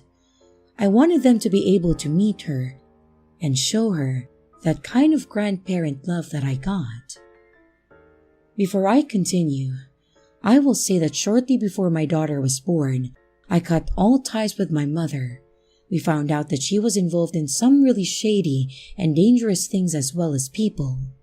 She brought someone to my baby shower uninvited, and they tried doing coke in my bathroom. I told them to leave before I called the cops and to never come back. She has never met my daughter and tries calling to see her in between, asking for money, so I blocked her number and tried to move on without her in my life. My daughter was born healthy and happy in April. Other than my husband's birthday in June, the next big holiday coming up was going to be 4th of July. So, we wanted to have a small party with a few friends. As we started setting up the yard, I remember the lawn chairs, and I dug around the shed to find them. They weren't taken care of like I would have liked, but they were still there. So I cleaned them up and I put them right back where they belonged. When we went and got our fireworks, I saw a huge fountain called the Beautiful Rose. My grandmother's name was Rose, and I just knew that she would love it, so I happily brought it home with me. The party was going great as expected. At one point, I went and laid my daughter down to sleep. I turned on her monitor and clipped the other one onto my shirt, so I could hear if she woke up. And while we were outside, a friend asked about the lawn chairs, and I explained their history. When I went over to move a plate that was sitting in one of the chairs, I noticed something under it. It was a button with the name Chloe on it. It was my daughter's name. It was odd that it was under the chair, and after a quick thought, I knew that it was my grandfather, which really made me ecstatic. As the night progressed though, I started having more events like this occur. It may sound weird to some, but I would find the letter C just everywhere. When we would move the dead fireworks, I would pick up the shredded pieces of paper. I would throw the plates away, and the sauce on it would make a letter. I mentioned it in passing to my friend who was there, who was very spiritual, and she said that it may be a sign from someone else. At first I chuckled at the idea, then became curious, so I went and grabbed the piece I just recently threw away, and the plate, to my surprise, it actually spelled out Chloe again. I thought it was crazy, but then my friend asked if she was okay. I thought it was weird at first because she knew she was fine, until she said it may be their way of getting my attention. So we went to her room, and as I opened the door, to my horror, Chloe was not in her bed. The window was open and the monitor had been turned off. My friend ran off to get my husband as I ran to the window.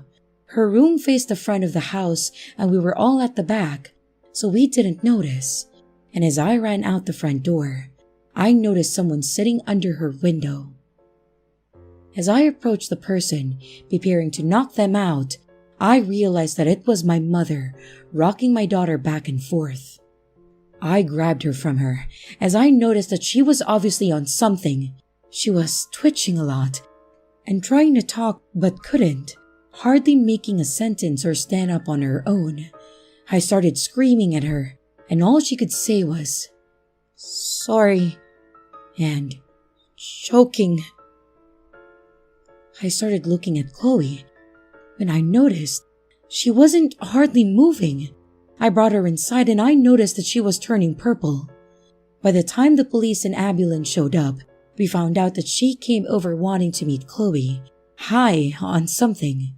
She had a bottle of apple juice that she was trying to feed to her, and she nearly made her choke and drown. Thankfully, Chloe was okay. My mom was taken to jail since she had stuff on her too, and we decided not to press charges, but we did get a restraining order.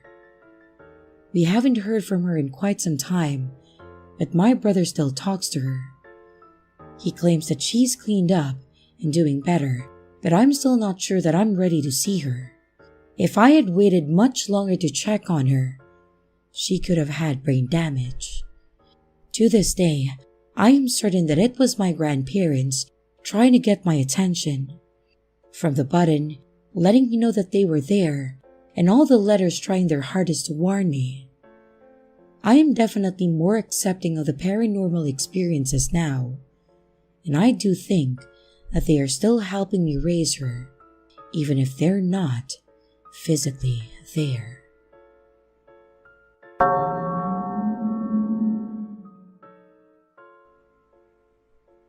I live in a cozy little home with my son and husband. Since our home is on the smaller side, we usually go to other people's homes for holidays or parties. One past year, we wanted to do something for just our family, so we decided that we would go camping for the 4th of July weekend. Our county also doesn't allow fireworks, so we thought that we would find a place in the next state over and have a different view, see a fireworks show, and maybe light off a few of our own. Our son had never been camping before either, so it would be an exciting first time, and he was really looking forward to it. We went and bought a tent, sleeping bags, and other camping essentials to start preparing. We started going over safety tips as well, such as making sure that we had plenty of first aid stuff, some bug spray, sunscreen, and aloe. Some things, though, are a little harder to prepare for. The time came to head out to the campgrounds. The 4th was on a Friday, so we decided to go on Thursday. That way, we could get there, look around the area, to decide what we wanted to do. Then after, we can just enjoy the 4th. We could spend time doing whatever we wanted for the rest of the weekend. When we got there, we found our lot that was right by 4 other tents. One was a middle-aged couple that was there with their dog, and 2 tents were for a family of 5, the parents, 2 kids around 9 or 10, and also a toddler. And the last one reminded me of ourselves, a couple with a little boy. As we started setting up, all the kids around were ready to play, going over to each person's tent and asking the kids' ages and names and if they wanted to go play by the water. He was my firstborn, so I was quite protective of him, and I didn't want him playing by the lake without us. So I agreed to let him play on the small playground equipment that was right next to our area. I could see him from there, so I was okay with it. And the 4 kids were playing and talking about whatever kids talk about, and the parents of the single boy, I'll call him Kyle, came over and introduced themselves. They said that this was their second attempt at camping. They tried last summer, but they were forced to evacuate after someone caught part of the campgrounds on fire. They said it was most likely caused by a fire pit that wasn't allowed that got out of control. They said it was fairly close to them because they could see the flames and they had to pack up in a rush, which scared Kyle. From what they explained, the poor kid was pretty scared for a while to do anything close to fires or anything camping related. They mentioned how they eased them into it though, by camping in their backyard, which made me think we should have tried that first to see how our kid would react. But overall though, they wanted to say thanks and for letting Kyle play with our son, Nathan, and then complimented on how well-mannered he was and being willing to pull Kyle in with the other kids. It was a very proud parent moment for myself. That night and the 4th itself were both great, since everyone was so kind and welcoming. We had a cookout together and we put all of our food into it. The kids were having a blast, and we gave some of our little firework stuff like smoke bombs to the larger family since they didn't have any, which kept them occupied. I will say, those older two were a little more on the daredevil side. They were trying to throw smoke bombs in the air and catch them, hold them in their mouths, tried to throw rocks from the gravel road at the birds, things like that. And thankfully, Kyle and Nathan stepped back from those activities. Saturday, we decided to have a little more time relaxing. After sleeping in a bit and having breakfast, we decided to go for a little walk through the trees. My father-in-law always took my husband fishing and hunting and was always big on the outdoors, so he knew trees and wildlife and loved teaching Nathan just the same. To our surprise, Kyle was just as interested and asked to join us. I don't think I would have been too comfortable with it, but then his parents asked to join too. They said that they would show us where the fire was, and then we could go to a more secluded part of the lake where there were less people in it. We're not familiar with this campsite, so we agreed and thought that at least we would have some peaceful time away from the other rowdy kids. So, we put on our swimsuits under our clothes, we grabbed the things we wanted to take, and then we headed off. The fire occurred on the other side of the grounds. There were several trees that were still standing, but obviously dead from the fire. There was a patch of what appeared to be dead grass where they attempted to regrow it, but it wasn't doing very good. They had posted a sign as a reminder that fires weren't allowed outside of their permitted pits or grills too. The area was empty of people too. It appeared to be open, but no one was staying there. It definitely didn't look pretty, so I'm sure that was why. From there, we decided to go swimming since it was empty.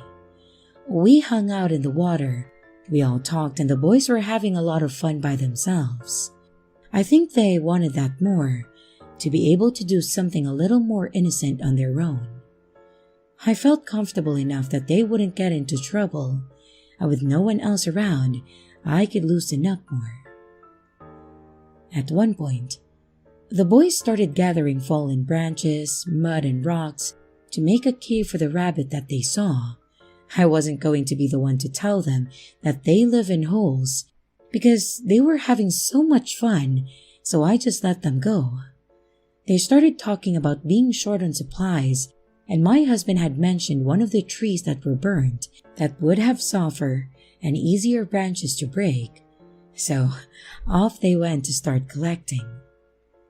They did this once and came back pretty quickly.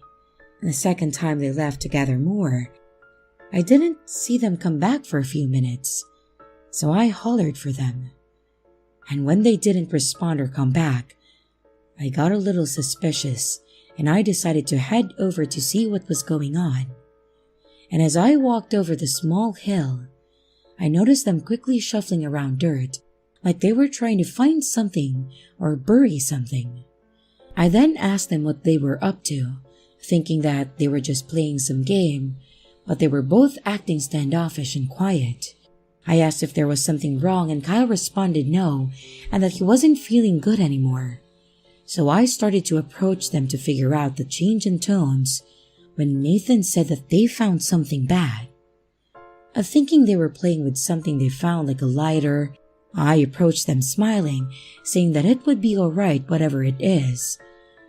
When Kyle started crying, Nathan pointed to a pile and started talking fast about how they were just trying to get dirt. I was trying to calm down two boys while also looking over to see what they found when my stomach dropped. There were bones in the dirt, It was a hand with part of an arm sticking out from the ground. I just stared at it for a minute, not knowing how to react. I finally grabbed both of the boys by the arm and I started rushing them away while shouting for my husband. They all started running over towards me, and I guess my tone sounded alarming too. I explained to them what I saw, and the guys went to look.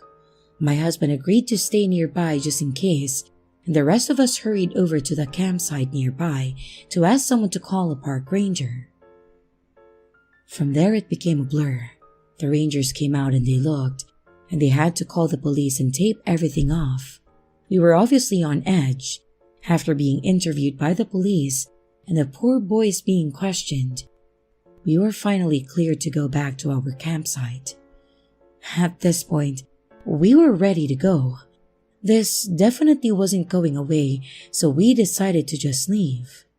We spoke to law enforcement, gave them our contact info, as well as Kyle's family, because they still seemed like a great little family, and then we left. Later on, Keith and Marissa, Kyle's parents, contacted us and told us that they identified the body as a little girl that had gone missing about a year back. It was then assumed that the fire was likely used to cover up the murder, though the body wasn't found at that time. It was hard to have that conversation with Nathan to explain that there are some evil people out there, and that's why we are so picky about who he's with, where he goes, and that we want to make sure that we know where he is. He was too young to have witnessed something like that. It was a terrifying thing to witness, and I don't even know if they ever found the person who did it. But I hope that no one I know ever has to witness or go through something like that.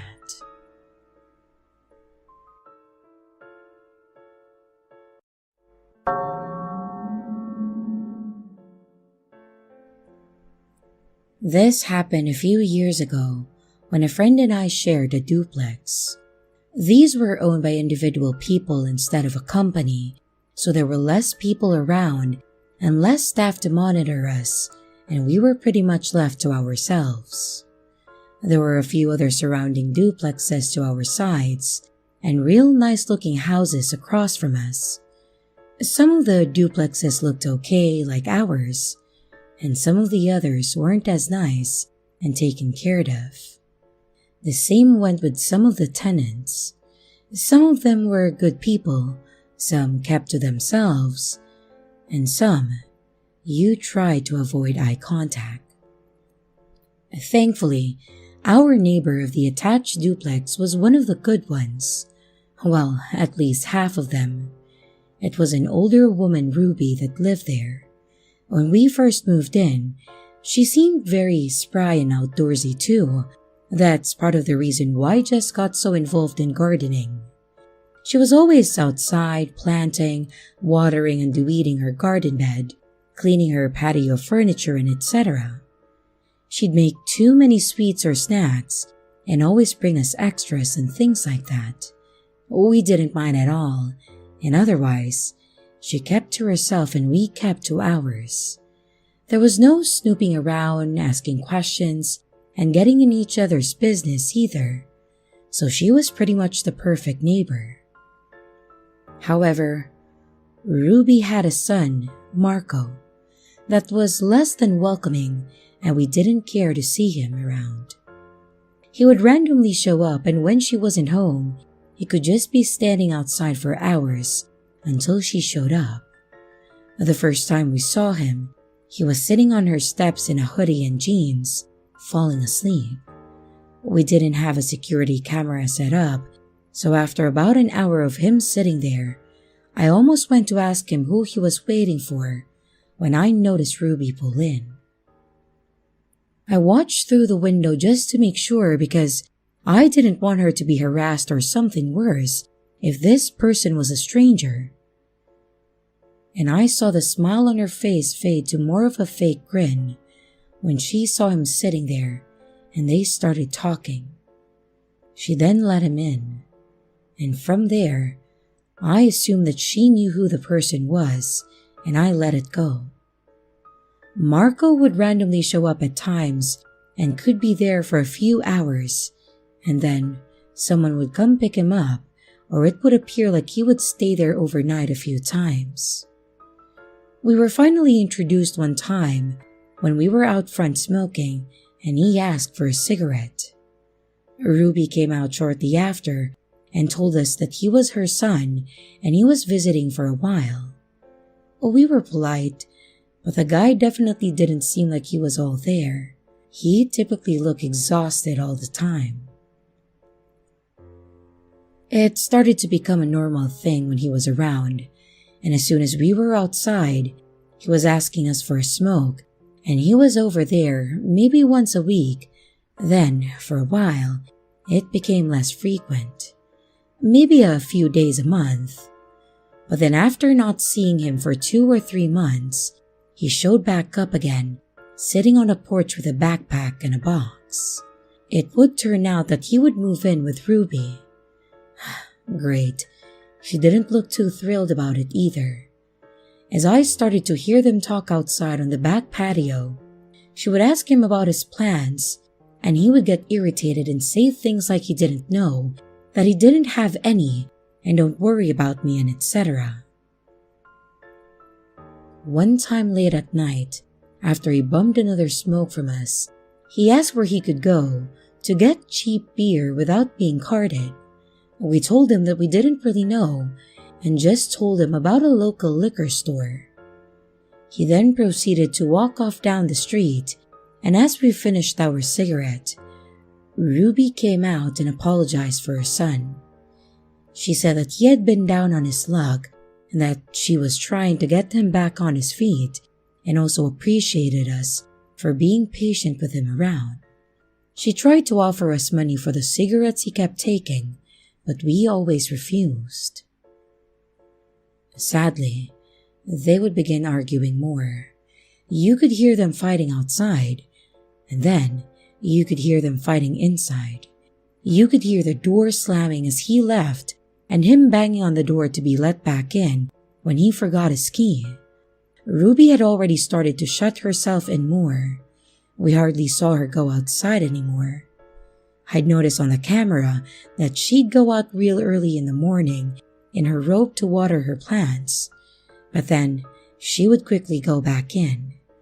I think she had like a book club or a Bible club every Wednesday night, and a few other ladies would be over at her place. And, well, that stopped too. I felt really bad, but there wasn't really anything we could do, but just hope that he would leave soon. Well, that would soon come to fruition when he gets kicked out. They were arguing again, and after someone else equally shady showed up at her place, Marco went outside and brazenly, with a camera right on them, made a drug deal. I now understood why Ruby had been so upset. I can't imagine it was for her or that she used it at all. I shamefully went out back to listen to the fight when I heard it, and she mentioned that he was there for a new start, to kick it and get his own place. She complained that he was using again, that he hadn't found a job or even had proof that he was looking. She said that she didn't want that stuff around her, in her place, and didn't want his friends to know where she lived, so she told him to leave. I know we, for one, were thankful. He slammed the front door and started walking down the street again. I kept checking the cameras a few times to see if he would ever return, but he never did, and wouldn't the next night either. However, it wouldn't be a simple move out by any means.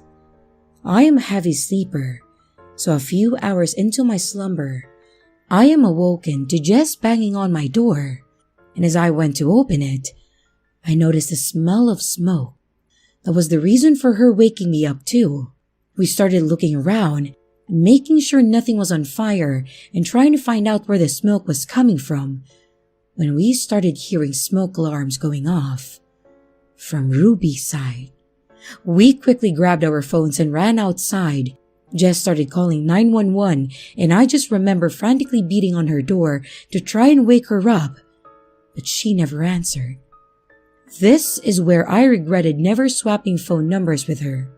When the fire truck showed up, we told them that we thought Ruby was still inside and went to the end of our driveway to wait to see what happened. Unfortunately, Ruby was still inside, but they were able to get her out, barely alive. Not only was she in there, but she didn't answer because she had been beaten on the back of her head, causing her to pass out on the living room floor. Of course, the fire was intentionally set as well, and we had a feeling that we knew by who. Thankfully, we didn't have to point the finger as we learned Ruby identified Marco as the one that did it. Jess ended up helping her out a lot when she was at the hospital and told her what had happened. She locked Marco out, so he ended up breaking in through the back door. They had gotten into a fight when he hit her in the back of the head, and the next thing she knew, she was at the hospital. But don't worry, she talked to him when he got arrested, and he admitted that he was high when this took place, but thought only his mom's side would burn down and was sorry for hurting us. Charmer, right? She had damage in the living room and they had to repair the wall separating our units, so we both got put in a hotel for a while. Jess still keeps in touch with Ruby and tells me how she's doing, but I don't care for attached units anymore, and I moved into my own place as soon as I could.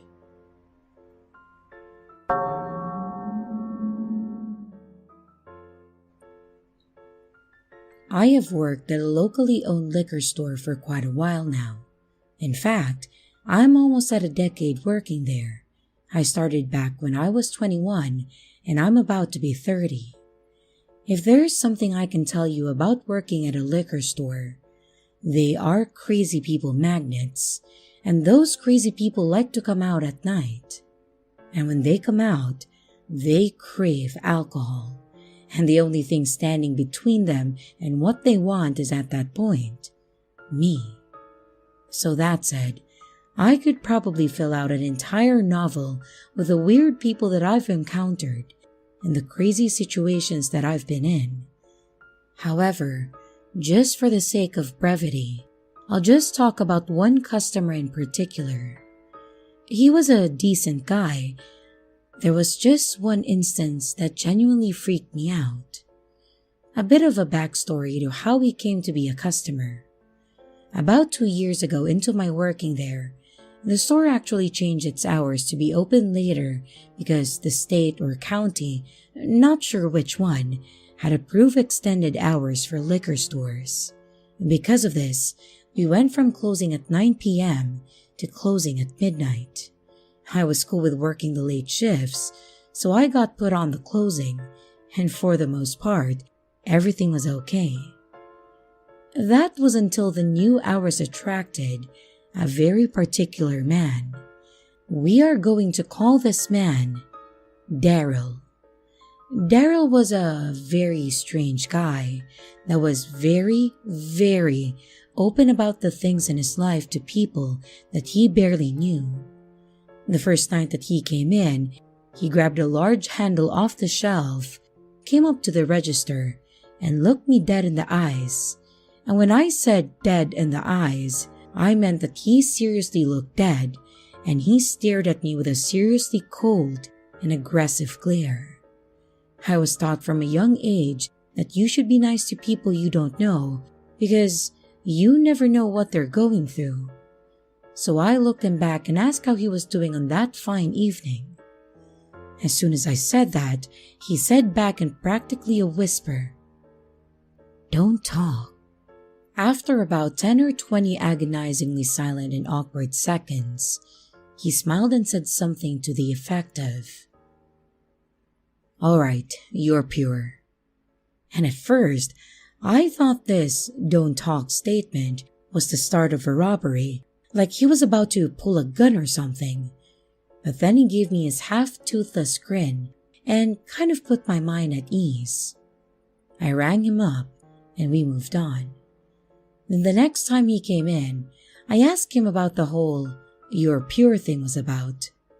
He smiled at me and said that he had a gift that he stared into your eyes long enough, he could tell if you were a good person or not. I jokingly asked him what he would have done if his gift had told him that I wasn't a good person. And he said, "Oh, well, I'd probably would have killed you." And this may sound like something that would be said by someone that's making a joke or something to that effect, but the tone he had sent chills down my spine. I could tell that this man was not joking. He shrugged and then followed up with, "But we don't have to worry about that because you're pure. I can tell you won't be a problem for me." After this night, he came in several times over a few months, and for the most part of the conversations were normal.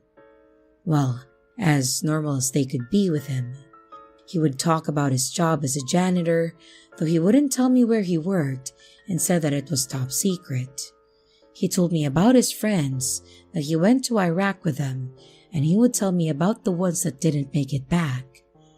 Every once in a while, the short conversations would be broken by him making a really hard grimace and then looking away, which told me that he had some internal issues that he was facing. Because of this, I was always polite to him, and I made it to a point to keep the conversations as light as I could. But there was one night where he came into the store in his underwear and paid in cash. You can guess where he was keeping it. Honestly, that was the night that I almost checked out of this whole thing.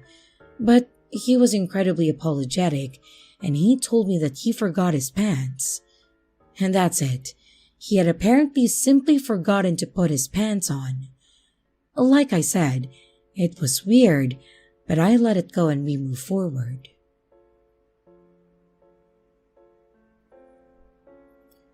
The aforementioned event that this story is actually about took place around 6 months into Daryl being a regular, almost every other day kind of customer. He and I had built quite the rapport. Hell, after the underwear thing, I would say that we were almost even friends. He had told me all about this time in the military. He had mentioned a few crazy things that he was researching, and he had even told me that he had a son somewhere out there that he hadn't seen for nearly a decade. One night in the fall, probably sometime around October or November, he came into the store and he had a look about him that I hadn't seen before. When I noticed that he seemed off, I said, "Hey, Daryl, you okay, buddy? You're not looking too good." And as soon as I asked him this, his face turned beet red and he grabbed one of the bottles off the shelf and chucked it straight at me. It hit the shelf and shattered, knocking several things down in the process. At that moment, I was seriously confused and scared. This guy had always seemed a bit out there, but this level of violence wasn't like him. I was standing in the corner, petrified, and trying to process what exactly was happening. And Daryl was standing near the shelf, smashing bottle after bottle and screaming about something that honestly made no sense. He was screaming about how everything in his life was going to hell, about how everyone that he knew was out to kill him. He started listing off what I'm assuming were events of things going wrong in his life. Then, he started screaming at me and asking if I was in on it.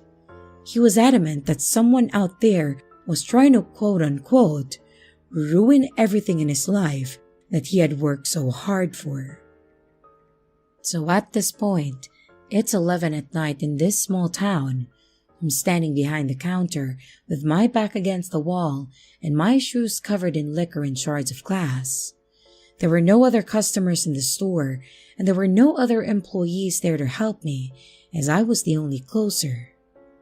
All the while, this guy that I was sort of acquainted with from his times buying alcohol at our store was shouting every kind of violent profanity at me.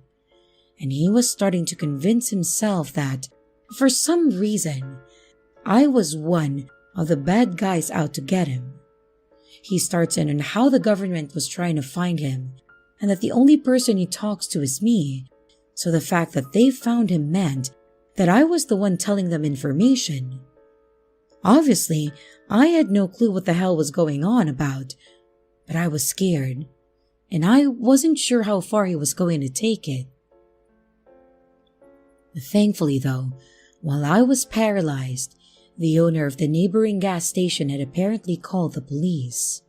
I guess he heard the screaming and the glass shattering, because after about 5 minutes of enduring the insanity that was unraveling before me, I heard the door opening and the sound of an officer screaming, "Get on the ground!"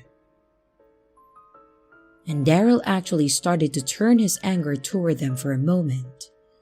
But I think the weight of the situation may have dawned on him, or maybe he came back to reality, because he just started sobbing and quickly got on the ground. After the insanity finally came to an end, the owner of the store showed up and asked me, alongside the police, what had happened. I told him that I didn't know. I told him everything I knew about Daryl, and that he just showed up enraged and started trashing the store. I felt bad, honestly. It was midnight, and this poor guy had clearly had an episode. But after all was said and done, I found out that Daryl actually did have a few mental issues, and he was apparently off his meds for a while. On top of that, he wasn't supposed to be drinking while taking his medication, so it was a recipe for something to go wrong.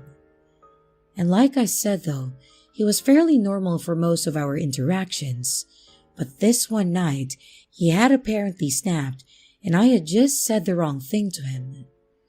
My manager and I talked about the situation, and he decided not to press charges against Daryl, so as long as he could pay for what he destroyed.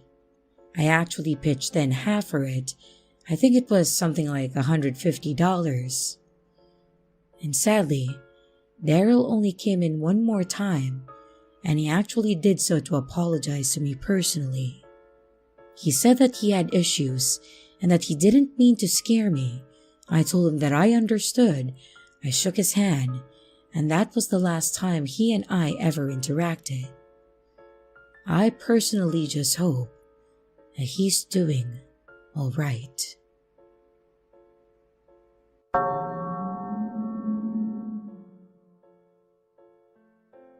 I have family members that live in the middle of nowhere, way outside of any major town or anything. And of course, they are the family that I tend to go see during the holidays. Thanksgiving is one of the major holidays for my family, as it was my grandmother's favorite day, and we get all the extended family on her side together to have a lovely meal, and it's always been a good time. This story isn't about the get-together, though. It's about something that happened after the fact. Most years, I would stay at my aunt's house and leave early the next morning. But on the year that this happened, I was working for a company that was doing a merger with another organization, so they pretty much had shut off all time-off requests, only the specific holidays. And because of this, I had to get home that night so that I could get up at 6 a.m. and get to the office early the next day. If nothing else, it was a pain in my ass, as I hate driving late at night, especially for the full hour that I have to drive to the north to get home. And the fact that they live out in the middle of nowhere means that there are literally no streetlights. I tried to leave at a good time, but it was hard to leave my family that night as they wanted to continue talking and spending time together. So By the time I got out of there, it was around 10:30 at night. I get out of the driveway and out onto the really dark roads, trying to keep my eyes open and my mind focused on the trip. I was definitely struggling, like, really struggling, to keep myself awake. I think that digesting all that food and the hard spike in my blood sugar had really started to take its toll on me. I could feel my eyelids starting to drop as I was going. The longer I went, the harder it was to keep myself going, so I figured that the best course of action for me was to put on some music. Unfortunately, I do have an older car that doesn't have any sort of wireless connectivity, so when I listen to music, it has to be on a CD. The disc that I had in was not going to be enough to keep me awake. I needed something heavy and aggressive. So I ejected the CD and slowed down a bit so that I could reach down onto my floor to grab my CD folder, which is something that I will say was incredibly stupid. I was taking my eyes off the road and focusing on reaching down to grab my CD holder. Like I said, stupid. But it's what I did. I reached down, grabbed my folder, and grabbed the disc for some metal band. And when I looked back up at the road, I noticed a figure standing there in the middle of the road. I panicked, and I slammed my brakes to do my best to avoid hitting whatever or whoever this was. Thankfully, despite the car being old, it did have a good braking system, and I was able to stop pretty quickly without flipping my car or driving into the trees in the shoulder. When I came to the screeching halt, I was gripping the wheel and just trying to breathe through my excruciatingly painful heartbeat that was pulsing in my head. I honestly thought that I was about to have a heart attack, considering how high my blood pressure was over those couple of seconds. After a few moments of taking deep breaths and just staring at my dashboard, I finally was able to get my mind back to reality, and then realized that I needed to make sure that I actually didn't hit whatever that was. I looked up and out all of the windows and in the mirrors, trying to see if I could see anything. But there was nothing there. I was confused, panicked, and trying to not literally pass out. Where the hell had this thing gone? And what the hell was it? I pulled the car over to the side of the road and parked it so that I could get out and look around to see what was going on. I stepped out onto the road and walked a bit back, looking out into the shadows of the road that was lit only by my taillights. I stared at the darkness, squinted, trying to see if there was anything there, when I did finally see something. In the darkness, I could see what looked to be that same figure. Still mostly shapeless, but almost human-shaped. Just standing in the darkness and looking in my direction. I lifted my hand and waved and shouted back to see if this was a person, and if they were okay. I shouted, "Hey, is everything alright?" And as I did, this figure just stood there completely motionless. I was starting to get freaked out, thinking that this wasn't a person, that it was something else. Something supernatural. I started to walk backwards toward my car, keeping my eyes on this figure, and as I got to my car and reached toward the handle, I heard what sounded like laughing. Like a high-pitched giggling voice in the distance, out in the direction of whatever that thing was. That was all that I needed to hear. I threw my door open, jumped in, and I took back off down the road to continue my trip. I drove the rest of the way in silence, my heart keeping up its stupid fast rate.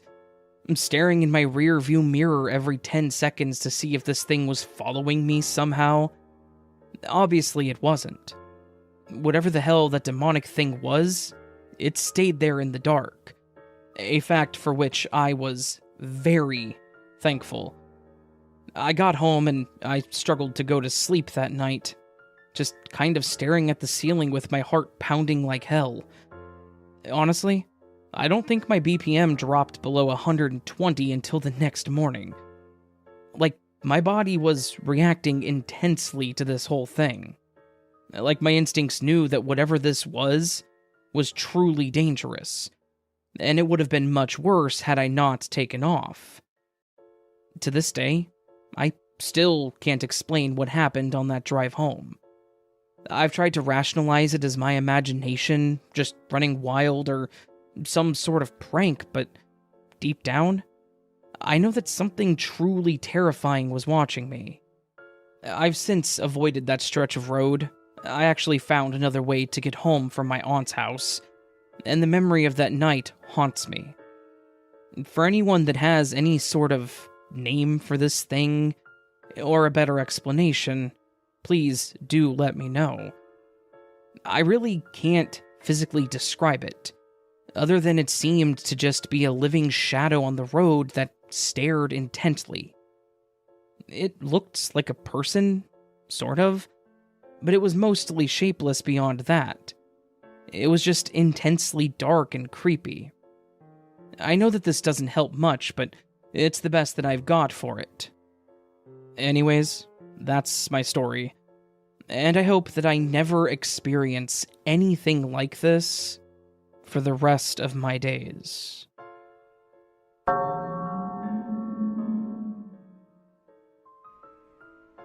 I was recently having a conversation with my mom about some things from my childhood, and during this conversation, she asked me if I remember the time that I was obsessed with aliens. When she mentioned it, at first I couldn't really remember any of it at all. But then, after she started talking me through the things that I used to say, do, and the games that I would play with myself and my toys, it slowly started to trickle back into my memory. This was around when I was 6 at the oldest. At some point during that year, I started telling my mom that I was no longer a person, and that I was one of them. I would refuse to elaborate on what or who that them was, but soon after I told her this, I started asking her questions about space. I would ask her random questions about what existed in space, as if I expected her to know, and when she would tell me what she thought, I would just tell her that she was wrong, but then would refuse to elaborate. Not long after that, I started showing a major interest in anything that was space-related or alien-related when it came to toys. I would ask her for a toy rocket ship, spaceships, and I even asked her to paint my ceiling black and put stars on it so it looked like the night sky. I'll give her credit on that one. She actually did paint it black and then put those little glow-in-the-dark stars and planets on it. I remember that my ceiling looked like that when I was young, but I didn't recall that I asked for it to be like that. I thought it was just a cool thing that they had done for me when I was a kid. She said that I would play with my action figures, and every time that I would play with them, there would always be some sort of planned space adventure for them to go on. They would always be saying goodbye to their friends because they knew that they wouldn't be coming back, and would always load into their ships and would fly off into space. There were even times where the captain of the ships would give speeches to the rest of them, talking about how important these trips were for the future of the world. Of course, with all this, my mom would always call me her little astronaut, and I would tell her that I couldn't be an astronaut. She asked me why, and I told her that I wasn't allowed to go back to space unless they came and got me again. And no elaboration on who they were or why I wasn't allowed back in space. Of course, all of this sounds like a fun and kind of cute thing that a child would come up with. But after she told me about all of this, the reason why I had this sudden interest in this came back to me. I believe I was abducted when I was a child, and I remember a significant portion of all of that happened. That night, I recall that I was lying in bed, trying to sleep, but I couldn't. Now, I was 6, so I had no real understanding of insomnia or reasons as to why I wouldn't be able to sleep. I just remember that I would close my eyes and feel like I needed to open them. At one point, I got out of the bed and I remember feeling like I needed to look outside, out into the backyard. I walked over to my window and I moved the curtain to look out back. And I remember getting hit with the weirdest feeling. To explain it would be difficult, but I'll say that it felt like the time around me became a solid object, like everything had slowed down to a stop. But it wasn't as if it had just slowed down. It felt like it was being held down by something that was pliable, like an actual force. I know it sounds really weird, but it's the only way that I could think to truly explain it. I was also affected by this weird force, and I couldn't move, breathe, blink, or even really think. All I could do was stare out into the yard, and my brain struggled to process what I saw. I know that there was a weird shadow that was moving toward me, and a bright light that was above the yard. And while it was bright, it was more like it was glowing than shining. It wasn't lighting up the entire yard, but it was emanating a very bright and discernible light. I just stood there, staring at it for an indiscernible amount of time, but nothing moved. I really don't know how long I stood there, staring at the light, but by the time everything came to an end, I just remember blinking and standing in the hallway of my house. For however long I was standing in my bedroom, staring outside at this light and this moving shadow thing. Then, the next moment, I'm in the hallway of my house, nowhere near my bedroom. I ended up confused and terrified, and I didn't know what to do. So I ended up going to the living room and crying myself to sleep. I remember that much. A lot of the time after that is a bit of a blur, but my mom told me that this is when my obsession with aliens all started. I am fully convinced that I was abducted, and I have to assume this was some kind of alien abduction, obviously. But thinking back on it, the fact that I cannot remember anything between seeing the light and waking up in the hallway tells me that they may have done something so that I cannot remember what happened while I was with them. They clearly told me things based on what I told her, like the fact that I couldn't go back to space, but I genuinely cannot remember anything past that. Obviously, I have nothing in ways of evidence to back any of this up beyond my own memories. But I know what happened, and now that I remember it all, I cannot stop thinking about it. I know that a lot of people will disregard this story as they do, but that's okay. They don't have to believe what I went through, so as long as I remember it. I am curious to see if any of you listeners have any stories like this, and while I want to be anonymous, I will be reading the comments when you use this story to see if anyone has a similar experience. Thank you for reading. Much love, and God bless.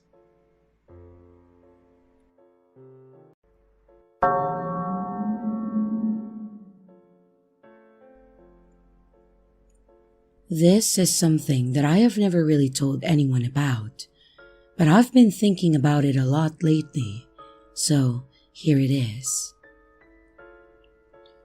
A few years back, around 2015 to 2016, when I was around 18 to 19, I used to work at this little cafe inside of a car parts factory. It was basically a full-out but compact restaurant kitchen and a lunchroom for the workers to eat there. Well, this one day, I got a call from my best friend / coworker, and she's all kinds of upset because of this creepy new temp worker that made her feel severely uncomfortable by asking her a bunch of personal questions, like what she drove, where she lived, if she was single, if she had any kids, and when she got off of work. She didn't want to walk out to her car alone, and mind you, she was my age too. She was 18 to 19, and this dude was mid to late 30s, if not already in his early 40s, and we're in Flint, Michigan, so we weren't about to take any chances. I drive up to the parking lot, I find her car, parked next to it, and she has a security guard escort her out. We didn't see the guy then, but she described him to me and the guard, and that was that for a few days. Someone found him and told him to stay away from her, and he did. But then he met me. I knew exactly who he was as soon as he stepped up to the register to place his lunch order. Just from the description that I had been given and by the creepy vibes that he was giving off, he pulled the same intense Q&A on me that he had done to my friend too, but instead of telling him to piss off, or maybe calling security or anything like that, I just told him a bunch of straight up lies. I told him that I drove a blue 2012 Honda Civic, which I knew for a fact was one of the second shift manager's vehicles who always parked near the front of the building, and so I knew that it was going to be there until second shift ended at around 11 p.m. I also told him that my shift ended at around 9:30, which was really the time that I usually slipped out for a cigarette break. So when 9:30 hit later that night, I walk outside to smoke my cigarette, and I saw exactly what I was expecting to see. The stupid creep in the parking lot close to the area that the Honda Civic was sitting. He was just pacing back and forth between two vehicles that were parked a few spaces down in the same row. He was playing on his phone the entire time. At one point, he glanced up and saw me staring at him, but I had my big leather winter coat and a hat on, so I don't really know if he recognized me at first from a distance or not. I finished my smoke and I went back inside, and I then explained the entire situation to the security guards, one of which was the original guard that had escorted my friend out to her car a couple of days before. And they were dying laughing at the fact that I had pulled one over on the prick and had actually caught him being shady. I'm not sure what exactly they did about it because I went back to work after that, but I do know that they immediately went out and confronted him in the parking lot, and that guy was fired the same week. To this day, I still don't know what his intentions were, but it doesn't take a genius to figure out that it couldn't have been anything good. So ultimately, the moral of the story is always have your friends back and trust your instincts, because if you don't, you could end up cornered in a parking lot and possibly attacked or abducted by some creepy guy who asks one too many questions.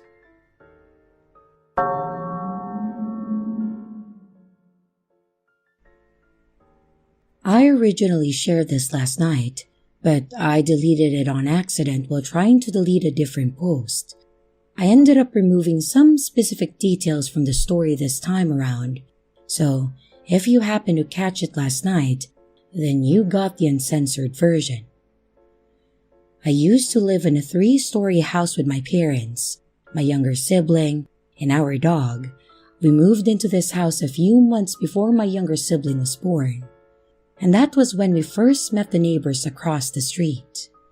Lucas was the oldest child in their family, was always a bit strange, but there were some aspects of his personality that were more than just strange. They were straight up disturbing. It would take hours to cover everything, so I'm just going to get straight to the point. I'm almost positive that Lucas has been inside of our house in the middle of the night.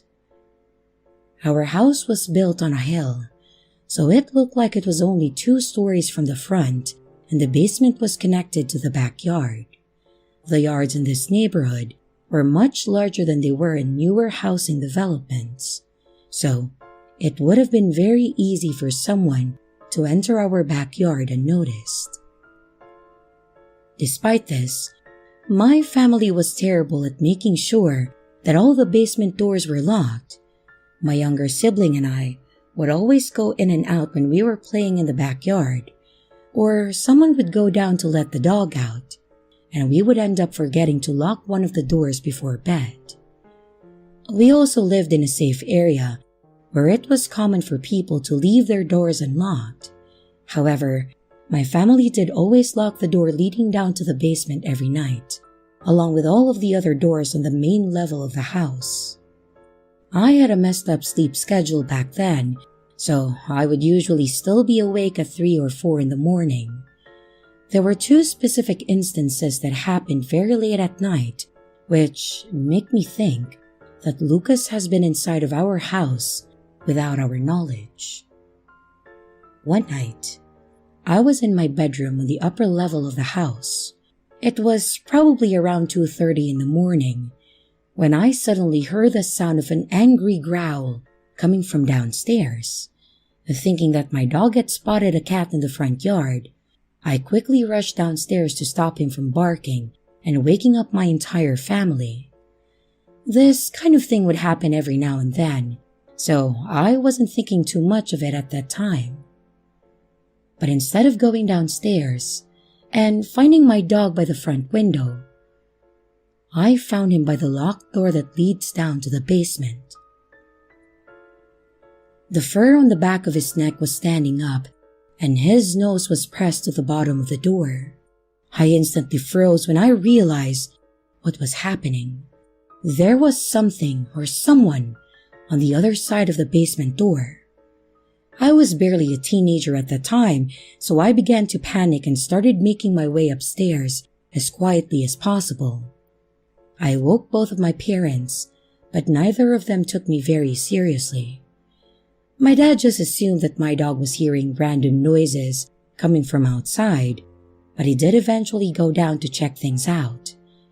He said that everything downstairs looked normal, but he also mentioned that we forgot to lock one of the basement doors that night. Then, there was another time that I was up late in my room, but this time, instead of hearing my dog growling, I heard a loud bark that echoed throughout the entire house. The sound was sudden and intense, similar to a gunshot, and it almost made me jump out of my chair. Assuming again that my dog had seen a cat outside, I quickly looked out of my bedroom window and tried to spot whatever he was barking at. But my heart suddenly dropped when instead of seeing a cat, I saw Lucas running out of our front yard in pitch black. I watched him run across the street and back towards his own house. And before I rushed to close the curtains and duck out of sight, I remember sitting there struggling to process what I had just seen and questioning why Lucas would be in our yard in the middle of the night. I told my mom about it the very next morning, and she said that she would bring it up to his mom. Because of these 2 instances, and because of the other details that I can't include, I'm 99.9% sure that Lucas has been inside of our house in the middle of the night. If you knew the entire story behind this family, then you would also find the thought of this to be extremely disturbing. I do want to mention that this all happened years ago. My family no longer lives in that house, and those neighbors across the street are doing fine. But looking back on everything now, I'm realizing just how creepy the situation truly was.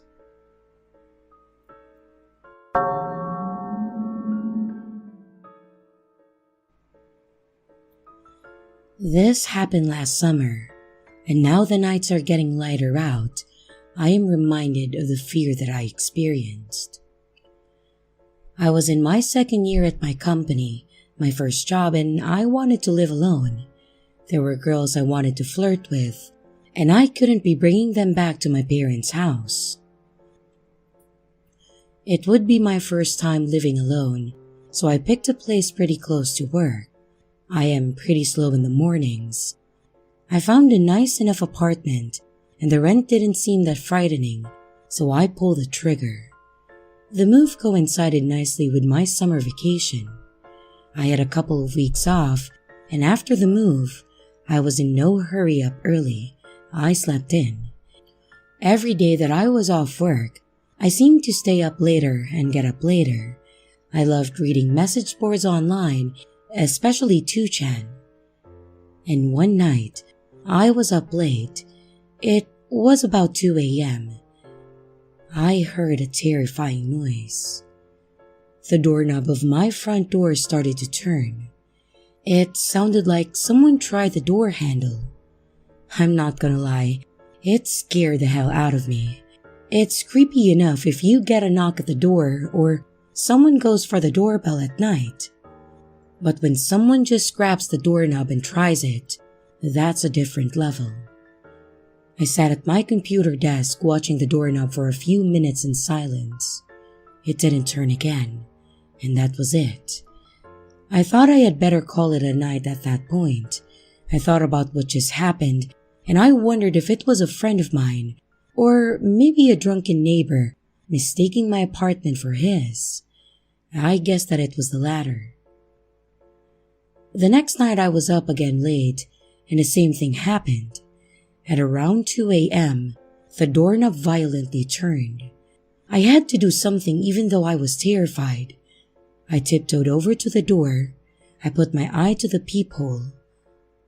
However, when I looked, whoever was out there was already gone.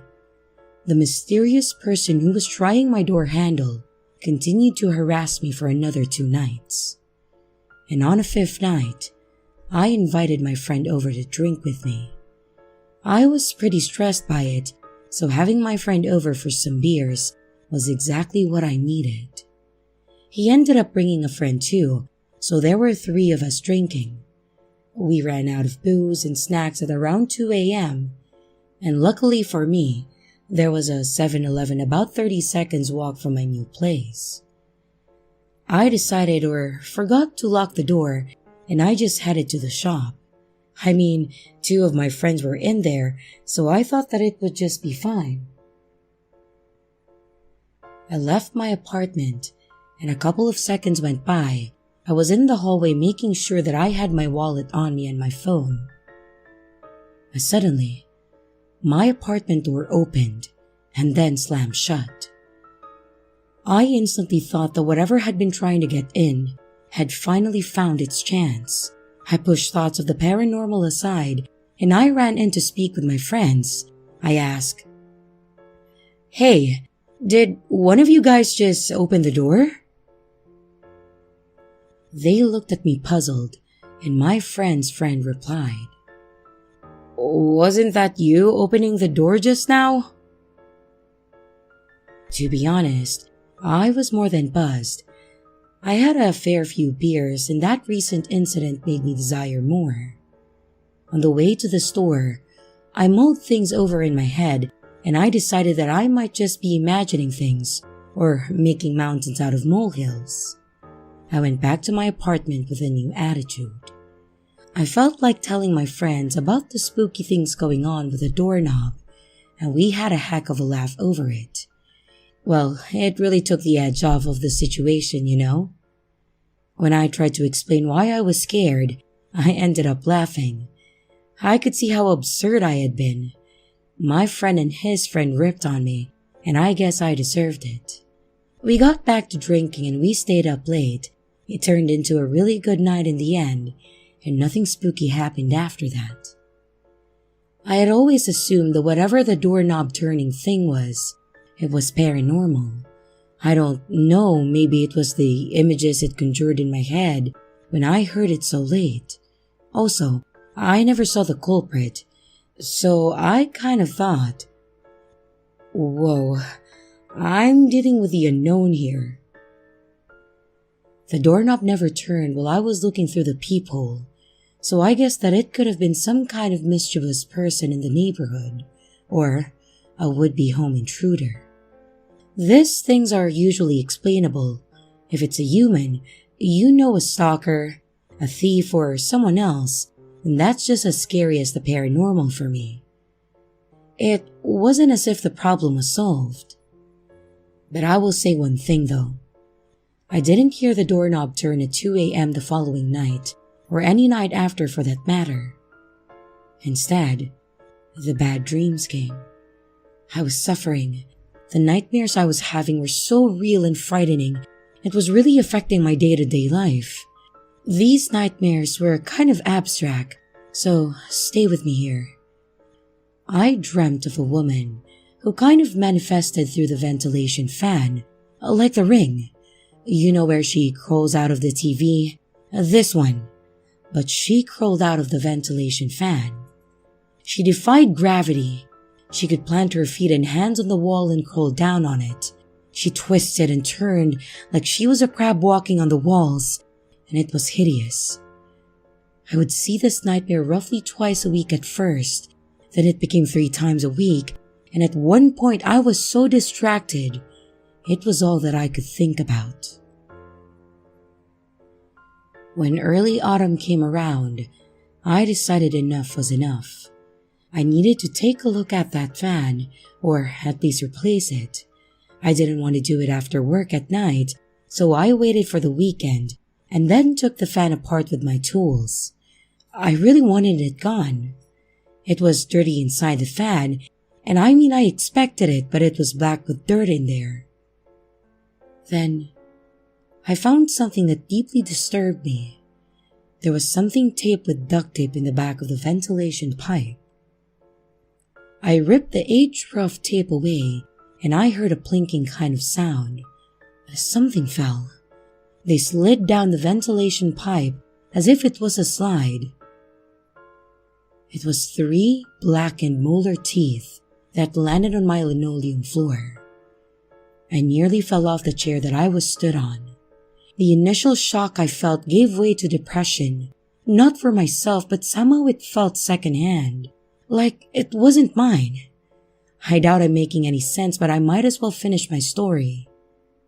Now, in most movies or works of fiction, the person in my shoes might be running to the temple, or maybe a shrine, a church, or whatever that set things straight. They might even dig into the building's history, or ask about former residents. But I didn't. I couldn't. It's not just who I am. I just threw the teeth I found in the burnable trash, and I'm sure that's the same as cremation, I guess. In Japan, you would pay to get things burned to purify yourself and set the soul of the tormented at peace. But hey, the garbage gets burned, doesn't it? Sorry, there isn't much of an ending here. The only ending I can share is that the ending of my nightmares, so whatever I did, it worked. Well, for now, I guess.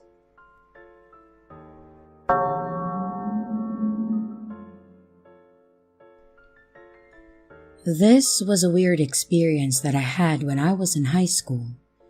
It happened when my friends and I went to play with our airsoft guns. A survival game is what we call it. There were about 10 of us in all. We used to use this abandoned hotel. It was completely dilapidated and falling apart in places. There were loads of debris in there, making it perfect to pop up and shoot one another. The best thing about it was that it was so far away. There were literally no houses or anything like that nearby, and if we played at night, there would be no chance of us being disturbed. Because some of the kids from our school thought that it was haunted, they didn't even go anywhere near it, not even the bullies. So it was perfect. We really felt like it was just ours, you know? I would sometimes get a bit freaked out in there. It was a creepy abandoned hotel. On top of that, it was said to be haunted. So, who wouldn't be a bit on edge, right? My friends would make fun of me every time I got freaked out though. I usually got swept up in the excitement of it all and then forgot about that nagging eerie feeling that the abandoned hotel produced. But not this time. There was something off that night. After playing intensely for a while, we went up to the 5th floor, and there was a big open room pretty much rid of any debris. We would use that room to chat and make sure that all of our guns were working and etc. And while everyone was gathered, I asked, "Did any of you feel anything was a bit off in the hotel today? Like, do you sense anything with us?" They said that since what we do when we play airsoft is aim our guns at one another, we are bound to have our senses heightened, but some did agree that something felt different that night.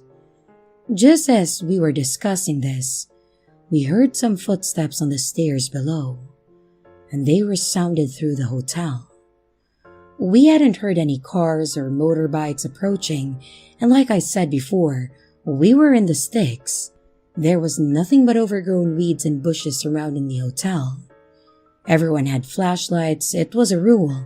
A couple of my pals shone their flashlights through the window down below, and we couldn't see any cars or anything. I was relieved as I was worried that the cops had arrived. All that was down there were our bikes. If someone was here, they would have had to walk halfway up a mountain in the dark on roads with little streetlight. Weird. We still heard those footsteps down below. One of my friends opened the door to our room on the 5th floor and asked, "Are you the police? We were just playing here, that's all." When no response came from down below, someone else called, "Are you here for ghost hunting or something?" Again, nothing but the footsteps of someone below, climbing the stairs ever closer to our floor. Some others piped up with questions. "What do you want? Do you need some help or something?" "If we shouldn't be here, we can go." But no matter what anyone said, the only reply we got was the sound of someone slowly climbing the stairs. I had already been on edge most of the night, but now I was freaked. Fear was spreading through our group, in fact. My friends murmured, "Whisper, guys. We don't know what's down there." "No one, run. Just walk calmly." And we left our room and entered the hall. We headed towards the opposite steps which we had heard the footsteps come from. And just as we reached the opposite stairs, we heard those same chilling footsteps land in the hallway. We couldn't see anyone. It was terrifying. Then something completely unexplainable happened. It looked for a second as if someone was pointing a light at us. A light, not like that of a flashlight. It was there shining in front of us. It was circular and it swayed and bobbed, and it scared the hell out of us. We bolted. We all burst past one another in an effort to get out as soon as possible. We heard a terrible noise from above, like something had turned the whole 5th floor upside down. We could still hear the sound of someone pacing around on the stairs and in the lobby up there. I cannot describe to you how terrified I was. We were all shouting and cussing as we ran to our bikes outside.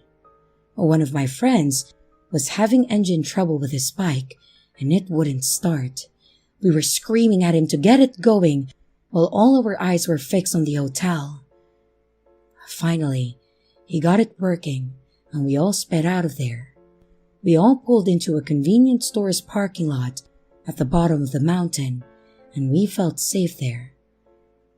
After we calmed down a little, we spoke about what had happened.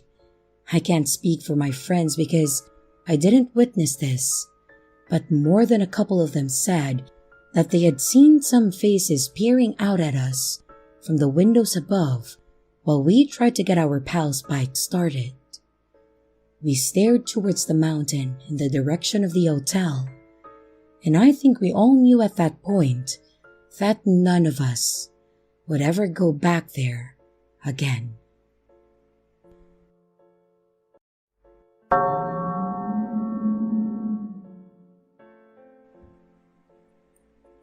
I have a fairly short and really weird story about one time when I used Craigslist to find a rental. At the time, I was living with my aunt and uncle, and I was working to find a new place. They weren't really pushy about me getting out of their home, but they were definitely wanting their space back. I appreciated them letting me stay, and I could take a hint, so I decided that I would go and try to find a new place. Enter Craigslist, the world of weird people selling things at a low price. I decided that I would hop onto the internet's version of Kmart and see what was available nearby. On the plus side, I didn't have much to move. I could get it all out and in within a few hours. It was really just a bed, a dresser, and a fish tank. Everything else could fit in a duffel bag. Obviously, with only that going for me, I was looking for a small place to stay, like preferably a studio or something. After searching, talking to a bunch of weirdos, and blocking a few numbers, I found what looked to be a dream come true. A fully furnished, ready-to-move studio apartment that was in a decent part of town. I contacted the owner, and after a quick chat on the phone, we had set up the time for me to move in that following Monday, so long as I could wire him the deposit money by the Friday before. At that time, it was Wednesday, so I had 2 days to get him the money. Thankfully, I had this plan for a little while, so I did have some cash set aside to get this done, and he only wanted $500 for the deposit, which was going to be a bit more than half the rent per month. After discussing it with him and sending him the money via whichever money transfer app we used, he had mentioned that the deposit would cover the first month. It was the middle of the month, so it was good with me, and that on the first month, I would owe my normal $750. I was perfectly fine with this arrangement, and Monday came around, and I showed up with my truck filled with my few items and my clothes. When I got there, he was standing outside the studio, and we chatted about the location as he gave me a quick tour. It was a nice little place, perfect for me, and it had everything that I could have wanted. I actually asked him about the furnishings, why he was renting it out with everything in it, and by everything, I mean everything. There was a TV with a console connected to it, a stereo on the side of the room, and a bookshelf loaded with popular books.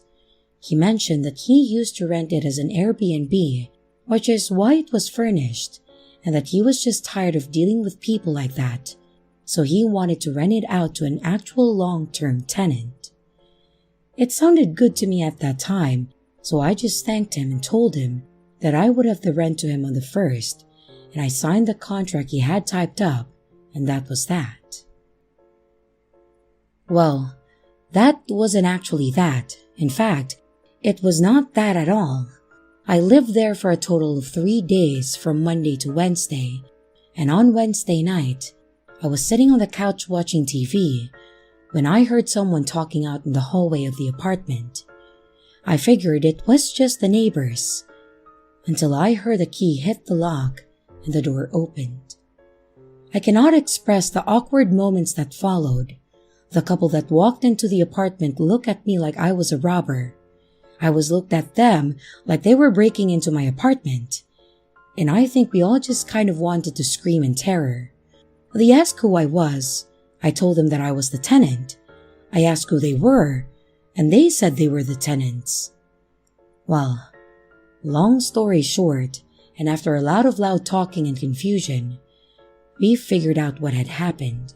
They were the real tenants, and they had been out of town for the last week. I was not actually the tenant, and was basically sold an occupied unit by someone that didn't have the rights to do so. I showed them my lease, they showed me theirs, much more official looking lease.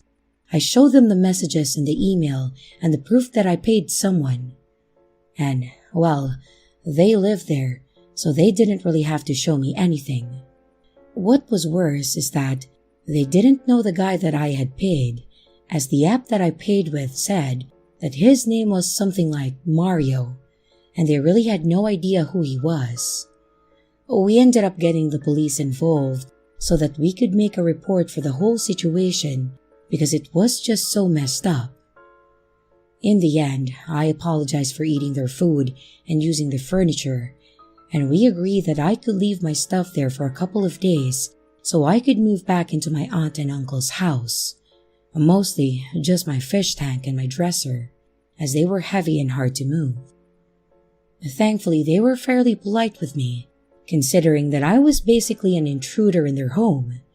And thankfully, they believed me and didn't just resort to violence or anything like that.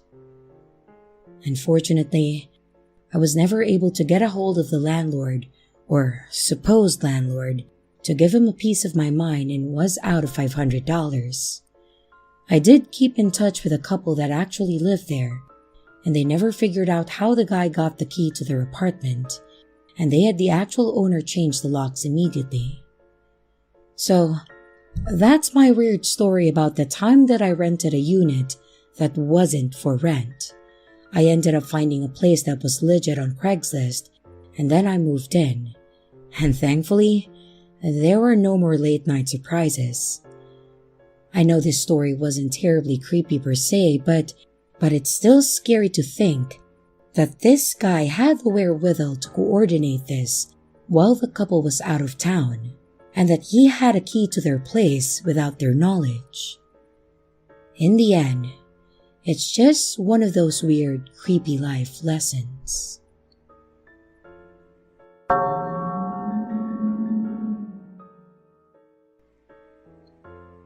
Sometime after getting my job at Walmart in 2008, I was looking for ways to make some extra money, so I started to list some things on Craigslist to sell.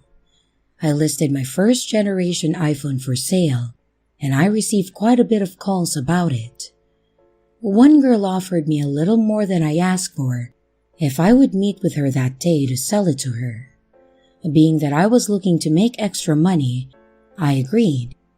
We spoke on the phone and then agreed on a time and place to meet.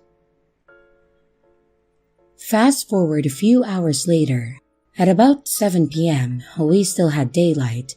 I went to the place she told me that she wanted to meet at, and no one was in the parking lot. We agreed to meet at a public place with lots of people, and I honestly had no idea about the area where I was. I started to feel a little off about this transaction, and it was a few cities over from where I lived.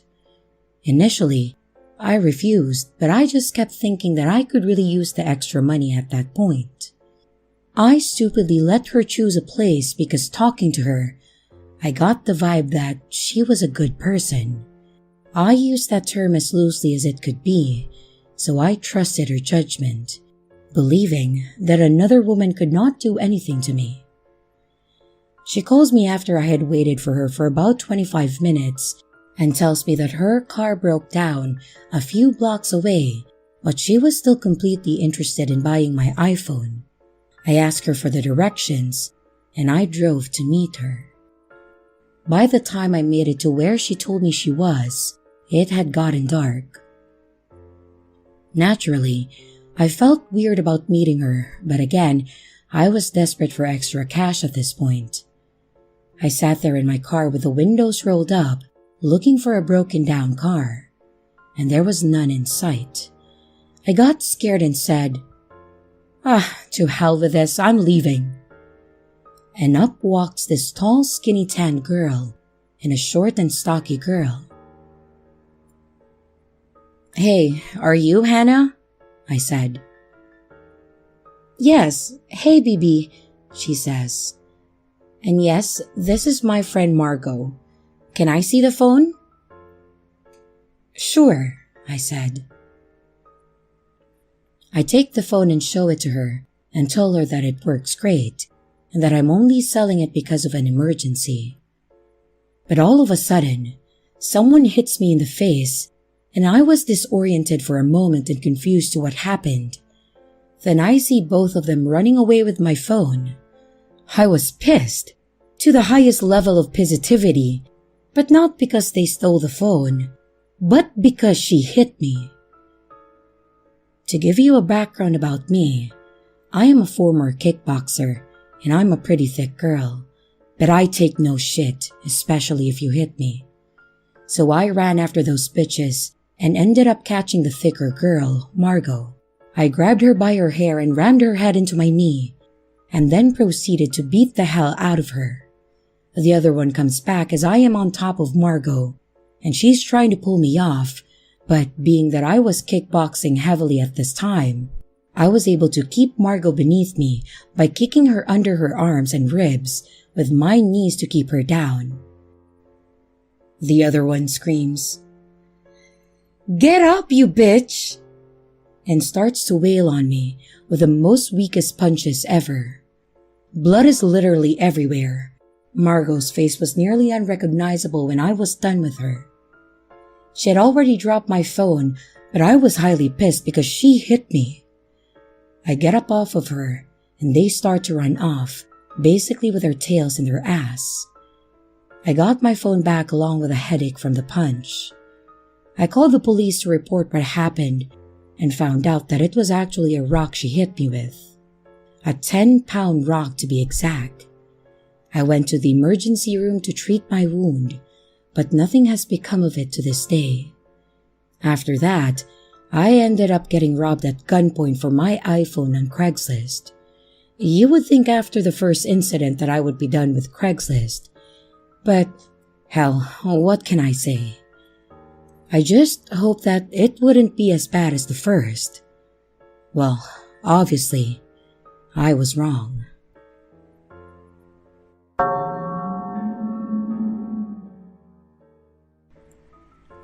I really love Craigslist. I'd estimate that I've met maybe 300 people for buying and selling stuff, and for the most part, everyone was nice and harmless. However, I did run into 2 creeps who made me rethink meeting strangers alone to sell stuff. FYI, I was an early 20s female at that time. The first guy. It was 2009, and I am staying with my parents for the Christmas holidays in a small town in Florida.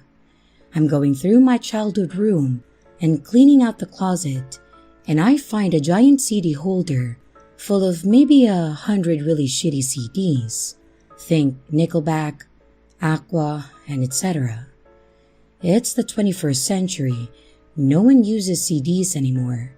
And I figure that I'd try to sell the CDs on Craigslist, so I put up a listing. 100 CDs from the late 90s and early to mid 2000s, mix of pop and rock, all for $35 OBO. The next day, I get an email from a guy named John at around 2 p.m. He says that he's in town temporarily and that he wants the CDs. He says that he can pick them up after dinner at around 8 p.m. I email him back my address and also my number, and I tell him to text or call when he's on his way. 8 p.m. comes and goes, and I figure that I've been stood up, which happens often on Craigslist, so no big deal. My dad works for a liquor distribution company and would often do demonstration nights at restaurants and bars and would come home at bar closing time. This night, he gets home at around 3 a.m. I'm in college and a total night owl, so I'm still up probably eating junk food, surfing the web, and watching horror flicks. I hear a car pull up, and I look out the window and see him sitting in his car eating food. He often stops at Taco Bell on his way home and eats it in his car, so my mom doesn't know that he's cheating on his diet.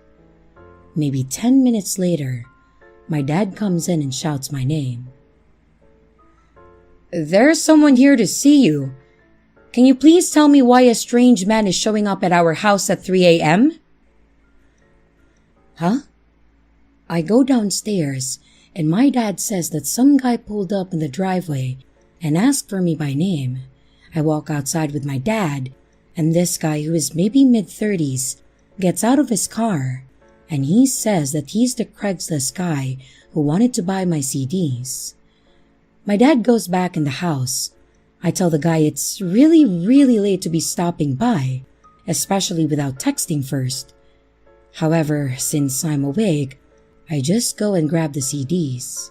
He then proceeds to drone on and on about why he's buying the CDs. He says that he's engaged to a woman that he loves very much, and all he wants to do is make her happy. He said that last week, someone broke into her car and stole all of her CDs. She was really upset, and he wanted to make it up to her. He looked on Craigslist and found my listing, and was really excited because I had a bunch of CDs she used to have. A weird thing is, I didn't list any of the artists or bands because I was lazy, but I didn't think about it at that time. Anyway, he said that he was getting it for her as a Christmas surprise. He said he was staying with his future in-laws somewhere nearby, and that their family barbecue ran really late, which is why he never made it by 8 p.m.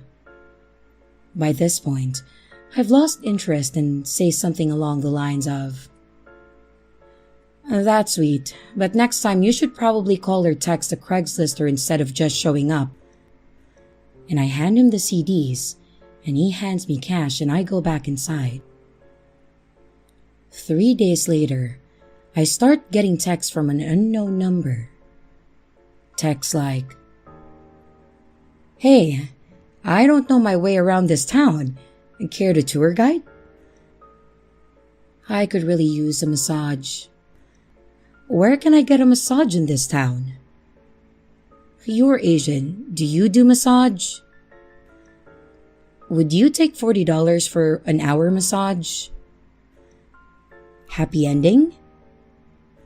And I respond finally with, "Who the hell is this?" And he answers, "Oh, sorry. I bought the CDs from you the other day. Do you, squirt?" I didn't respond, obviously. I showed my friends that night and we laughed it off. And then the next day I get more texts. "I still have your address.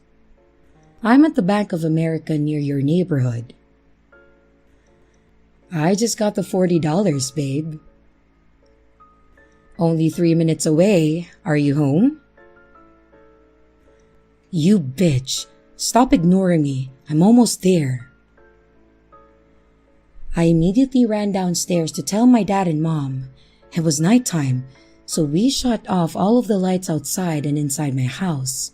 My mom, little brother, and I went in my parents' room in the back of the house.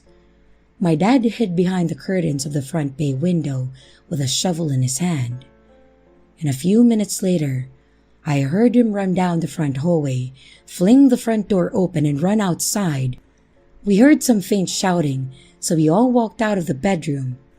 And by the time my dad came back in with his shovel, his face red and his hair all disheveled. Apparently, the guy came driving down our street really slow. My dad recognized the car and went running outside with a shovel, yelling obscenities at the guy. And the guy peeled off and never came back or texted me again. The second guy. I was moving from Florida to DC, and I was going to load up my car as much as I could with stuff. However, I lived on the 3rd floor plus a bit of a walk from my assigned parking spot, so I figured that I could use some help. I posted an ad on Craigslist gigs, and I said that I was looking for someone to help me load some heavy items like TV, desk, and etc. in my car. And less than an hour's worth of work, I'd pay $45 or whatever. I give the very first responder my number and address, and he shows up. He was probably 5'8" and 350 pounds of pure fat. The sweat and smell coming off this guy in the Florida heat was pretty nauseating, but I didn't care as long as he did the job right. While he was carting heavy stuff, I was loading lighter things. Whenever I'd go upstairs to grab another load, he'd hurry after me so he could walk back up the stairs behind me. I had the door propped open, so he didn't have to worry about me needing to unlock the door for him or anything. And when he'd follow me up the stairs, he made this weird grunting noises, but I assumed that it was because he was out of shape. Eventually, everything's loaded properly, save for some sweat smears on my stuff. I pay him, and then he drives off. I go back in my place to finish loading and cleaning, and I go out maybe 45 minutes later to put another load in my car. And I see his truck is back, parked across the street from mine. He's sitting in the driver's seat looking at me. When he sees me notice him, he looks away. I walk over to his window and knock. He rolls it down, and I ask if he needs any help or if he was lost. I was really confused as to why he had come back, and I knew he didn't live near me. He didn't say anything, and just rolled his window back up and then drove off. Okay, whatever. Of course, 5 minutes later, my phone starts blowing up. I don't recognize the number, so I don't answer the calls. Then the texts start rolling in. It says, "I bet you taste salty and sweet." I answered, "Who is this?" And he replies, "You're pussy. What are you up to tonight? I can come back over." I get the sinking feeling that it's the Craigslist guy. He had never called me about the job when I gave him my number, so I didn't know what his number was. He sent me another text. "I like your pink panties."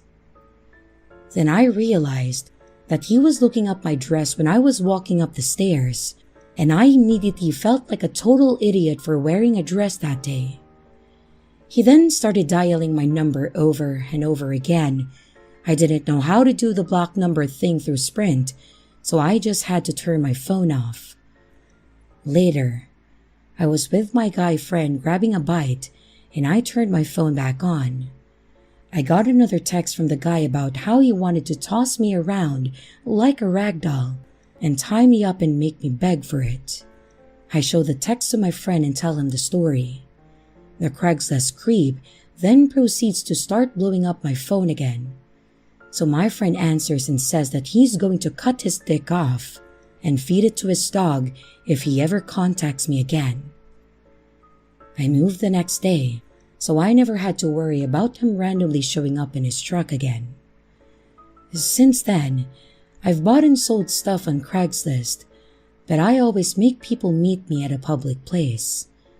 I also stalk people's email addresses, their Google Plus accounts, and etc.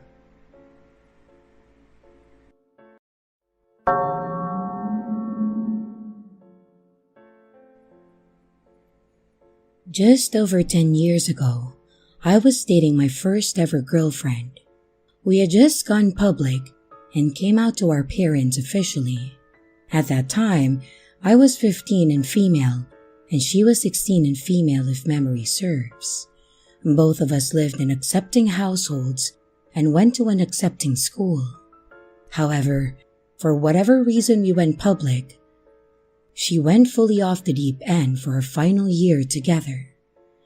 I will quickly mention that she was really abusive throughout our entire relationship. I had just gotten out of an extremely abusive household, so I had a hard time recognizing the danger that I was in. It somewhat felt normal, but it got particularly bad this one night when she snapped, I guess. I'm hesitant to attribute her behavior solely to a psychotic breakdown. I think she was an evil person genuinely. To summarize the lead up to this quickly, She had recently, within about 5 months leading up to this, told me that she had 7 souls living within her, all of which hated me. They were all men from the Victorian era, more or less.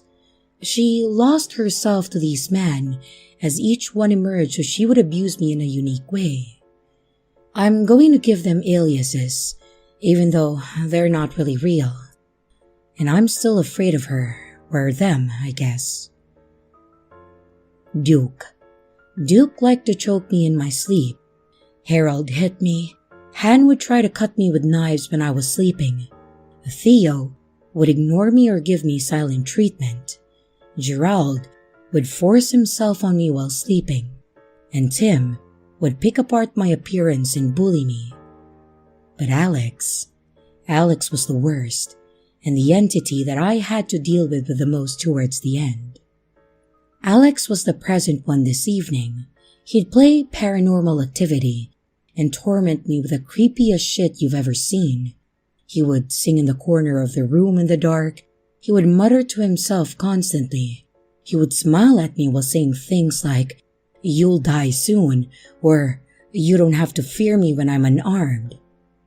He was into knives and sharp things. He never self-harmed, but would try to harm me regularly.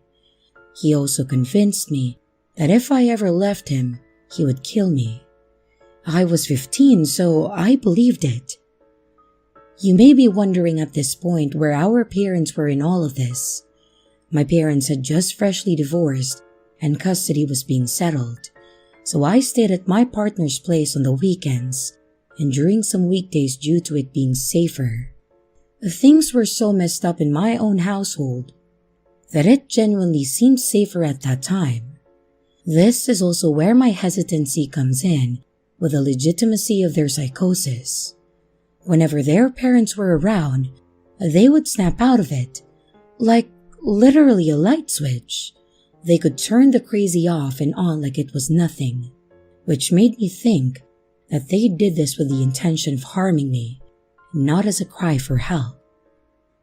Fast forward to the afternoon it happened, my final straw. We were downstairs, Alex/my girlfriend and myself were watching TV. Their parents were going to be out for the whole day, and upstairs was their older sibling, who was a complete hermit. They kept to their room with soundproof headphones on.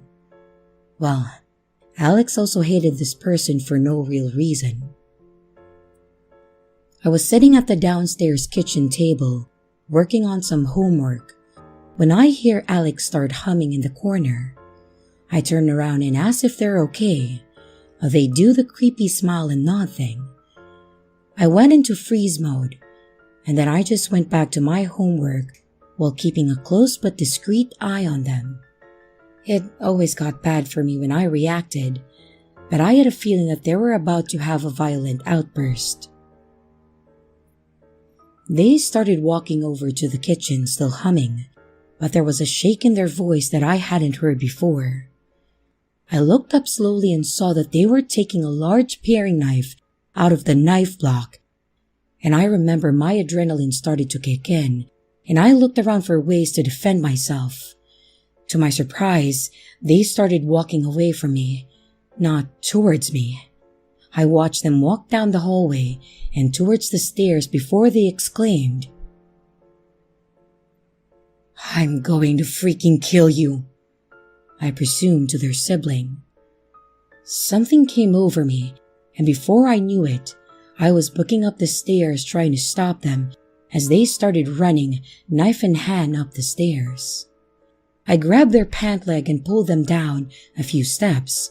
We both collapsed as their sibling opened their bedroom door and asked what was going on. Alex at this point turned around and struck me with a knife, leaving a gash on my arm and shoulder, and I retreated back downstairs as they calmly called out to their sibling, "Nothing. I just tripped. I'm okay. Thanks." I ran to the kitchen downstairs, texted my parent to come and get me, and started cleaning and bandaging my arm. Alex returned at this point, and as soon as we made eye contact, they dropped the knife.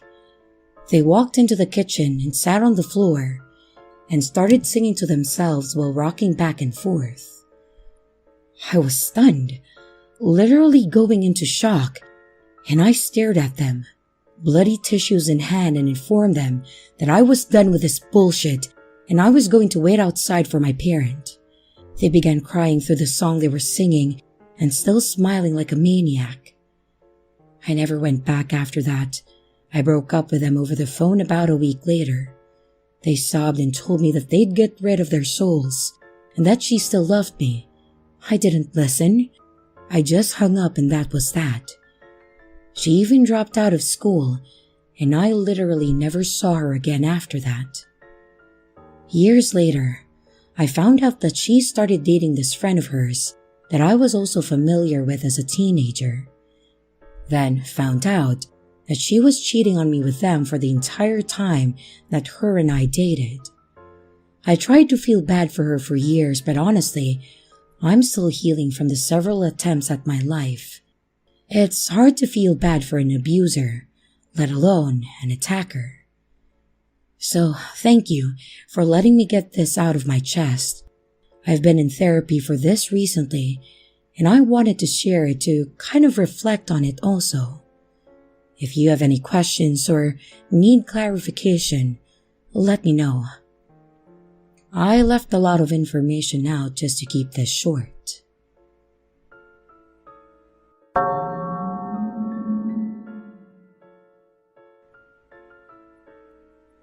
Back when I was single and I used some online dating pages, I had a few dates that were probably in the category of awful and painful, but only one that was really creepy.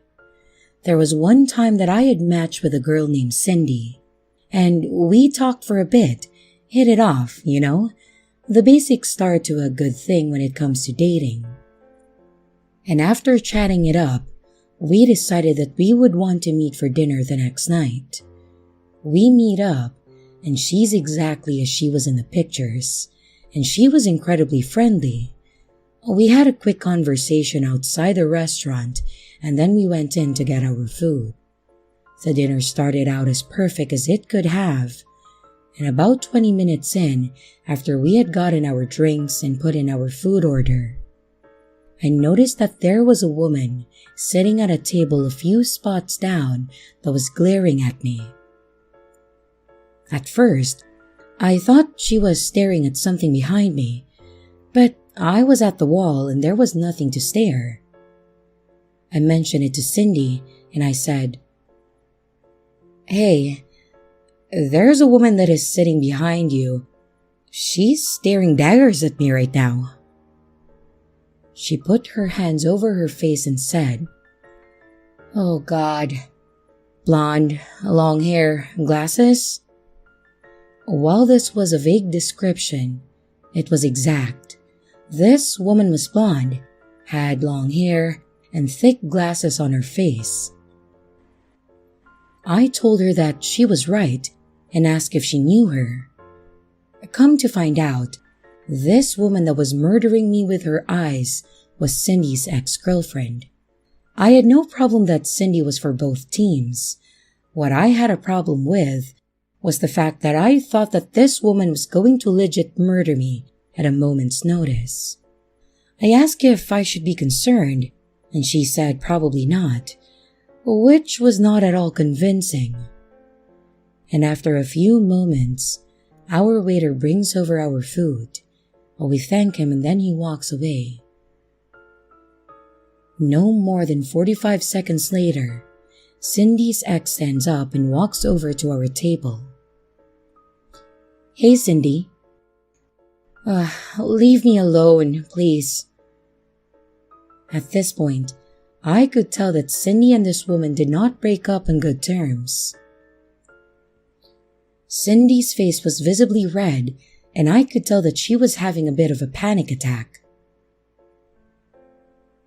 "Please, just go away." "I don't like this one," the other woman said before she grabbed my drink off of the table and practically heaved it at me. She then said, "See you around," to Cindy, then looked over at me and told me to watch my back and then walked away. Like that wasn't the most terrifying thing she could have said to me. So there I was, soda covering my food, my shirt and my pants, and the look on my face was probably one of complete and total shock.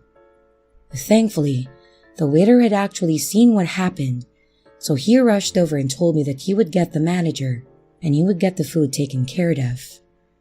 I wasn't really concerned about the burger. I was more so worried about Cindy and maybe a little bit for myself. By this point, Cindy was actually in tears. I asked her what was up with that woman and if she was actually in any danger.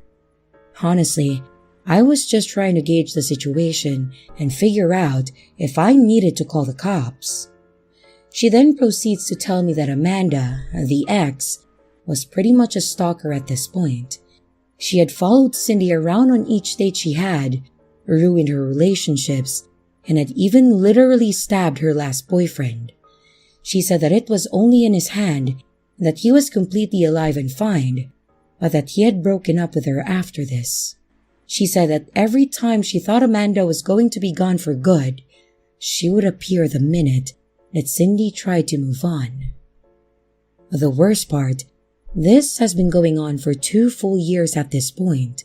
She said that she'd filed a restraining order, she contacted the police, and nothing was ever being done about it. She said that for some reason, the authorities were taking it lightly and that they weren't really doing much to keep Amanda away. She told me that the stabbing incident had happened over 3 months ago and that she waited this long to see if maybe it would work to get rid of Amanda.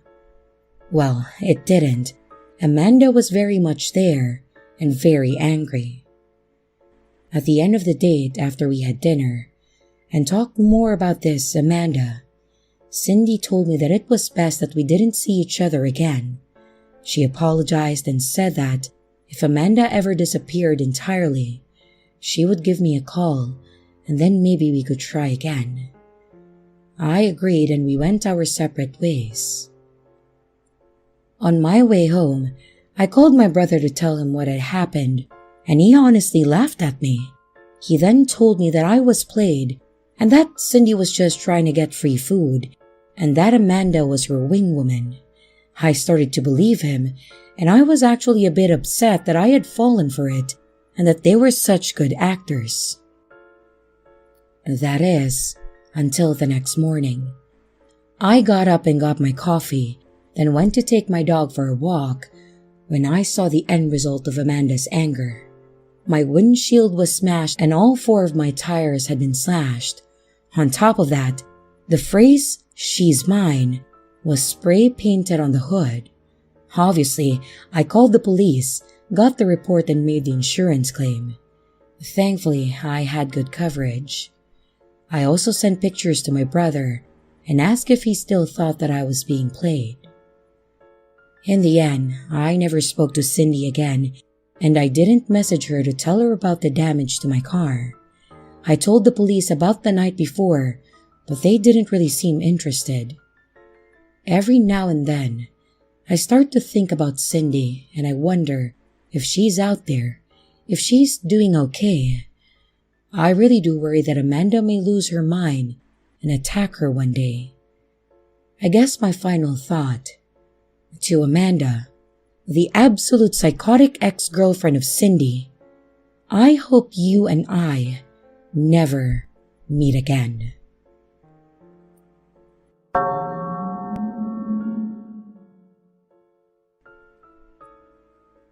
I met Trent when I was 30 years old. We met in a relatively old-fashioned way, mainly because I've always shunned online dating and I prefer meeting people face to face. I've always trusted my gut instincts when I met people, and we met at a town dance. I come from one of those country towns where everyone knows each other and there is a strong sense of community out here. While people are suspicious of strangers, they tend to turn a blind eye to bad behavior from people inside the community. It is one of the most frustrating parts of living in a community like this. And despite this, I love my hometown. Trent, it's a nickname by the way, was the cousin to one of the more well-established families in the town. If you're not from these small towns, it can be hard to understand, but essentially, many of their family have important businesses and own a considerable amount of property. Trent wasn't raised in the town and was raised in one of the big cities. Trent was charming, sweet, and caring. Everyone told me how lucky I was to be with him, and if we got married, I would be set up for life. We dated for nearly 2 years before we moved in together. 6 months later, we were engaged, and he told me how he wanted to look after me. I've been raised by a long line of independent women who want to make sure that they make their own money. And over time, I was worn down by the promises and the hope of an easy life. I let him take care of the finances. We lived a good life, regularly going on expensive trips and restaurants, new clothes, and a lot of items that I didn't really need. I was living the good life. My friends frequently told me how jealous they were that I found someone like this, and I thought that I was blessed too. But whenever I tried to conserve our power usage, Trent would reassure me not to worry and that it was covered. I didn't like this. It was wasteful. Trent and I talked about having children together someday, what we would name the kids, how we would raise them, and what we wanted for our family. Trent wanted a massive family with around 7 children. I'm not young by any means, and didn't really think that I could have that many. I told him this, and he was okay with it. I had 3 kids with him who are my world, and I love each of them. And over time, my focus changed from us having a lifestyle around going out and socializing to raising our children. I don't think he liked this as much and went out of his way to spoil our kids, buying them whatever they wanted whenever they wanted it. I told him that it was bad to spoil the kids, and so in the children's eyes, I was the big and mean mummy. He told me one day that he wanted to leave the quiet country town that we had called home, a place that I lived all my life. We talked about it and looked for places that we could go. He seemed really panicked for some reason, but wouldn't tell me what was wrong. I kept asking him if I could help, and he got really snappy at me one day and even punched the wall when he got so worked up. This wasn't the same man that I married. I woke up one day and all of his things were gone. He took a bag, left an apology note, and I called everyone. His family, his friends, the police, and there were no signs of this coming. Our children were so scared for their father and missed him terribly. It was when I found out the stash of bills and credit cards that had been taken out using my name. I stared in shock at them. He hadn't been paying the bills, and there were final notices approaching. I had my first panic attack and woke up on the floor. I thought it was a nightmare, but it was reality. I called up the bank and utilities company, and anyone who would listen to me. I called my mom and my friends. I was terrified about what would happen. I was scared that I would lose my house, and I called my husband's number, begging him to come home and to sort all of this out. It turns out that Trent had been in debt and had done this sort of thing before. There is a police investigation, and I couldn't believe how stupid I was. It was taking years to properly clear my name and my credit. Financially, he destroyed me, and I wish I kept working to keep up my skills in the job market. But luckily for me, a family friend heard of my situation and gave me a job, advice, and also a place to stay while things were being sorted. It was hard on the kids. They were used to getting whatever they wanted, and then they had to make do with whatever they had. They asked where their daddy was all this time, and I'd lie to them telling them that he loves them and he would come home someday. I try to look for him on social media when I have spare time. But one time I found him, and he was already with another woman. As the investigation went on, I discovered that I wasn't the only woman that he conned, and if he isn't stopped, I won't be the last. Ever since, I have been trying to repair my life. I'm trying to get a divorce, and at first, his family tried to brush it off or blame me for whatever happened. I'm not going to be silenced over this. Some of the friends I had when I was living the high life disappeared when I needed them. Here is the advice that I have for any young woman or young man or whatever out there. Don't blindly trust someone to manage your finances. Always at least be involved in the process and keep an eye on your money. If possible, also keep up with your skills in case something happens where you need to rejoin the workforce. 'Cause I really wish that I did.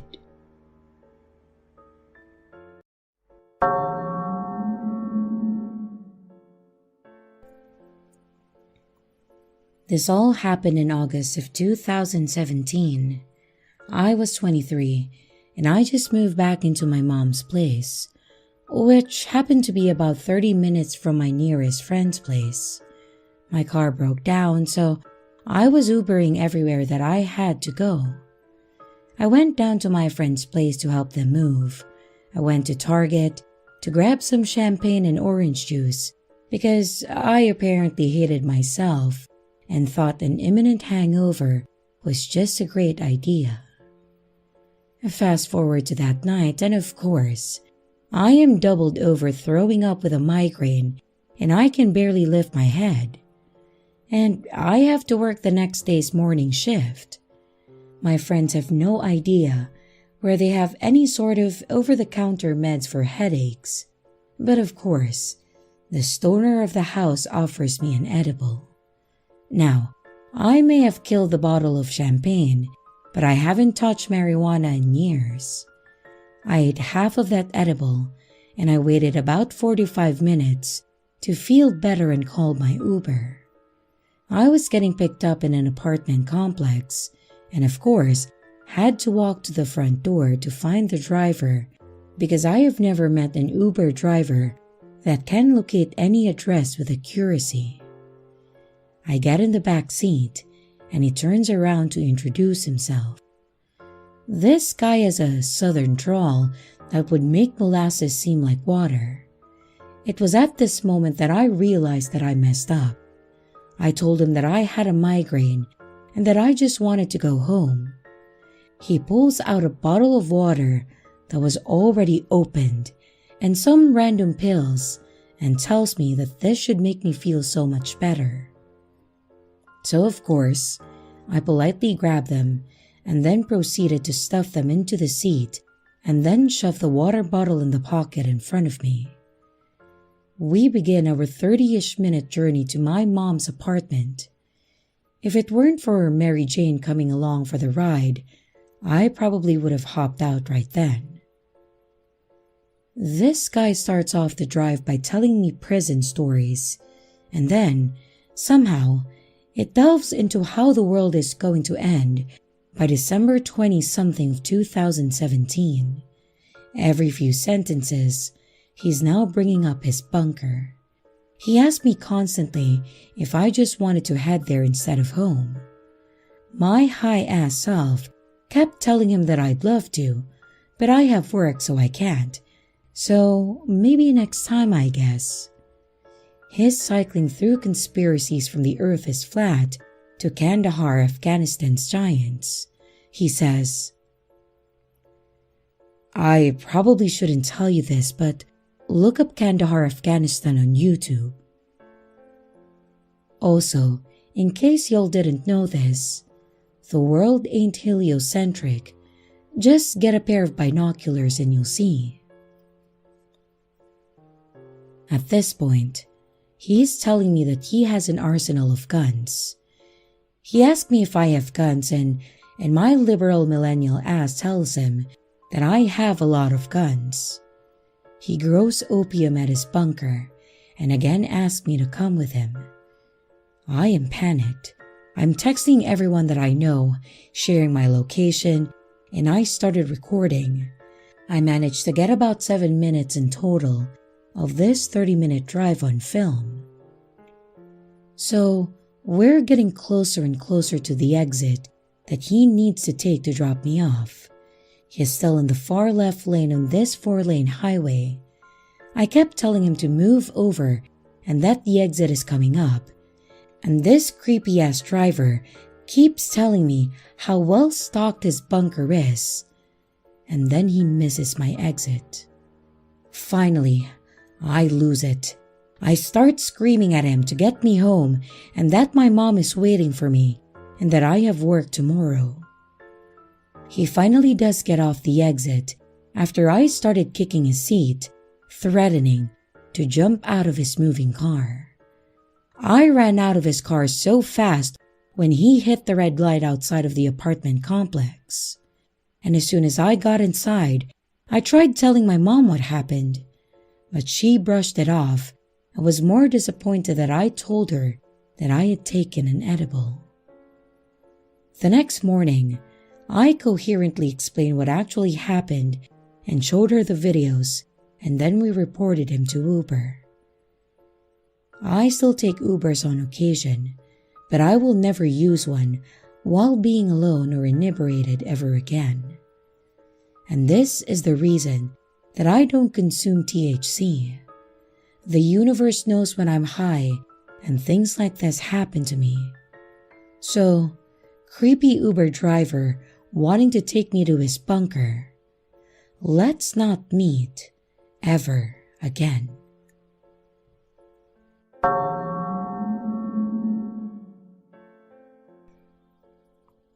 I, a 21-year-old female, had just started applying for a college in my area, and I needed to go on campus to take my test for my classes. I had recently gotten into a car accident, and my car was completely totaled, unfortunately, so that means that I needed to use something cheap and easy. Uber and Lyft are my go-tos in this sort of situation. However, unfortunately, Uber is the more expensive one between the two. In both apps, you're able to put up a profile photo to help the drivers identify you easier. So I use this feature. This is important to remember as I am white, but in the photo, I looked a little tan because of the lighting. Growing up, I was always told to be wary and safe when I went out in public. With that in mind, I can remember the driver was an older gentleman in his 60s around, I think. My apartment complex can be difficult to navigate since the GPS doesn't like to take you to the right building. I opted to use the text feature on the app just to help my driver find my building easier. And he read it. Keep this in mind. Once he found me, I got in, and he began the usual niceties that you have when you meet a stranger. He asked me if I was Hispanic, to which I replied no and that I'm white. He suddenly became quite talkative and started complimenting me a lot for not getting upset. The ride was about 10 minutes, and within that time span, he asked me if I was married or had any kids, if I had a boyfriend, whether or not that I lived alone, and if I had any pets. I'm typically very alert when I'm alone with someone, and this started setting off some bells in my head. I was vague and honest with my answers, which could have gotten me in trouble. And once our ride ends, he told me that since I was such a nice girl, that he would buy my lunch. He gave me $20 and tried to continue talking to me while I was getting out of the car. I took the $20 because I truly needed it, and I was afraid to make him angry, but I wasn't interested in continuing this conversation with this older guy. After I finished my test, my proctor pulled me aside and gave me a piece of paper with my phone number on it. Turns out, it was my Lyft driver's phone number. He tried to enter the building and talk to me while I was taking my test, and thankfully, my proctor had my back and had to get the campus police officer to escort him off the property since he wouldn't leave. I never saw him again, and fortunately, I had already given him a good rating, so I continued to get him on occasion. I always canceled that ride as soon as I realized that it was him. I never reported it because I was afraid of causing waves, but if I get him again, I'll be sure to report him. I'm not sure if that would hold up anymore, since it was already a few months ago.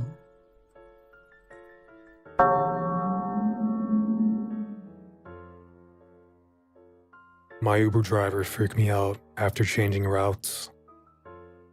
A little context for this one, just so you know, this ended up being longer than I expected. I'm a 32-year-old female. I live in a country where women get murdered in staggering numbers. About 10 to 11 are killed daily, according to statistics, and most of these murders go unpunished. Hell, many don't even get investigated by police. These murders range from domestic abuse to random abductions. For example, several women have been abducted in regular taxis and services like Uber, and then their bodies turn up abandoned with signs of rape and sexual abuse. As for my story, I usually get around town in my own car, but I've used Uber on multiple occasions. This is not Uber bashing, by the way. Most times it is a safe and reliable service, which is why I use it. And I try not to be paranoid despite the stories of women that have gone missing this way. Anyway, this means that every woman I know has thought about what they would do if they found themselves in this situation. Stuff like being on the phone with someone the whole ride, not falling asleep no matter how tired/drunk you are, sharing your location through another app, assessing whether jumping out of a moving car is worth the risk, and even carrying weapons. I carry a pocket knife, and I learned how to use it. Survivors have told stories of their driver going quiet, turning off the app, and changing routes to streets they don't recognize. They try to pass it off as just taking shortcuts. That being said, one day after work, I had to take a taxi home, and I scheduled an Uber as usual. The car rolled up, the make and model matched, the plates matched, and the driver looked like the photo. So far, so good. I climbed inside the car, greeted the driver, and immediately shared my live location with my hubby, letting him know I was on the way. As an extra precaution, I always check the locks can be disengaged by hand, and bonus points to cars with windows that can be cranked down manually. The drive started out normal. The driver was an older guy, friendly. We struck up a conversation, small talk. We found a lot of traffic, and the driver asked if I wanted to take an alternate route. I pointed at an access road that I normally use to skip traffic, and he switched lanes. We were going down the access road, and this is when things started getting sketchy. He said that he made a wrong turn, and we kept driving farther and farther away from the main road, supposedly looking for a way to get back on track. The app was still running as normal, and the GPS was telling him how to get back on the main road, but he kept ignoring it, saying that we were now too far away and that he knew another way to get to my destination faster. So this is when alarms start going off in my head, especially because we kept getting closer to a bad part of town. True, if you choose those neighborhoods, you can find another main road on the other side, but most people avoid it for it being the aforementioned bad part of town. Like, police don't even patrol these streets sometimes. As he drives deeper into the neighborhood, he notices I'm tensing up. Truth is, I was debating whether I should reach for my knife or if I was being super paranoid, and the driver was honestly just trying to get to the other main road. So he starts telling me about the neighborhood, that I shouldn't be scared, that it was dangerous, but that good people live there. Honestly, I wasn't so worried about the people living in the neighborhood as it was about this guy taking the scenic route. So I started talking about how I was aware there was a road that crossed to the other side, and that I knew exactly where I was. The conversation at some point turned to his daughter, who was college-aged, and I kept making as many parallels as I could between that girl and myself, hand on my pocket knife by this point, the other hand ready to unbuckle the seatbelt, while I kept an eye on the map to make sure we were getting closer to the other main road. And thankfully, we were. I did not begin to relax until I started recognizing where we were. We did eventually make it to my own neighborhood, and I made him stop a block before reaching my house. Didn't want the guy to know where I actually lived, and I skipped out of there as fast as I could. I really hope I was just being paranoid and that I was never actually in any danger. But damn, that was an intense ride.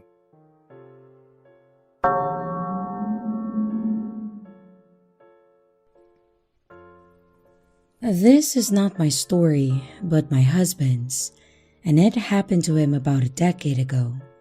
My husband, a white European, was then working in China for about a year now with a good friend of his, GJ, a native Chinese.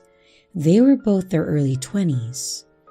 It was nighttime, and they had to make a transfer within a large city from Airport A to Airport B.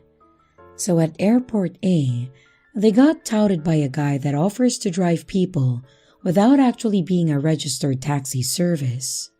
Those were pretty common, and you probably can still encounter such people to this day in various countries. And seeing as it was a pretty ordinary thing, they had no qualms in taking him up after agreeing on a fare. They loaded up their bags, got in the back seat, and away they went. It was all going fine for the first bit of the drive. But then, they went into an industrial sort of area, and my husband and GJ were like, "What?" They demanded to know what was going on. The driver said something about needing to pick up a friend, and after a while, they stopped to pick up another guy who sat up in front with him. They didn't speak and were really quiet and shifty, and the driver seemed to drift a little aimlessly around the area. GJ was having none of that. He yelled at the driver to take them back to the main road and to their destination, saying that he knew a higher-ranking police inspector guy in the city. My husband was seated behind the driver, and he was pumped full of adrenaline, totally prepared to grab him from behind if need be. Thankfully, there was no funny business, and the driver quickly went back to the main road and then got them to Airport B. My husband reckons that they may have wanted to rob them and take their bags because Europeans have money, which is a bad stereotype. He was actually broke as fuck. But gladly, nothing of the sort materialized. They probably might have been abandoned there or worse. Good to know to be confident about flaunting your connections, even if they're real or not.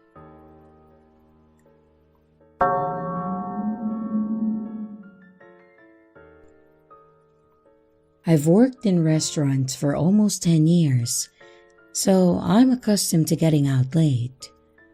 One night, after finishing a double shift at a ramen spot, I had my usual beer and I decided to Uber home. My Uber arrived and I checked the plate and all, and the gentleman confirmed my name. I spent half of the ride almost dozing off. As the ride progressed, I noticed the driver kept staring at me through the mirror. Never said a single word, no expression, just a blank stare. I figured exhaustion and the beer had gotten the best of me, and he was probably staring because he thought that I was drunk. And later on, I also noticed that he had taken a different highway and that we were making our way through Rikers Island. It was a route that I wasn't accustomed to, but he had his ways open, and I figured that he was trying to take some sort of shortcut. We kept getting further into Rikers Island, and the area had become full of trees and construction machines, neon cones, and also cracked cement. And then he came to a sudden stop. "My car just broke. Get out and call a new Uber." I was confused There hadn't been any indication that a tire had popped or it had ran out of gas or etc. I go out, and before I ask anything, he stepped on the gas and then sped off, with the car perfectly fine. Alone by a construction zone, I started freaking out, and then I called another Uber. When he arrives, his first question was why I was in the middle of nowhere, especially that it was so late. It was around 1 a.m. at this point. I told him about the Uber driver, and he urged me to report it. I reported it. I checked the profile. It had 4.8 stars, the same license plate, but it was not the same man in the picture. The report never really got anywhere, but I can't help but feel that I encountered a possible murderer or rapist.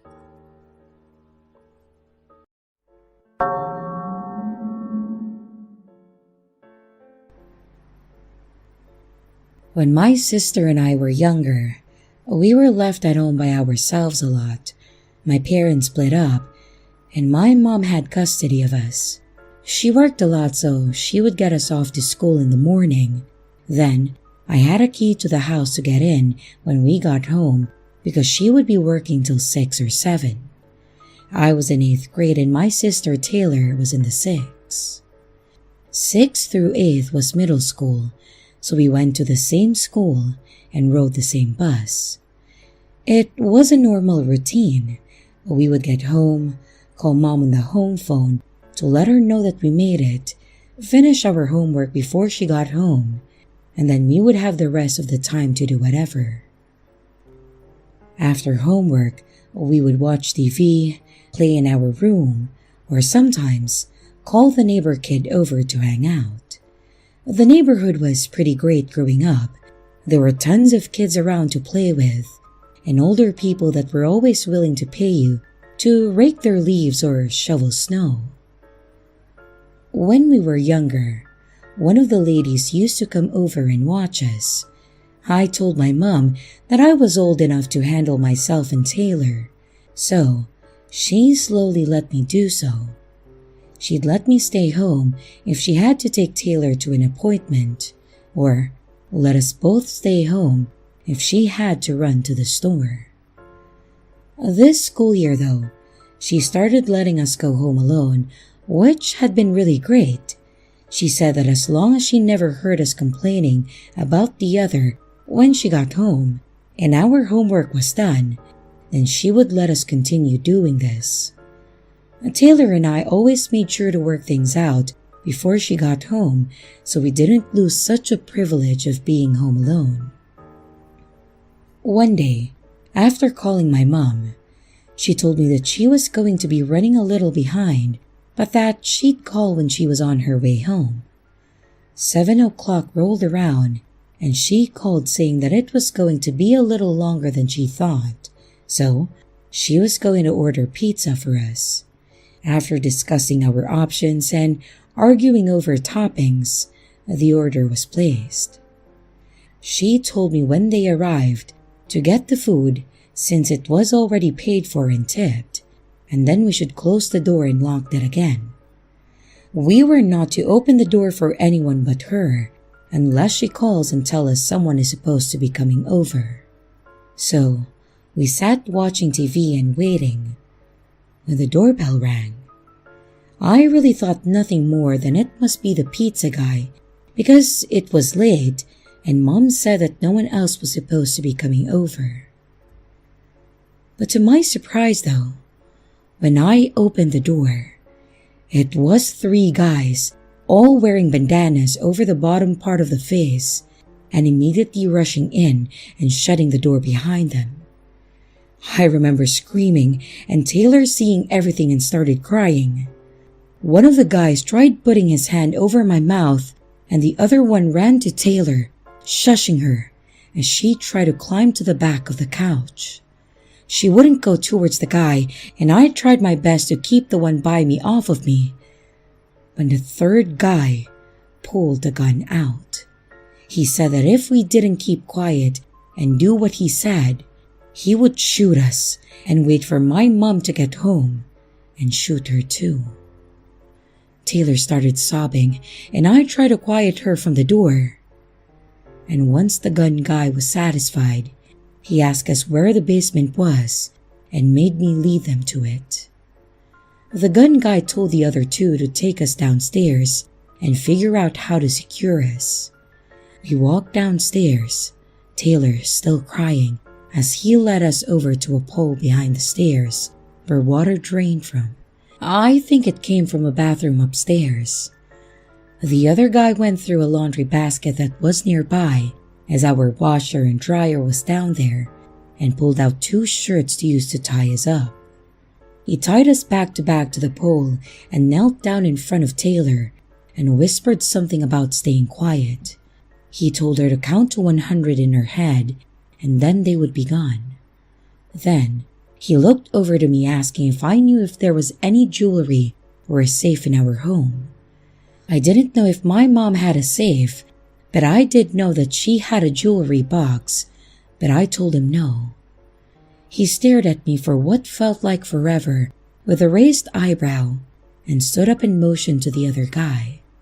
The guy that tied us up went back upstairs, and we heard a lot of stuff being moved and loud thumps.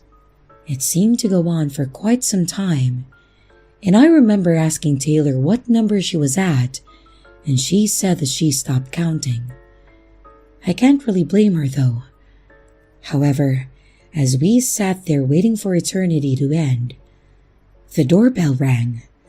I assume it was the pizza guy, but whoever it was, I was happy they were there. The guy downstairs looked like he just saw a ghost and didn't know what to do.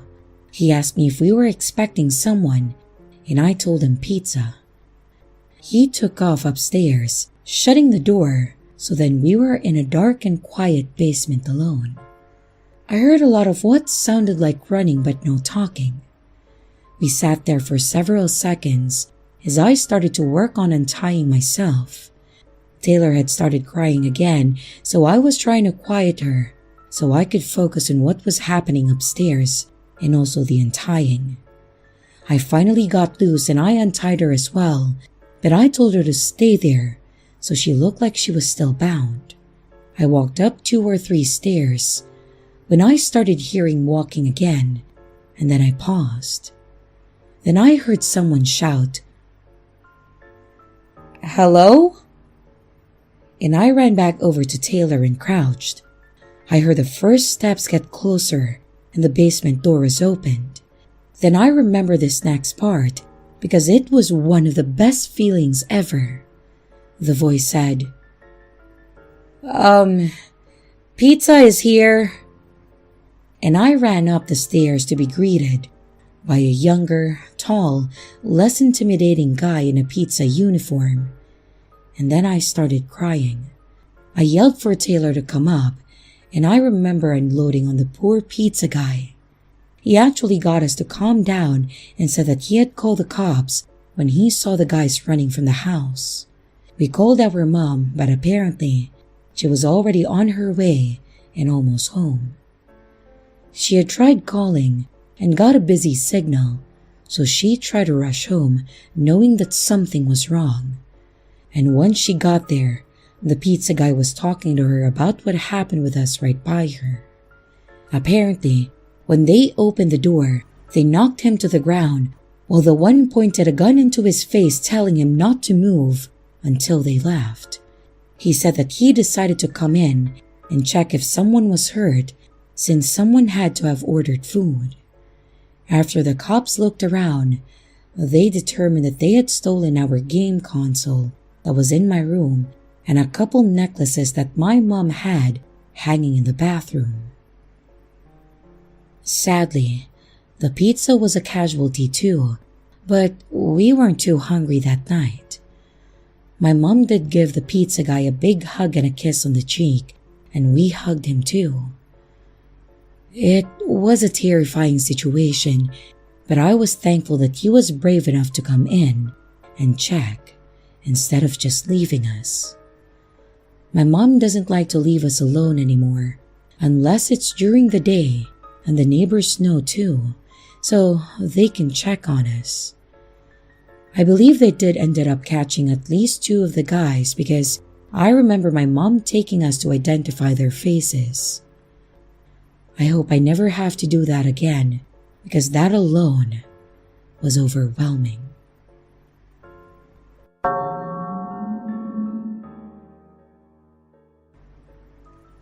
Right after graduating high school, I dipped from my mom's place.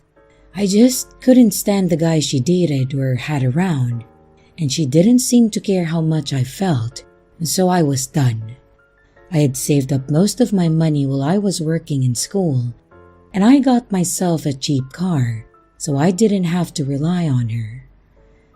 Then, the weekend after I graduated, I got as much of my stuff in my car that I could, and then I left. I still talked to my mom, so I knew the rest of my stuff would be okay there, but I just really needed out. For the first few years, I lived with friends or cousins, and I just kept most of my stuff in my car. A few months before my 20th birthday, I had a friend offer to get an actual place together, so it would be in both of our names. I agreed, and then soon after, we got a nice little duplex that was perfect for us. It was a 2-bedroom with a full basement. We ended up turning the basement into a party and gaming room. He had an Xbox set up down there, his computer, and even a stereo system. We ended up finding a foosball table that we brought home and put down there and made some makeshift ping pong table. It was a nice little place to hang out, and I really loved it. We got to know the neighbors, and a few of them were younger couples around us with kids. There was a guy that lived with his on and off again girlfriend across the street that had come over a few times that we got to know. Then, there was a guy in the duplex attached to us. It was a guy probably in his late 30s. He usually kept to himself. Like, he may nod or smile at us if we were outside, but that was it. However, he did have his share of guests. Most of them showed up with hats and sunglasses on and never acknowledged anyone. They always immediately went inside. There were other times where it would really be late at night and we would see a car's headlight pull in and sit there till our neighbor ran out to the car. They would exchange something and then run back in. We could piece things together after a few of his visitors, but nothing ever happened over there, and he also never bothered us. It just became more of a minding our own business and never thought much else about it. A little over a year later, we renewed our lease and were getting ready to have a party for my 21st birthday. I remember us going to get snacks and drinks. My friend was 22, so he bought the drinks, of course. And we were just having one hell of a party. We probably had a dozen people over. Downstairs, out back, in the living room. It was a great time. I know, I drank a lot, but I was home, so once I was done, I passed out in my room. Later that night, I started to hear a lot of thumping that sounded like it was coming from the next door. The wall that my bed is against is the joined wall of our neighbors, so we can hear a lot when you're in the bedrooms and sometimes the living room. I was pretty out of it, of course, but I remember waking up to use the restroom. When I came back, that's when I started hearing all the sounds. First, it was just single thumps, like someone slamming a door or maybe even dropping something. I then started hearing grunts and muffled yelling. I didn't really think much of it and couldn't really process between being tired and also drunk, so I just passed back out. The next morning, though, I woke up to more pounding, but this time, it sounded like it was coming from our door. So I got up, groggy as hell, and I made my way to the front door. I thought maybe it was one of our friends coming back to get something that they left maybe, but unfortunately, it was not. I opened to see two cops standing at my door. They introduced themselves and vaguely explained at first that there was an ongoing investigation and said that they had some questions. I offered to let them in, but they stayed near the entry. They asked me if I was home last night, and when I told them that I was, as well as several others for a party, they asked if anyone else was in the house. I assumed my roommate was, and they told me to get him and anyone else inside. I quickly went and knocked on my roommate's door to get him up, asked if he knew if anyone else stayed over, and he mentioned someone being downstairs. I went down there and I woke up our friend and her boyfriend, and I got them upstairs with us. The cops then had us all go outside and asked to search the place. With our guests back at their car, my roommate and I asked what was going on. They said that they got a call for a welfare check on the man next to us and said that they found him dead. They said that it appeared that he had been robbed, so they wanted to check with us to see if we heard or saw anything and make sure that we could account for all of our guests. I certainly knew everyone that came over and didn't suspect any of them being the killer. The cop then said that they were more concerned if anyone was here that showed up unexpectedly or was acting suspiciously. I again said that I couldn't recall anyone like that, and we gave them permission to look over the place to make sure no one was hiding in there. That was terrifying enough that the thought that we could have been hiding a killer.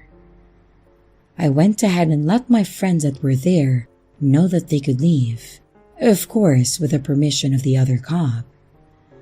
I didn't feel like telling them what had happened, and they seemed like they just didn't want to be around the cops, so they left pretty quickly too. As I walked back to the door, I noticed the window of our neighbor's place had been broken and the screen door nearly ripped off the hinges. And after they searched, they told us that it looked like someone had nearly pulled off the back door handle, so they dusted for prints. They said they most likely saw all of the people and took off instead of targeting us, especially if the suspect was alone. They had a few more questions for us before finally leaving us to comprehend what all just happened. We were in a bit of a shock, and it was quite sobering, unfortunately.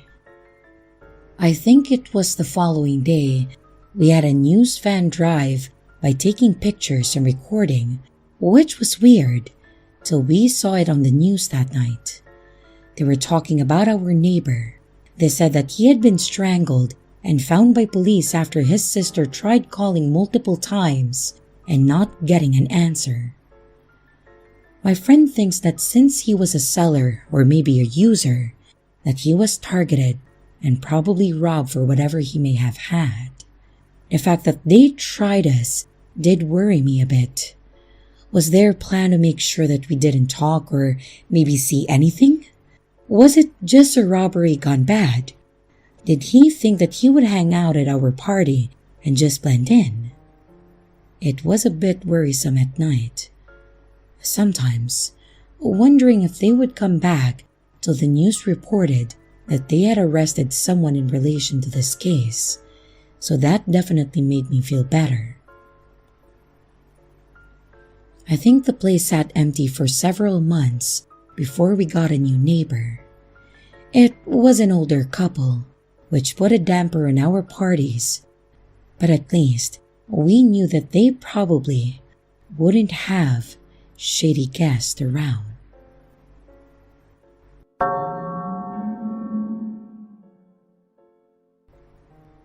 This happened to me and my wife when we were in our 30s. We lived in a fairly popular city, surrounded by houses on all sides, and a couple blocks east was the shopping side with grocery stores, restaurants, and even a farmer's market popping out of there on the weekends. We liked going to the market because my wife was due soon, and it gave us a place to walk that was outside and close to our home. And not to mention, she ate so many tomatoes while pregnant, and she claimed they had the best ones. The neighborhood itself has always been nice, no real issues with anyone, and I think the cops were cold ones because there were kids playing in the park nearby, and they were screaming a lot, and the people thought that something was wrong and called them. It turned out it was just the kids playing around, but I think it gave them a nice scare not to scream so much. So, maybe some loud kids, but that was about it. One night in particular, the wife wasn't feeling well, so she went to bed early. I wasn't tired, so I stayed up for a bit longer to finish the show that I was watching. Just to get a better idea of the layout of our place, when you walk in the front door, you enter the living room. This is where I was watching TV. To the right is a hall with our bedroom, a bathroom, and also our nursery. Going straight from the front door, you'll go to the kitchen, and the wall to the left had a door to the garage. The back wall of the kitchen has an entryway to our little green room, I suppose you could call it. It had tall windows on all three walls and a sliding door on one that led to our backyard. We had some long curtains hanging on all the windows because it can get pretty hot back there, and we use that as an office now and also extra storage. The yard wasn't fenced in, which was fine because the two houses next to us was owned by an older couple with no kids or pets, and the other is owned by an older guy that appears to have his daughter and granddaughter visiting, so no troubles with them too. So on this night, while I was watching TV, I thought I saw a light go by the window, like a flashlight or a reflector on a bike or something. I didn't really think much of it at first because it also faced the road, so I thought it probably was a bike passing. After a few minutes, I saw what looked like someone walking by my window, so I got up to look and saw nothing. No cars, no one outside at our neighbors, so I made sure the door was locked and I went back to watching my show. At this point, it's probably been 20 to 30 minutes because the episode had finished, so before playing the next one, I went to the kitchen to refill my cup. Of course, we gotta have sweets in the house, so as my eyes met the chocolate chunk cookies, I went to open them when I heard a thumping sound coming from the green room. I just paused at first, making sure what I heard was real, when I heard what sounded like the door sliding closed. So I grabbed a steak knife. It was the closest thing to me, and I slowly walked to the back. As I got back there, I noticed the door was, in fact, slightly open still. We don't always lock the back slider because there's no reason for anyone to be back there besides us. So now, I'm looking around to see if someone is in here or did they leave already. Mind you, the lights are still off, so there's a light coming in from the neighbor's patio light, but that's literally it. I'm walking as close to the back wall as I could while looking around the room when I noticed someone very poorly hidden in our curtains. As I mentioned, they are pretty thick, which makes them stick out some, but they don't go all the way to the floor. So if you're trying to hide behind them, you better hope you can levitate or else your sneakers are going to show. So with that, I mustered all the bravery in me, and as deep and threatening as I could, I said, "You got 10 seconds to run out the door you came in, and if you make it, I won't call the cops." I don't even think I got it all out before the guy darted out from behind the curtain and then took off out the door. I'd be lying if I said that I was totally calm and prepared if he ran towards me instead. I did take notice of what he looked like though. It was dark, but the light by the door coming in was enough for me to tell that he had long dark hair pulled back in a hair tie, and he was wearing a dark hoodie with some kind of logo on the left arm that looked like a circle. He also wasn't wearing anything to cover his face, so I could tell that he had a short beard. After a few seconds, I ran to the door. I locked it and looked around to see if he was anywhere nearby, but he must have taken off because he was nowhere to be seen. I did a quick look over of the room to see if he did take anything, but nothing looked like it had been touched except the pen holder that was on the floor. I assumed that that was probably the thump that I heard earlier. I don't think he had the time to even consider taking anything yet. I closed all the curtains in there in the living room. I checked any windows just to make sure they were closed and locked, and then I went to check on my wife, who, based on her snoring, had been out the whole time. I ended up going back to the living room because I was too freaked out and I was wired at this point to sleep. I ended up passing out a few hours later though. I never told my wife because I didn't want her to worry about it unless something came up again. I didn't want to add any stress to her. I told her that I must have passed out while watching TV though, and she believed it. From then on, I was more cautious of making sure all doors and windows are locked at night or when we leave. The following week, we went to the market one last time before she was going to the hospital. And while she was looking at the tomatoes and talking to the couple that sells them, I kept moving down to look at everything else. I came across a small table with lemonade set up and a little girl sitting at it. On the other side of the lemonade container was a crate of strawberries for sale. The girl looked really excited that I had stopped and offered some lemonade, for a price of course. I think it was like a quarter. I agreed, and the girl turned and yelled "Daddy" to the man that was doing something behind her. He stood up and started approaching the table when my stomach dropped. This guy had long dark hair pulled back and he was wearing a hoodie with the same logo that I noticed in my house a week ago. It was for a local community college by us. He had shaved recently though. The girl told her father that I wanted a lemonade, so he helped her begin pouring it.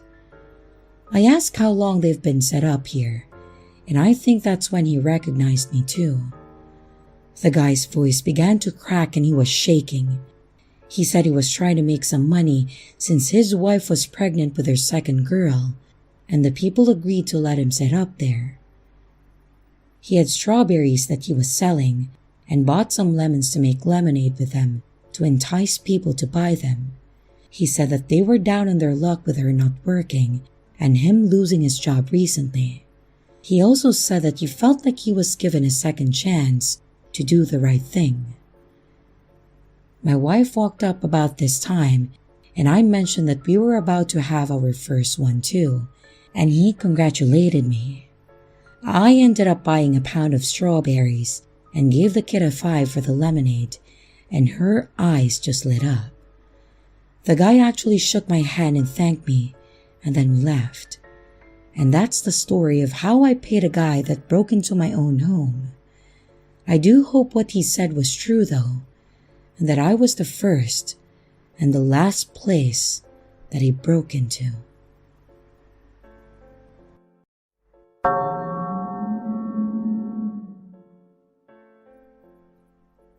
My camping story comes from a time when I was actually still a child, probably around 12 years old at the absolute oldest. Back when I was young, my dad wanted me to get into hunting. He was a hunter, his dad was a hunter, and so on.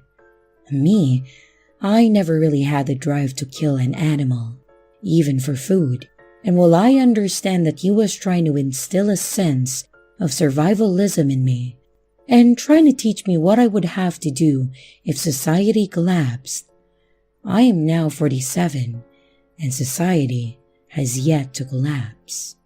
At this point, if it did, I'd probably just accept it and live off cans of Spam for a few months before I succumb to the elements. Well, those were completely irrelevant to the story. My apologies. Anyways, this story took place on a hunting trip that my dad had set up for myself and him during the summer break of that year. He had planned to take me out to a hunting ground that he used to hunt on and that his friend owned. The plan was that we would sit up there and find the hunting tower and just wait for the deer to come along and then shoot them. Pretty much the standard hunting trip, really. We got all of our gear together and we headed out early in the morning to get to the spot where he and I would be setting up the tents. I packed more than I needed, mostly because I was the kind of kid that would throw a fit about having to wear the same pants for days in a row, and we were supposed to be out for the whole weekend. After luggaging everything into the truck, double-checking to make sure that we had our tents and all our camping equipment, I got in the car, and to be completely honest with you, I fell asleep as soon as the tires hit the asphalt. I knew he drove for an hour or two, and then I woke up to the feeling of the truck going off the road and onto the gravel or dirt paths. He pulled up to the spot where we were supposed to be at, and he asked if I was excited. I told him that I was, and despite the fact that I was barely cognizant. We grabbed our tents and all of our gear and whatnot. Then I asked him where we were supposed to set up our tents. Well, much to my dismay, he tells me that we have to hike about 10 minutes to get close to the lookout tower. I remember the look on his face when I stared daggers at him. He laughed his ass off, and then we started our trek into the woods. After about 10 minutes or so, he pointed to where the tower was and told me that that was where we would be the next morning when we actually started hunting. Then he told me to set up the tents. Yes, plural. I asked what he was going to be doing, and he said that he was going to scout the area and see what was around. Then he dropped his tent and told me that he would be back in a little bit. At first, I was pissed that he was making me do all the work, but I went to it. I set up his tent first to be nice, and then I started struggling with mine.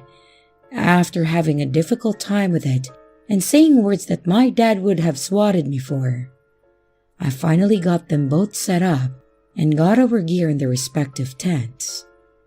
After that, I actually got in mine and went back to sleep.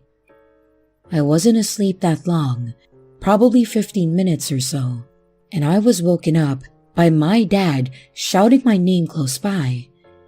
I quietly responded saying, "Yeah, Dad, I'm in my tent," and then put my head back down. Then I was shaken awake by my dad opening my tent and telling me that I needed to get up now. I asked what was going on, thinking at first that he was just messing with me. But the look on his face quickly told me that he wasn't joking. I got up and I exited my tent, and he told me that we needed to leave immediately. I told him that we just got here and asked why we needed to go, and he told me to come with him to the truck so we could leave. I asked about our camping gear, and he basically told me to shut up and do what he told me to do. Being 12, I wasn't going to argue with him any more than I had. So at this point, My dad had dragged me away from the campground, left all of our gear out there, and was in a hurry to leave. So the only thing I could think to do was ask what was wrong. He didn't respond at first, but when I asked again, he once again told me to stop asking questions, and then he just kept driving. Obviously, I was annoyed, but I just sat there and stared out the window and pouted. I got even more confused when he pulled into a police station and then told me to stay in the car. I was going to ask why, but he was quick to get up and run up to the station before I could. I just continued to sit there and stare at nothing in particular. Then after about 10 minutes, he ran back out and we got back on the road. But this time, a cop cruiser was following us. And before I could ask anything, he literally told me to keep my mouth shut and not ask any more questions at all. He pulled back up to the spot where our gear was and told me to stay put. Then, he and the officer started off in the forest. Again, I was 12, and it was the late 80s, and I was not about to just sit there and do nothing bored out of my mind. Honestly, I kind of wish I had. I waited for a few minutes, and then followed behind my dad and the officer, just far enough that I knew where they were, but was distant enough to have them probably not notice me. I followed them for a bit, and then they stopped, and my dad and the officer were standing by a broken fence line. Basically, it looked like someone had knocked down the post to a barbed wire fence, and it hadn't been replaced yet. I just stood there, and I heard my dad explaining things to the officer. He told them that we were there to hunt over the weekend, that he knew the owner of the land, and that he was just walking the perimeter to check things out. Then he said that he noticed the damaged fence and went to check it out. Then he said, "I came over to check the damage so I could let him know. But that's when I saw her." I may have been young, but I was able to put two and two together. Him freaking out, wanting to leave, getting the police, and it's exactly what you're thinking it was. Apparently, when he went ahead and checked out the area, he saw a woman's body lying in the brush. I later found out that it was actually a girl that was around 16 that had gone missing only a couple of days before, and the cops had determined that her body was likely to have been dumped by whoever had taken her life. So this was literally my one and only hunting trip, and the only time that I ever went camping. And I can technically say that I did go camping because I slept in the tent for a little while, and that means that it was camping. But jokes aside, this is the only time that my dad took me out for one of these trips. I don't think that he even got together with his buddies to hunt after this. Apparently, there is something about finding a dead body in the woods that ruins camping for you, no matter how long you've been doing it.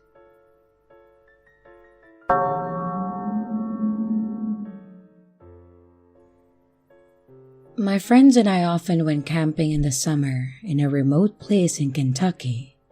It was a small, unknown area that you could easily miss, especially if you're not looking for it.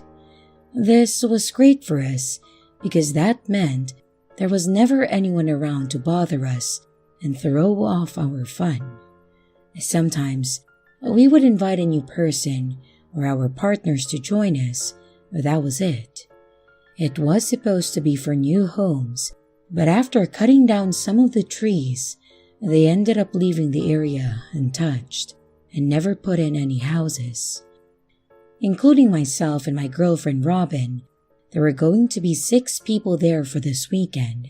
I wanted some time alone with Robin, so we decided that we would stay an extra day or 2 after they left. Once we got there and got all settled, Everyone started drinking and being stupid.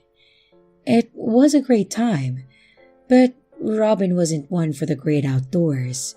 She wanted to join and be with me, which was really sweet, but she couldn't stand the bugs.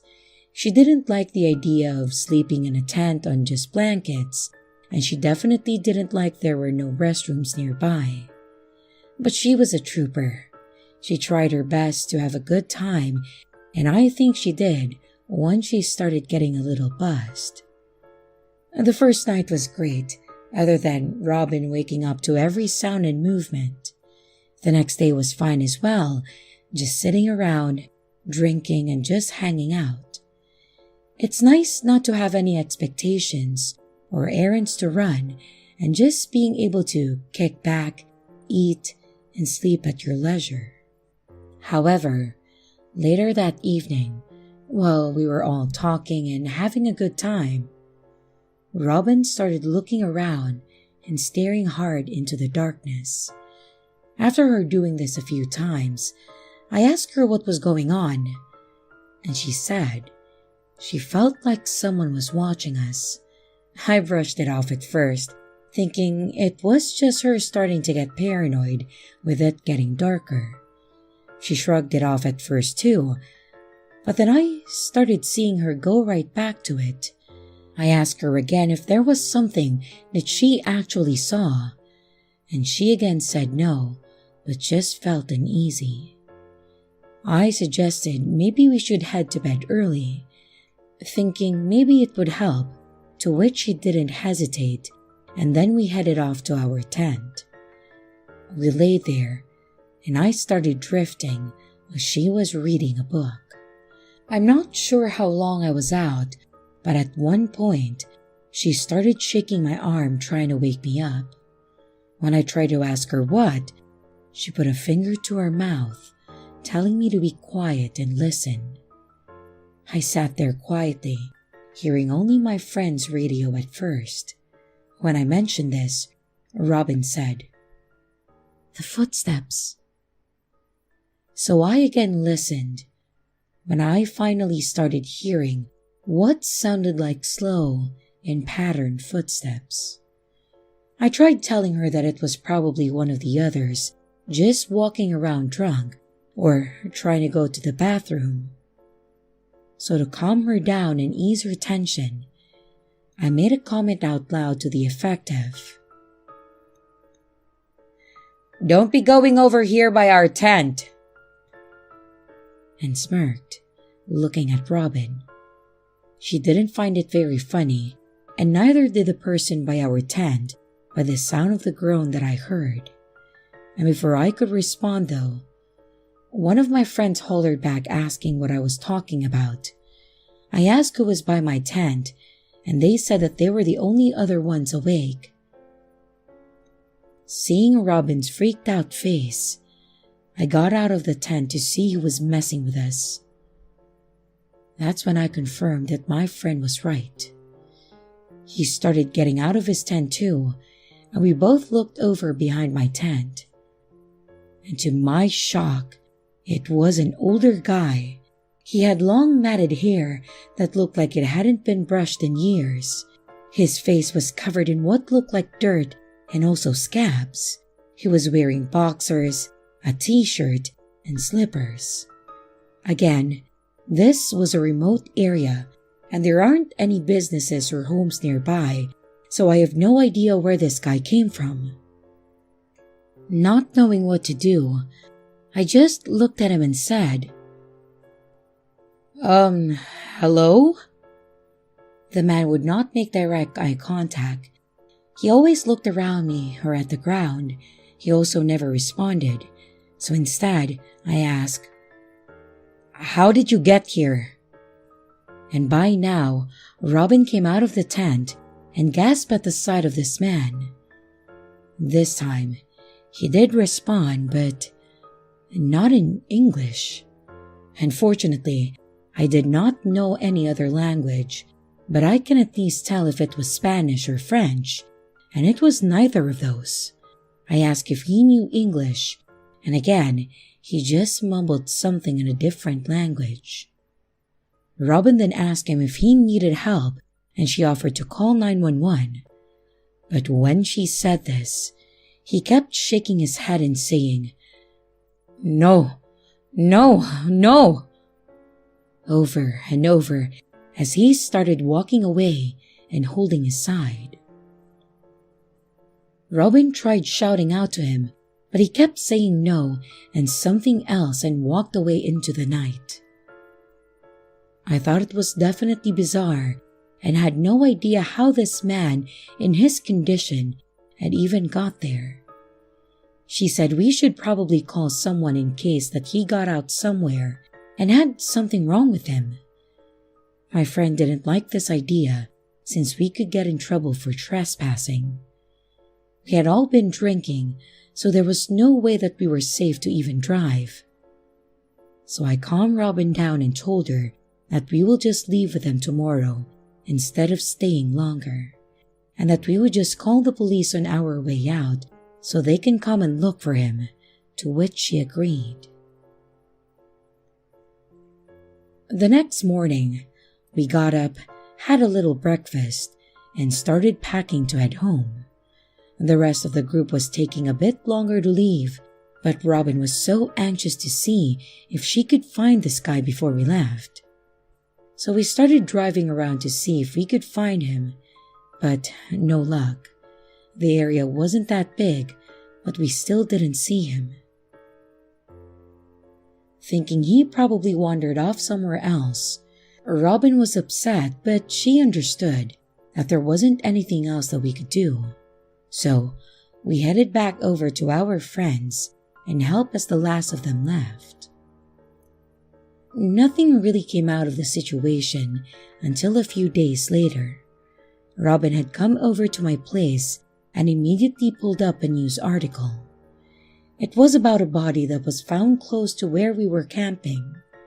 It was an older guy in his 60s that had been stabbed and bled out. I don't remember the name anymore, but what I do remember was that he was Swedish. Then, they also showed a picture of the victim. It was the same guy that we saw while we were camping, but just in better health. That also explained the different language that he was speaking. It was pretty heartbreaking. This guy was standing right in front of us, probably holding his side from the stabbing, and he didn't want us to call the police. But why? And to top it all off, the suspect was still wanted. Was the killer nearby? Did he walk by like this guy did while we were asleep? Robin ended up going to the police and talking to them. I couldn't blame her. She has too kind of a heart, which made it even worse on her, knowing that we didn't do anything. I don't know if they ever caught the suspect, but I sure hope so. For everyone's safety, and so that man can be at peace.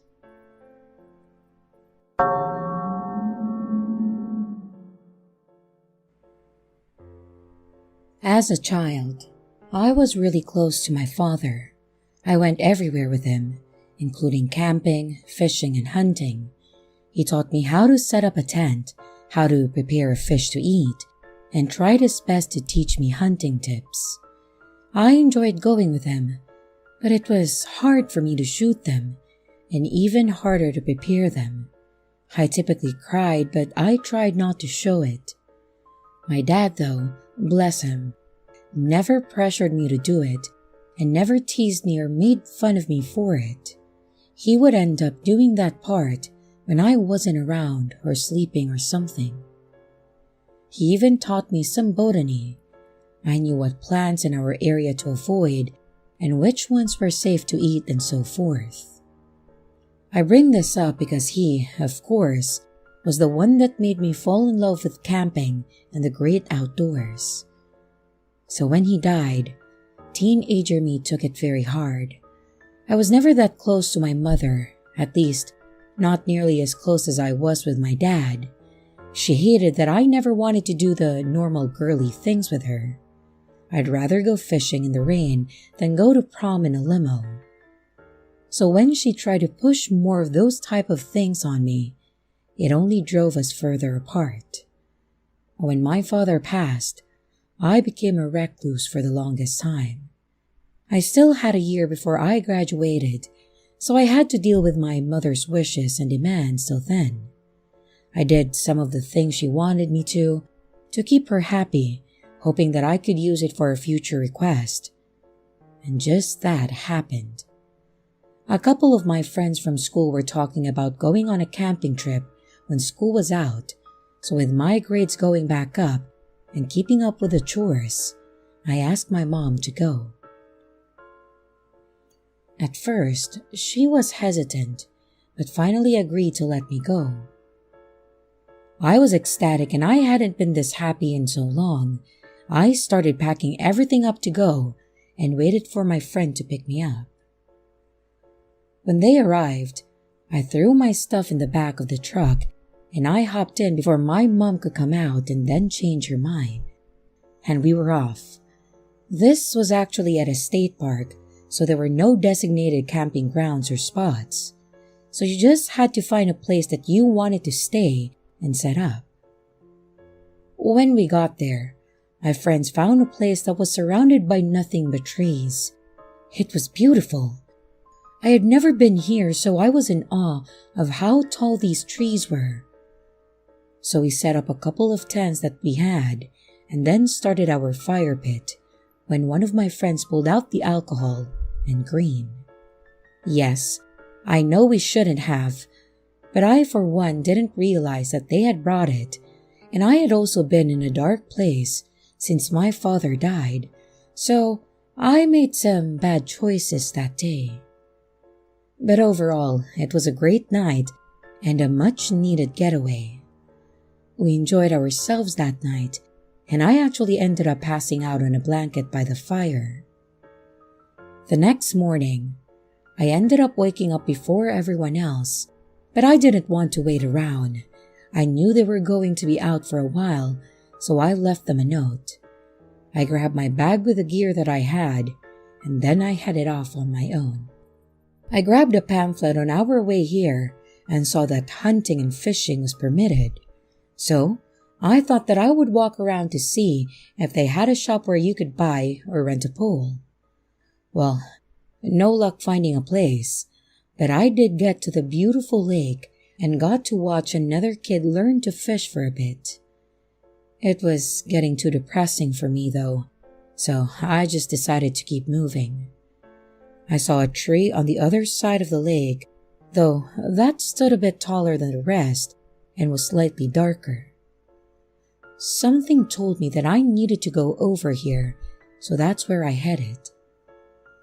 As I get closer, I noticed there was a placard in front of the tree that explained what type it was, and also how it got there and etc.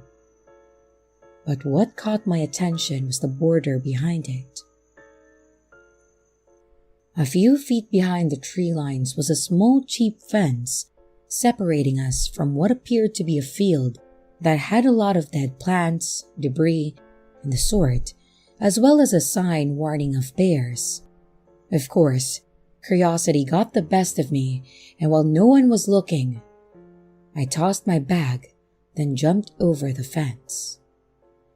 I cautiously made my way through the forbidden land while watching to make sure that no one spotted me. I finally got far enough away that I couldn't make out any people or the starting line, so I started exploring. Along the way, I was stopped by a horrible smell. Hunting with my dad so many times, I knew exactly what it was too. And no surprise though, as it is a forest, wildlife is bound to die or become prey, so I just continued on my way. The smell, however, was getting stronger, so I assumed that I was probably approaching it. I wasn't ready to turn back yet, so I just hoped that I didn't end up disturbing something in the process. The good news was that nothing was there to put me in danger, but the bad news was that I found the source of the smell. It looked like it was a coyote, I know this may be too much for some, but it looked like it had been cut open, like it was being cleaned or prepped by a hunter. The problem was, it hadn't been touched, other than the cut on its abdomen. Who would hunt a coyote of all animals, and who would just leave it like this? I thought it was weird, but I just carried along the way. After several feet and the smell starting to dissipate, I lightened up a bit and I continued to explore. Not long after, though, I came across a bunch of tree branches and rotten broken logs.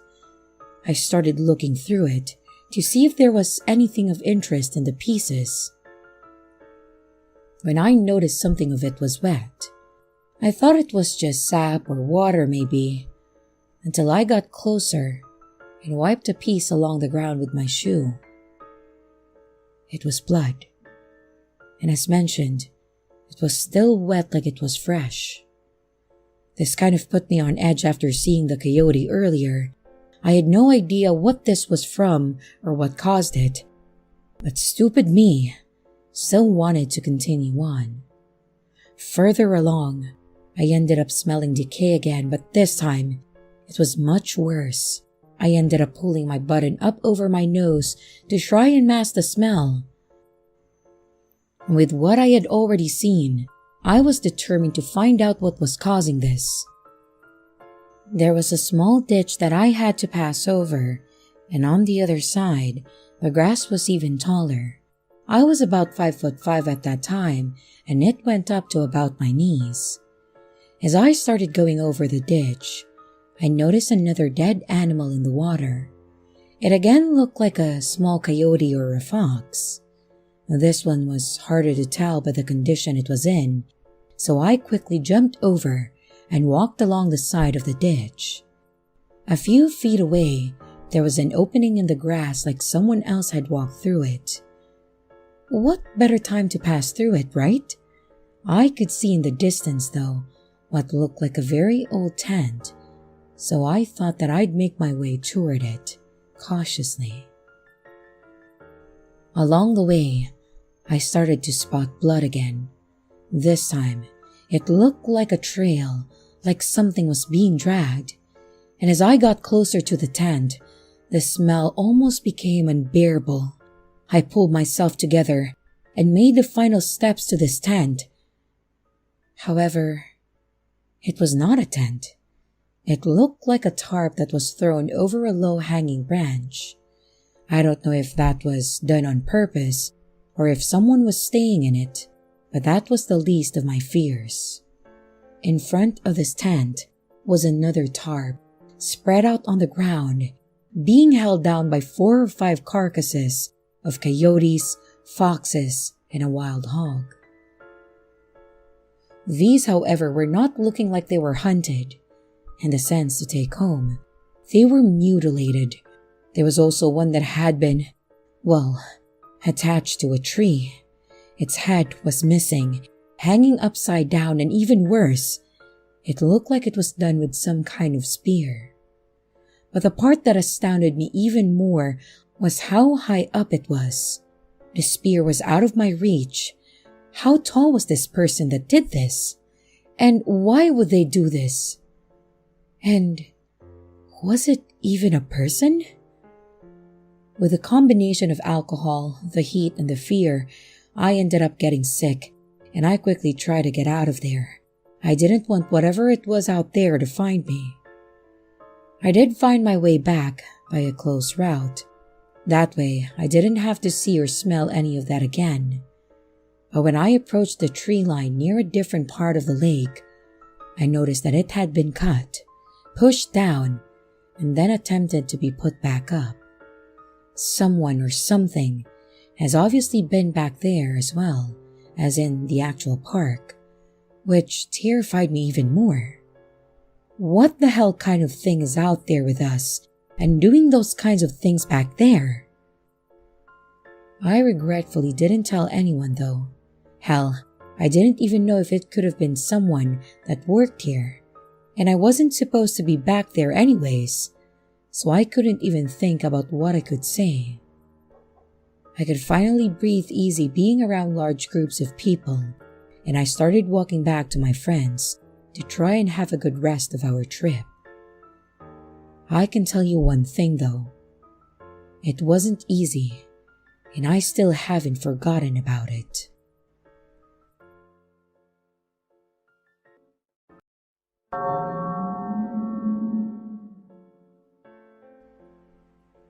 About 8 years ago, my girlfriends and I would download plenty of fish and meet random guys to take exploring with us. Definitely not the smartest, especially since we were out in the middle of nowhere, Pennsylvania. This one night, we met a guy and let's call him Todd. Todd was an odd guy. He seemed socially distant, and when he slid into the back of my SUV, I instantly got the feeling of regret. We were going to a place called Roney's Point. It's a very interesting place, and you should look it up if you're into ghost and haunted history. Todd wanted to stay in the car for a bit to scope out the area while the girls went ahead to explore. Red flag. I was so sure that he was going to try and steal my car.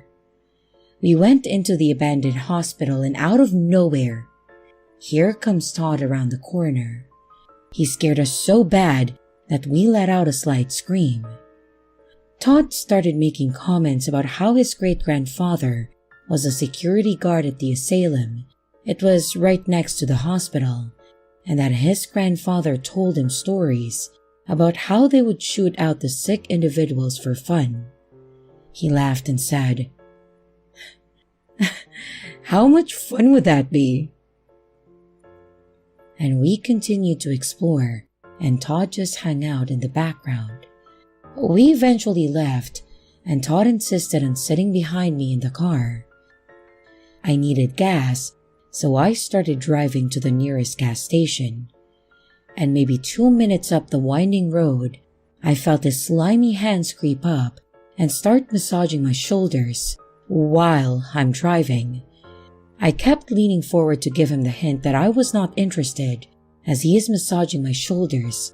He's telling my friends and I how stupid we are for inviting random strangers out, how we never know who is getting in our car, and how they might hurt us, and etc. He started laughing again, and I will never forget the tone of his voice or the grip of his hands on my shoulders when he said, "Maybe that person's in the car with you right now." I then pulled into the gas station and I demanded that he got out of the car. He did, and I left him there. We got back home and my friend onto POF to block him, but he already blocked her or deleted his account. We never heard of him again, but we stopped inviting random people to urban explore and ghost hunt with us again.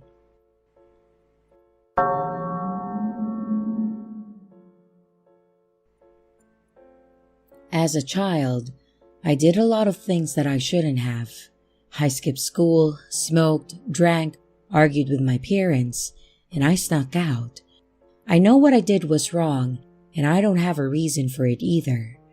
I know now that my parents did their best though, and I understand that now, but at that time, I thought I knew what was best for me. Whenever I had fights with my parents, I would just leave. Sometimes, I would end up at my friend's house, maybe in a parking lot on a bench for a while, or even just sitting at the corner to calm down. But my favorite places to go were abandoned places. We had a lot of places that were abandoned, condemned, and left behind. Usually, my friends and I would find a place to call our own and smoke there and just hang out for several hours. This would turn out to be my plans one night after a fight with my dad. I got pissed off and I stormed off to my room. I grabbed my skateboard, my little backpack, I threw in some clothes, my flashlight, my wallet, and a few other things to ditch for a few days. It was summer at that time, so I figured that I would be out for a few days and then just come back home. I slipped out of the back door and I was on my way. I tried calling a few of my friends and they said they were busy and couldn't get out due to other family plans. One of my friends welcomed me over but said that it would be a few hours before they got home, so I was on my own for a few. So I decided to just start riding around, thinking that I could at least head in the direction of my friend's house and just enjoy the cooler evening breeze. While on the way, I decided to take a back road that basically went behind some apartments and out to the other side. And while back there, I remembered one of the complexes nearby had caught fire and I decided to look for it. It turns out I was off on the name and I found the property a few blocks over. It was obviously evacuated and had boards on the windows, but it was still standing. I decided, why not check it out and kill some time while I was at it? I was around 16 or 17 at that time, and I was a petite girl, so I could easily fit into small places. But that means I also wasn't very strong, and I couldn't break down boards, windows, or doors, so I had to find a more discreet way to get in. It turns out there was an emergency exit with stairs going down the side of the building, which still seemed to be intact, so I left my skateboard at the bottom, and then I climbed up the stairs to the door, and with there just being a no trespassing sign on the door, I just opened it, and I went in. When I entered, I could immediately smell the remnants of the fire, the smoky smell, burnt wood, an old building falling apart.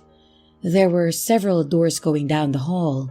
Some of the doors were opened, and some of them appeared to be locked or jammed. And walking around the open rooms, you could tell where the fire was the worst. And seeing some of the items people left behind or couldn't take was really kind of sad. Old clothes, pictures, children's toys. I guess it almost worked on me, thinking back to my stuff and my family and things that I would have hated to lose too. I continued to walk through what I could until I got to the center stairs. I started walking down them, and when I swung around to go down the second set, I noticed a figure standing at the bottom of the stairs, and it scared the hell out of me, making me scream. When the person didn't even budge, it scared me even more, so I just slowly backed up when he said, "Wait." His voice alone was unsettling. It sounded like the guy from Sling Blade was losing his voice. Not a good story as is, so sounding like the guy did not make me any more comfortable. I stopped, with one foot on the stairs on the other side of the railing, and I looked at him. I waited for him to say something when he finally asked, "What are you doing on my property?" I told him that I was sorry, and I made up a story about how my friend used to live here and that she lost something, and I thought that I would look since I was in the area. He saw right through my lies and called me out on it too. I didn't know what else to do other than apologize, and I said that I didn't mean to disrupt you or disrespect your property and that I would leave now. However, he stopped me again and said, "I'll make a deal with you. If you do me a favor, I'll let you go and I won't call the cops on you for breaking in." A little curious and dumb, I asked him what the favor was. He let out a chuckle and slowly started unzipping his pants. I flipped out. I quickly ran back up the stairs as this guy ran after me. I got to the door, and as I was leaving, he managed to yank me back in by my backpack. At this point, the guy was in my face smiling and said, "So, should I call the cops?" I don't know what got over me, but I said something along the lines of, "Well, My friends are right outside with cameras, so if you'd like them to record what you're asking a minor to do, be my guest." And right as he started loosening his grip, my knee went straight up and he went straight down. I ran out of the door quickly, down the stairs, grabbed my skateboard, and I ran down the street. There was a 24-hour fitness center and a little further down, so I went in and I asked to sit in their lobby while I waited on my friend. They finally picked me up and I told them what happened. They were impressed at how I was able to get away, but I was still freaking out inside. I didn't tell anyone where I was, not my parents nor my friend that was picking me up, and if I wasn't so lucky, who knows what may have happened to me. From then on, I don't explore on my own, and I'm more aware of how much I take with me in those places as well. Travel light, pay attention to your surroundings, and tell someone where you're going to be at all times.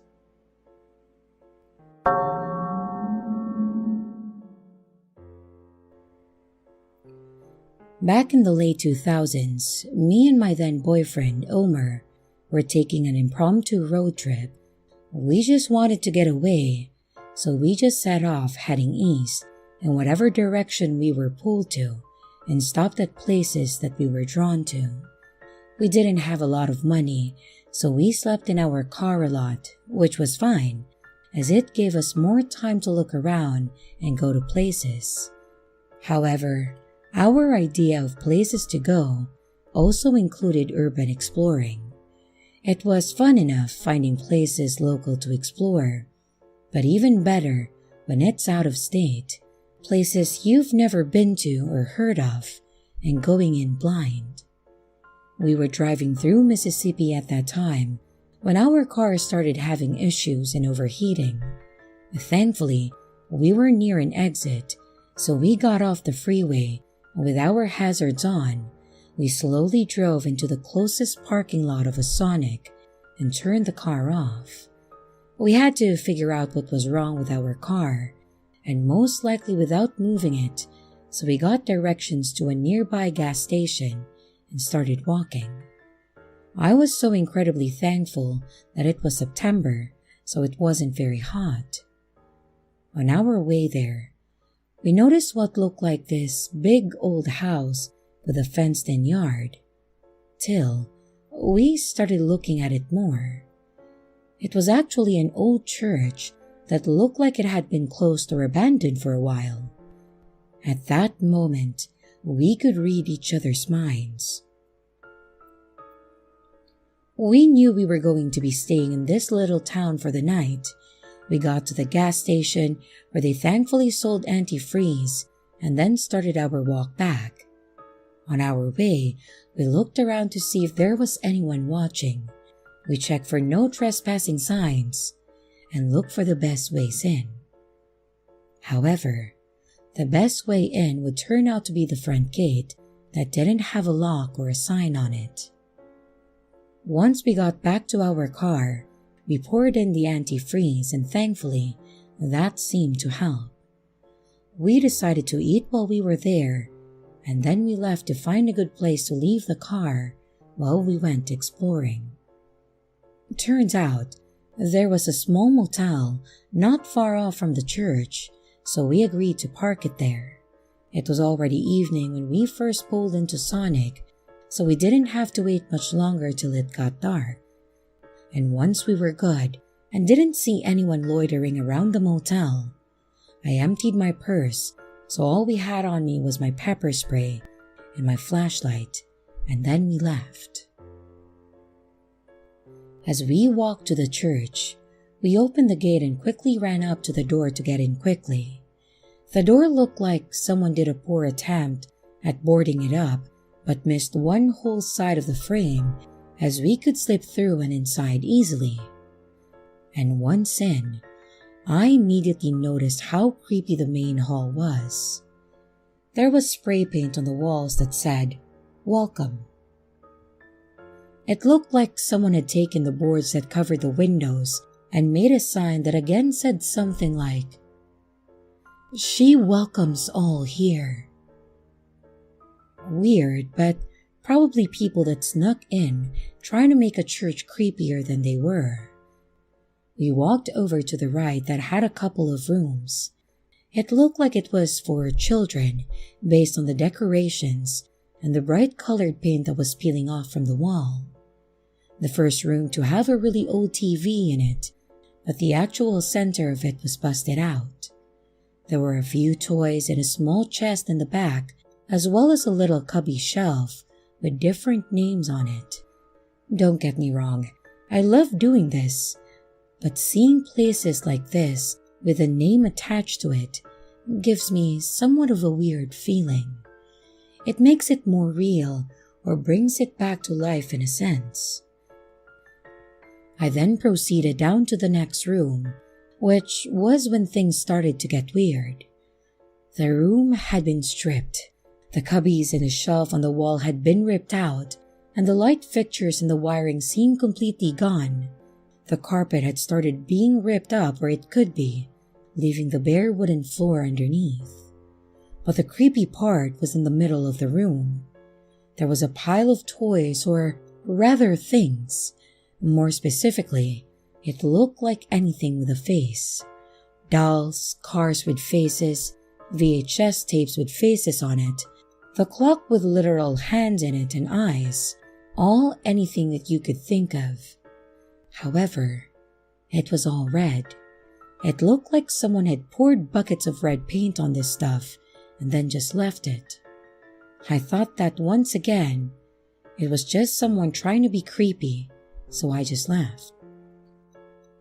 As Omar and I started walking to check out the other side, we could smell something that was like an incense or a candle. Going further in the hallway though, we couldn't smell it, and we definitely couldn't smell it on the other side either. Curious to know what it was though, we decided to go to the only other place left, which appeared to be the main chapel area. We slowly creaked the doors open and went in cautiously. This is where we became a little more on alert. At the altar, we could see what looked like lit candles.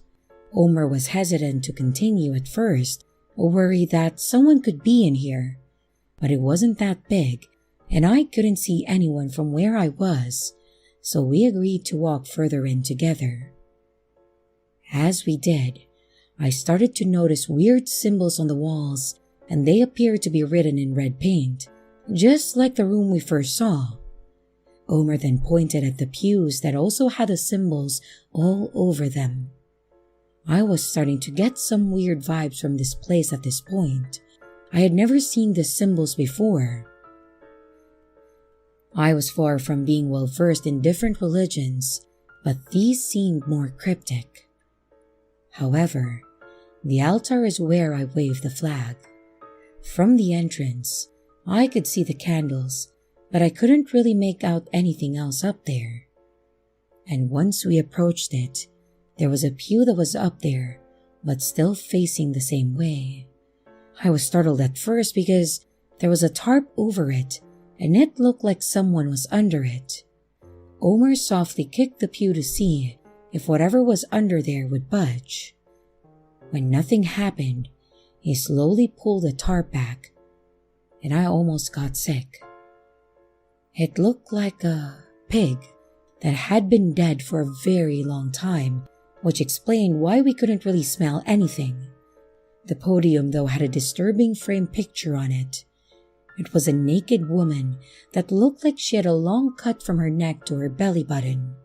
She looked like she was sitting on one of these pews, legs straight down and crossed at the ankles, and arms stretched out across the backrest. However, she was alive and smiling. The podium also had what we were smelling. It wasn't incense that was almost out, and the candles we saw were those fake battery ones. At this point, we were on edge. This meant someone had to have been here, and recently. Omar didn't want to stick around anymore, and I certainly didn't want to get to know anyone that did this, so we bounced. We quickly and as quietly as we could went right back out the front door. Omar had me go out the door first, and when I turned back to hold the boards open some, I noticed he was looking to the left. I told him to come on when he finally walked out and pushed me towards the gate. And once we got out, we took off to our car. When I thought we were just going to chill for a bit, he actually drove off. He said that he would feel more comfortable if he got away from there. He didn't talk much while he was driving, so I did a lot of the talking, trying to make jokes about what we saw to lighten the mood. I think we went a few more exits before we ended up at another hotel. And after we slept that night and headed off the next morning, it was at that time that he finally told me what was wrong. He thought he had heard a noise when we were leaving, and when he looked over, he saw a man in a dark blue parka-looking thing, holding a huge knife, just watching us leave.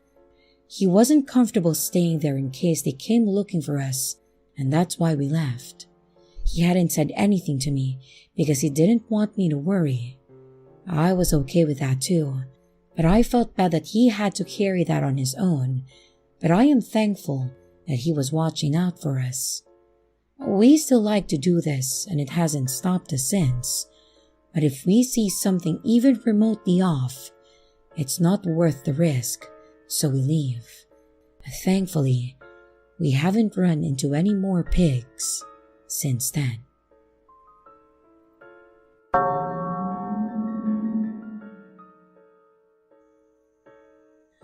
Back in the 90s, my friend Brent and I would go exploring old buildings that were abandoned or condemned just for fun. We didn't have cell phones at that time, and the most we had was his car, so trespassing and sneaking out alcohol was the most excitement we could really have. We lived in Topeka, Kansas at that time, and if you're from there, you know there's a small area to have fun in and another that's just boring. Or maybe that was just us since we lived on the boring side. Either way, this was our idea of fun.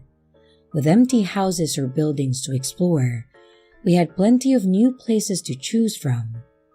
One place in particular that we had been wanting to check out was the Topeka State Hospital. It had been closed for a while, and with all the rumors of previous patients haunting the place, we desperately wanted to check it out. We also had never explored in a place so big, so we had to try and figure out the best way to get in and when to do it. We drove by it a couple of times to see if there was any type of security around it and to see if there was anything immediate that would hinder us. And where we were convinced that it was going to be an easy in, all we had to do was find a time to do it. So to not have our parents asking questions about what we were doing, we told them that we would be staying at each other's house and then have the night without any suspicion. Friday night came, and Brent said that he was leaving to come over to my place, and I told my parents that he was coming to pick me up, and then we were off.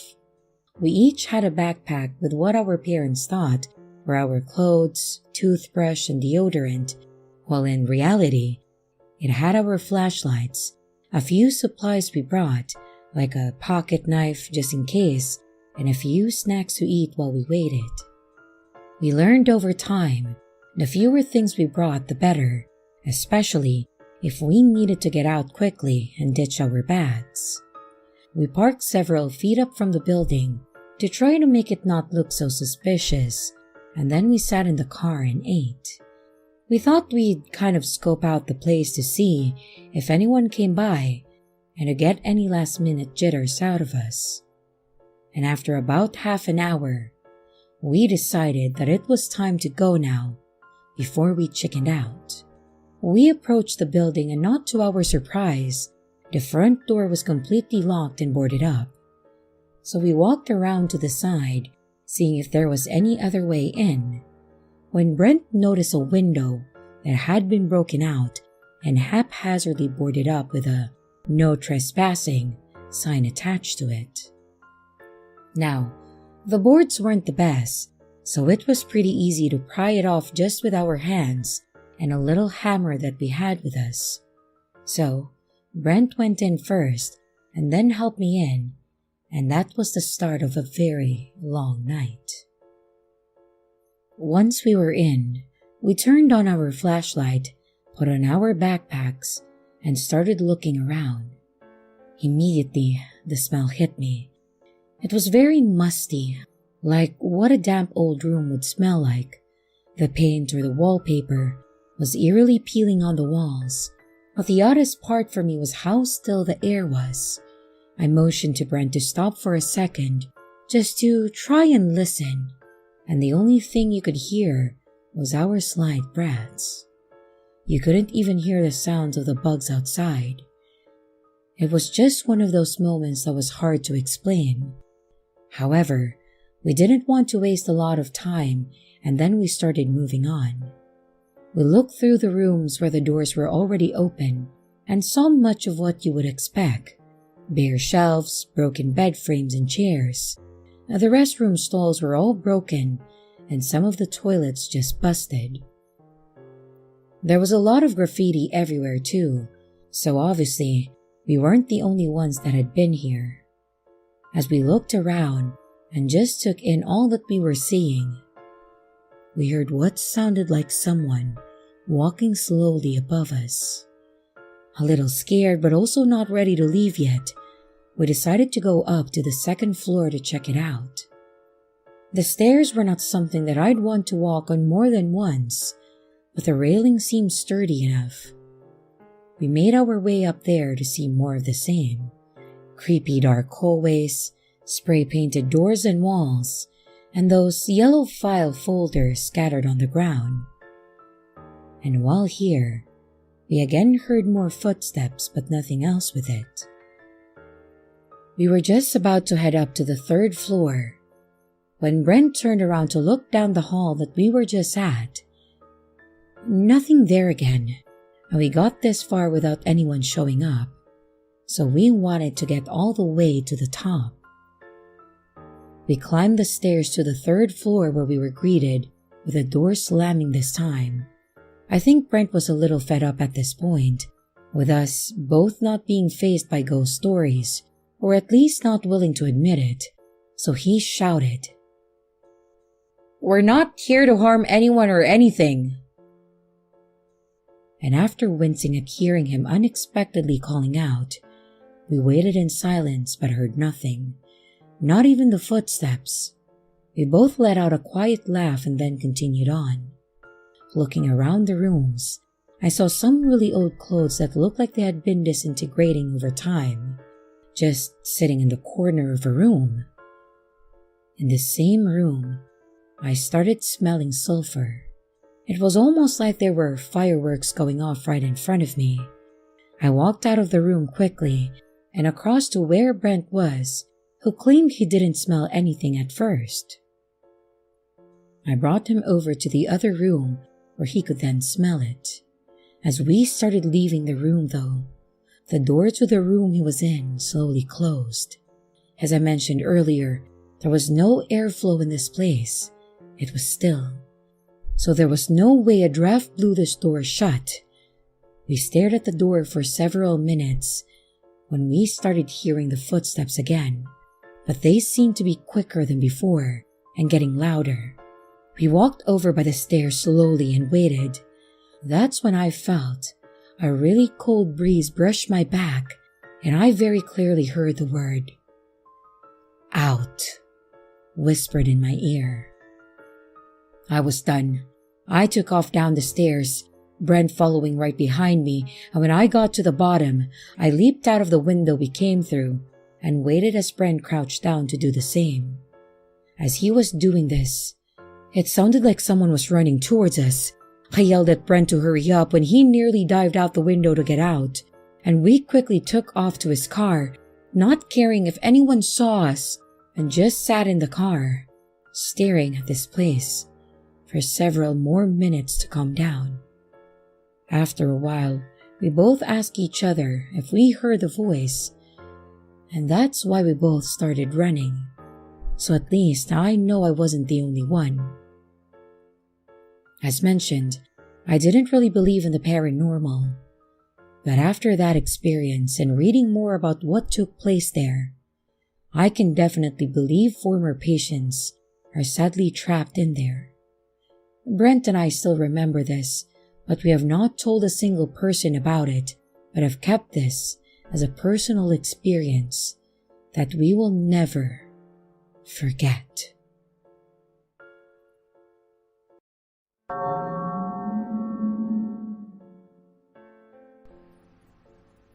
I've been delivering food for one of those popular gig companies that you all know and love.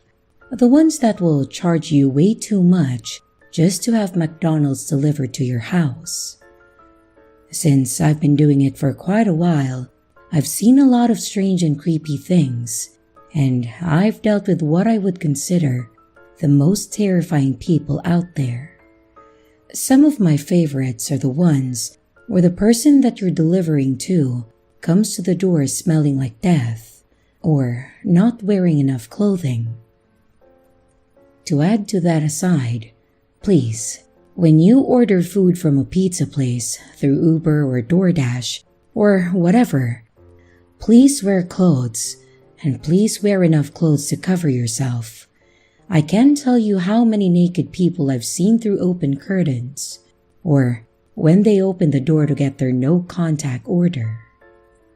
Well, anyways, moving past my complaints about people having no modesty at all, one of the other things we tend to run into are crazy people. Sometimes, you get people that have pretty clear mental issues, and I understand that a lot of them cannot control their mannerisms, and maybe that's what was wrong with this lady. But honestly, this situation scared the absolute hell out of me. This happened last year during the COVID-19 situation. And as stated, I was a driver for one of the companies that delivered food to people from random restaurants. This was near the beginning when we were still able to hand you your food, but then we also had the option to do the no-contact delivery. When we do the no-contact, we were still expected to make sure that the customer got their food. Basically, we were supposed to drop the order on the porch, ring the bell, and then step away to around 6 to 10 feet and wait a moment for the customer. I was very specific with how I did things. I wasn't one to just drop the food and then run back to my car. This order was a decent-sized order from a bar and grill, which was fine. I drove to the restaurant, got the food, and then headed out toward the customer's house. I was heading down the street and approaching the destination when I noticed the overall appearance of the neighborhood was starting to decrease. And by this, I mean that the houses went from pretty normal suburban homes to a bit run down, all the way to some of the houses looking really bad, and I would go as far as saying trashy. I was driving to the end of the road, and I was trying to find the house that I needed to deliver to, and honestly, I was starting to get one of those pits in my stomach. The last couple houses went as such. One house looked like kind of okay. One house was completely and totally trashed and looked like a drug house. And the last house looked decent. Looking at these three, I was honestly scared that the drug house was going to be where I had to deliver. So imagine my surprise when it wasn't, and the number matched the cleaner of the three houses. So I parked my car in front of the house and I grabbed the food, making my way up to the porch. As expected, I drop the order on the porch and I ring the bell. I then stand back and wait for the customer. Within a few seconds of my ringing the bell, I hear the door next door, the door at the drug-looking house. It flings open hard and then smacks against the siding. Obviously, This caught my attention, so I looked over to see what was going on, and I really wish that I hadn't. Out of the door comes a woman that had a look about her that was nothing shy of horrifying.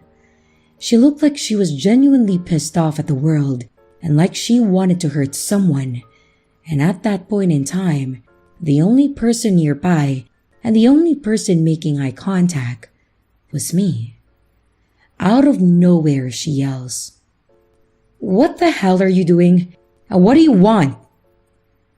I immediately looked up to the customer's door to wait for them to answer, and I tried to move on from that situation. I reached forward and ring the doorbell a second time and stepped back to my waiting position. Then out of nowhere, I get this incredibly sharp pain in my leg. I didn't think much of it, but when I look down, I see a screwdriver handle sticking out of my leg, and this crazy woman standing there and staring at me like I was literally the cause of every problem she's ever had. And the only solution was to stab me with a rusty screwdriver from her junk pile. I honestly cannot overstate how awkward this situation was. Yes, I had a screwdriver sticking out of my leg, and yes, I was starting to bleed some, and yes, she had seriously just stabbed me. But something about the moment of silence between us was just awkward. What exactly do you say to some crazy woman that stabbed you with a screwdriver while you were just delivering food to their neighbor? After a few seconds of silence, the customer opened the door and reached for their food, and almost grabbed it to go back in until he saw me, the neighbor, and the screwdriver. He dropped his food and ran out to the yard and basically stepped forward to get in between me and his neighbor. I don't really remember much between that moment and when the whole thing came to an end. I know that the neighbor was screaming that she had just stopped me from robbing him, and then the customer was screaming about something. I just remember feeling woozy and asking for them to call an ambulance, and for some reason, randomly thinking about how I wasn't going to mark my delivery as finished. If anyone's curious, yes, the cops came, and yes, I ended up in the hospital. Getting stabbed with a rusted and weathered screwdriver is something that they want you to get checked out for. I'm pretty sure she got arrested for this situation, but I don't really know because the officers never spoke to me about this situation. I did go back to delivering when I could. I just now have a bit of a limp and a nice circular scar where she stabbed me.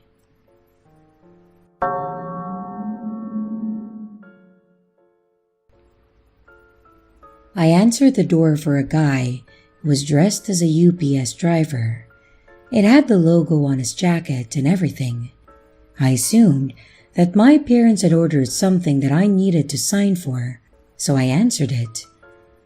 But after opening the door and greeting him, I realized that not only did he not have anything for me, but there wasn't even a UPS truck in sight. He told me his name was Tony, and that he was selling lawn care services around the neighborhood. I started to figure out that maybe he was just a UPS worker who forgot to change clothes before starting his second job as a landscaper or maybe a gardener. But then, he started asking me weird questions, like if we had any security cameras or large dogs in our house. We do have security cameras, but they are quite hidden. I told him that we did not, and even though our largest dog is a 1-year-old beagle, I told him that we have 2 pit bulls. This entire time, he wasn't looking at me. He was almost looking around me, letting his eyes coast around the inside of my house, probably looking for visible signs of something valuable. He then asked me the weirdest question. He asked why I had my door cracked instead of opened all the way. I lied, and I said it was because I didn't want my pit bulls to see him and then start going nuts. Well, the truth is, I always do this when I answer the door for strangers, so I can close it as fast as possible should they try something.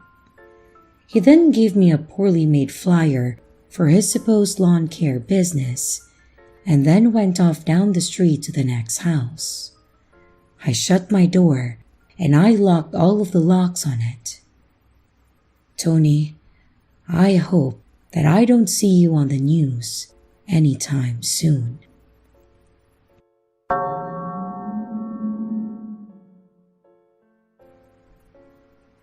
So the setting is 2015. My sister and I are home alone watching Craigslist horror stories on YouTube. A bit ironic, I know. And now for reference, I was 13 while my sister was 17, and having these watch parties had become something of a habit as it was our last year together before she went off to college.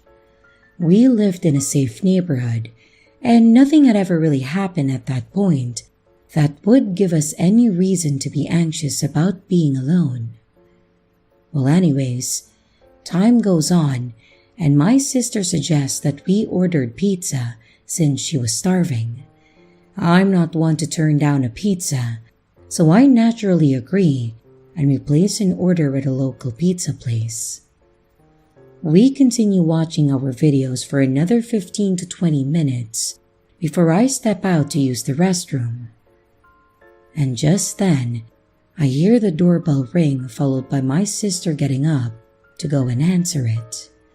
So I carry on with my business with the assumption that it was just the pizza. But I'd say only 2 minutes had passed as I come back and I realized that my sister was still at the door talking to someone.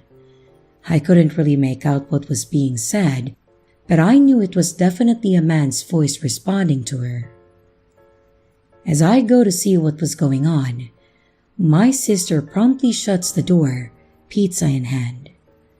I initially assumed maybe there was just an issue with the payment, so I just tease my sister for taking so long and I go sit down. It didn't take long for me to realize that my sister wasn't eating, despite this whole thing being her idea. And even more so, she had a very nervous look on her face now, and she wasn't really speaking much. I asked her what was up, and she proceeds to tell me that when she opened the door to greet the pizza guy, he looked at her as if he was checking her out, and followed up by giving her the most unsettling smile that she has ever seen. She was just trying to get the pizza and go, as she had already paid online, but the creep insisted on trying to make conversation with her. The man pretended to fumble around, trying to get the pizza box out of his bag, all the while asking very personal questions that he certainly had no business asking, like how old she was and if she was alone. Now, I admittedly thought that she was just messing with me. I mean, stuff like that can never actually happen to people you know, right? But nevertheless, it still left me feeling a bit anxious. We tried to enjoy the food and then move on, and I'd say about an hour or two later, we had finally calmed down about the whole thing. Right as we were getting ready to clean up and go back to our own rooms, there was a knock at the door, a very loud and aggressive one at that. We shared the same nervous look, then hesitantly slip over to a window to see if we can get a look at whoever's knocking. Now, I hadn't seen the guy, but my sister immediately recognized him as the pizza guy from before. We were contemplating calling the police, but the guy only knocked once or twice before getting in his car and taking off way too fast down the road. Almost like he knew that if he continued, he was more than likely going to end up in a lot of trouble. We made a round around the house, making sure everything was locked up, and then we waited for what felt like ages for our parents to finally get home. My sister told them about what happened, but my mother insisted that we were just being dramatic, that we had just made ourselves nervous because of the videos that we were always watching. While we both initially insisted on being serious, we eventually just gave up and tried to move on from the whole thing. We ordered from that place a few more times, but thankfully, we never saw that same delivery man again. Nothing else ever came of the situation, but I can't help but think about what could have happened if that creep had been just a bit more persistent. What if he kept trying to get into the house? Or what if we accidentally left the door unlocked? I think his intentions were obvious, and I can only hope that his behavior has caught up with him, and that he's somewhere out there getting the help that he mostly definitely needs.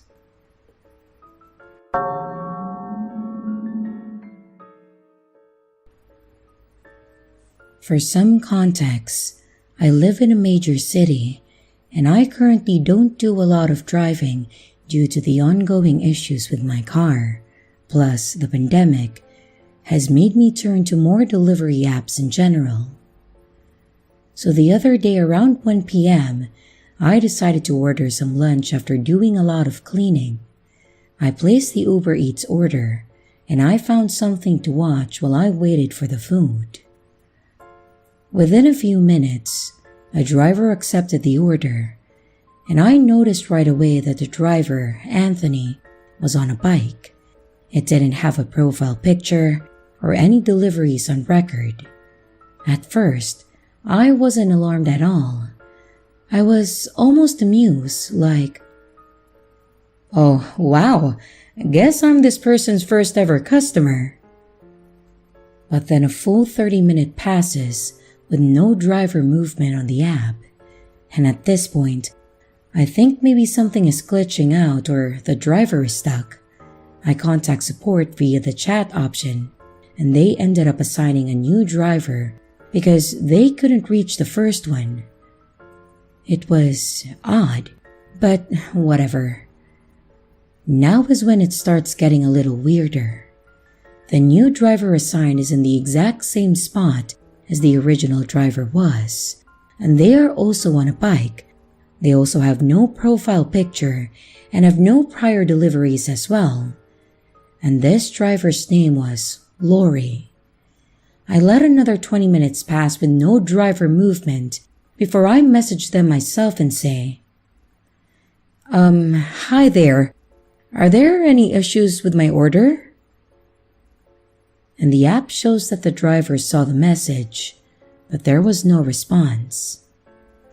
All this time, I'm checking to see if Uber Eats is maybe experiencing some issues, none that I could find, and at this point, while I'm definitely weirded out, I'm mostly just hungry, so I contact support again to request some assistance. They reassigned the driver again and apologized for the inconvenience. It was the same deal. They also tried to contact the driver, but there was no response. Finally, the third driver assigned is the exact same scenario, same spot, on a bike, no profile picture, and no prior deliveries. Only this time, the name is Robert, and before I can react and go about canceling the order at this point, because I'm just really tired of dealing with this, he suddenly has my food and immediately messages me the following. "Hello, I have your food. What's your phone number?" And I responded right away with, "I'm not super comfortable giving my phone number out when you can just message me here." And he responded again with, "What's your number? I'll be there in 10. How old are you? And at this point, alarm bells are going off and I contact support immediately to have the order cancelled and get further assistance. I get connected to Uber's safety team who informs me that the order has been cancelled and I'll be refunded, and I started taking down the details of the strange interactions. As I'm giving the woman on the phone the info she needs, I'm starting to calm down, thinking that this was just some creep or something. And that's when I hear a man's voice at the front door. Miss Metal Gear 42069, I have your food. And I can't even describe the chill that went down my spine because of the way he said it. Making things even worse, the Uber safety woman on the phone with me heard this as well and goes, "Is that him? We canceled the order." I poked my head around the door. My main heavy door was open, but the metal screen door was closed and locked, but allowed us to see each other. And then I get a look at him. And when he saw me on the phone, he went from smiling to looking furious. He suddenly got right up against the door and kept asking who I was on the phone with. And at this point, I've started asking him to please leave because he is making me uncomfortable and he's getting more and more angry. And at this point, he starts pounding on my door and grabbing the doorknob while shouting to be let in. The woman on the phone is asking if I'm okay, and the man is still shouting. So basically, I'm in a full meltdown mode, and at this point, I hurriedly close the heavy door to lock it. The man is becoming borderline belligerent as he kicks my door, and the woman tells me to call the police. He ended up walking away from my house about a minute after that and back up to the sidewalk. And for a moment, I thought that he messed up, so I finished my conversation with the Uber safety woman so she could submit the report. Once she submitted it, I called the police and I told them what happened. They weren't incredibly helpful at first since he didn't actually break in or put his hands on me. And they told me that if he came back, just to call again, and they would send an officer out. I did end up having to call them again and then give a full report, plus the description of the man since he didn't end up leaving right away. He stayed in the neighborhood for almost 20 minutes. According to one of my neighbors, after she heard the yelling, she saw the man that I'd described walk back up from my house to the sidewalk and then hop into a truck with another man in the passenger seat. And they apparently just sat there staring at people walking by and being incredibly sketchy. And that's when she walked back towards my house and asked me what happened.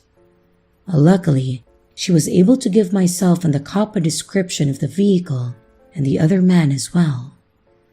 So basically, this was a very bizarre and uncomfortable experience, and I wanted to share it to maybe see if anyone has ever experienced anything like this. Because honestly, I'm still pretty shaken up, and I will be avoiding delivery apps for quite a while. So, strange Uber Eats driver who asked me for personal info and then proceeded to try and break in. Please, let's not meet.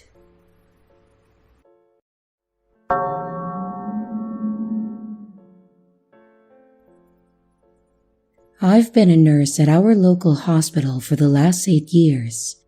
If you're here long enough, you will come across a few ghost stories, and maybe even experience one yourself.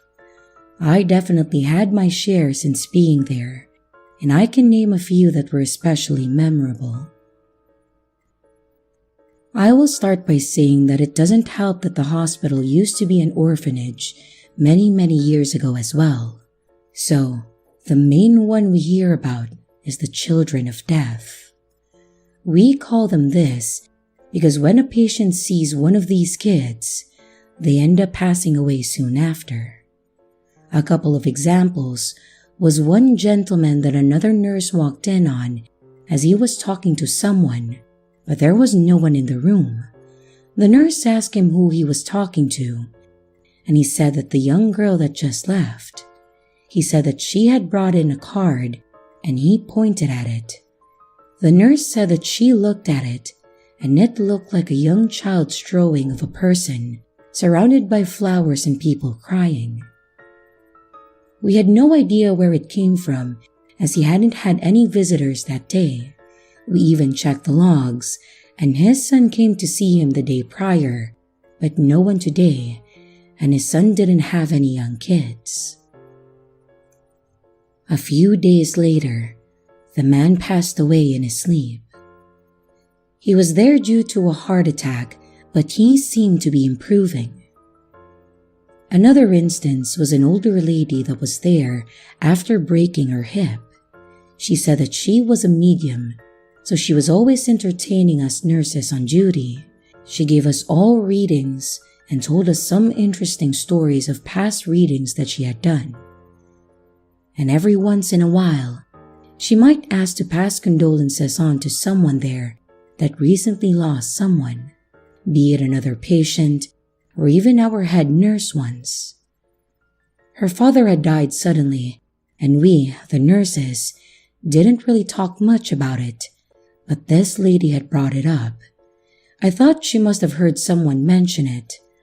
However, there was one instance where we received a nurse call to her room, and upon entering, she asked that we check on the woman across the hall. She claimed that she saw her walk out of the room holding the hand of a little girl. This was in the geriatric ward, so the patient didn't have a heart monitor attached, and she was bedridden because she was very frail and couldn't get up on her own. We dashed over to her room to see that she had passed away.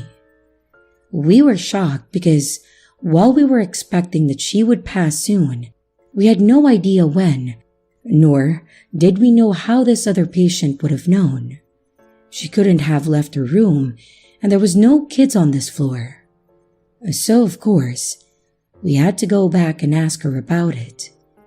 She said the lady looked spry and happy and believed that the little girl was helping her move on to the afterlife. We thought at first that maybe it was one of the children that other patients have seen, but she said that she was wearing modern clothing, a pink flowery dress with a huge flower in her hair. We thought it was a crazy situation, but we just let it go. And later on, after the older woman's daughter came in to get her mom's belongings, the medium was being wheeled back to her room by another nurse when she stopped this daughter to speak to her. After giving her condolences for her mother's passing, she brought up that she saw her as she passed over and began asking her, the daughter, about her own daughter. She started crying and was shocked that she had brought it up. Apparently, her daughter had died after being hit by a car while riding her bike a few years prior. She said that she was buried in her favorite pink floral dress with a matching flower clip. She also said that her daughter and her mom became very close, as she was her first grandkid, and when they lost her, it broke her heart. I thought maybe she recognized this woman from the news or something, but how could she have known what she was wearing when she was buried? I don't believe in mediums, but the fact that the little girl that this woman appeared to be walking out of the room with matched her granddaughter made me a little less skeptical.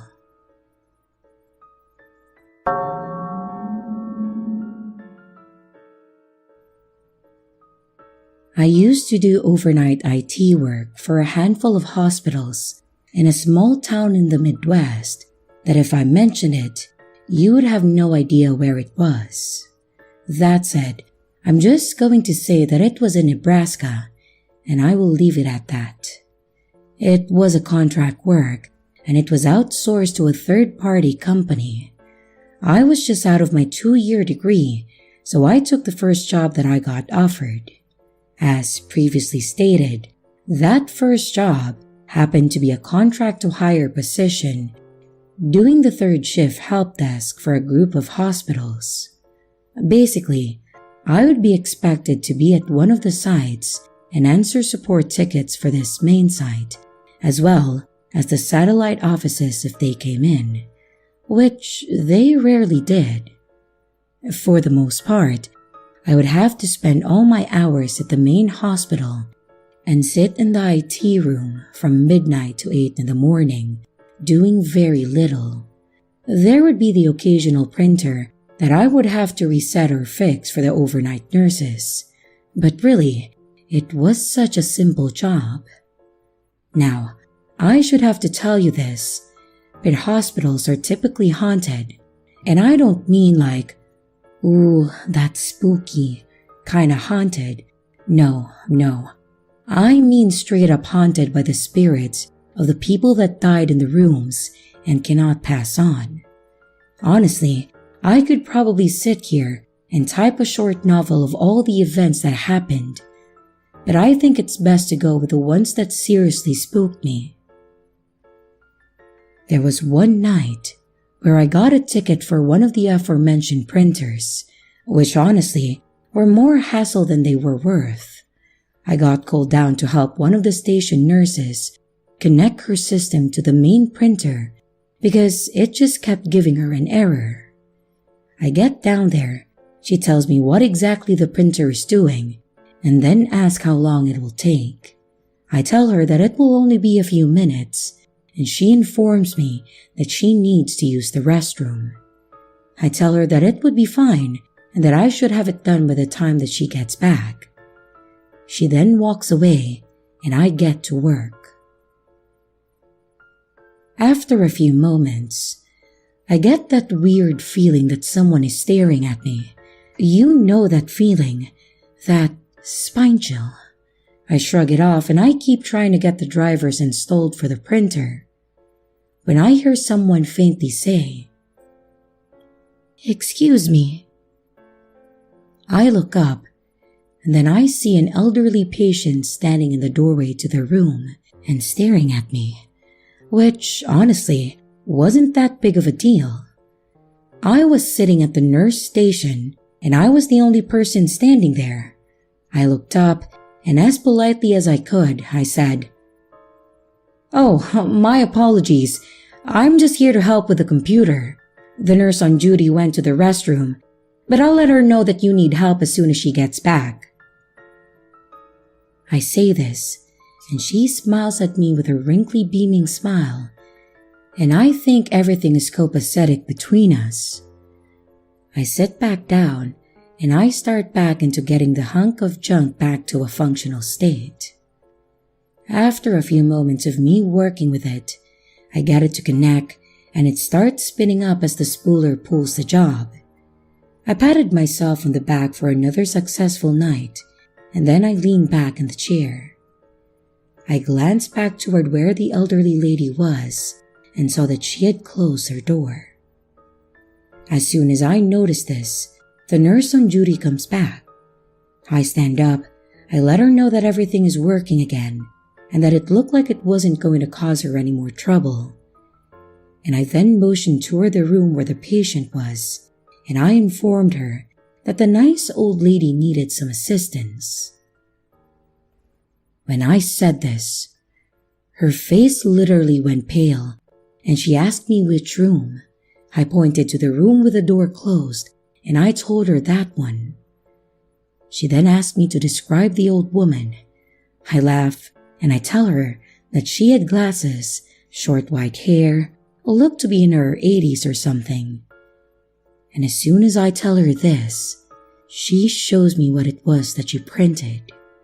It was paperwork that she needed to fill out for a recently deceased patient. The picture of the patient was the woman that was standing in the doorway. She then tells me that this patient had passed away earlier that evening and that they had just cleared her room. Obviously, I thought she was pulling one over on me, and I playfully told her to knock it off. She stared at me with a deadpan stare and walked over to the room. Then she opened the door and motioned for me to look. I reluctantly did, and sure enough, it was empty.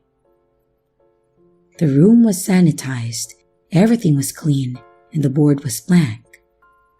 Honestly, that kind of ruined that night, and I just grabbed my laptop and I went back to the ID closet.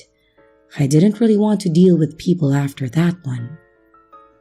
Beyond that, and probably one of the other nights that scared the hell out of me, there was one evening where I was in the closet with one of my new co-workers that I was training. This was a year later after I was hired on full-time, and I was actually training this person to be under me. I had already explained how things worked, and he was sitting there going through the HR video training.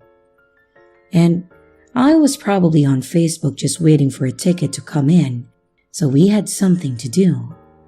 We were literally just sitting there in the quiet hum of the servers when out of nowhere, the lights in the server room shut off. My mind immediately went into the worst case scenario. I thought that the server room lost power, which would have been bad. Server rooms losing power means that the server may shut off, and we have to manually check them all to make sure that they turn back on with emergency power and that there were no errors. I look around and see that the server rack still has green lights on it, which means that they were still all good to go. I told the new guy to wait there, and I got up to go and see if the rest of the hospital lost power. When I got to the door, the switch was off, like someone had literally turned it off. I shrugged it off and I flipped the switch back to on. The newbie asked if everything is okay, and as soon as I start telling him that it was nothing, the lights seriously flipped back off. I slowly turn around, turn them back on, and then start to walk backwards, back toward the desk.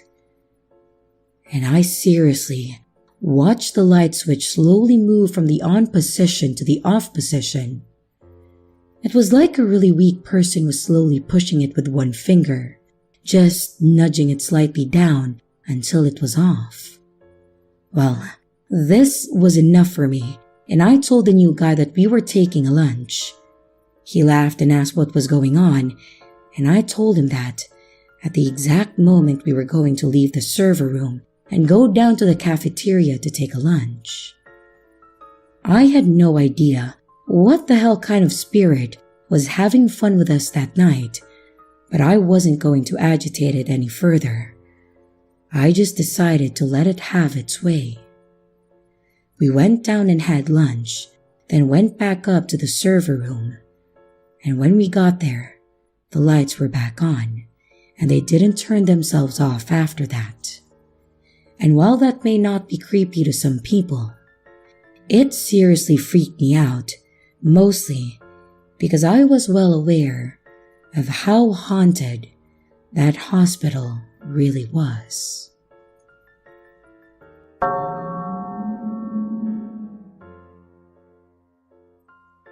This happened in my childhood home.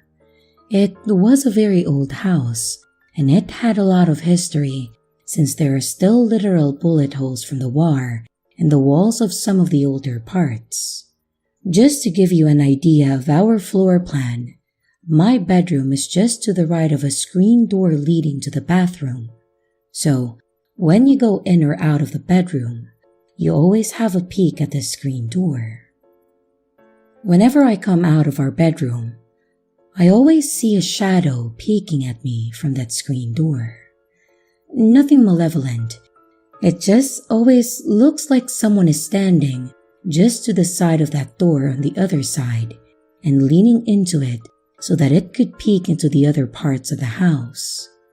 I can only see it through peripheral vision, and it looks like a grown man. Whenever I turn my head to look directly at it, it doesn't just disappear. It hides to the side behind the screen door.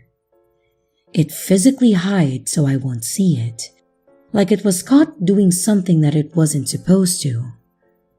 This has happened more than once to me, and that's what it always does, just peeking in.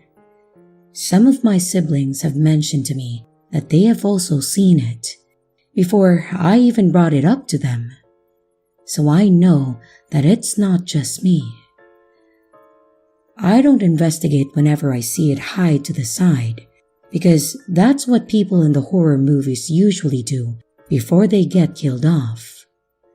I don't know what it is, but compared to the other things that we have experienced, it seems to be the less creepier inhabitant of our house.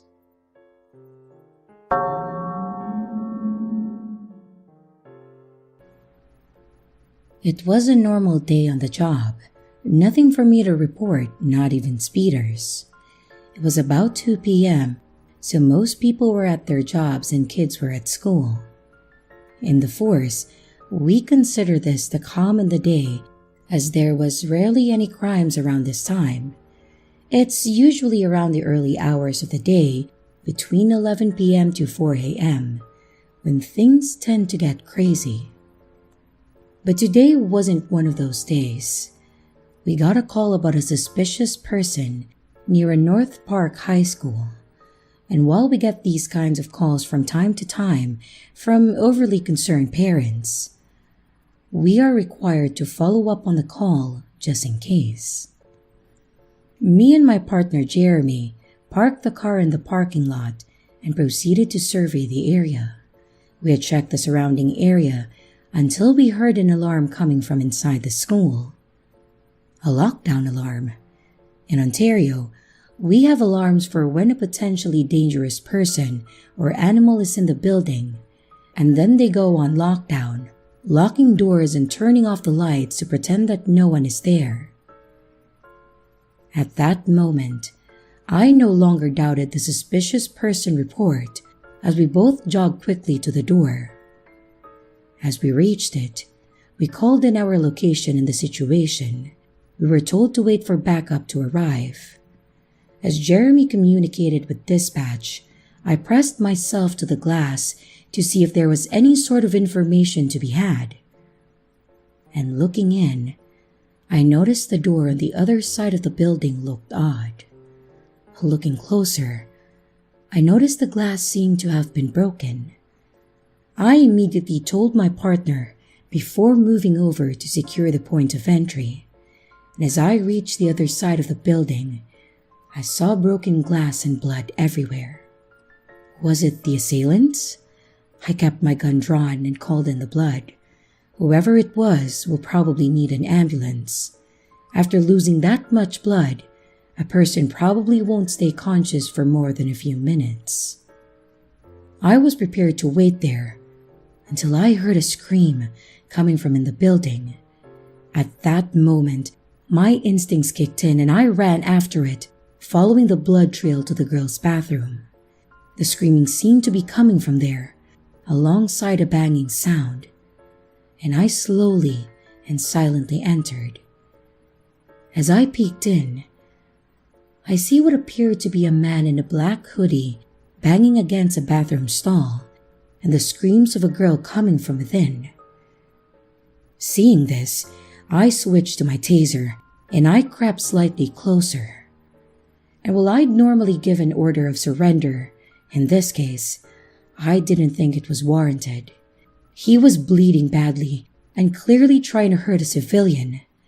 I'd use a gun if it wouldn't get me in trouble or endanger the girl. So, taser it was. With an easy shot to the back, the man spasmed and fell to the ground, convulsing a little bit. I removed the darts from him before putting him in cuffs, and then reporting the situation. Within minutes, the backup arrived alongside an ambulance. While I wish that this is where the story ended, there is one last thing that happened which concerns me. According to reports, when the perpetrator did wake up, he immediately grabbed a nurse and vomited into her mouth before going limp. And the man passed away almost immediately afterwards. Cause of death?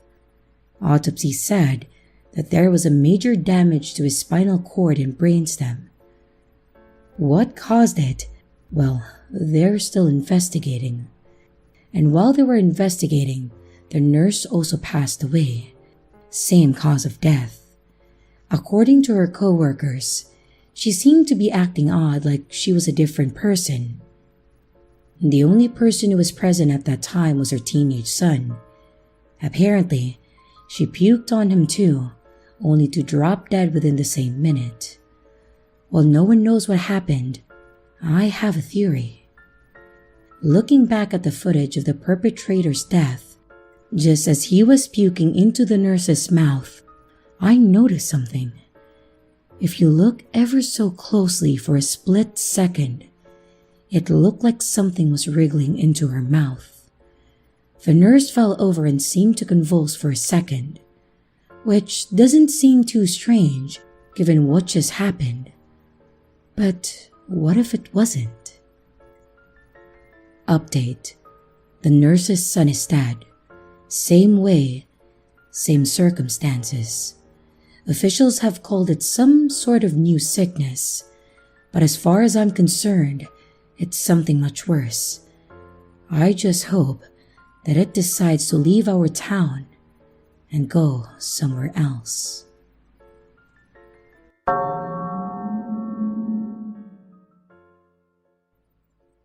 It was the summer of 1987, and I was 17 years of age when this experience occurred. I lived at my aunt's house, and I decided that I was going to visit my sister. We both lived in the same city that summer. My sister at that time was married and had 2 small children, and she and her family lived in a house with an attached farm to it. The best way that I could describe this house is like an old-fashioned redwood farmhouse, and though it was in the city, it was surrounded by trees, and in the back were a couple of old shacks and chicken coops, but it didn't have any chickens. Although my sister had a front door, they always preferred everyone to use the side door. And as you walked in, immediately to the right was a doorway that led to a long, narrow, and dark, creepy closet. And just inside the doorway and to the right was a bathroom. And towards the end of the closet was another door that led to a barn. The side door opened into the kitchen though, and immediately there was a dining room, and if you walked in there, to your right, there would be a big old living room, and then another right would be a bedroom and another bathroom. Just walking into that place gave me the creeps. I don't know why at that time, but it just really did. My sister never really told me anything about the history of the house, and I don't know if she didn't know or just thought nothing of it and didn't mention it to me. Well, like I said, on this particular day, I went to go and visit her.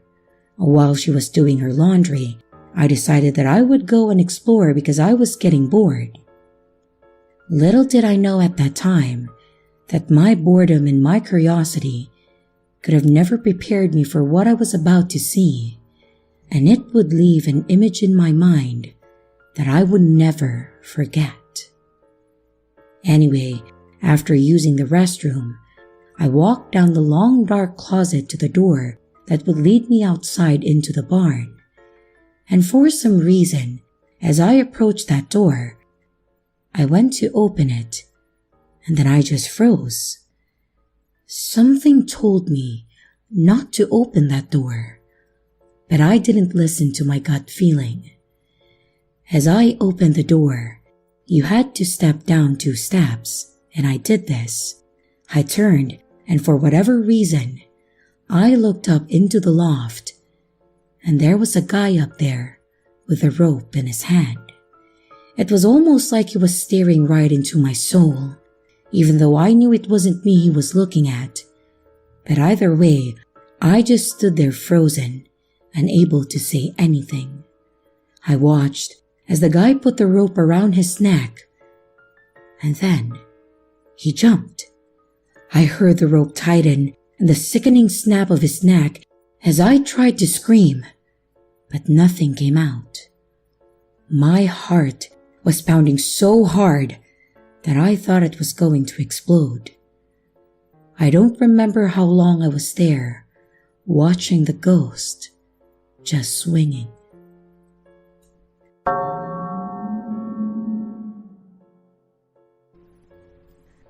For reference, I am a female, and this happened to me in the summer of 1984 when I was 13 years old. Well, anyways, that summer, my parents sent me and my twin sisters to camp for the summer.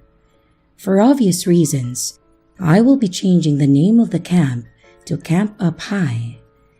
Camp Up High is located in the Angeles National Forest near Mount Wilson, which is 52 miles from Long Beach, California. Well, anyways, we get to the camp and are introduced to our camp counselors and then given a tour of the camp. Well, I immediately fell in love with it because it was so beautiful, but my twin sisters didn't seem too happy. Later that night after dinner, the counselors gathered all of us together around a campfire to tell stories, roast marshmallows, and make s'mores. About a week after getting to camp and during dinner, one of the counselors named Running Rooster told us that the next day we would be getting up early and going on a hike to another campground where we would spend the night. Getting up the next morning and after breakfast, we all went to our cabins and gathered up our camping stuff and then met up with the counselors at the snack barn.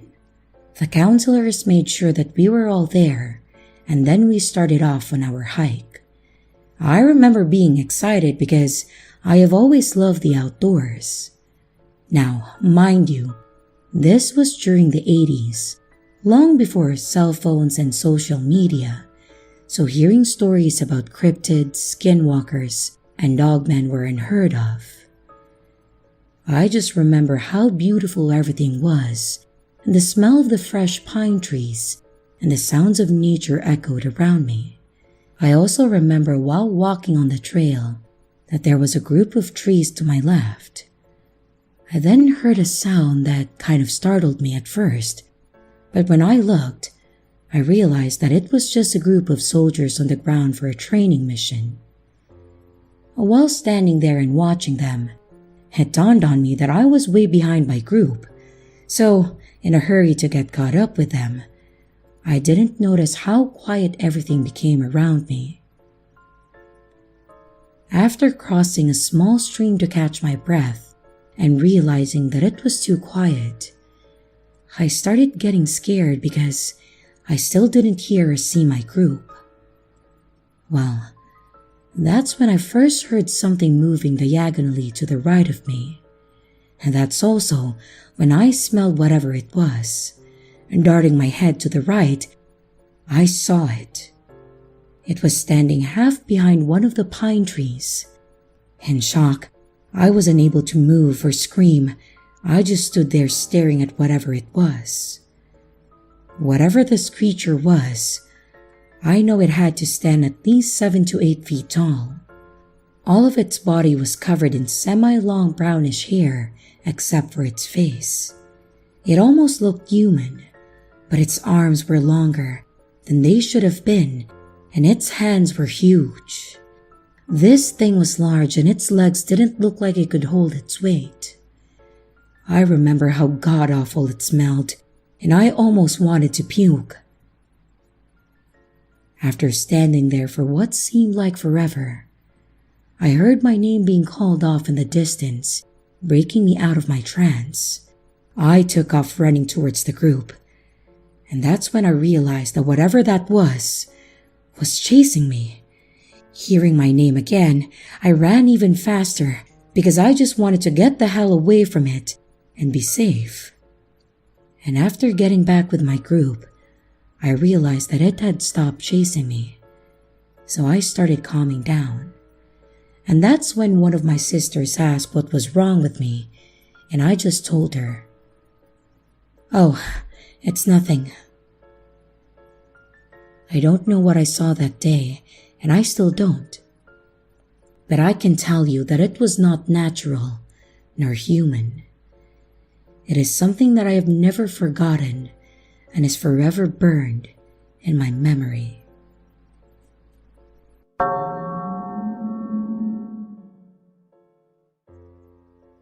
Please forgive me, as I am not the best storyteller.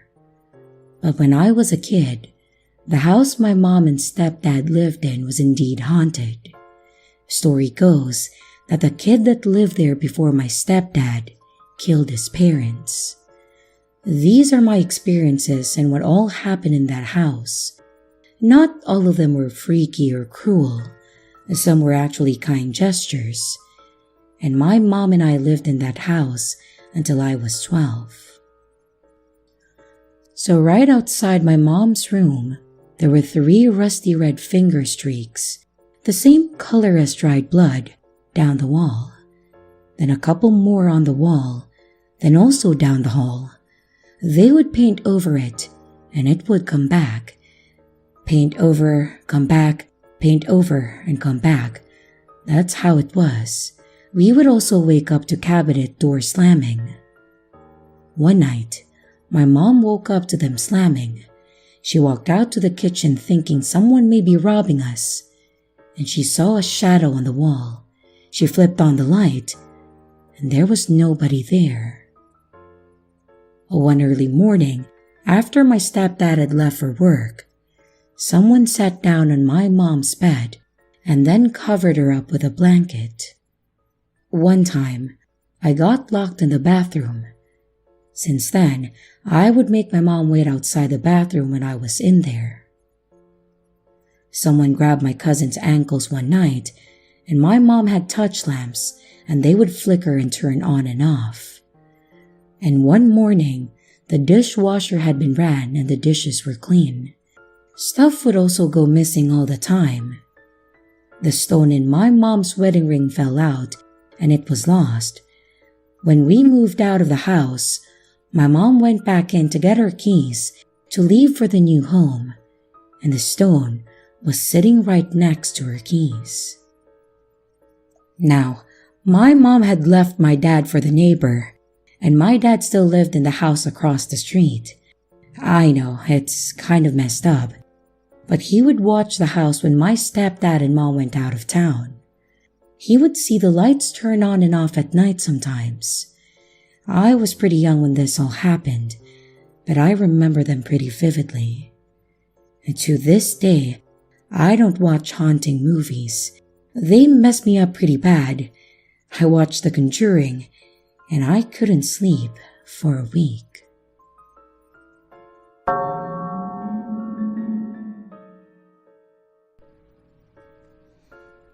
In the summer of 1989, just before I turned 6 years old, my family and I lived in a small duplex at the end of a cul-de-sac.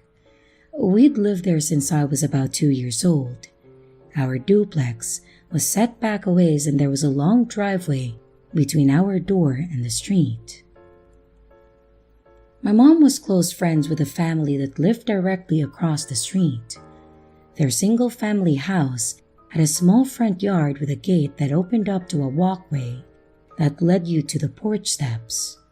Up the steps was a nice porch that ran the length of the front of the house, and of course the front door. They were an older couple whose youngest daughter, who we'll call Irene, still lived with them, and they had custody of their young granddaughter due to some issues that their oldest daughter had with drugs. Irene was a year older than my sister, and their granddaughter was just a little younger than me. It was nice to have someone closer to my age to play with. My sister is 4.5 years older than me, and was too cool to hang out with a little kid. And she was just happy to have an older friend to hang out with too. We were always going over to each other's houses, and they were more like extended family than friends. So when the older couple asked my mom to keep an eye on their house while they went out to dancing, of course, she obliged. Irene was babysitting the granddaughter, as she had done several times before, and they just wanted someone else that they trusted to keep an eye out.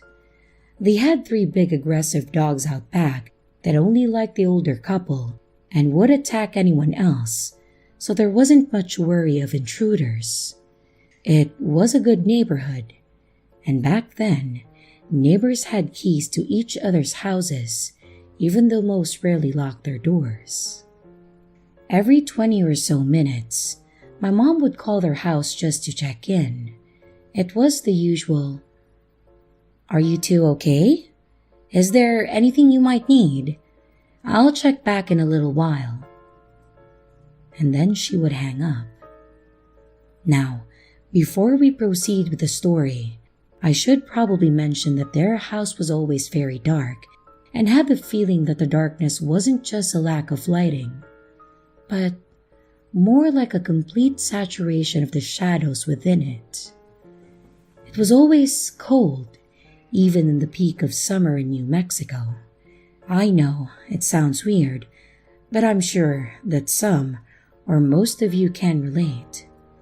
Seems we've all had an experience with a place like that at some point. After some time went by, my mom picked up the phone and dialed their number. It just rang and rang. Now, call waiting had just become a thing earlier that year, but not everyone had it, and none of us on that little dead-end street did. So, my mom grew concerned, but she hung up and decided to wait a few minutes and try again.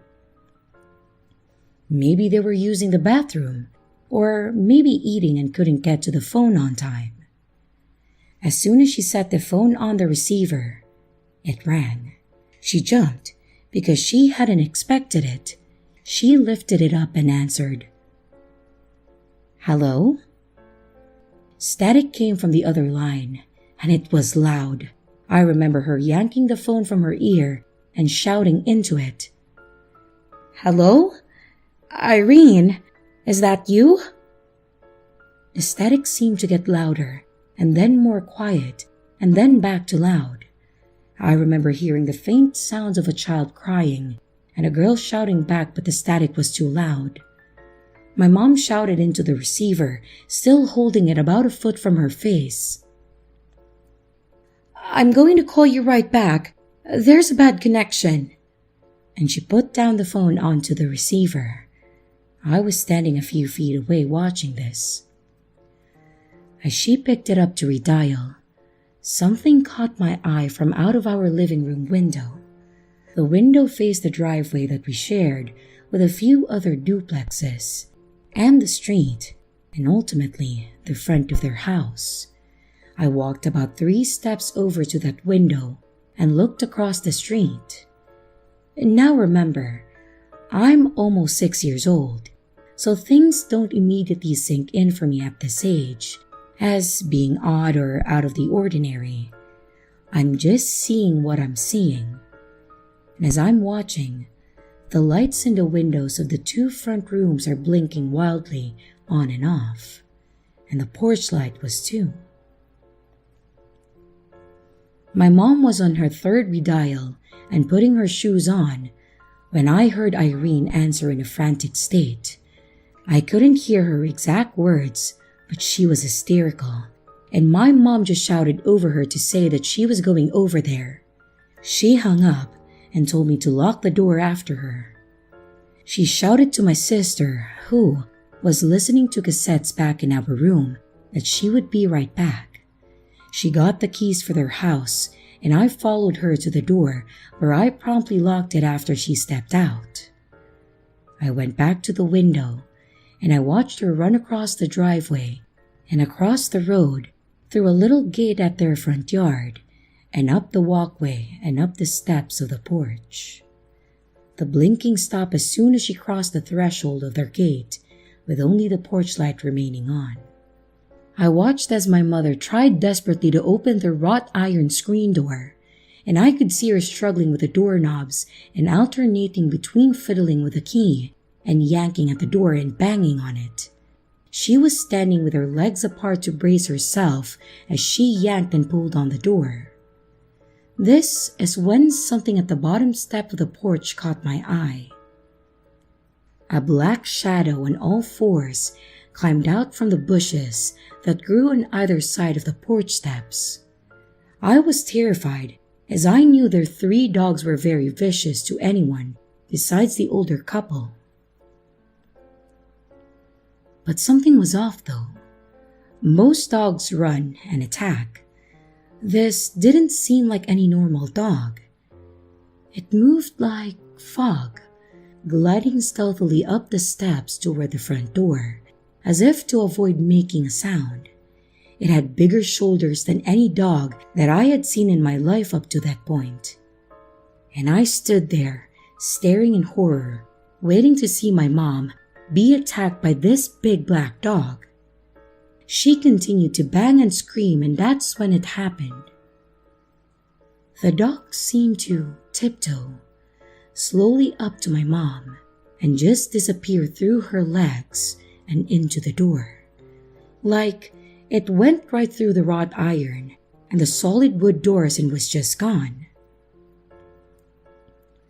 The lights flickered on and off again in the front rooms for a few seconds, and then suddenly, the wrought iron door swung open and my mom fell back, nearly rolling backwards down the steps. She got up and went to work on getting the wood door open.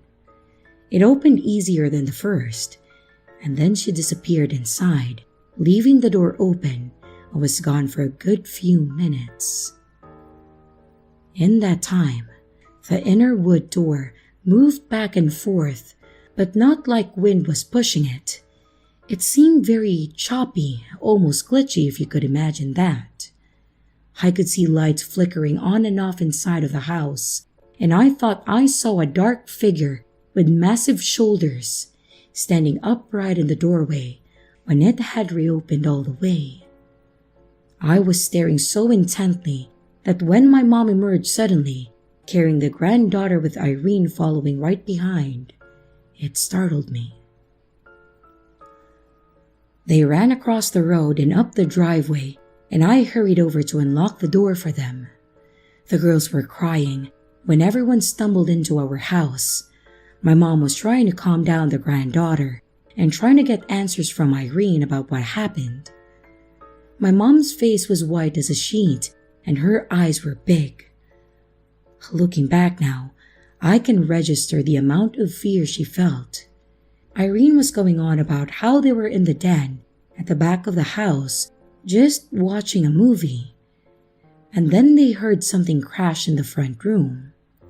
There was a large area of wall that was opened up, sort of like a window, between the den and the kitchen. And then, the same thing from the kitchen to the front room, creating a sort of openness from the front area through the house and then to the den. Irene said that when she stood up to look through the front room, she saw a large black figure, wide shoulders that looked more like a beast than a man, standing in the front room. Huge, bigger than any man she had seen, and he didn't seem fully solid. The lamp that lit the front room, its light wasn't completely blocked out by the figure. She could kind of see through it. She screamed and grabbed the granddaughter and ran into the bathroom that was off to the side of the den. She locked the door thinking that it was an intruder and tried calling my mom from the phone in that bathroom. The phone was also a toilet paper holder. Yeah, the 80s was a really strange time. She said that she couldn't get through at first, and all she could hear was a deep voice laughing on the line. And when she finally got through, it was laughing so loudly, she didn't know if my mom could hear her shouting for help. This must have been when my mom heard the static. When my mom was trying to redial and there was no answer, it was because Irene heard banging on the bathroom door. This bathroom had another door that led into one of the bedrooms, and even though she was terrified, Irene led the little one into that room. She then locked the door to the bathroom and ran across to lock the other room that led to the hallway. She grabbed the phone from the bedside table and took it to the closet and stacked several suitcases in front of her and the little one, putting themselves as deep into the corner of that closet as possible. When my mom finally got through to them, as she was putting her shoes on to go over there, Irene was hysterically trying to relay her message of fear through gasped and mumbled phrases. My mom just told her that she was on her way and then laughed. Irene said that the whole time they waited in that closet, she could hear snarls and growls and things breaking in other rooms. The dogs in the backyard were going wild, barking. She heard the door of the bedroom open and something huge slowly walking toward the closet. She said the footsteps sounded loud and heavy. Just then, the doorbell rang and she heard banging on the door. It was my mom desperately trying to get in, and this seemed to stop whatever was coming for them, but she was too terrified to move from the closet, so they waited until my mom got into the house. She said that it seemed like forever. My mom had gone into the house yelling for them and flicking lights on, and when she got into the room they were in, they called her and she dug them out of the closet and brought them back. My mom never saw anything while she was there. No man, no beast. I had been quiet the whole time just listening. I was searching for answers in her story, and when I couldn't find any, I began waiting for my turn to speak. My mom got up and went to get them some water and some tissues to wipe the tears from their faces. As they sat there sniffling, I decided that it was my turn, and I asked, "But what was that big dog? And why did it go through the door?" "What do you mean?" My mom replied. She had stopped walking midway back to the sofa where the girls were sitting. I was still standing in the middle of the room, and I pointed out of the window to their house. "Well, when you were on the porch fighting with the door, I saw a huge black shadowy dog walk out of the bushes and then up the porch steps and through your legs. It disappeared through the door. How did you not see it? It was right there." I was pointing more intently at the window in the direction of their house now. And once more, the blood rushed from my mom's face and she nearly dropped a cup of water. I don't know what you mean. The dogs were in the backyard. I heard them barking," she replied, sounding as if her throat was as dry as the desert we live in. And by this point, I was practically jabbing my pointer finger towards the house with every other word. "It wasn't shaped like those dogs. Its shoulders were too big and it moved like smoke. It went right through your legs, Mom." And I became frustrated. The look on her face changed as she stared at me. Why was she avoiding it? "What was it?" I demanded vehemently. And how did it crawl straight through the door?" She stood there frozen, tears welling up in her eyes. I don't know if she was afraid that I might be seeing things or that she went into a dark house right after that thing. She finally blinked, a single tear rolling down as she quickly wiped away, and she handed the girl some tissues and a cup of water. She turned to me and looked at me in a way that I'll never forget and simply said, "You saw nothing. You imagined it." And she continued consoling the girls. They called the bar that the older couple had gone dancing at and had them paged. When they called back, my mom explained what had happened and they rushed home, police arriving soon after. The police searched the whole house and found no one there, no sign of forced entry, no person or people, no dark shadows, but there were broken knickknacks and decorations throughout the house, a few picture frames knocked off the walls. But in the end, they assumed that it was somehow an intruder, and they said that my mom must have scared them when she came for the kids, and since she left the door wide open when they ran back to our house, the suspects most likely snuck away. Nothing was missing from the house. Since that day, I only mentioned to my mother one other time of seeing dark shadow people. She looked at me the same terrified way that she had that night, and I never brought it up again. I hate that look. It made me feel wrong or bad, and I started thinking about all the absurd, unexplained things that I'd seen for as long as I can remember. My earliest memories started around 3 years old, and I can remember lots of things, like eyes staring back at me from dark corners, faces seemingly to melt momentarily, dark shadows during broad daylight, things disappearing and reappearing in other rooms, or days later, or things moving in my peripheral vision. But I never knew that other people didn't see this stuff too, until that day. I'm an adult now, and I still fear the dark. I almost always have that feeling that something is watching me, but now I hesitate to look back. I fear what I might see. That scares me, knowing since I was 6 years old that I shouldn't have seen that stuff at all.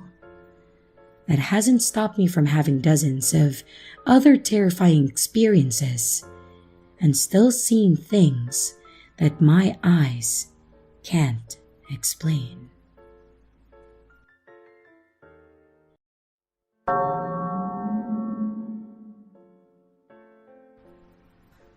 So this isn't too creepy, but it creeps me the hell out.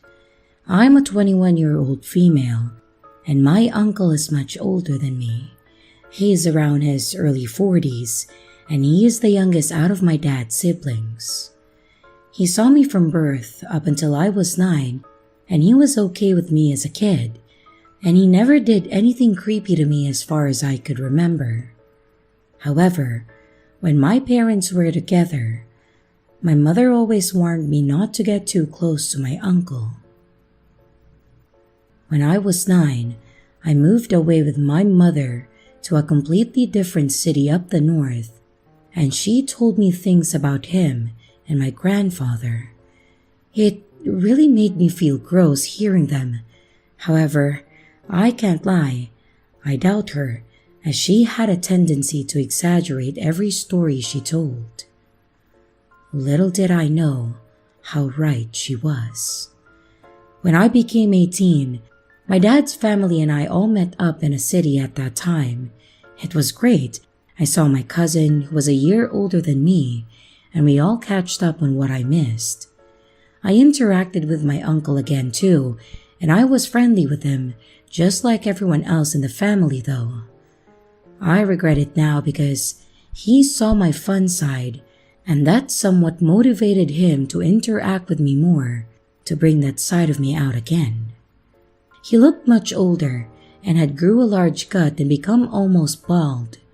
It had surprised me, as he looked like your average TikTok star when he was younger. That meeting was okay. However, he began to act strangely with me afterwards. He'd always managed to find ways to touch me, such as putting a finger under my neck or chin to turn my face suddenly towards him, like in a cheesy rom-com or something. It was not in the NSFW areas, but he was always so touchy, and this for me was already a yellow flag, as our culture is strict and men don't touch women at all, even in friendly manners. None of my other female relatives have behaved like that in the past, except kind of my grandfather. So he made me feel weird, and I had forgotten all of what my mother had told me about them. One time, a particular incident occurred when I was at my cousin's house and he was there too. My memory is hazy, but I remember that he whispered a question about why I am so shy. And he was so close to my neck when he said it, which made me have cold sweat. He wouldn't leave me alone and kept asking me questions, forcing me to interact. Another thing in our culture is that women are told to be hospitable and, well, not cause a scene, as it is extremely shameful, and the woman is blamed even for legitimate reasons. He would always pull childish expressions at me whenever I accidentally would make eye contact with him, and I noticed he always kept staring right at me. The conversations he had would try to include me in some way, and he would ask me questions about it, even though I tried to make myself look busy. I think once, after he had breathed on me, I caught him looking through my purse when I was away from it, and he noticed and quickly acted as if he was doing nothing suspicious. Near the end of the day, I was on the sofa looking behind it and petting my cousin's cat, and my uncle was leaving and wanting to say goodbye. I didn't think much of it, as he usually would say goodbye and then just leave. However, he grabbed me by the waist and pulled me towards him. It felt pretty violating, as I was practically cornered due to the positioning of the sofa and him, and he said some things that I couldn't remember, as it was overpowered by the feeling of disgust that I had towards him, and also the panic. What he was doing was not allowed in our culture. Men did not grab women by their waist, not even husbands with their wives. I tried pulling back, but he grabbed me harder, and it felt like he was feeling my waist even more, and it freaked me out. And afterwards, he let me go and left. I turned around and saw that my dad had partly seen the ordeal. When we got home, I told him everything about what happened, and my dad told me that it was a good thing that I came to him about it, and that he will talk to my grandmother about it so he can set him straight. However, sadly, nothing like that happened. To be honest, I knew that he wouldn't take it seriously due to how backwards our culture is, and I couldn't tell my cousins or aunt because they were extremely conservative as well, very slut-shaming, and would certainly blame me for it and not my uncle. My dad instead always kept a distance between my uncle, and he wouldn't let my uncle in the house if he knew that I was in tops that were not completely modest, and told me not to open the door to him if I was home alone with my brother. My uncle is still creepy sometimes. He was recording a video of my little cousin's birthday like everyone else, but he spent some uncomfortable amount of time just filming me, and I was obviously uncomfortable. My dad did call me towards him and has kept me under his watch whenever my uncle is near. Once, my uncle had come over and knocked like a wild man for us to open the door late so he could deliver us some food that our grandmother made, and did the same thing to our cousins. My dad has told him that we wouldn't open the door for him if we were home alone, but my uncle wasn't happy about that. The weird thing is that he had just had a baby though, and mysteriously, his wife never meets us or interacts with us. I also don't know why he chases after me specifically. He doesn't act like this with my cousin at all, and I am no looker. I wish I had listened to my mother from the get-go and had just steered clear from him since day one of meeting him again. I really hope someday that I can get away from him, because I think he's really creepy. And sadly, I don't think he will get what he truly deserves, due to my misogynistic culture.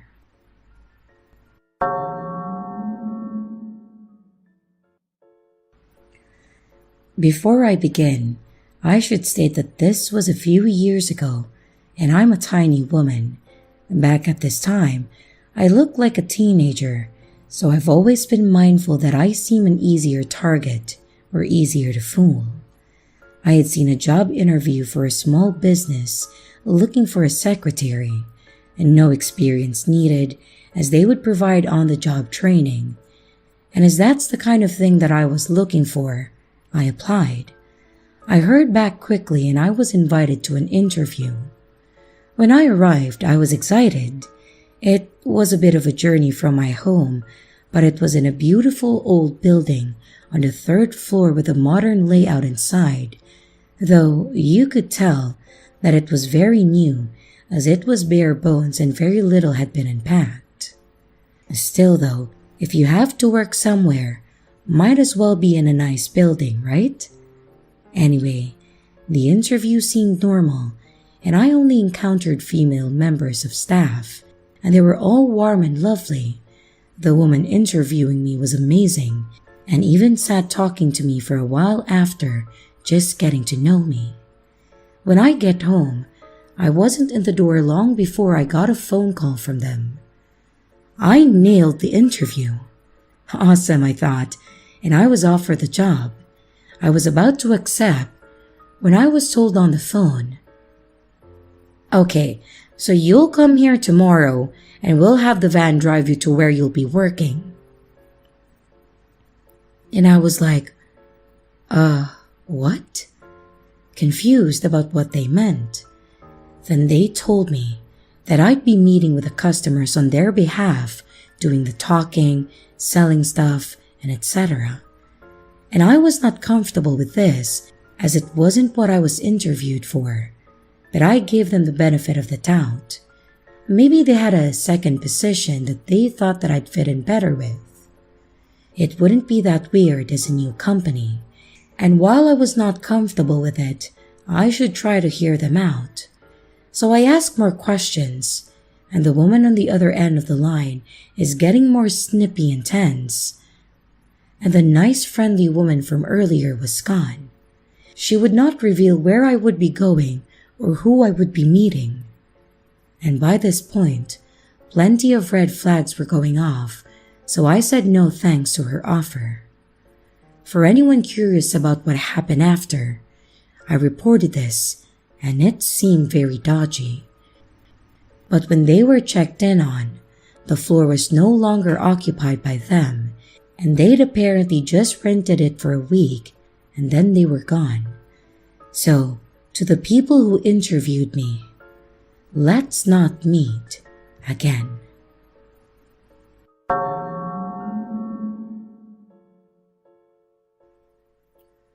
Back in 2013, I had just started on an education, and after the first school period, I had to go out and find an internship to be able to progress. But at that time, it proved to be almost impossible to get one. So while I was looking, I decided to take another job just to make sure that we had food on the table. After searching for a while, I found out a friend of my fiance's family had his own handicap bus company, a kind of taxi service for wheelchair users or otherwise disabled people. And he needed someone to cover the night shift since it was a bus that had to be on call at least 22 hours a day. Seeing that I'm quite the night owl, I immediately told him that I'd be happy to take the job, and after I got the needed license, I was hired. The job was pretty basic: pick up people and drop them off where they needed to go, and sometimes use a machine to get the wheelchairs up or down some stairs.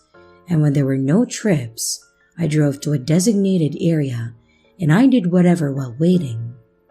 I quickly found a truck stop in the area where I could park and I could catch some sleep while I was waiting. There was a gas station where I could buy coffee in the early hours of the shift. And on the other side of the gas station's parking lot, on the opposite side of the truck stop, there was a run-down restaurant with a motel connected to it. Do not disturb the sleeping truckers if I got a trip in the middle of the night. I just usually parked on the restaurant side. After parking there every night for a while, I noticed one particular room had a lot of people come and go. In the beginning, I thought nothing of it. But then one night in the end of the summer, while I was half asleep with the window slightly open, I suddenly hear yelling coming from the motel, and a dude came tumbling out of the room, and a few seconds later, a big dude came running after him with something in his hand, and I could not make out what it was. I thought that it was none of my business, and I just went back to my half-sleeping waiting stage. Not much time passed and my phone went off. I had a trip an hour's drive away, so I turned on the bus, and I was leaving the parking lot when I saw the big guy coming around the corner, and the rest of the night I had back-to-back trips, so I didn't park until I got home. The day after, I didn't get a return to home zone until 2 or 3 a.m., and when I arrived at the parking lot, the area where I used to park, it had fist-sized rocks strewn all over the place. Not connecting the dots at that time, I just parked a few spots over and I started waiting. I fell asleep pretty fast, but was jerked back into reality when a car right in front of my bus honked its horn, flashed the high beams, and revved its engines at me. I thought that it was just some idiot who noticed me sleeping and found it funny trying to make me shit myself. So I jumped out of the bus about to tell him to fuck off. But instead of driving off or stopping, the driver made the start brake thing with the car, indicating that I was the one who should fuck off. And then I connected the dots. Not wanting to seem like a pushover, I stood still and I stared at the car. Not that I could actually see anything with the high beams almost blinding me. And after what seemed like a really long time, but must not have been more than 30 seconds, the car then drove off. And after that, I decided to park near the trucks from then on. A month or so passed and nothing had happened since the car episode that I had, and I figured that nothing more would if I just kept parking by the trucks. But then one night, I had a long 12-hour shift on a Sunday, 6 p.m. to 6 a.m., and I didn't have time to eat dinner before work that day, and during the first half of my shift, I had back-to-back trips with no time to eat, so when I got a return to home zone, I quickly parked in the far end of the almost empty truck stop, and then got ready to eat my now very late dinner that my fiancé packed for me. I wanted to watch some TV on my phone while I was eating, so I sat with my back against the driver's side door, and I got very comfy. I was turning my back to the door, and I accidentally hit the door lock with my elbow. But that was my luck. As I was sitting there scrolling through Netflix on my phone, I suddenly felt the bus rock and heard the clack of the door handle behind me smack back in position. I quickly turned, and I saw a dude with a hood over his head quickly crouching and proceeding to lay down on the ground and crawling under the bus. Well, of course, with a big-ass kitchen knife in his right hand. I quickly got up and made sure the 2 other doors were locked, and then I looked in all directions to see if I could spot him. He was still under the bus, and I was sure as hell not jumping out this time, since the knife made his intentions pretty clear. I turned on the engine, turned on the spots on the back of the bus, and looked around to see if it had scared him off. And lucky for me, it did. I saw him run off and into a bushy or woody area at the end of the truck stop. And I never parked at that truck stop again after that night. And I also made sure that all doors were locked every time that I was parked.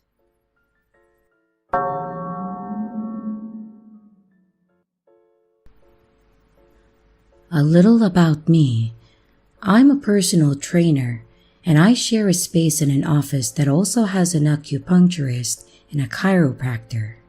Usually, they operate during the day, and I would go around 7 to 8 p.m. at night to work out and do some heavy lifting, so their clients don't have to hear metal clinking or banging in another room. As a preface, every once in a while, the door will unlock and the cleaning person will come in. The door will chime and they will clean and then leave. The family that cleans the building is Hispanic. Usually a taller man who is very nice will clean our office, and a woman, who I assume is his wife, will walk around with a trash bag and pick up the other buildings in the area. And tonight was the usual routine. Go to the office, drop off some paperwork, and squeeze in an evening workout.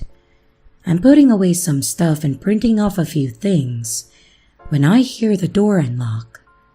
The door is older and it makes a very distinct click sound when the key turns in it.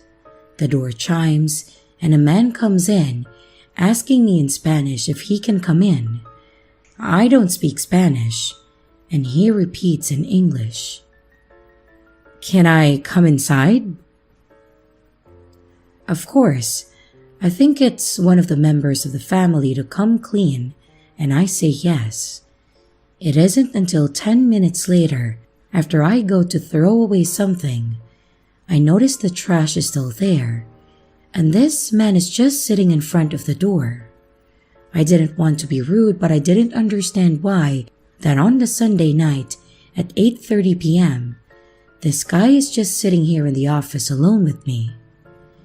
I text the chiropractor and I tell her what's going on, to which she calls me immediately and says, "You need to leave.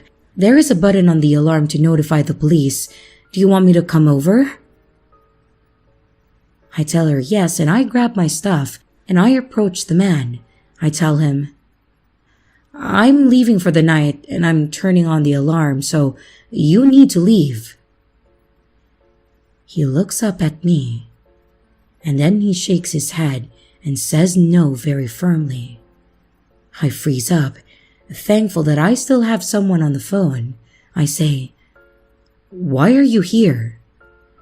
He mumbles something along the lines of, I am on probation." I tell him that the office isn't for probation, and in my mind, I am thinking, why would someone be reporting to an officer at 8:30 p.m. on a Sunday? The office is holistic. We have Buddhas and incense around, and it says Oriental medicine on the door. He then stands up and blocks the door. He starts asking what the office really is, and I tell him that it's for an acupuncturist and other specialties. As I type this, I wonder why he cared to know. It wasn't for probation. Why would he care so much to know what the office was? I wonder if I made a mistake in telling him. He then pulls out his phone and begins to scroll through it. He says he doesn't know the address and maybe I can help him, suggesting that I walk over to peer at his phone. I tell him that I can't help him and that he needs to leave. He scrolls for 5 minutes on his phone, and at this point, I'm hoping the chiro will get here soon. He holds his phone up at me and shows me a random list of 20 to 30 addresses. I tell him, maybe what you're looking for is across the street, but not here. You need to leave. He seems hesitant to leave, but finally turns around and walks out slowly. And as soon as he gets outside, I lock the door. I guess it didn't matter, because this man somehow had a key and then got in. But I locked that door as soon as I could. It was only then that I noticed that there was a van parked in front of my car outside. This man gets in the passenger side, so he isn't alone. I decided to wait until the car leaves before I get in my own car. The way they were parked, It would only take them backing up 5 feet to box me into the space.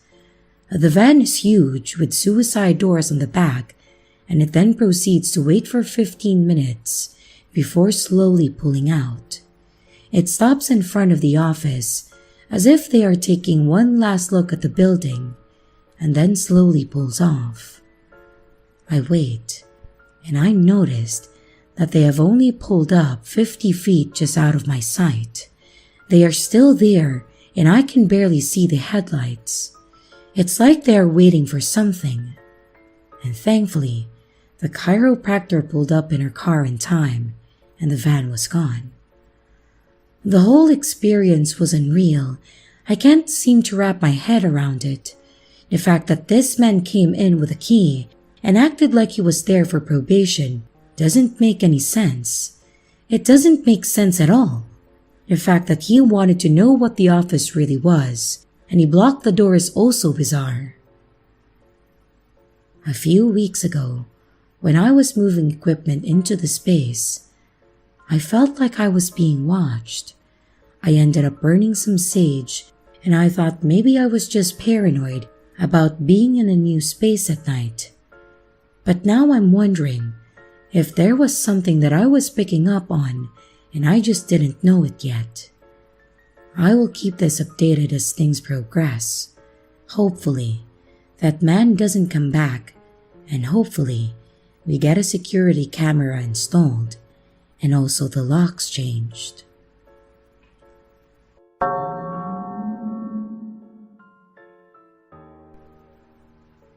So this happened at the end of summer 2021, and I was reminded because of Facebook memories.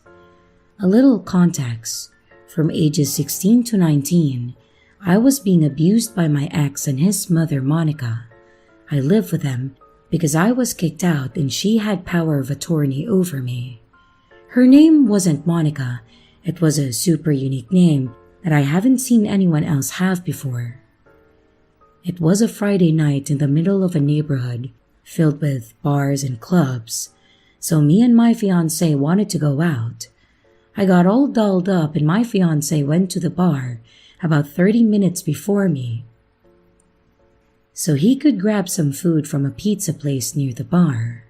And once I finished getting dressed, I hopped out of my apartment and I started heading to the bar that was like 3 blocks away. I noticed a homeless woman outside my apartment, but I just shrugged it off. There were always homeless people in my neighborhood since it was downtown. And as I walked past her, I heard her turn and start walking behind me. It definitely creeped me out, but I assumed that she was just heading my way or was gonna ask me for some cig or maybe money. But no, what happened sent a shiver down my spine. "Monica? Monica!" the woman called to me in a raspy smoker's voice. I froze. I hadn't heard that name in years and I was terrified. I took a deep breath, assuming that she had confused me for someone, and it's a big coincidence, so I turned back to her and smiled. "Oh, sorry ma'am, I'm not Monica. I'm Lilac. Hope you find Monica though. Have a good night." And I turned to walk away. No, Monica. I know who you are," she said as she grabbed my shoulder and turned me towards her again. I was frozen in fear at this point and finally got a good look at her up close. She was probably in her early 60s, brown hair with grown-out gray roots. She had on multiple layers of coats and ripped scrub pants. But what was most noticeable was her eyes. They were dark and her pupils were so large that they almost engulfed the dark brown iris. Before I could respond, she looked deep into my eyes and said in a calm voice, "Are you ready to die tonight, Monica?" I instantly went into fight or flight mode, and I smacked her hand off my shoulder, and I turned to run to the bar, my hand in my purse on my pepper spray if she tried to follow me. She didn't. Instead, she just laughed and laughed. I could hear her laugh echo in my ears along with her question as I ran into the bar. I found my fiancé and just broke down sobbing. He calmed me down and got me a drink, then walked me home a couple of hours later to make sure that she wasn't there. The next morning, I heard from a neighbor that the sports bar across the street from the bar that I went to had a fatal shooting out front about 2 hours after I left. A man shot and killed one person and hurt 2 more. He was arrested 6 months later and was connected to another bar shooting a month prior where only 1 person was injured. The shooting seemed completely random, and I never saw that woman again, and I moved a few months later.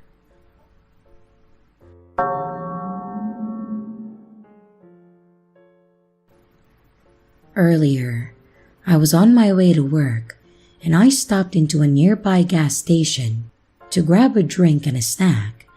As I am approaching the drink area, there is a normal-looking guy. And by normal-looking, I mean that from my perspective, there was nothing off-putting about him, and he just looked like a nice person. And he was just standing there. I see that it's a visibly tight space between him and the fridge doors, so I say, "Excuse me," so that I could politely walk by towards the water that I was eyeing up. As I go past him, he says, "What do you think this is?" As someone who has a sense of humor, I thought he was joking or giving me a hard time, so I just laughed and proceeded to grab the water. But then I see him staring at me out of my peripheral vision. So I looked over, and he is giving me a blank, menacing stare.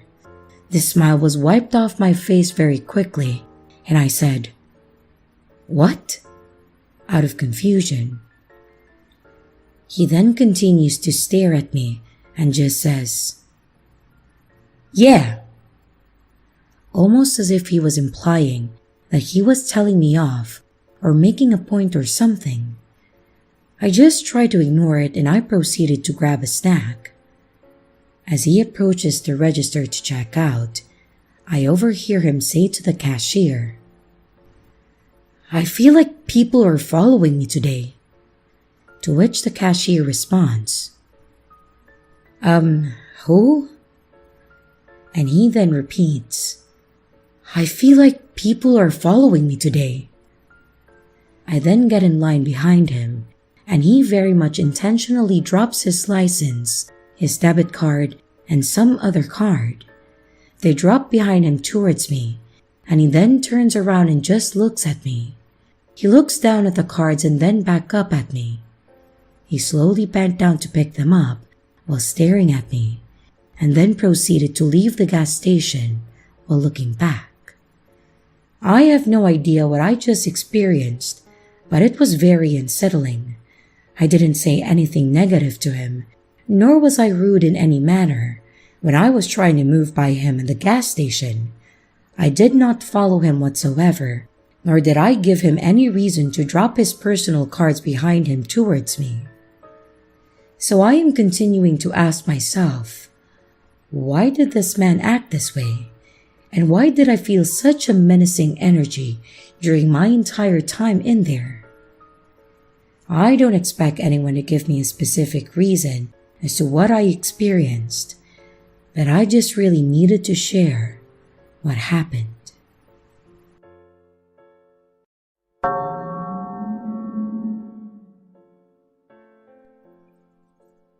This occurred in 2009. I was 22 years old and I was leaving my home state of California to head east for my corrections job. I was driving down the loneliest highway portion of the route, and it was around 3 a.m. on a Sunday. They don't call it the loneliest highway for nothing. I hadn't seen another soul for at least half an hour. I was getting sleepy, but I wasn't tired enough to pull over and take a nap. That's when I saw a broken down car on the side of the highway. I slowed, and I saw a woman standing next to the car. I approached this woman with caution, rolling down my window just a sliver. Something about her wasn't right. I couldn't put my finger on it, but I know that it was my subconscious screaming red flag. I asked her if she needed me to call a tow truck or AAA for her, and she immediately tried to open my door. I explained to her that I didn't feel comfortable letting her in, but that I would wait until a tow truck came. Well, she immediately got this look of rage on her face, and she started berating me. She said, "Huh, you're a big man. What am I going to do to you?" And she said that I was cruel for not letting her in. This is where I mess up. I can see this now 10 years later. I begrudgingly unlock my door, figuring that she's right. She's at most 5'2" and I'm over 6 feet, and have 100 pounds over her, and she looked to be about 90 pounds or so. She slips in, and I ask her who I can call. This was 10 years ago, so I had a little BlackBerry slide, I think, at that time. She then starts telling me that she would prefer if I just gave her a ride to the next town.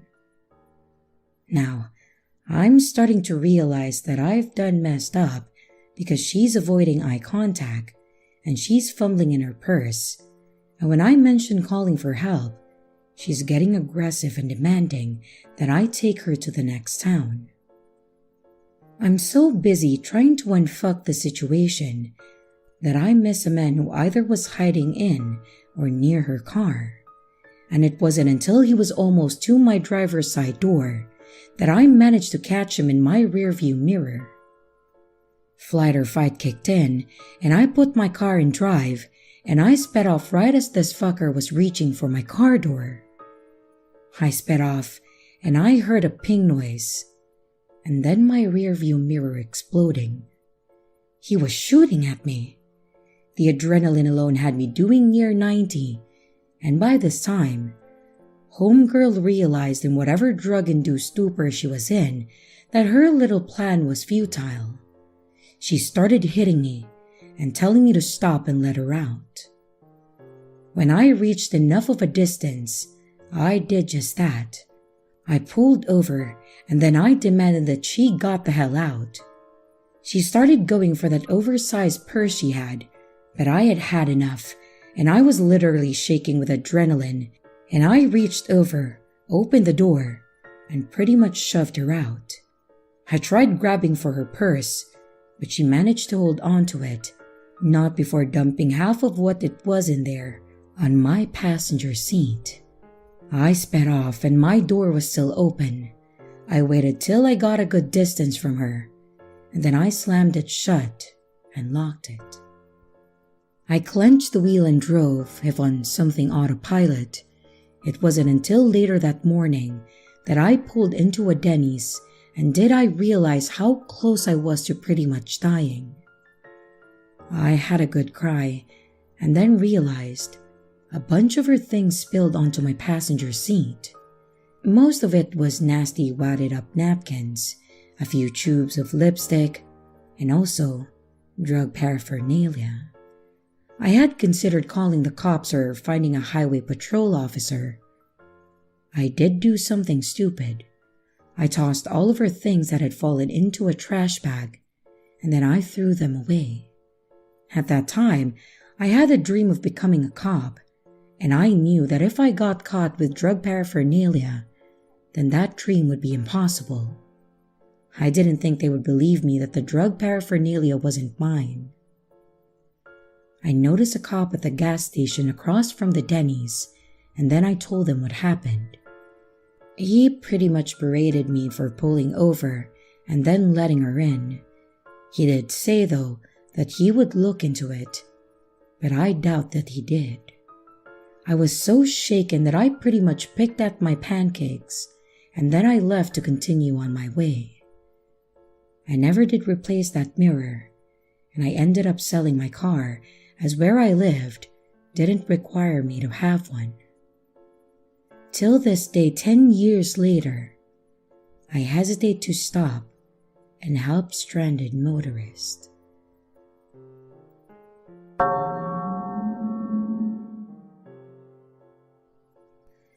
This story takes place a few years back when myself, my sister, and her 2 kids were all driving to a surprise birthday party for my older brother Matt. It was a bit of a drive, and we were actually going to be on the road for probably 10 hours heading east. But the drive was worth it because it was his first birthday back after having been deployed overseas, and he had only been home for around a month. And basically, we knew it was going to be a pain in the ass to get all the way out to our parents' house, but it was 100% worth it to see Matt, since it had been somewhere close to a year since we last saw him, and it seemed like he should be able to celebrate his birthday with his whole family. And like I said, the drive out east was going to take around 10 hours, and my sister and I were both adults, and my nieces were around 4 and 7. My sister drove for the first half, and I said that I would take the second half, as I knew that at 5 hours in, she would likely be in the back seat, keeping the little ones calm and collected. 4 and 7 are old enough to enjoy these kinds of car rides, but definitely not old enough to sit for 10 hours straight. And I honestly don't blame them. If it weren't for Matt, I wouldn't have sat through the trip myself. We got through my sister's half without any issue, and by the time I was getting behind the wheel, it was starting to get dark out. My sister sat in the back with the nieces, and somewhere around an hour or 2 into my half, she ended up falling asleep. The younger of my 2 nieces also fell asleep, but the older one, Courtney, was wide awake and watching all the things we were driving past. And while it may not sound like a thrilling adventure to drive with 2 people sleeping in the back seat and having random passing conversations with a 7-year-old, I really thought it was fun. We were about an hour away from my parents' house when the actual event happened, and that's honestly what I have to call it, an event. Mostly because I honestly don't know what actually happened. So, as stated, my sister and the youngest were sound asleep, and we were about 9 hours into a 10-hour drive. I was watching the highway and my speed, and just basically having a nonsense conversation with my niece. I think it was about some cartoon that she was really into at that time. And as I am watching the highway for the most part, every once in a while, I glance up at the mirror and look at her. This is actually when the whole thing happened. I looked up in the mirror and said something to her. Then I glance back down and I see what I can only explain as an absolutely blinding white light. As soon as my eyes hit forward, I saw this seriously bright and all-encompassing flash of white.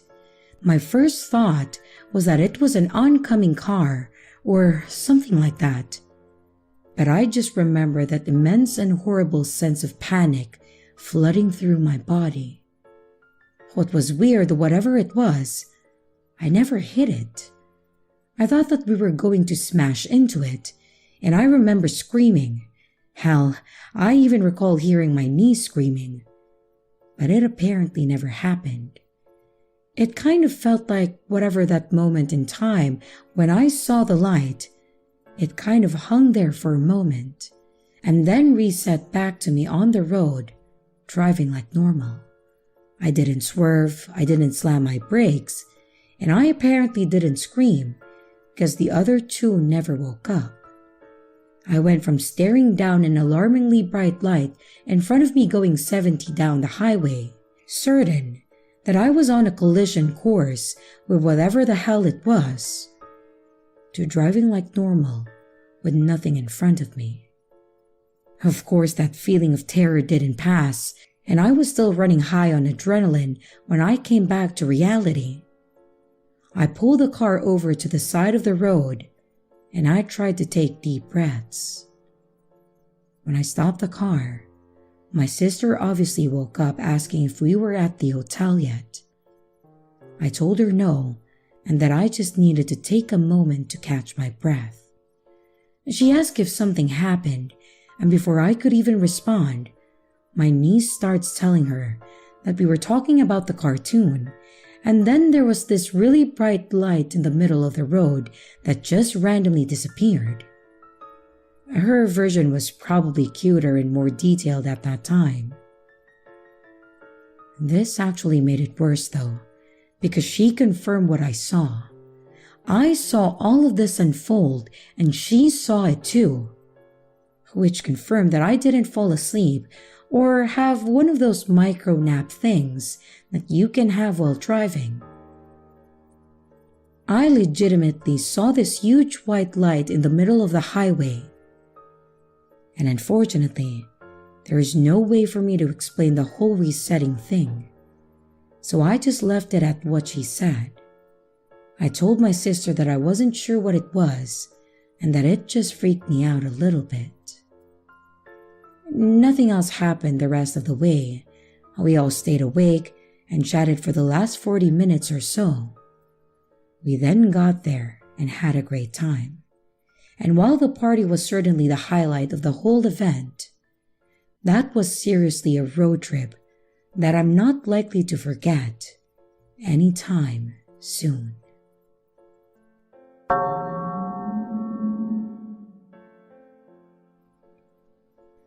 So this literally happened 30 minutes ago. I'm driving to work and it's about 3:30 a.m. I take 3 different routes to work, but I've been taking the same one for a while since there's construction everywhere else. I'm driving down this road and on either side of the road is all subdivisions. I'm listening to a podcast, trying to keep myself awake until I can go get some coffee. I start getting this uneasy feeling in my stomach, but I thought it was just my body telling me to get some caffeine and maybe something to eat. But I ignore it and I continue driving. All of a sudden, this guy starts running out in the middle of the road. I barely see him since he's wearing dark clothes. I manage to slow down and I notice that he looked pretty freaked out. Now, I listen to a lot of creepy podcasts ranging from true crime to supernatural, and I know the rules to stay safe in situations. Well, I wish I listened to them today. I normally wouldn't stop, but I knew that if something happened to me, I would want someone to stop, and so I did. Luckily, I kept my car running, and I rolled my window down a little bit just so I can talk to this guy. I asked him if he was okay, and he starts freaking out saying that someone was trying to kill him. He told me his dog was ripped apart in his front lawn, and he tried to pick the remains up to try and bury it, but he saw a man running after him with a knife. He said he thought it was probably a coyote or something, so he wasn't suspicious, but he ran off when he saw this man. Now, I was pretty freaked out, but I noticed something. Yeah, it was dark, but with the lights on inside my car and the lights that were on out front of the subdivisions, I could see pretty well.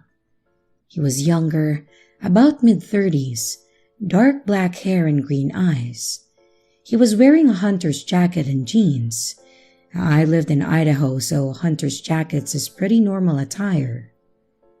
What I noticed, however, is that there was no blood or fur anywhere on him. I asked him why there wasn't any blood on him, and his whole demeanor changed. It was like turning off the switch. My blood went cold. He stared at me for what felt like hours, but it was probably only a couple seconds. And what came out of his mouth next was the final straw for me. His whole body relaxed.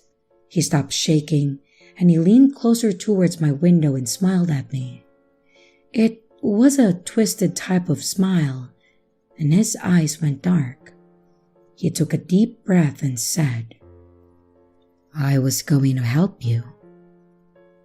He then started cackling and tried to open my car door, and I immediately rolled up the window and put my car in drive and sped off down the road. I was not stopping for anything. And once I finally got to work, I started crying. I still had 10 minutes before I have to go in, and honestly, I'm terrified to get out of my car. So to the guy that wanted to help me, let's not meet ever again.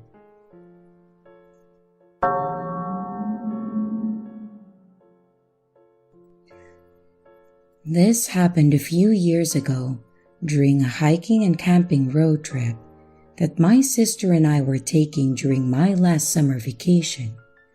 Basically, the summer between my junior and senior year of high school. She had already graduated 2 years back and was about to go out to college, so she wanted to go out and have a week to ourselves one last time for my last summer break. Obviously, we had to take extra precautions at my parents' request. We were two late teenage girls, and the world can be a genuinely terrifying place. So basically, we had to keep them up to date on where we were at all times, call them if anything happened, and keep ourselves armed with mace and all of that.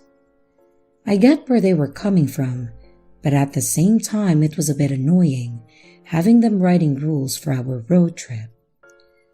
Aside from that, we were told that we needed to stay on main routes and in large parks during our hiking.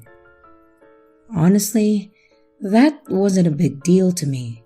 I knew of a few large lakes with really beautiful scenery around them, and I had one in mind that I wanted to go see. Lake Tahoe. It's the largest alpine lake in the US and is nestled right on the border of Nevada and California. And if you've never been there, you need to go, or at least look up pictures that people have posted of it, because it is heavenly there. We have decided that this would be our main destination as we live in Twin Falls, Idaho, and Lake Tahoe is literally across the diagonal of Nevada. Most of the trip went swimmingly. We chose to actually go east a bit down to Salt Lake City, and then cross Nevada on Interstate 80. This way, we get to see two really cool places, and we were on a main highway the entire way. It was a road trip, and we were supposed to take in the sights really, so that's what we did. We stopped and enjoyed the open air several times across the state, and we thought that it was such a lovely time. The part of this that makes this a scary story is when we actually got to Lake Tahoe. When we got to the area, we had to make a bit of a decision. The campgrounds weren't going to be available as they fill up fast during this time of year. And honestly, I wasn't much for camping, so we decided to find a place that had a parking lot with cars each night to spend the night in. The main place we chose was the Walmart in Carson City. It was about half an hour away, but it was relatively safe, and we weren't likely to get told to leave if we kept it on the down low. This whole thing started the second night of us staying at the Walmart, or the morning rather. We were both asleep when we heard a knocking on the window. I woke up and I looked over, and there was a random guy standing by my sister's window. I shook her, thinking it was possibly a police officer or an employee telling us that we needed to leave the property. She wakes up, rolls down the window, and asks if she can help him. He kind of introduces himself. He just kind of shyly says that his name is Frank and that he's homeless, and also a bit of a drifter. He then makes a remark like, "You two ladies aren't from around here, are you?"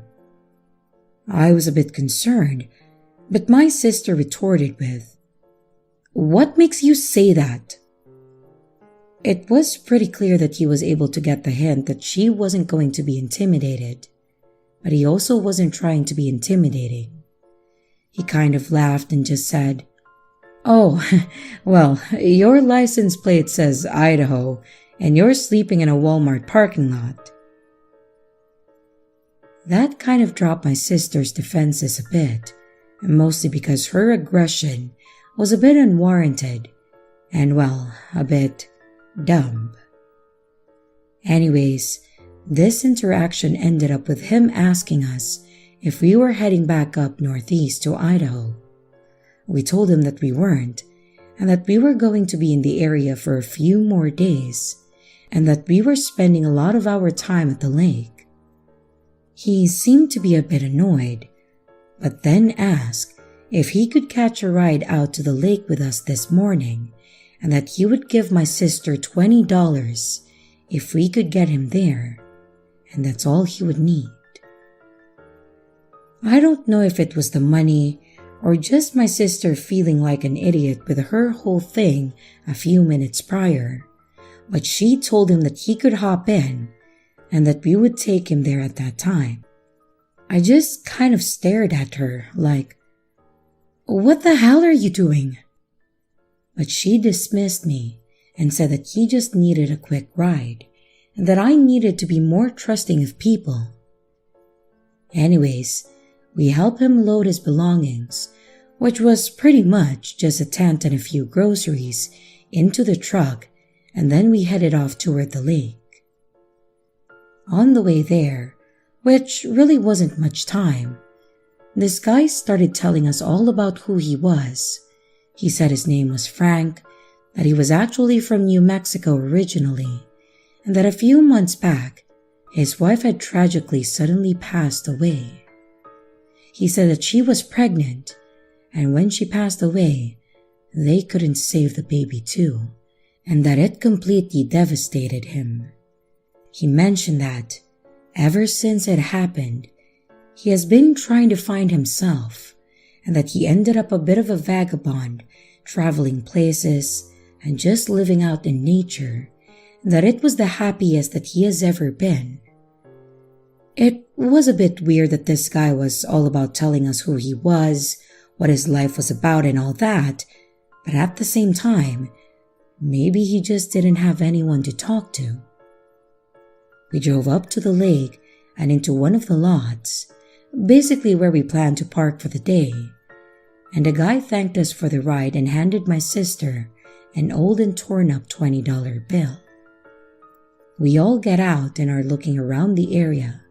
He grabs his camping gear and heads out into the woods without another word to us. And then we decide that we're going to head in the opposite direction on the trails and spend the day around the lake. Now, if this was where it ended, that would be fine. But it's not. Not at all, actually. We were at the lake for a couple more days before we had to make our way back, and on the last day, we actually drove back to the same lot that we dropped the guy off at. We went off into the forest area, and we actually ended up near a clearing. And in the clearing, we see a small green tent, one that's identical to the one that the guy we dropped off was carrying. Except, this tent was torn up. It was halfway pulled out of the ground, the cloth was cut up, and there was a number of papers strewn around the area.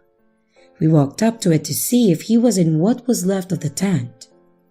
But the only things that were left were a bunch of photographs that were damaged, and what appeared to be blood in the bedding that was in the tent. Obviously, we were a bit taken aback by this, but there wasn't much that we could really do. My thought was that he may have been attacked by a bear, but if that was the case, then he was gone. My sister thought that maybe another vagabond attacked him, but really, all we could think to do was call the cops and let them know that there was a tent with blood, mostly because the blood meant something bad had happened. We called them, we made our report, and then moved back onto the trail and spent the last day at the lake. The next day, when we were on our way home, we actually got a phone call from one of the police that had taken our statements. He asked us if we could come in and give some more information.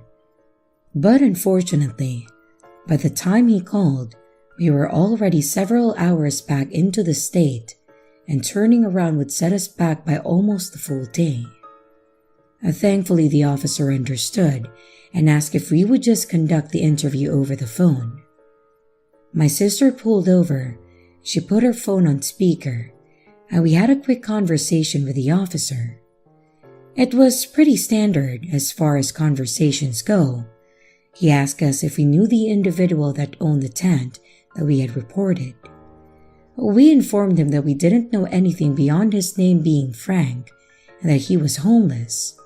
He asked us how we knew the individual, or more so how we had met the individual. We told him that he asked for a ride from the Walmart down the lake, and the more questions he asked, the more it felt like he was trying to associate us with him, and I ended up basically just telling him that we really didn't know this guy, that we had only seen him that one time, and that we had no idea where he was. That's when he dropped the bombshell on us. They knew where he was. They actually found his body in a shallow section off the lake in a small cove. He informed us that they went out to look after we called it in, and after doing a sweep, they found him floating in the lake. He then informed us that the blood in his tent appeared to be his, and that his cause of death was being listed as suicide. It had appeared that he had injured himself and then wandered into the lake and drowned. He then informed us that Frank was actually wanted by the police back in New Mexico in connection with his wife's death. Apparently, they believed that he had killed his wife and their unborn child, and they had been looking for him ever since. The purpose of the call was to basically clear us and make sure that we didn't really know this guy, and satisfy the investigators that we didn't have anything to do with his death. So yeah, that's the story of the one time that I went to Lake Tahoe and the last time that my sister and I took a road trip. Also, the last time that she gave a ride to someone that she didn't know. Thankfully, he didn't seem like an absolute psycho, but the fact that he was wanted in connection with his wife's death really freaks me out, especially since I was sitting right in front of him. It's actually almost terrifying how normal he seemed, especially considering what he'd done and how he was living his life. As for why he ended his own life, my guess is that he couldn't take it anymore, and that the lake was just the right opportunity. It's an unfortunate situation, and I don't think that I'll be forgetting my summer at that lake for a very long time.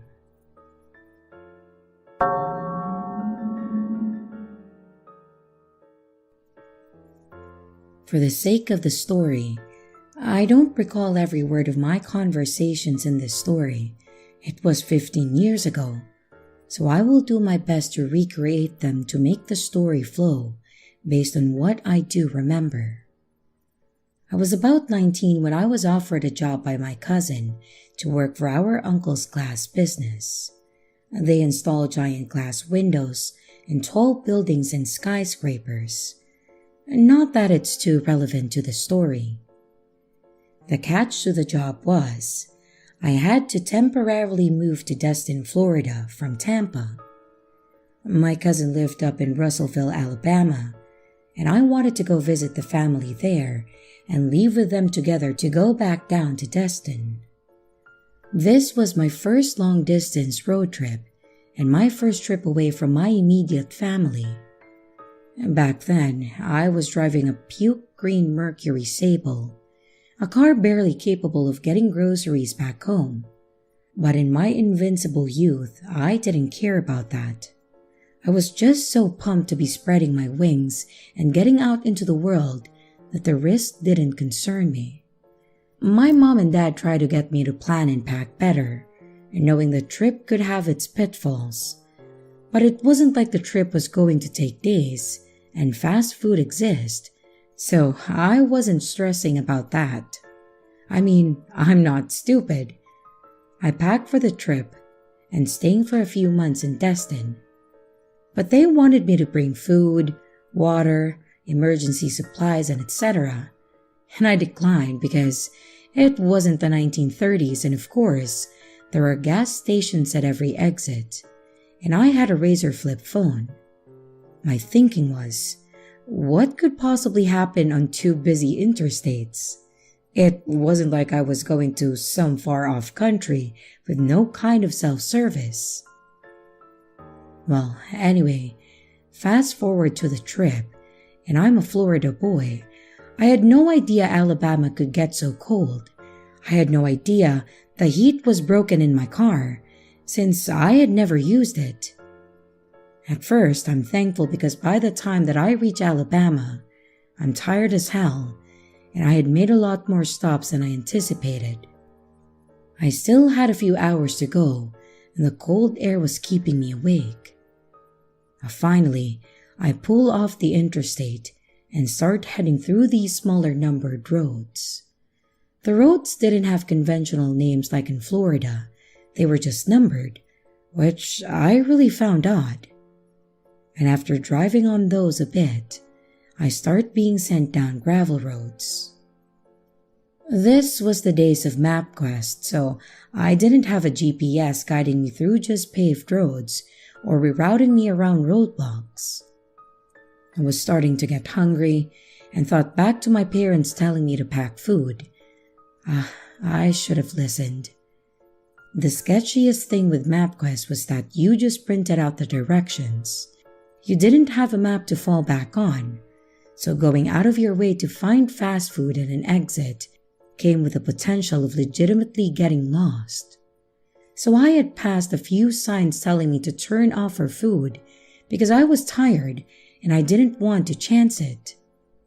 Instead, I was looking for something off the side of the road that I could easily pull in and pull back out with no fuss. And more importantly, no risk of getting lost.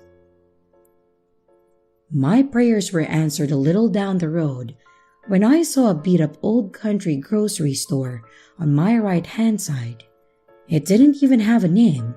It just said, "Grocery," across the front of the white building.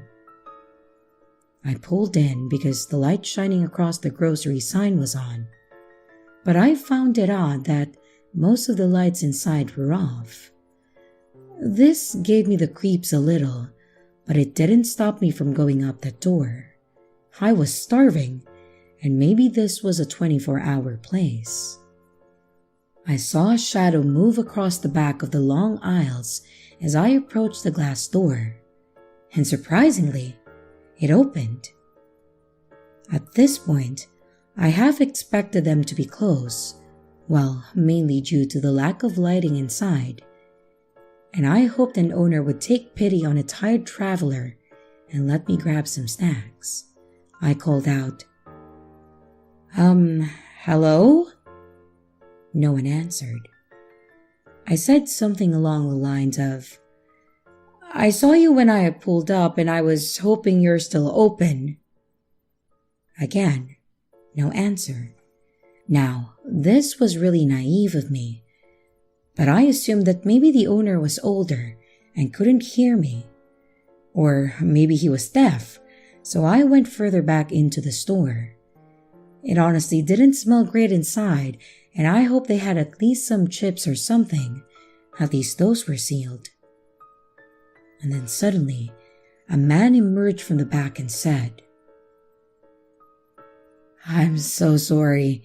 We were just about to close. "How can I help you?" he asked with a smile. He nearly made me jump out of my skin at first, but he seemed friendly enough. Not the old man that I was picturing, but actually a younger guy, maybe in his 30s. "Yeah, I just came up from Florida. It's really been a long drive. I was hoping you guys had something to eat for the trip." "Oh, we have plenty. What are you looking for exactly?" he said, without taking his eyes off of me. The guy had a weird unblinking stare that put me on edge. But what made me the most uncomfortable was his smile. He smiled big, but his eyes never moved. As in, the only way you could tell he was conveying an emotion was by looking at his mouth. The rest of his face stayed the same. Most people you could tell that they're smiling, even if their mouth was covered, because you smile with your whole face. But not this guy. "Just some chips, maybe a Coke. Do you have Doritos?" I said. "Of course," he said, walking past me. He locked the door behind me before turning and smiling. "Well, we don't want anyone else walking in." He chuckled. Him locking the door was creepy, but I shrugged it off because the reasoning was sound, even though it felt really off. "Follow me," the guy said, as he walked towards the back of the store. I was young, but I should have been smart enough to know that the store owners generally don't give their customers a tour around of the store. But I had lived a pretty sheltered life, and I could feel that something was off, but I didn't want to offend by asking questions like, "What's that smell?" We get to the back of the store, to where those plastic flaps hang that separate the customer's side and the back end. Well, the man sticks his hand through, parting the plastic and says, "Right this way." Now, alarm bells are starting to go off in my head, especially as he starts looking around and past me, like someone who is selling drugs and watching out for the police. "Back there?" I ask, and I start to back up a little. That's when I notice Chips beside me on the aisle. The guy noticed me see the chips and says, "Yeah, back here. We got our good stuff in the back. You can come take your pick." And by this time, I find the source of the buzzing. Flies are flying over the meat section, and the dim light reflecting off the packaging lets me know that it's been sitting there for a while. "I'll just take this if that's all right," I said nervously as I grab a bag off the shelf next to me, and I start backing up towards the door. No, trust me, those are no good. I have way better stuff back here." He smiles, gesturing for me to head back. I fake patting my pockets and say, "Oh, man, I forgot my wallet in my car. I'll be right back." As soon as the words left my lips, I spun around and did a light jog to the front, increasing with speed as I approached the door. I make it to the door and twist the lock a couple of times until I hear the click. I push the door open and I turn back to look at where the man is, but he's gone. I jumped into my car and I sped out of the parking lot, and I didn't stop again until I reached my cousin's house.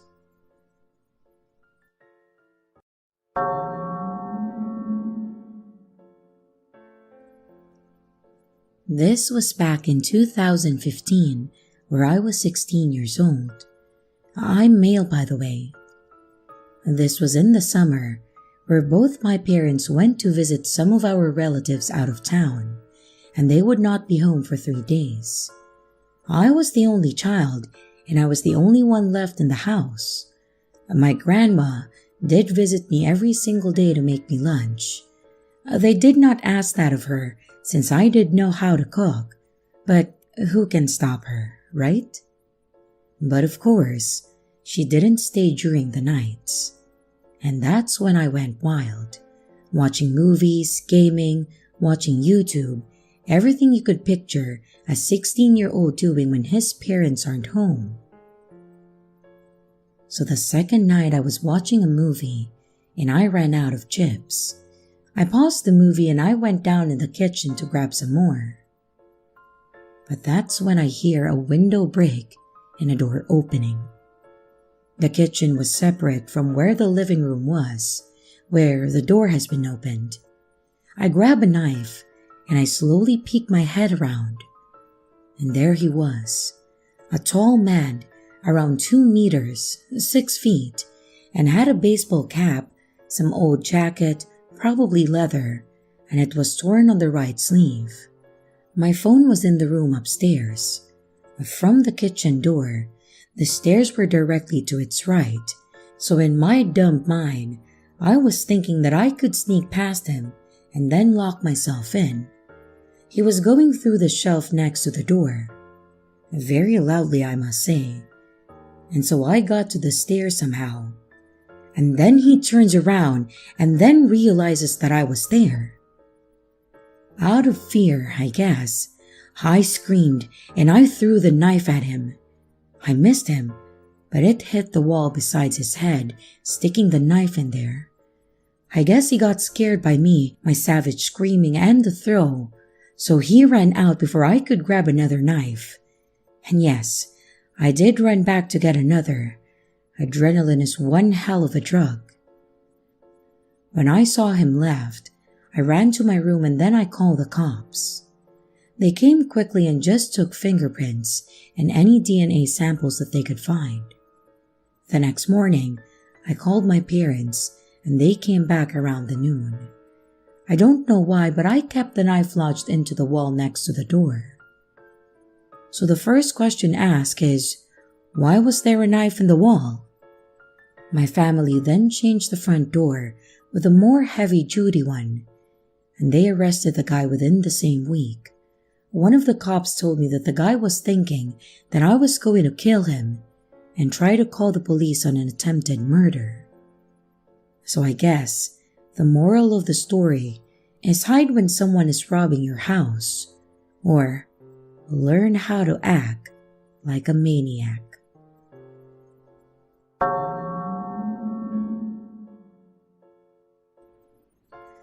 First, we will need context. My old house was pretty pumped up on security. We had a finger ID, passcodes on doors, and cameras everywhere, and an automatic security system that could either call the police or play a fake "the cops have been called blah blah blah" kind of audio. And this story happened a few years back. My dad noticed a weird-looking man, pretty covered up, lurking on the street just outside our house. We thought nothing of it since sometimes you get the occasional drunk or high person just wandering around. But this man started to inch closer to our house, first being on the opposite side of our street, and before we knew it, he was basically on our property. We just sort of watched him to see what he would do, and I'm pretty sure that we got bored and walked away and just forgot about it. But then, we started to hear strange noises coming from downstairs, where our front door was. So, we decided to switch on the camera, and sure enough, this guy is banging on our door, trying to get in, then he looks through a window. He then gives up, and then starts to go around the side. There was a set of stairs that lead to the upper area where we were. He then starts to head up the stairs, which then sent my dad to go to the other side of the house with a knife, and then scream at him. This guy runs down and we don't see him again.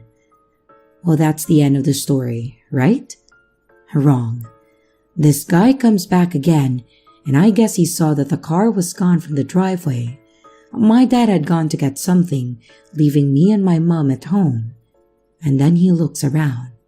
We didn't want to confront this guy, So I had the idea of playing the fake cop alert that could be heard outside. So we played it, and as soon as the guy heard it, he ran. We never saw him again, and never want to. What makes this story creepier is that on the news later, it showed a guy who lurked around houses and killed people had been arrested. And when we looked, it was the same man who was at our house.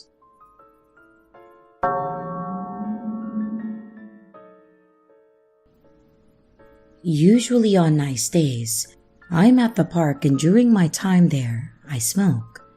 After parking under the tree next to a blue SUV, I start getting high. There are other people at the park, but just us two were parked together with 3 spaces in between. I look over to my left, and there's this old guy leaning into my car window asking me questions. I'm nervous as hell, so I pick up my phone and then start scrolling on Facebook. He then proceeded to ask me my name, and I said Lily. He then asked where I lived, and I pointed in some random-ass direction.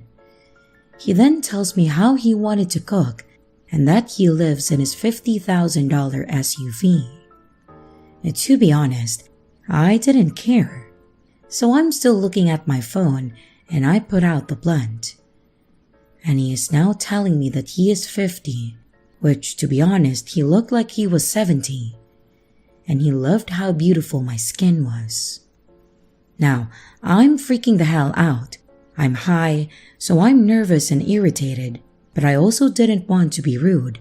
So I just said, "Oh, thank you."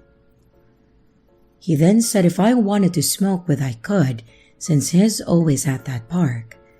I told him that I had a girlfriend and that I am not interested, and he says, "Well, I guess I'm holding you up."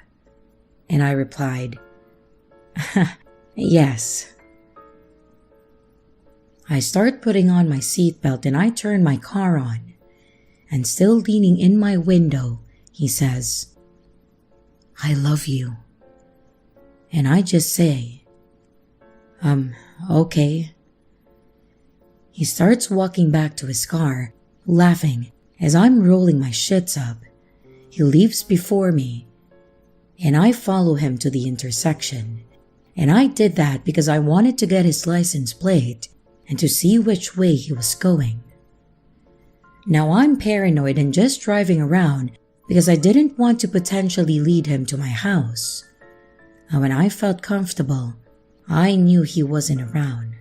I booked it home, and I haven't left since. I know I could have left sooner, but this was my first ever encounter like that at this park. So if you have any good advice for the next time, please let me know.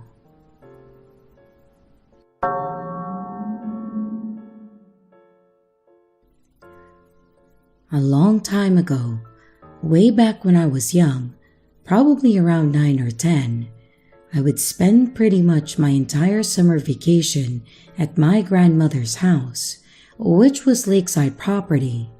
The edge of her backyard actually lined up with one of the larger lakes in our area, and it was a really neat place to stay for the summer. I'm pretty sure that my parents did it just to get rid of me for a couple of months, and also to keep my grandmother happy.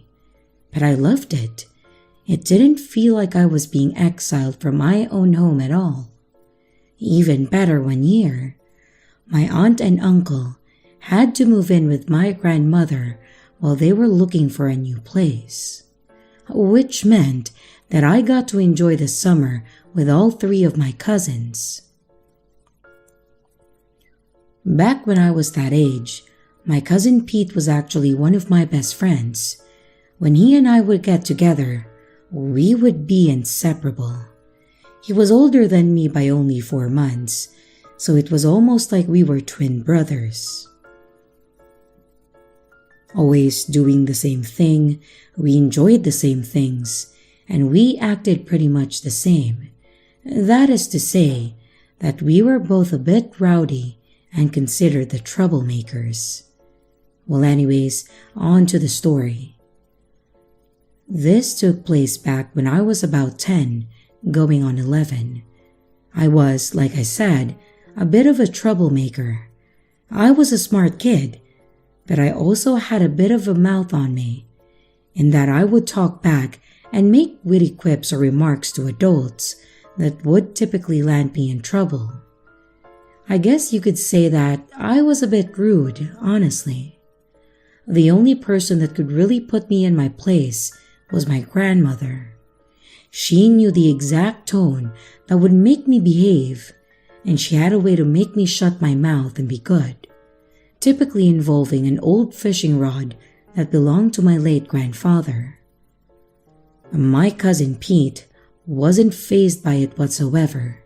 He would take the lashing and he would talk back to her, and he was mean to her, which is probably the only thing that I had a major problem with when it came to him.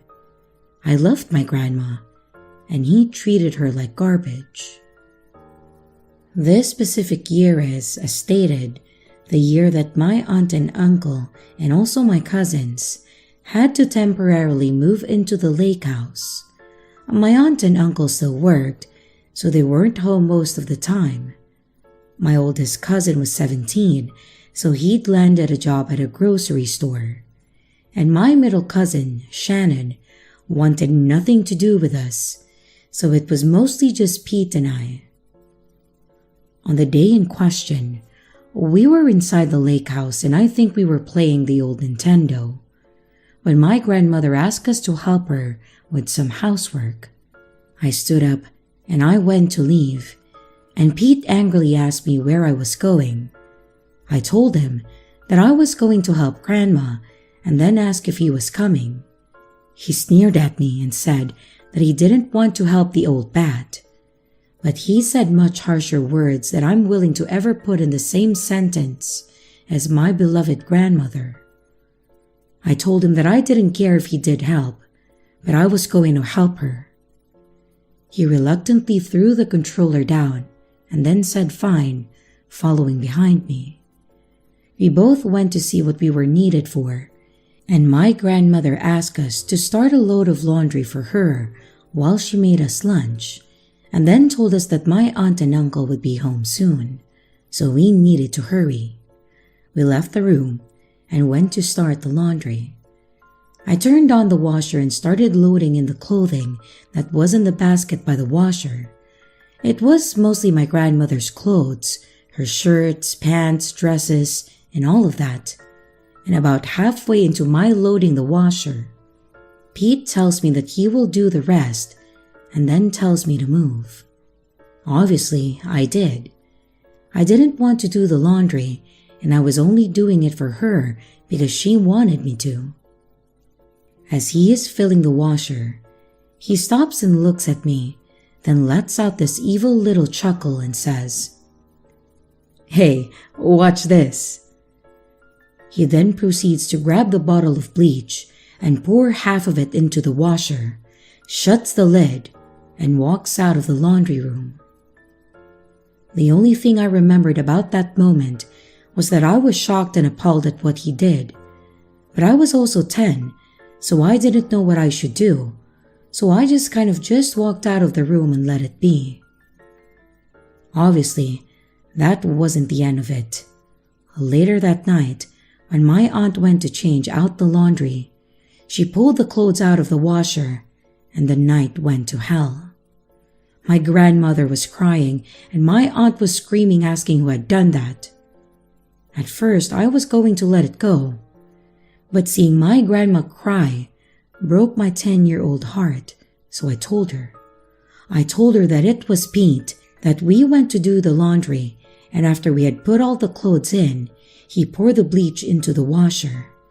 Pete tried to deny it at first, but then yelled about it being an accident, that he thought it was the detergent, that he just grabbed the wrong bottle, and he tried everything he could to get out of it, but they weren't having it.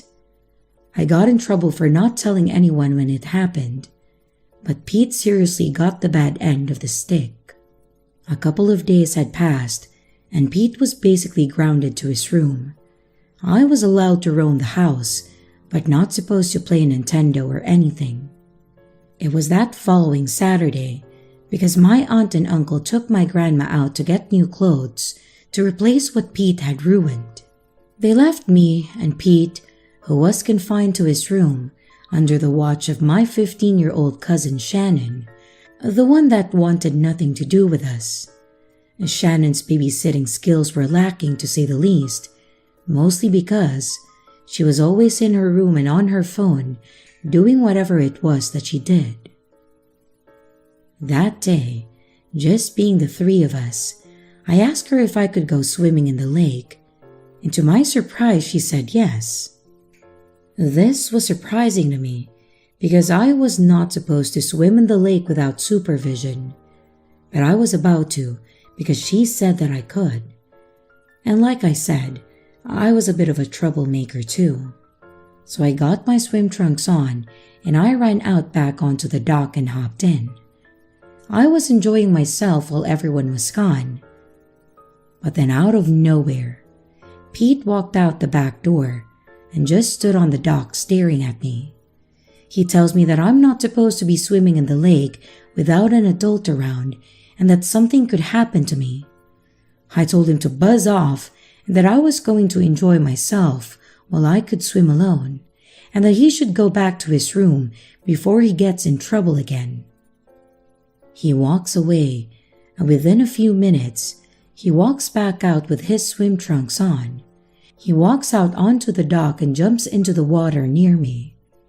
I was annoyed that he wasn't going to leave me alone. But in the end, it was what it was and I just went back to enjoying the water. After about a minute or two, he calls me over to where he was standing in the water and I swim over to him. In a hushed tone, he asked me why I told my aunt that he put the bleach in the washer. I told him that it wasn't right and that I told her because he had hurt our grandma. He huffed at me and he told me that I shouldn't have told on him and that it was my fault that he was grounded for the rest of the summer. I told him that it was his own fault and that he shouldn't do things that he does to get in trouble. Unfortunately, that's one of the last things that I remember about this encounter, because within a moment's time, Pete had his hands around my neck and my head underwater. I remember splashing, and I remember trying to yell, and I remember trying to scratch at him or hit him or do anything that would get him to loosen his grip, but none of it worked. Obviously, I didn't die. I'm here to type this story out, but I know that I came close. The next thing I remember is lying on the dock with my cousin Shannon standing over me, alongside some random guy that I'm assuming was at the lake and saw what happened. And I remember that someone else was basically holding Pete down onto the ground. The next thing that's in my hazy memory of events was being in an ambulance and being checked for. I'm assuming breathing, having the oxygen mask on me, and being talked to by a paramedic. The rest of this story, unfortunately, is what I was told by my cousin Shannon. She said that she was in her room and had actually gone to get Pete to tell him to go outside and swim with me because she was actually going to join us and she didn't want him in the house alone. She said that she went into his room and he wasn't there, and when she had gone to the kitchen where the back door was, she saw him jumping into the lake. She went back to get her swimsuit on, and when she had gotten out back, she actually caught the tail end of Pete holding me under the water. She said that as she ran outside, I had actually stopped flailing, so I was out. She told me that the other guy was a good Samaritan that had actually seen Pete choking me and that he had run over to help get me out of the water, and that the person holding Pete down was the guy's son. The guy was apparently a nurse and had managed to get me breathing again, but he said that they needed to call the ambulance because I could have brain damage. I was apparently out for a little bit before I faded back into consciousness. Of course, this was probably the worst summer of my life. My own cousin, and at that time best friend, tried to murder me because I snitched on him. I got to spend a day in the hospital and got to experience nearly drowning. If you're curious, my cousin Pete is in prison, but not for this, but for other charges: grand larceny, attempted murder, and assault of a police officer with intent to do bodily harm. Obviously, he never changed, and that summer was the last time that he and I ever spoke. He was in and out of juvie as a teenager, and then moved up to much worse crimes, obviously. So while that summer was full of experiences, it's one that left me a bit mentally scarred. I'm now terrified of water, and really, I hope that someday I can just forget it and go swimming again. Though, that's not likely to happen anytime soon.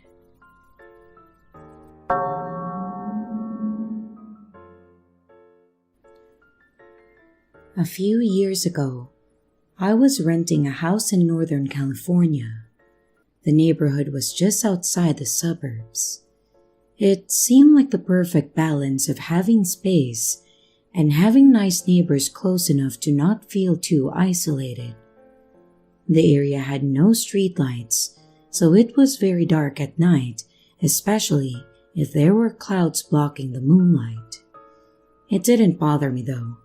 It made my little house feel even more quaint on dark nights.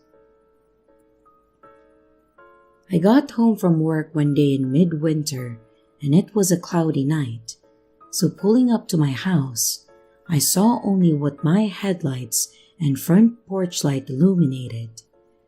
When I got out of my car, I caught a whiff of cigarette smoke. That was odd, as I have never smelled that before around that house. I didn't see anyone nearby, so I just ignored it and I went inside. I had just got off a shift with a few hours of overtime, so I felt pretty tired, and even though it wasn't even 7 yet, I decided to take a shower and then call it a night.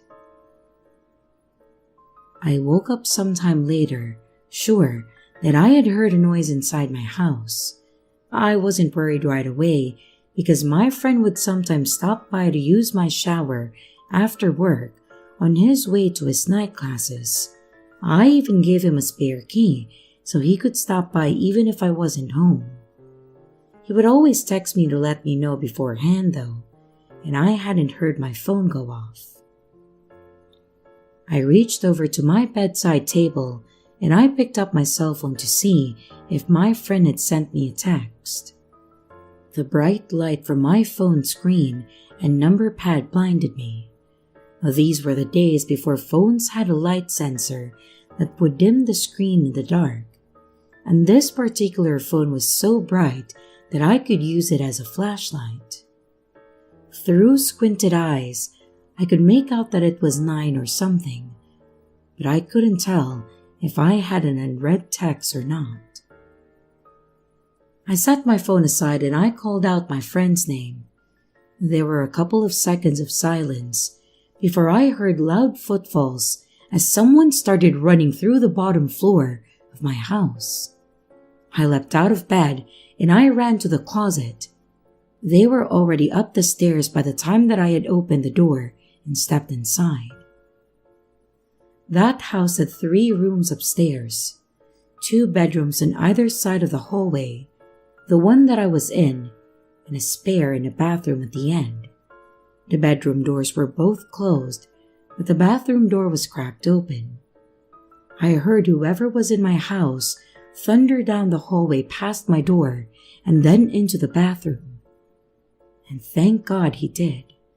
That gave me enough time to open the attic access in the ceiling of my closet and then hoist myself up. I had just started to lift myself up when the person ran back out of the bathroom. My feet were barely inside of the attic when my bedroom door burst open.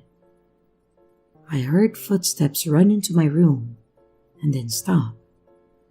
When they didn't see me in that room, they ran back to the hallway and into the other room, which just had boxes stacked in a corner, some weights and a table where I painted my miniature models.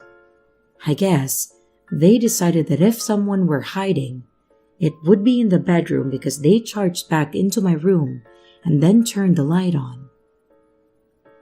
A moment later, the closet door was ripped open. I was crouched in my attic just a foot or so away from the axis, so I could try to stop them if they started to climb up. From my vantage point, all I could see was from about their knee down. They were wearing dirty blue jeans with frayed cuffs and worn work boots. And after a few seconds of looking in the closet, they stepped away, and I heard a loud crash come from my room, followed by a scream of frustration and anger. That scream was the most unnerving part of the incident for me. It reminded me far too much of my stepfather, who would scream in a similar way when he lost his temper. He would eventually be put in a mental hospital for several mental disorders that resulted in erratic and violent tendencies. The man in my house ran back down the stairs, and I heard crashes and clatters as things were thrown around and furniture was knocked over. I stayed crouched in the attic. I had left my cell phone when I ran for the closet, and I wasn't certain that I could climb down without him hearing. And after some time, the noises stopped. I started counting slowly. When I reached 1,000, I decided that it was safe enough to climb down and then call the police. The first thing I noticed when I exited the closet was that the intruder had flipped my bed over, I assume in an attempt to find me. That was the loud noise that I heard after he stepped away from the closet. I couldn't find my cell phone, so I went to the landline by the bed and then called the police. I waited in my room until I heard them call out from downstairs. The first floor was a mess, but I had expected that. Chairs had been knocked over, the sofa had been flipped, all the books, pictures, and knickknacks that I had on my shelves were strewn across the floor. The cupboards in the kitchen had been opened, and all the box and canned foods had been thrown to the ground. And as far as I could tell though, the only thing missing was a single knife out of the wooden block in my kitchen. The police checked the house from top to bottom, and they found that the side door had been forced open by something like a crowbar. They also found a few cigarette butts along my fence line, along with some foil and an empty pan tube, which the police said that people often use to smoke meth. So they think that he had been watching my house for a while. I realized that he must have been out there smoking a cigarette when I got home. They collected up the evidence and told me that I should stay with family or friends that night and get that door fixed as soon as possible. I opted to just not sleep, and I moved the shelf over to block the broken door and spent the next couple of hours cleaning things up. I would often go to the window with a flashlight and shine it along the fence line where the police found the cigarette butts and foil, but I didn't see anything. The next day, I called to have the door fixed and then motion lights installed at the back and sides of my house. I ran a phone cable up into the attic and then I added a landline. I never wanted to be stuck up there without a phone again. But nothing else happened at that house though, and I lived there another 3 years without incident. One more precaution I took was practicing getting out of my bed and going to my closet and then climbing into the attic as quickly and quietly as possible. I even kept at it when I moved, except now I go to a crawl space at the back of the closet instead of the attic. I try not to think about what would have happened if I had been a bit slower getting into the attic, or if he hadn't gone into the bathroom at the end of the hall first.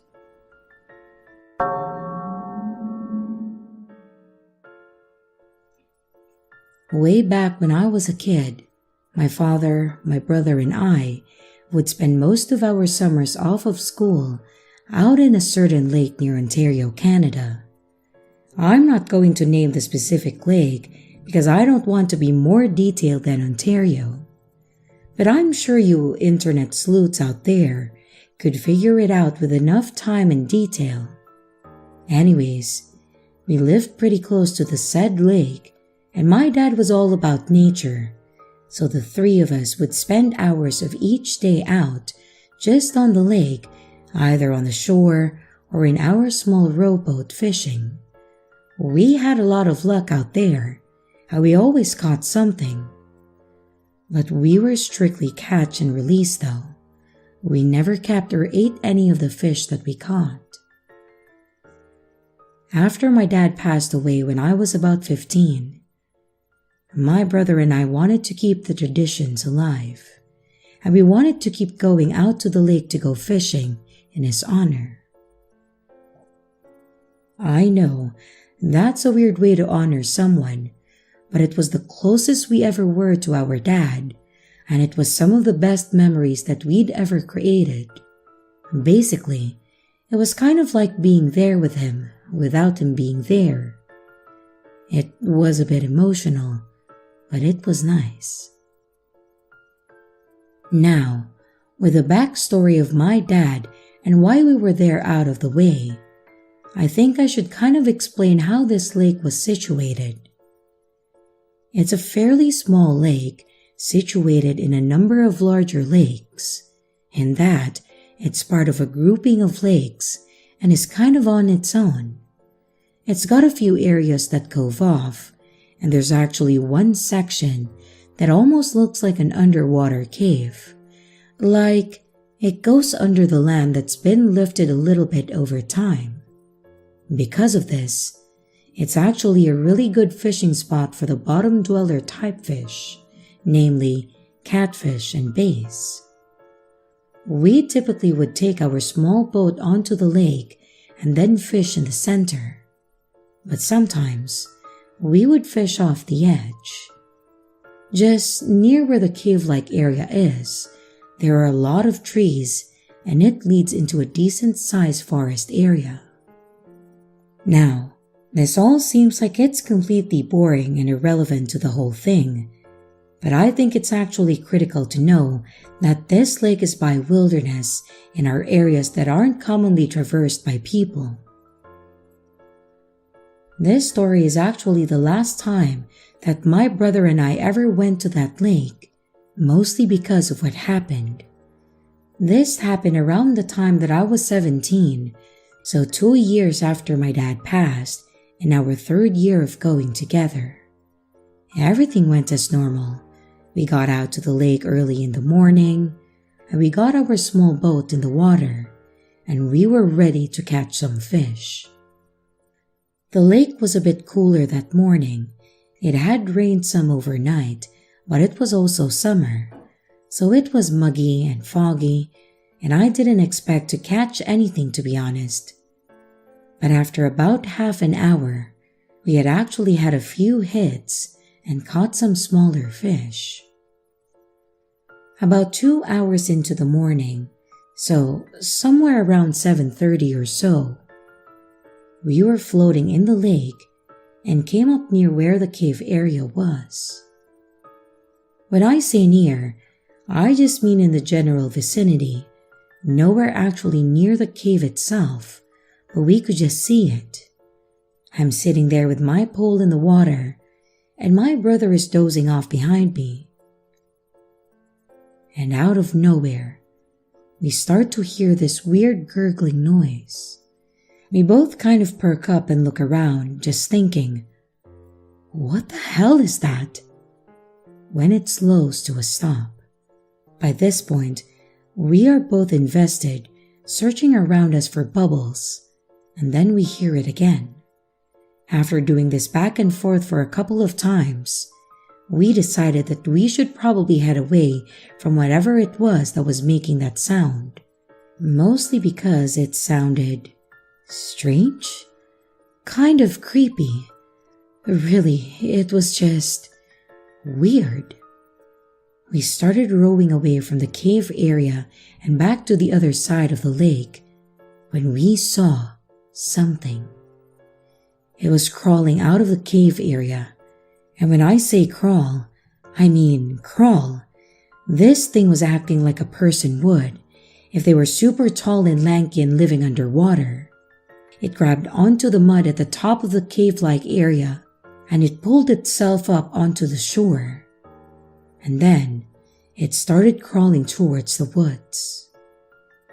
The best way I could describe it, take the image of a 7-foot-tall person, slim down any and all fat or muscle so that the skin and the bone are touching directly, paint it mostly dark brown to black, then remove all hair. I have no idea what the hell it was, but it was terrifying. Both myself and my brother saw this thing pull itself out of the water and up onto the shore, then watched it as it crawled out into the woods.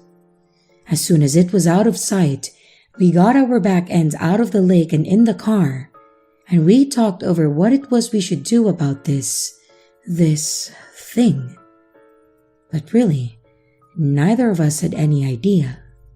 He said we should call the police. I told him that we would sound like we were crazy trying to describe a monster crawling from the lake, and he agreed. My thoughts were that we should just leave and never come back to this lake ever. Like at all, because that thing scared the living hell out of me. It was unfortunate, but that was the last time we went to that lake, and we didn't go back the next year. My brother and I still go fishing. We just do so at Lake Ontario now, and we have yet to see any sort of creature crawling out of the water. But I suppose that there's always that possibility. Hello everyone, it's your creepy sister here. Thank you so much for watching the video. I really appreciate each and every one of you. But I would also like to thank my amazing patrons, my top tippers, and my dearest channel members. Thank you very, very much. I really appreciate it with all of my heart. If you want to support the channel further, you could also choose to become a patron, a tipper, or a channel member. But remember, it's appreciated, but never a requirement. I would also like to announce that we have merch now. The link is in the description of the video, along with all my other social media links, like my Discord server, Twitter, Instagram, and others. You can connect with me and send your stories there. And don't forget to like and subscribe if you haven't yet, and comments are highly appreciated. And remember, your fear feeds me.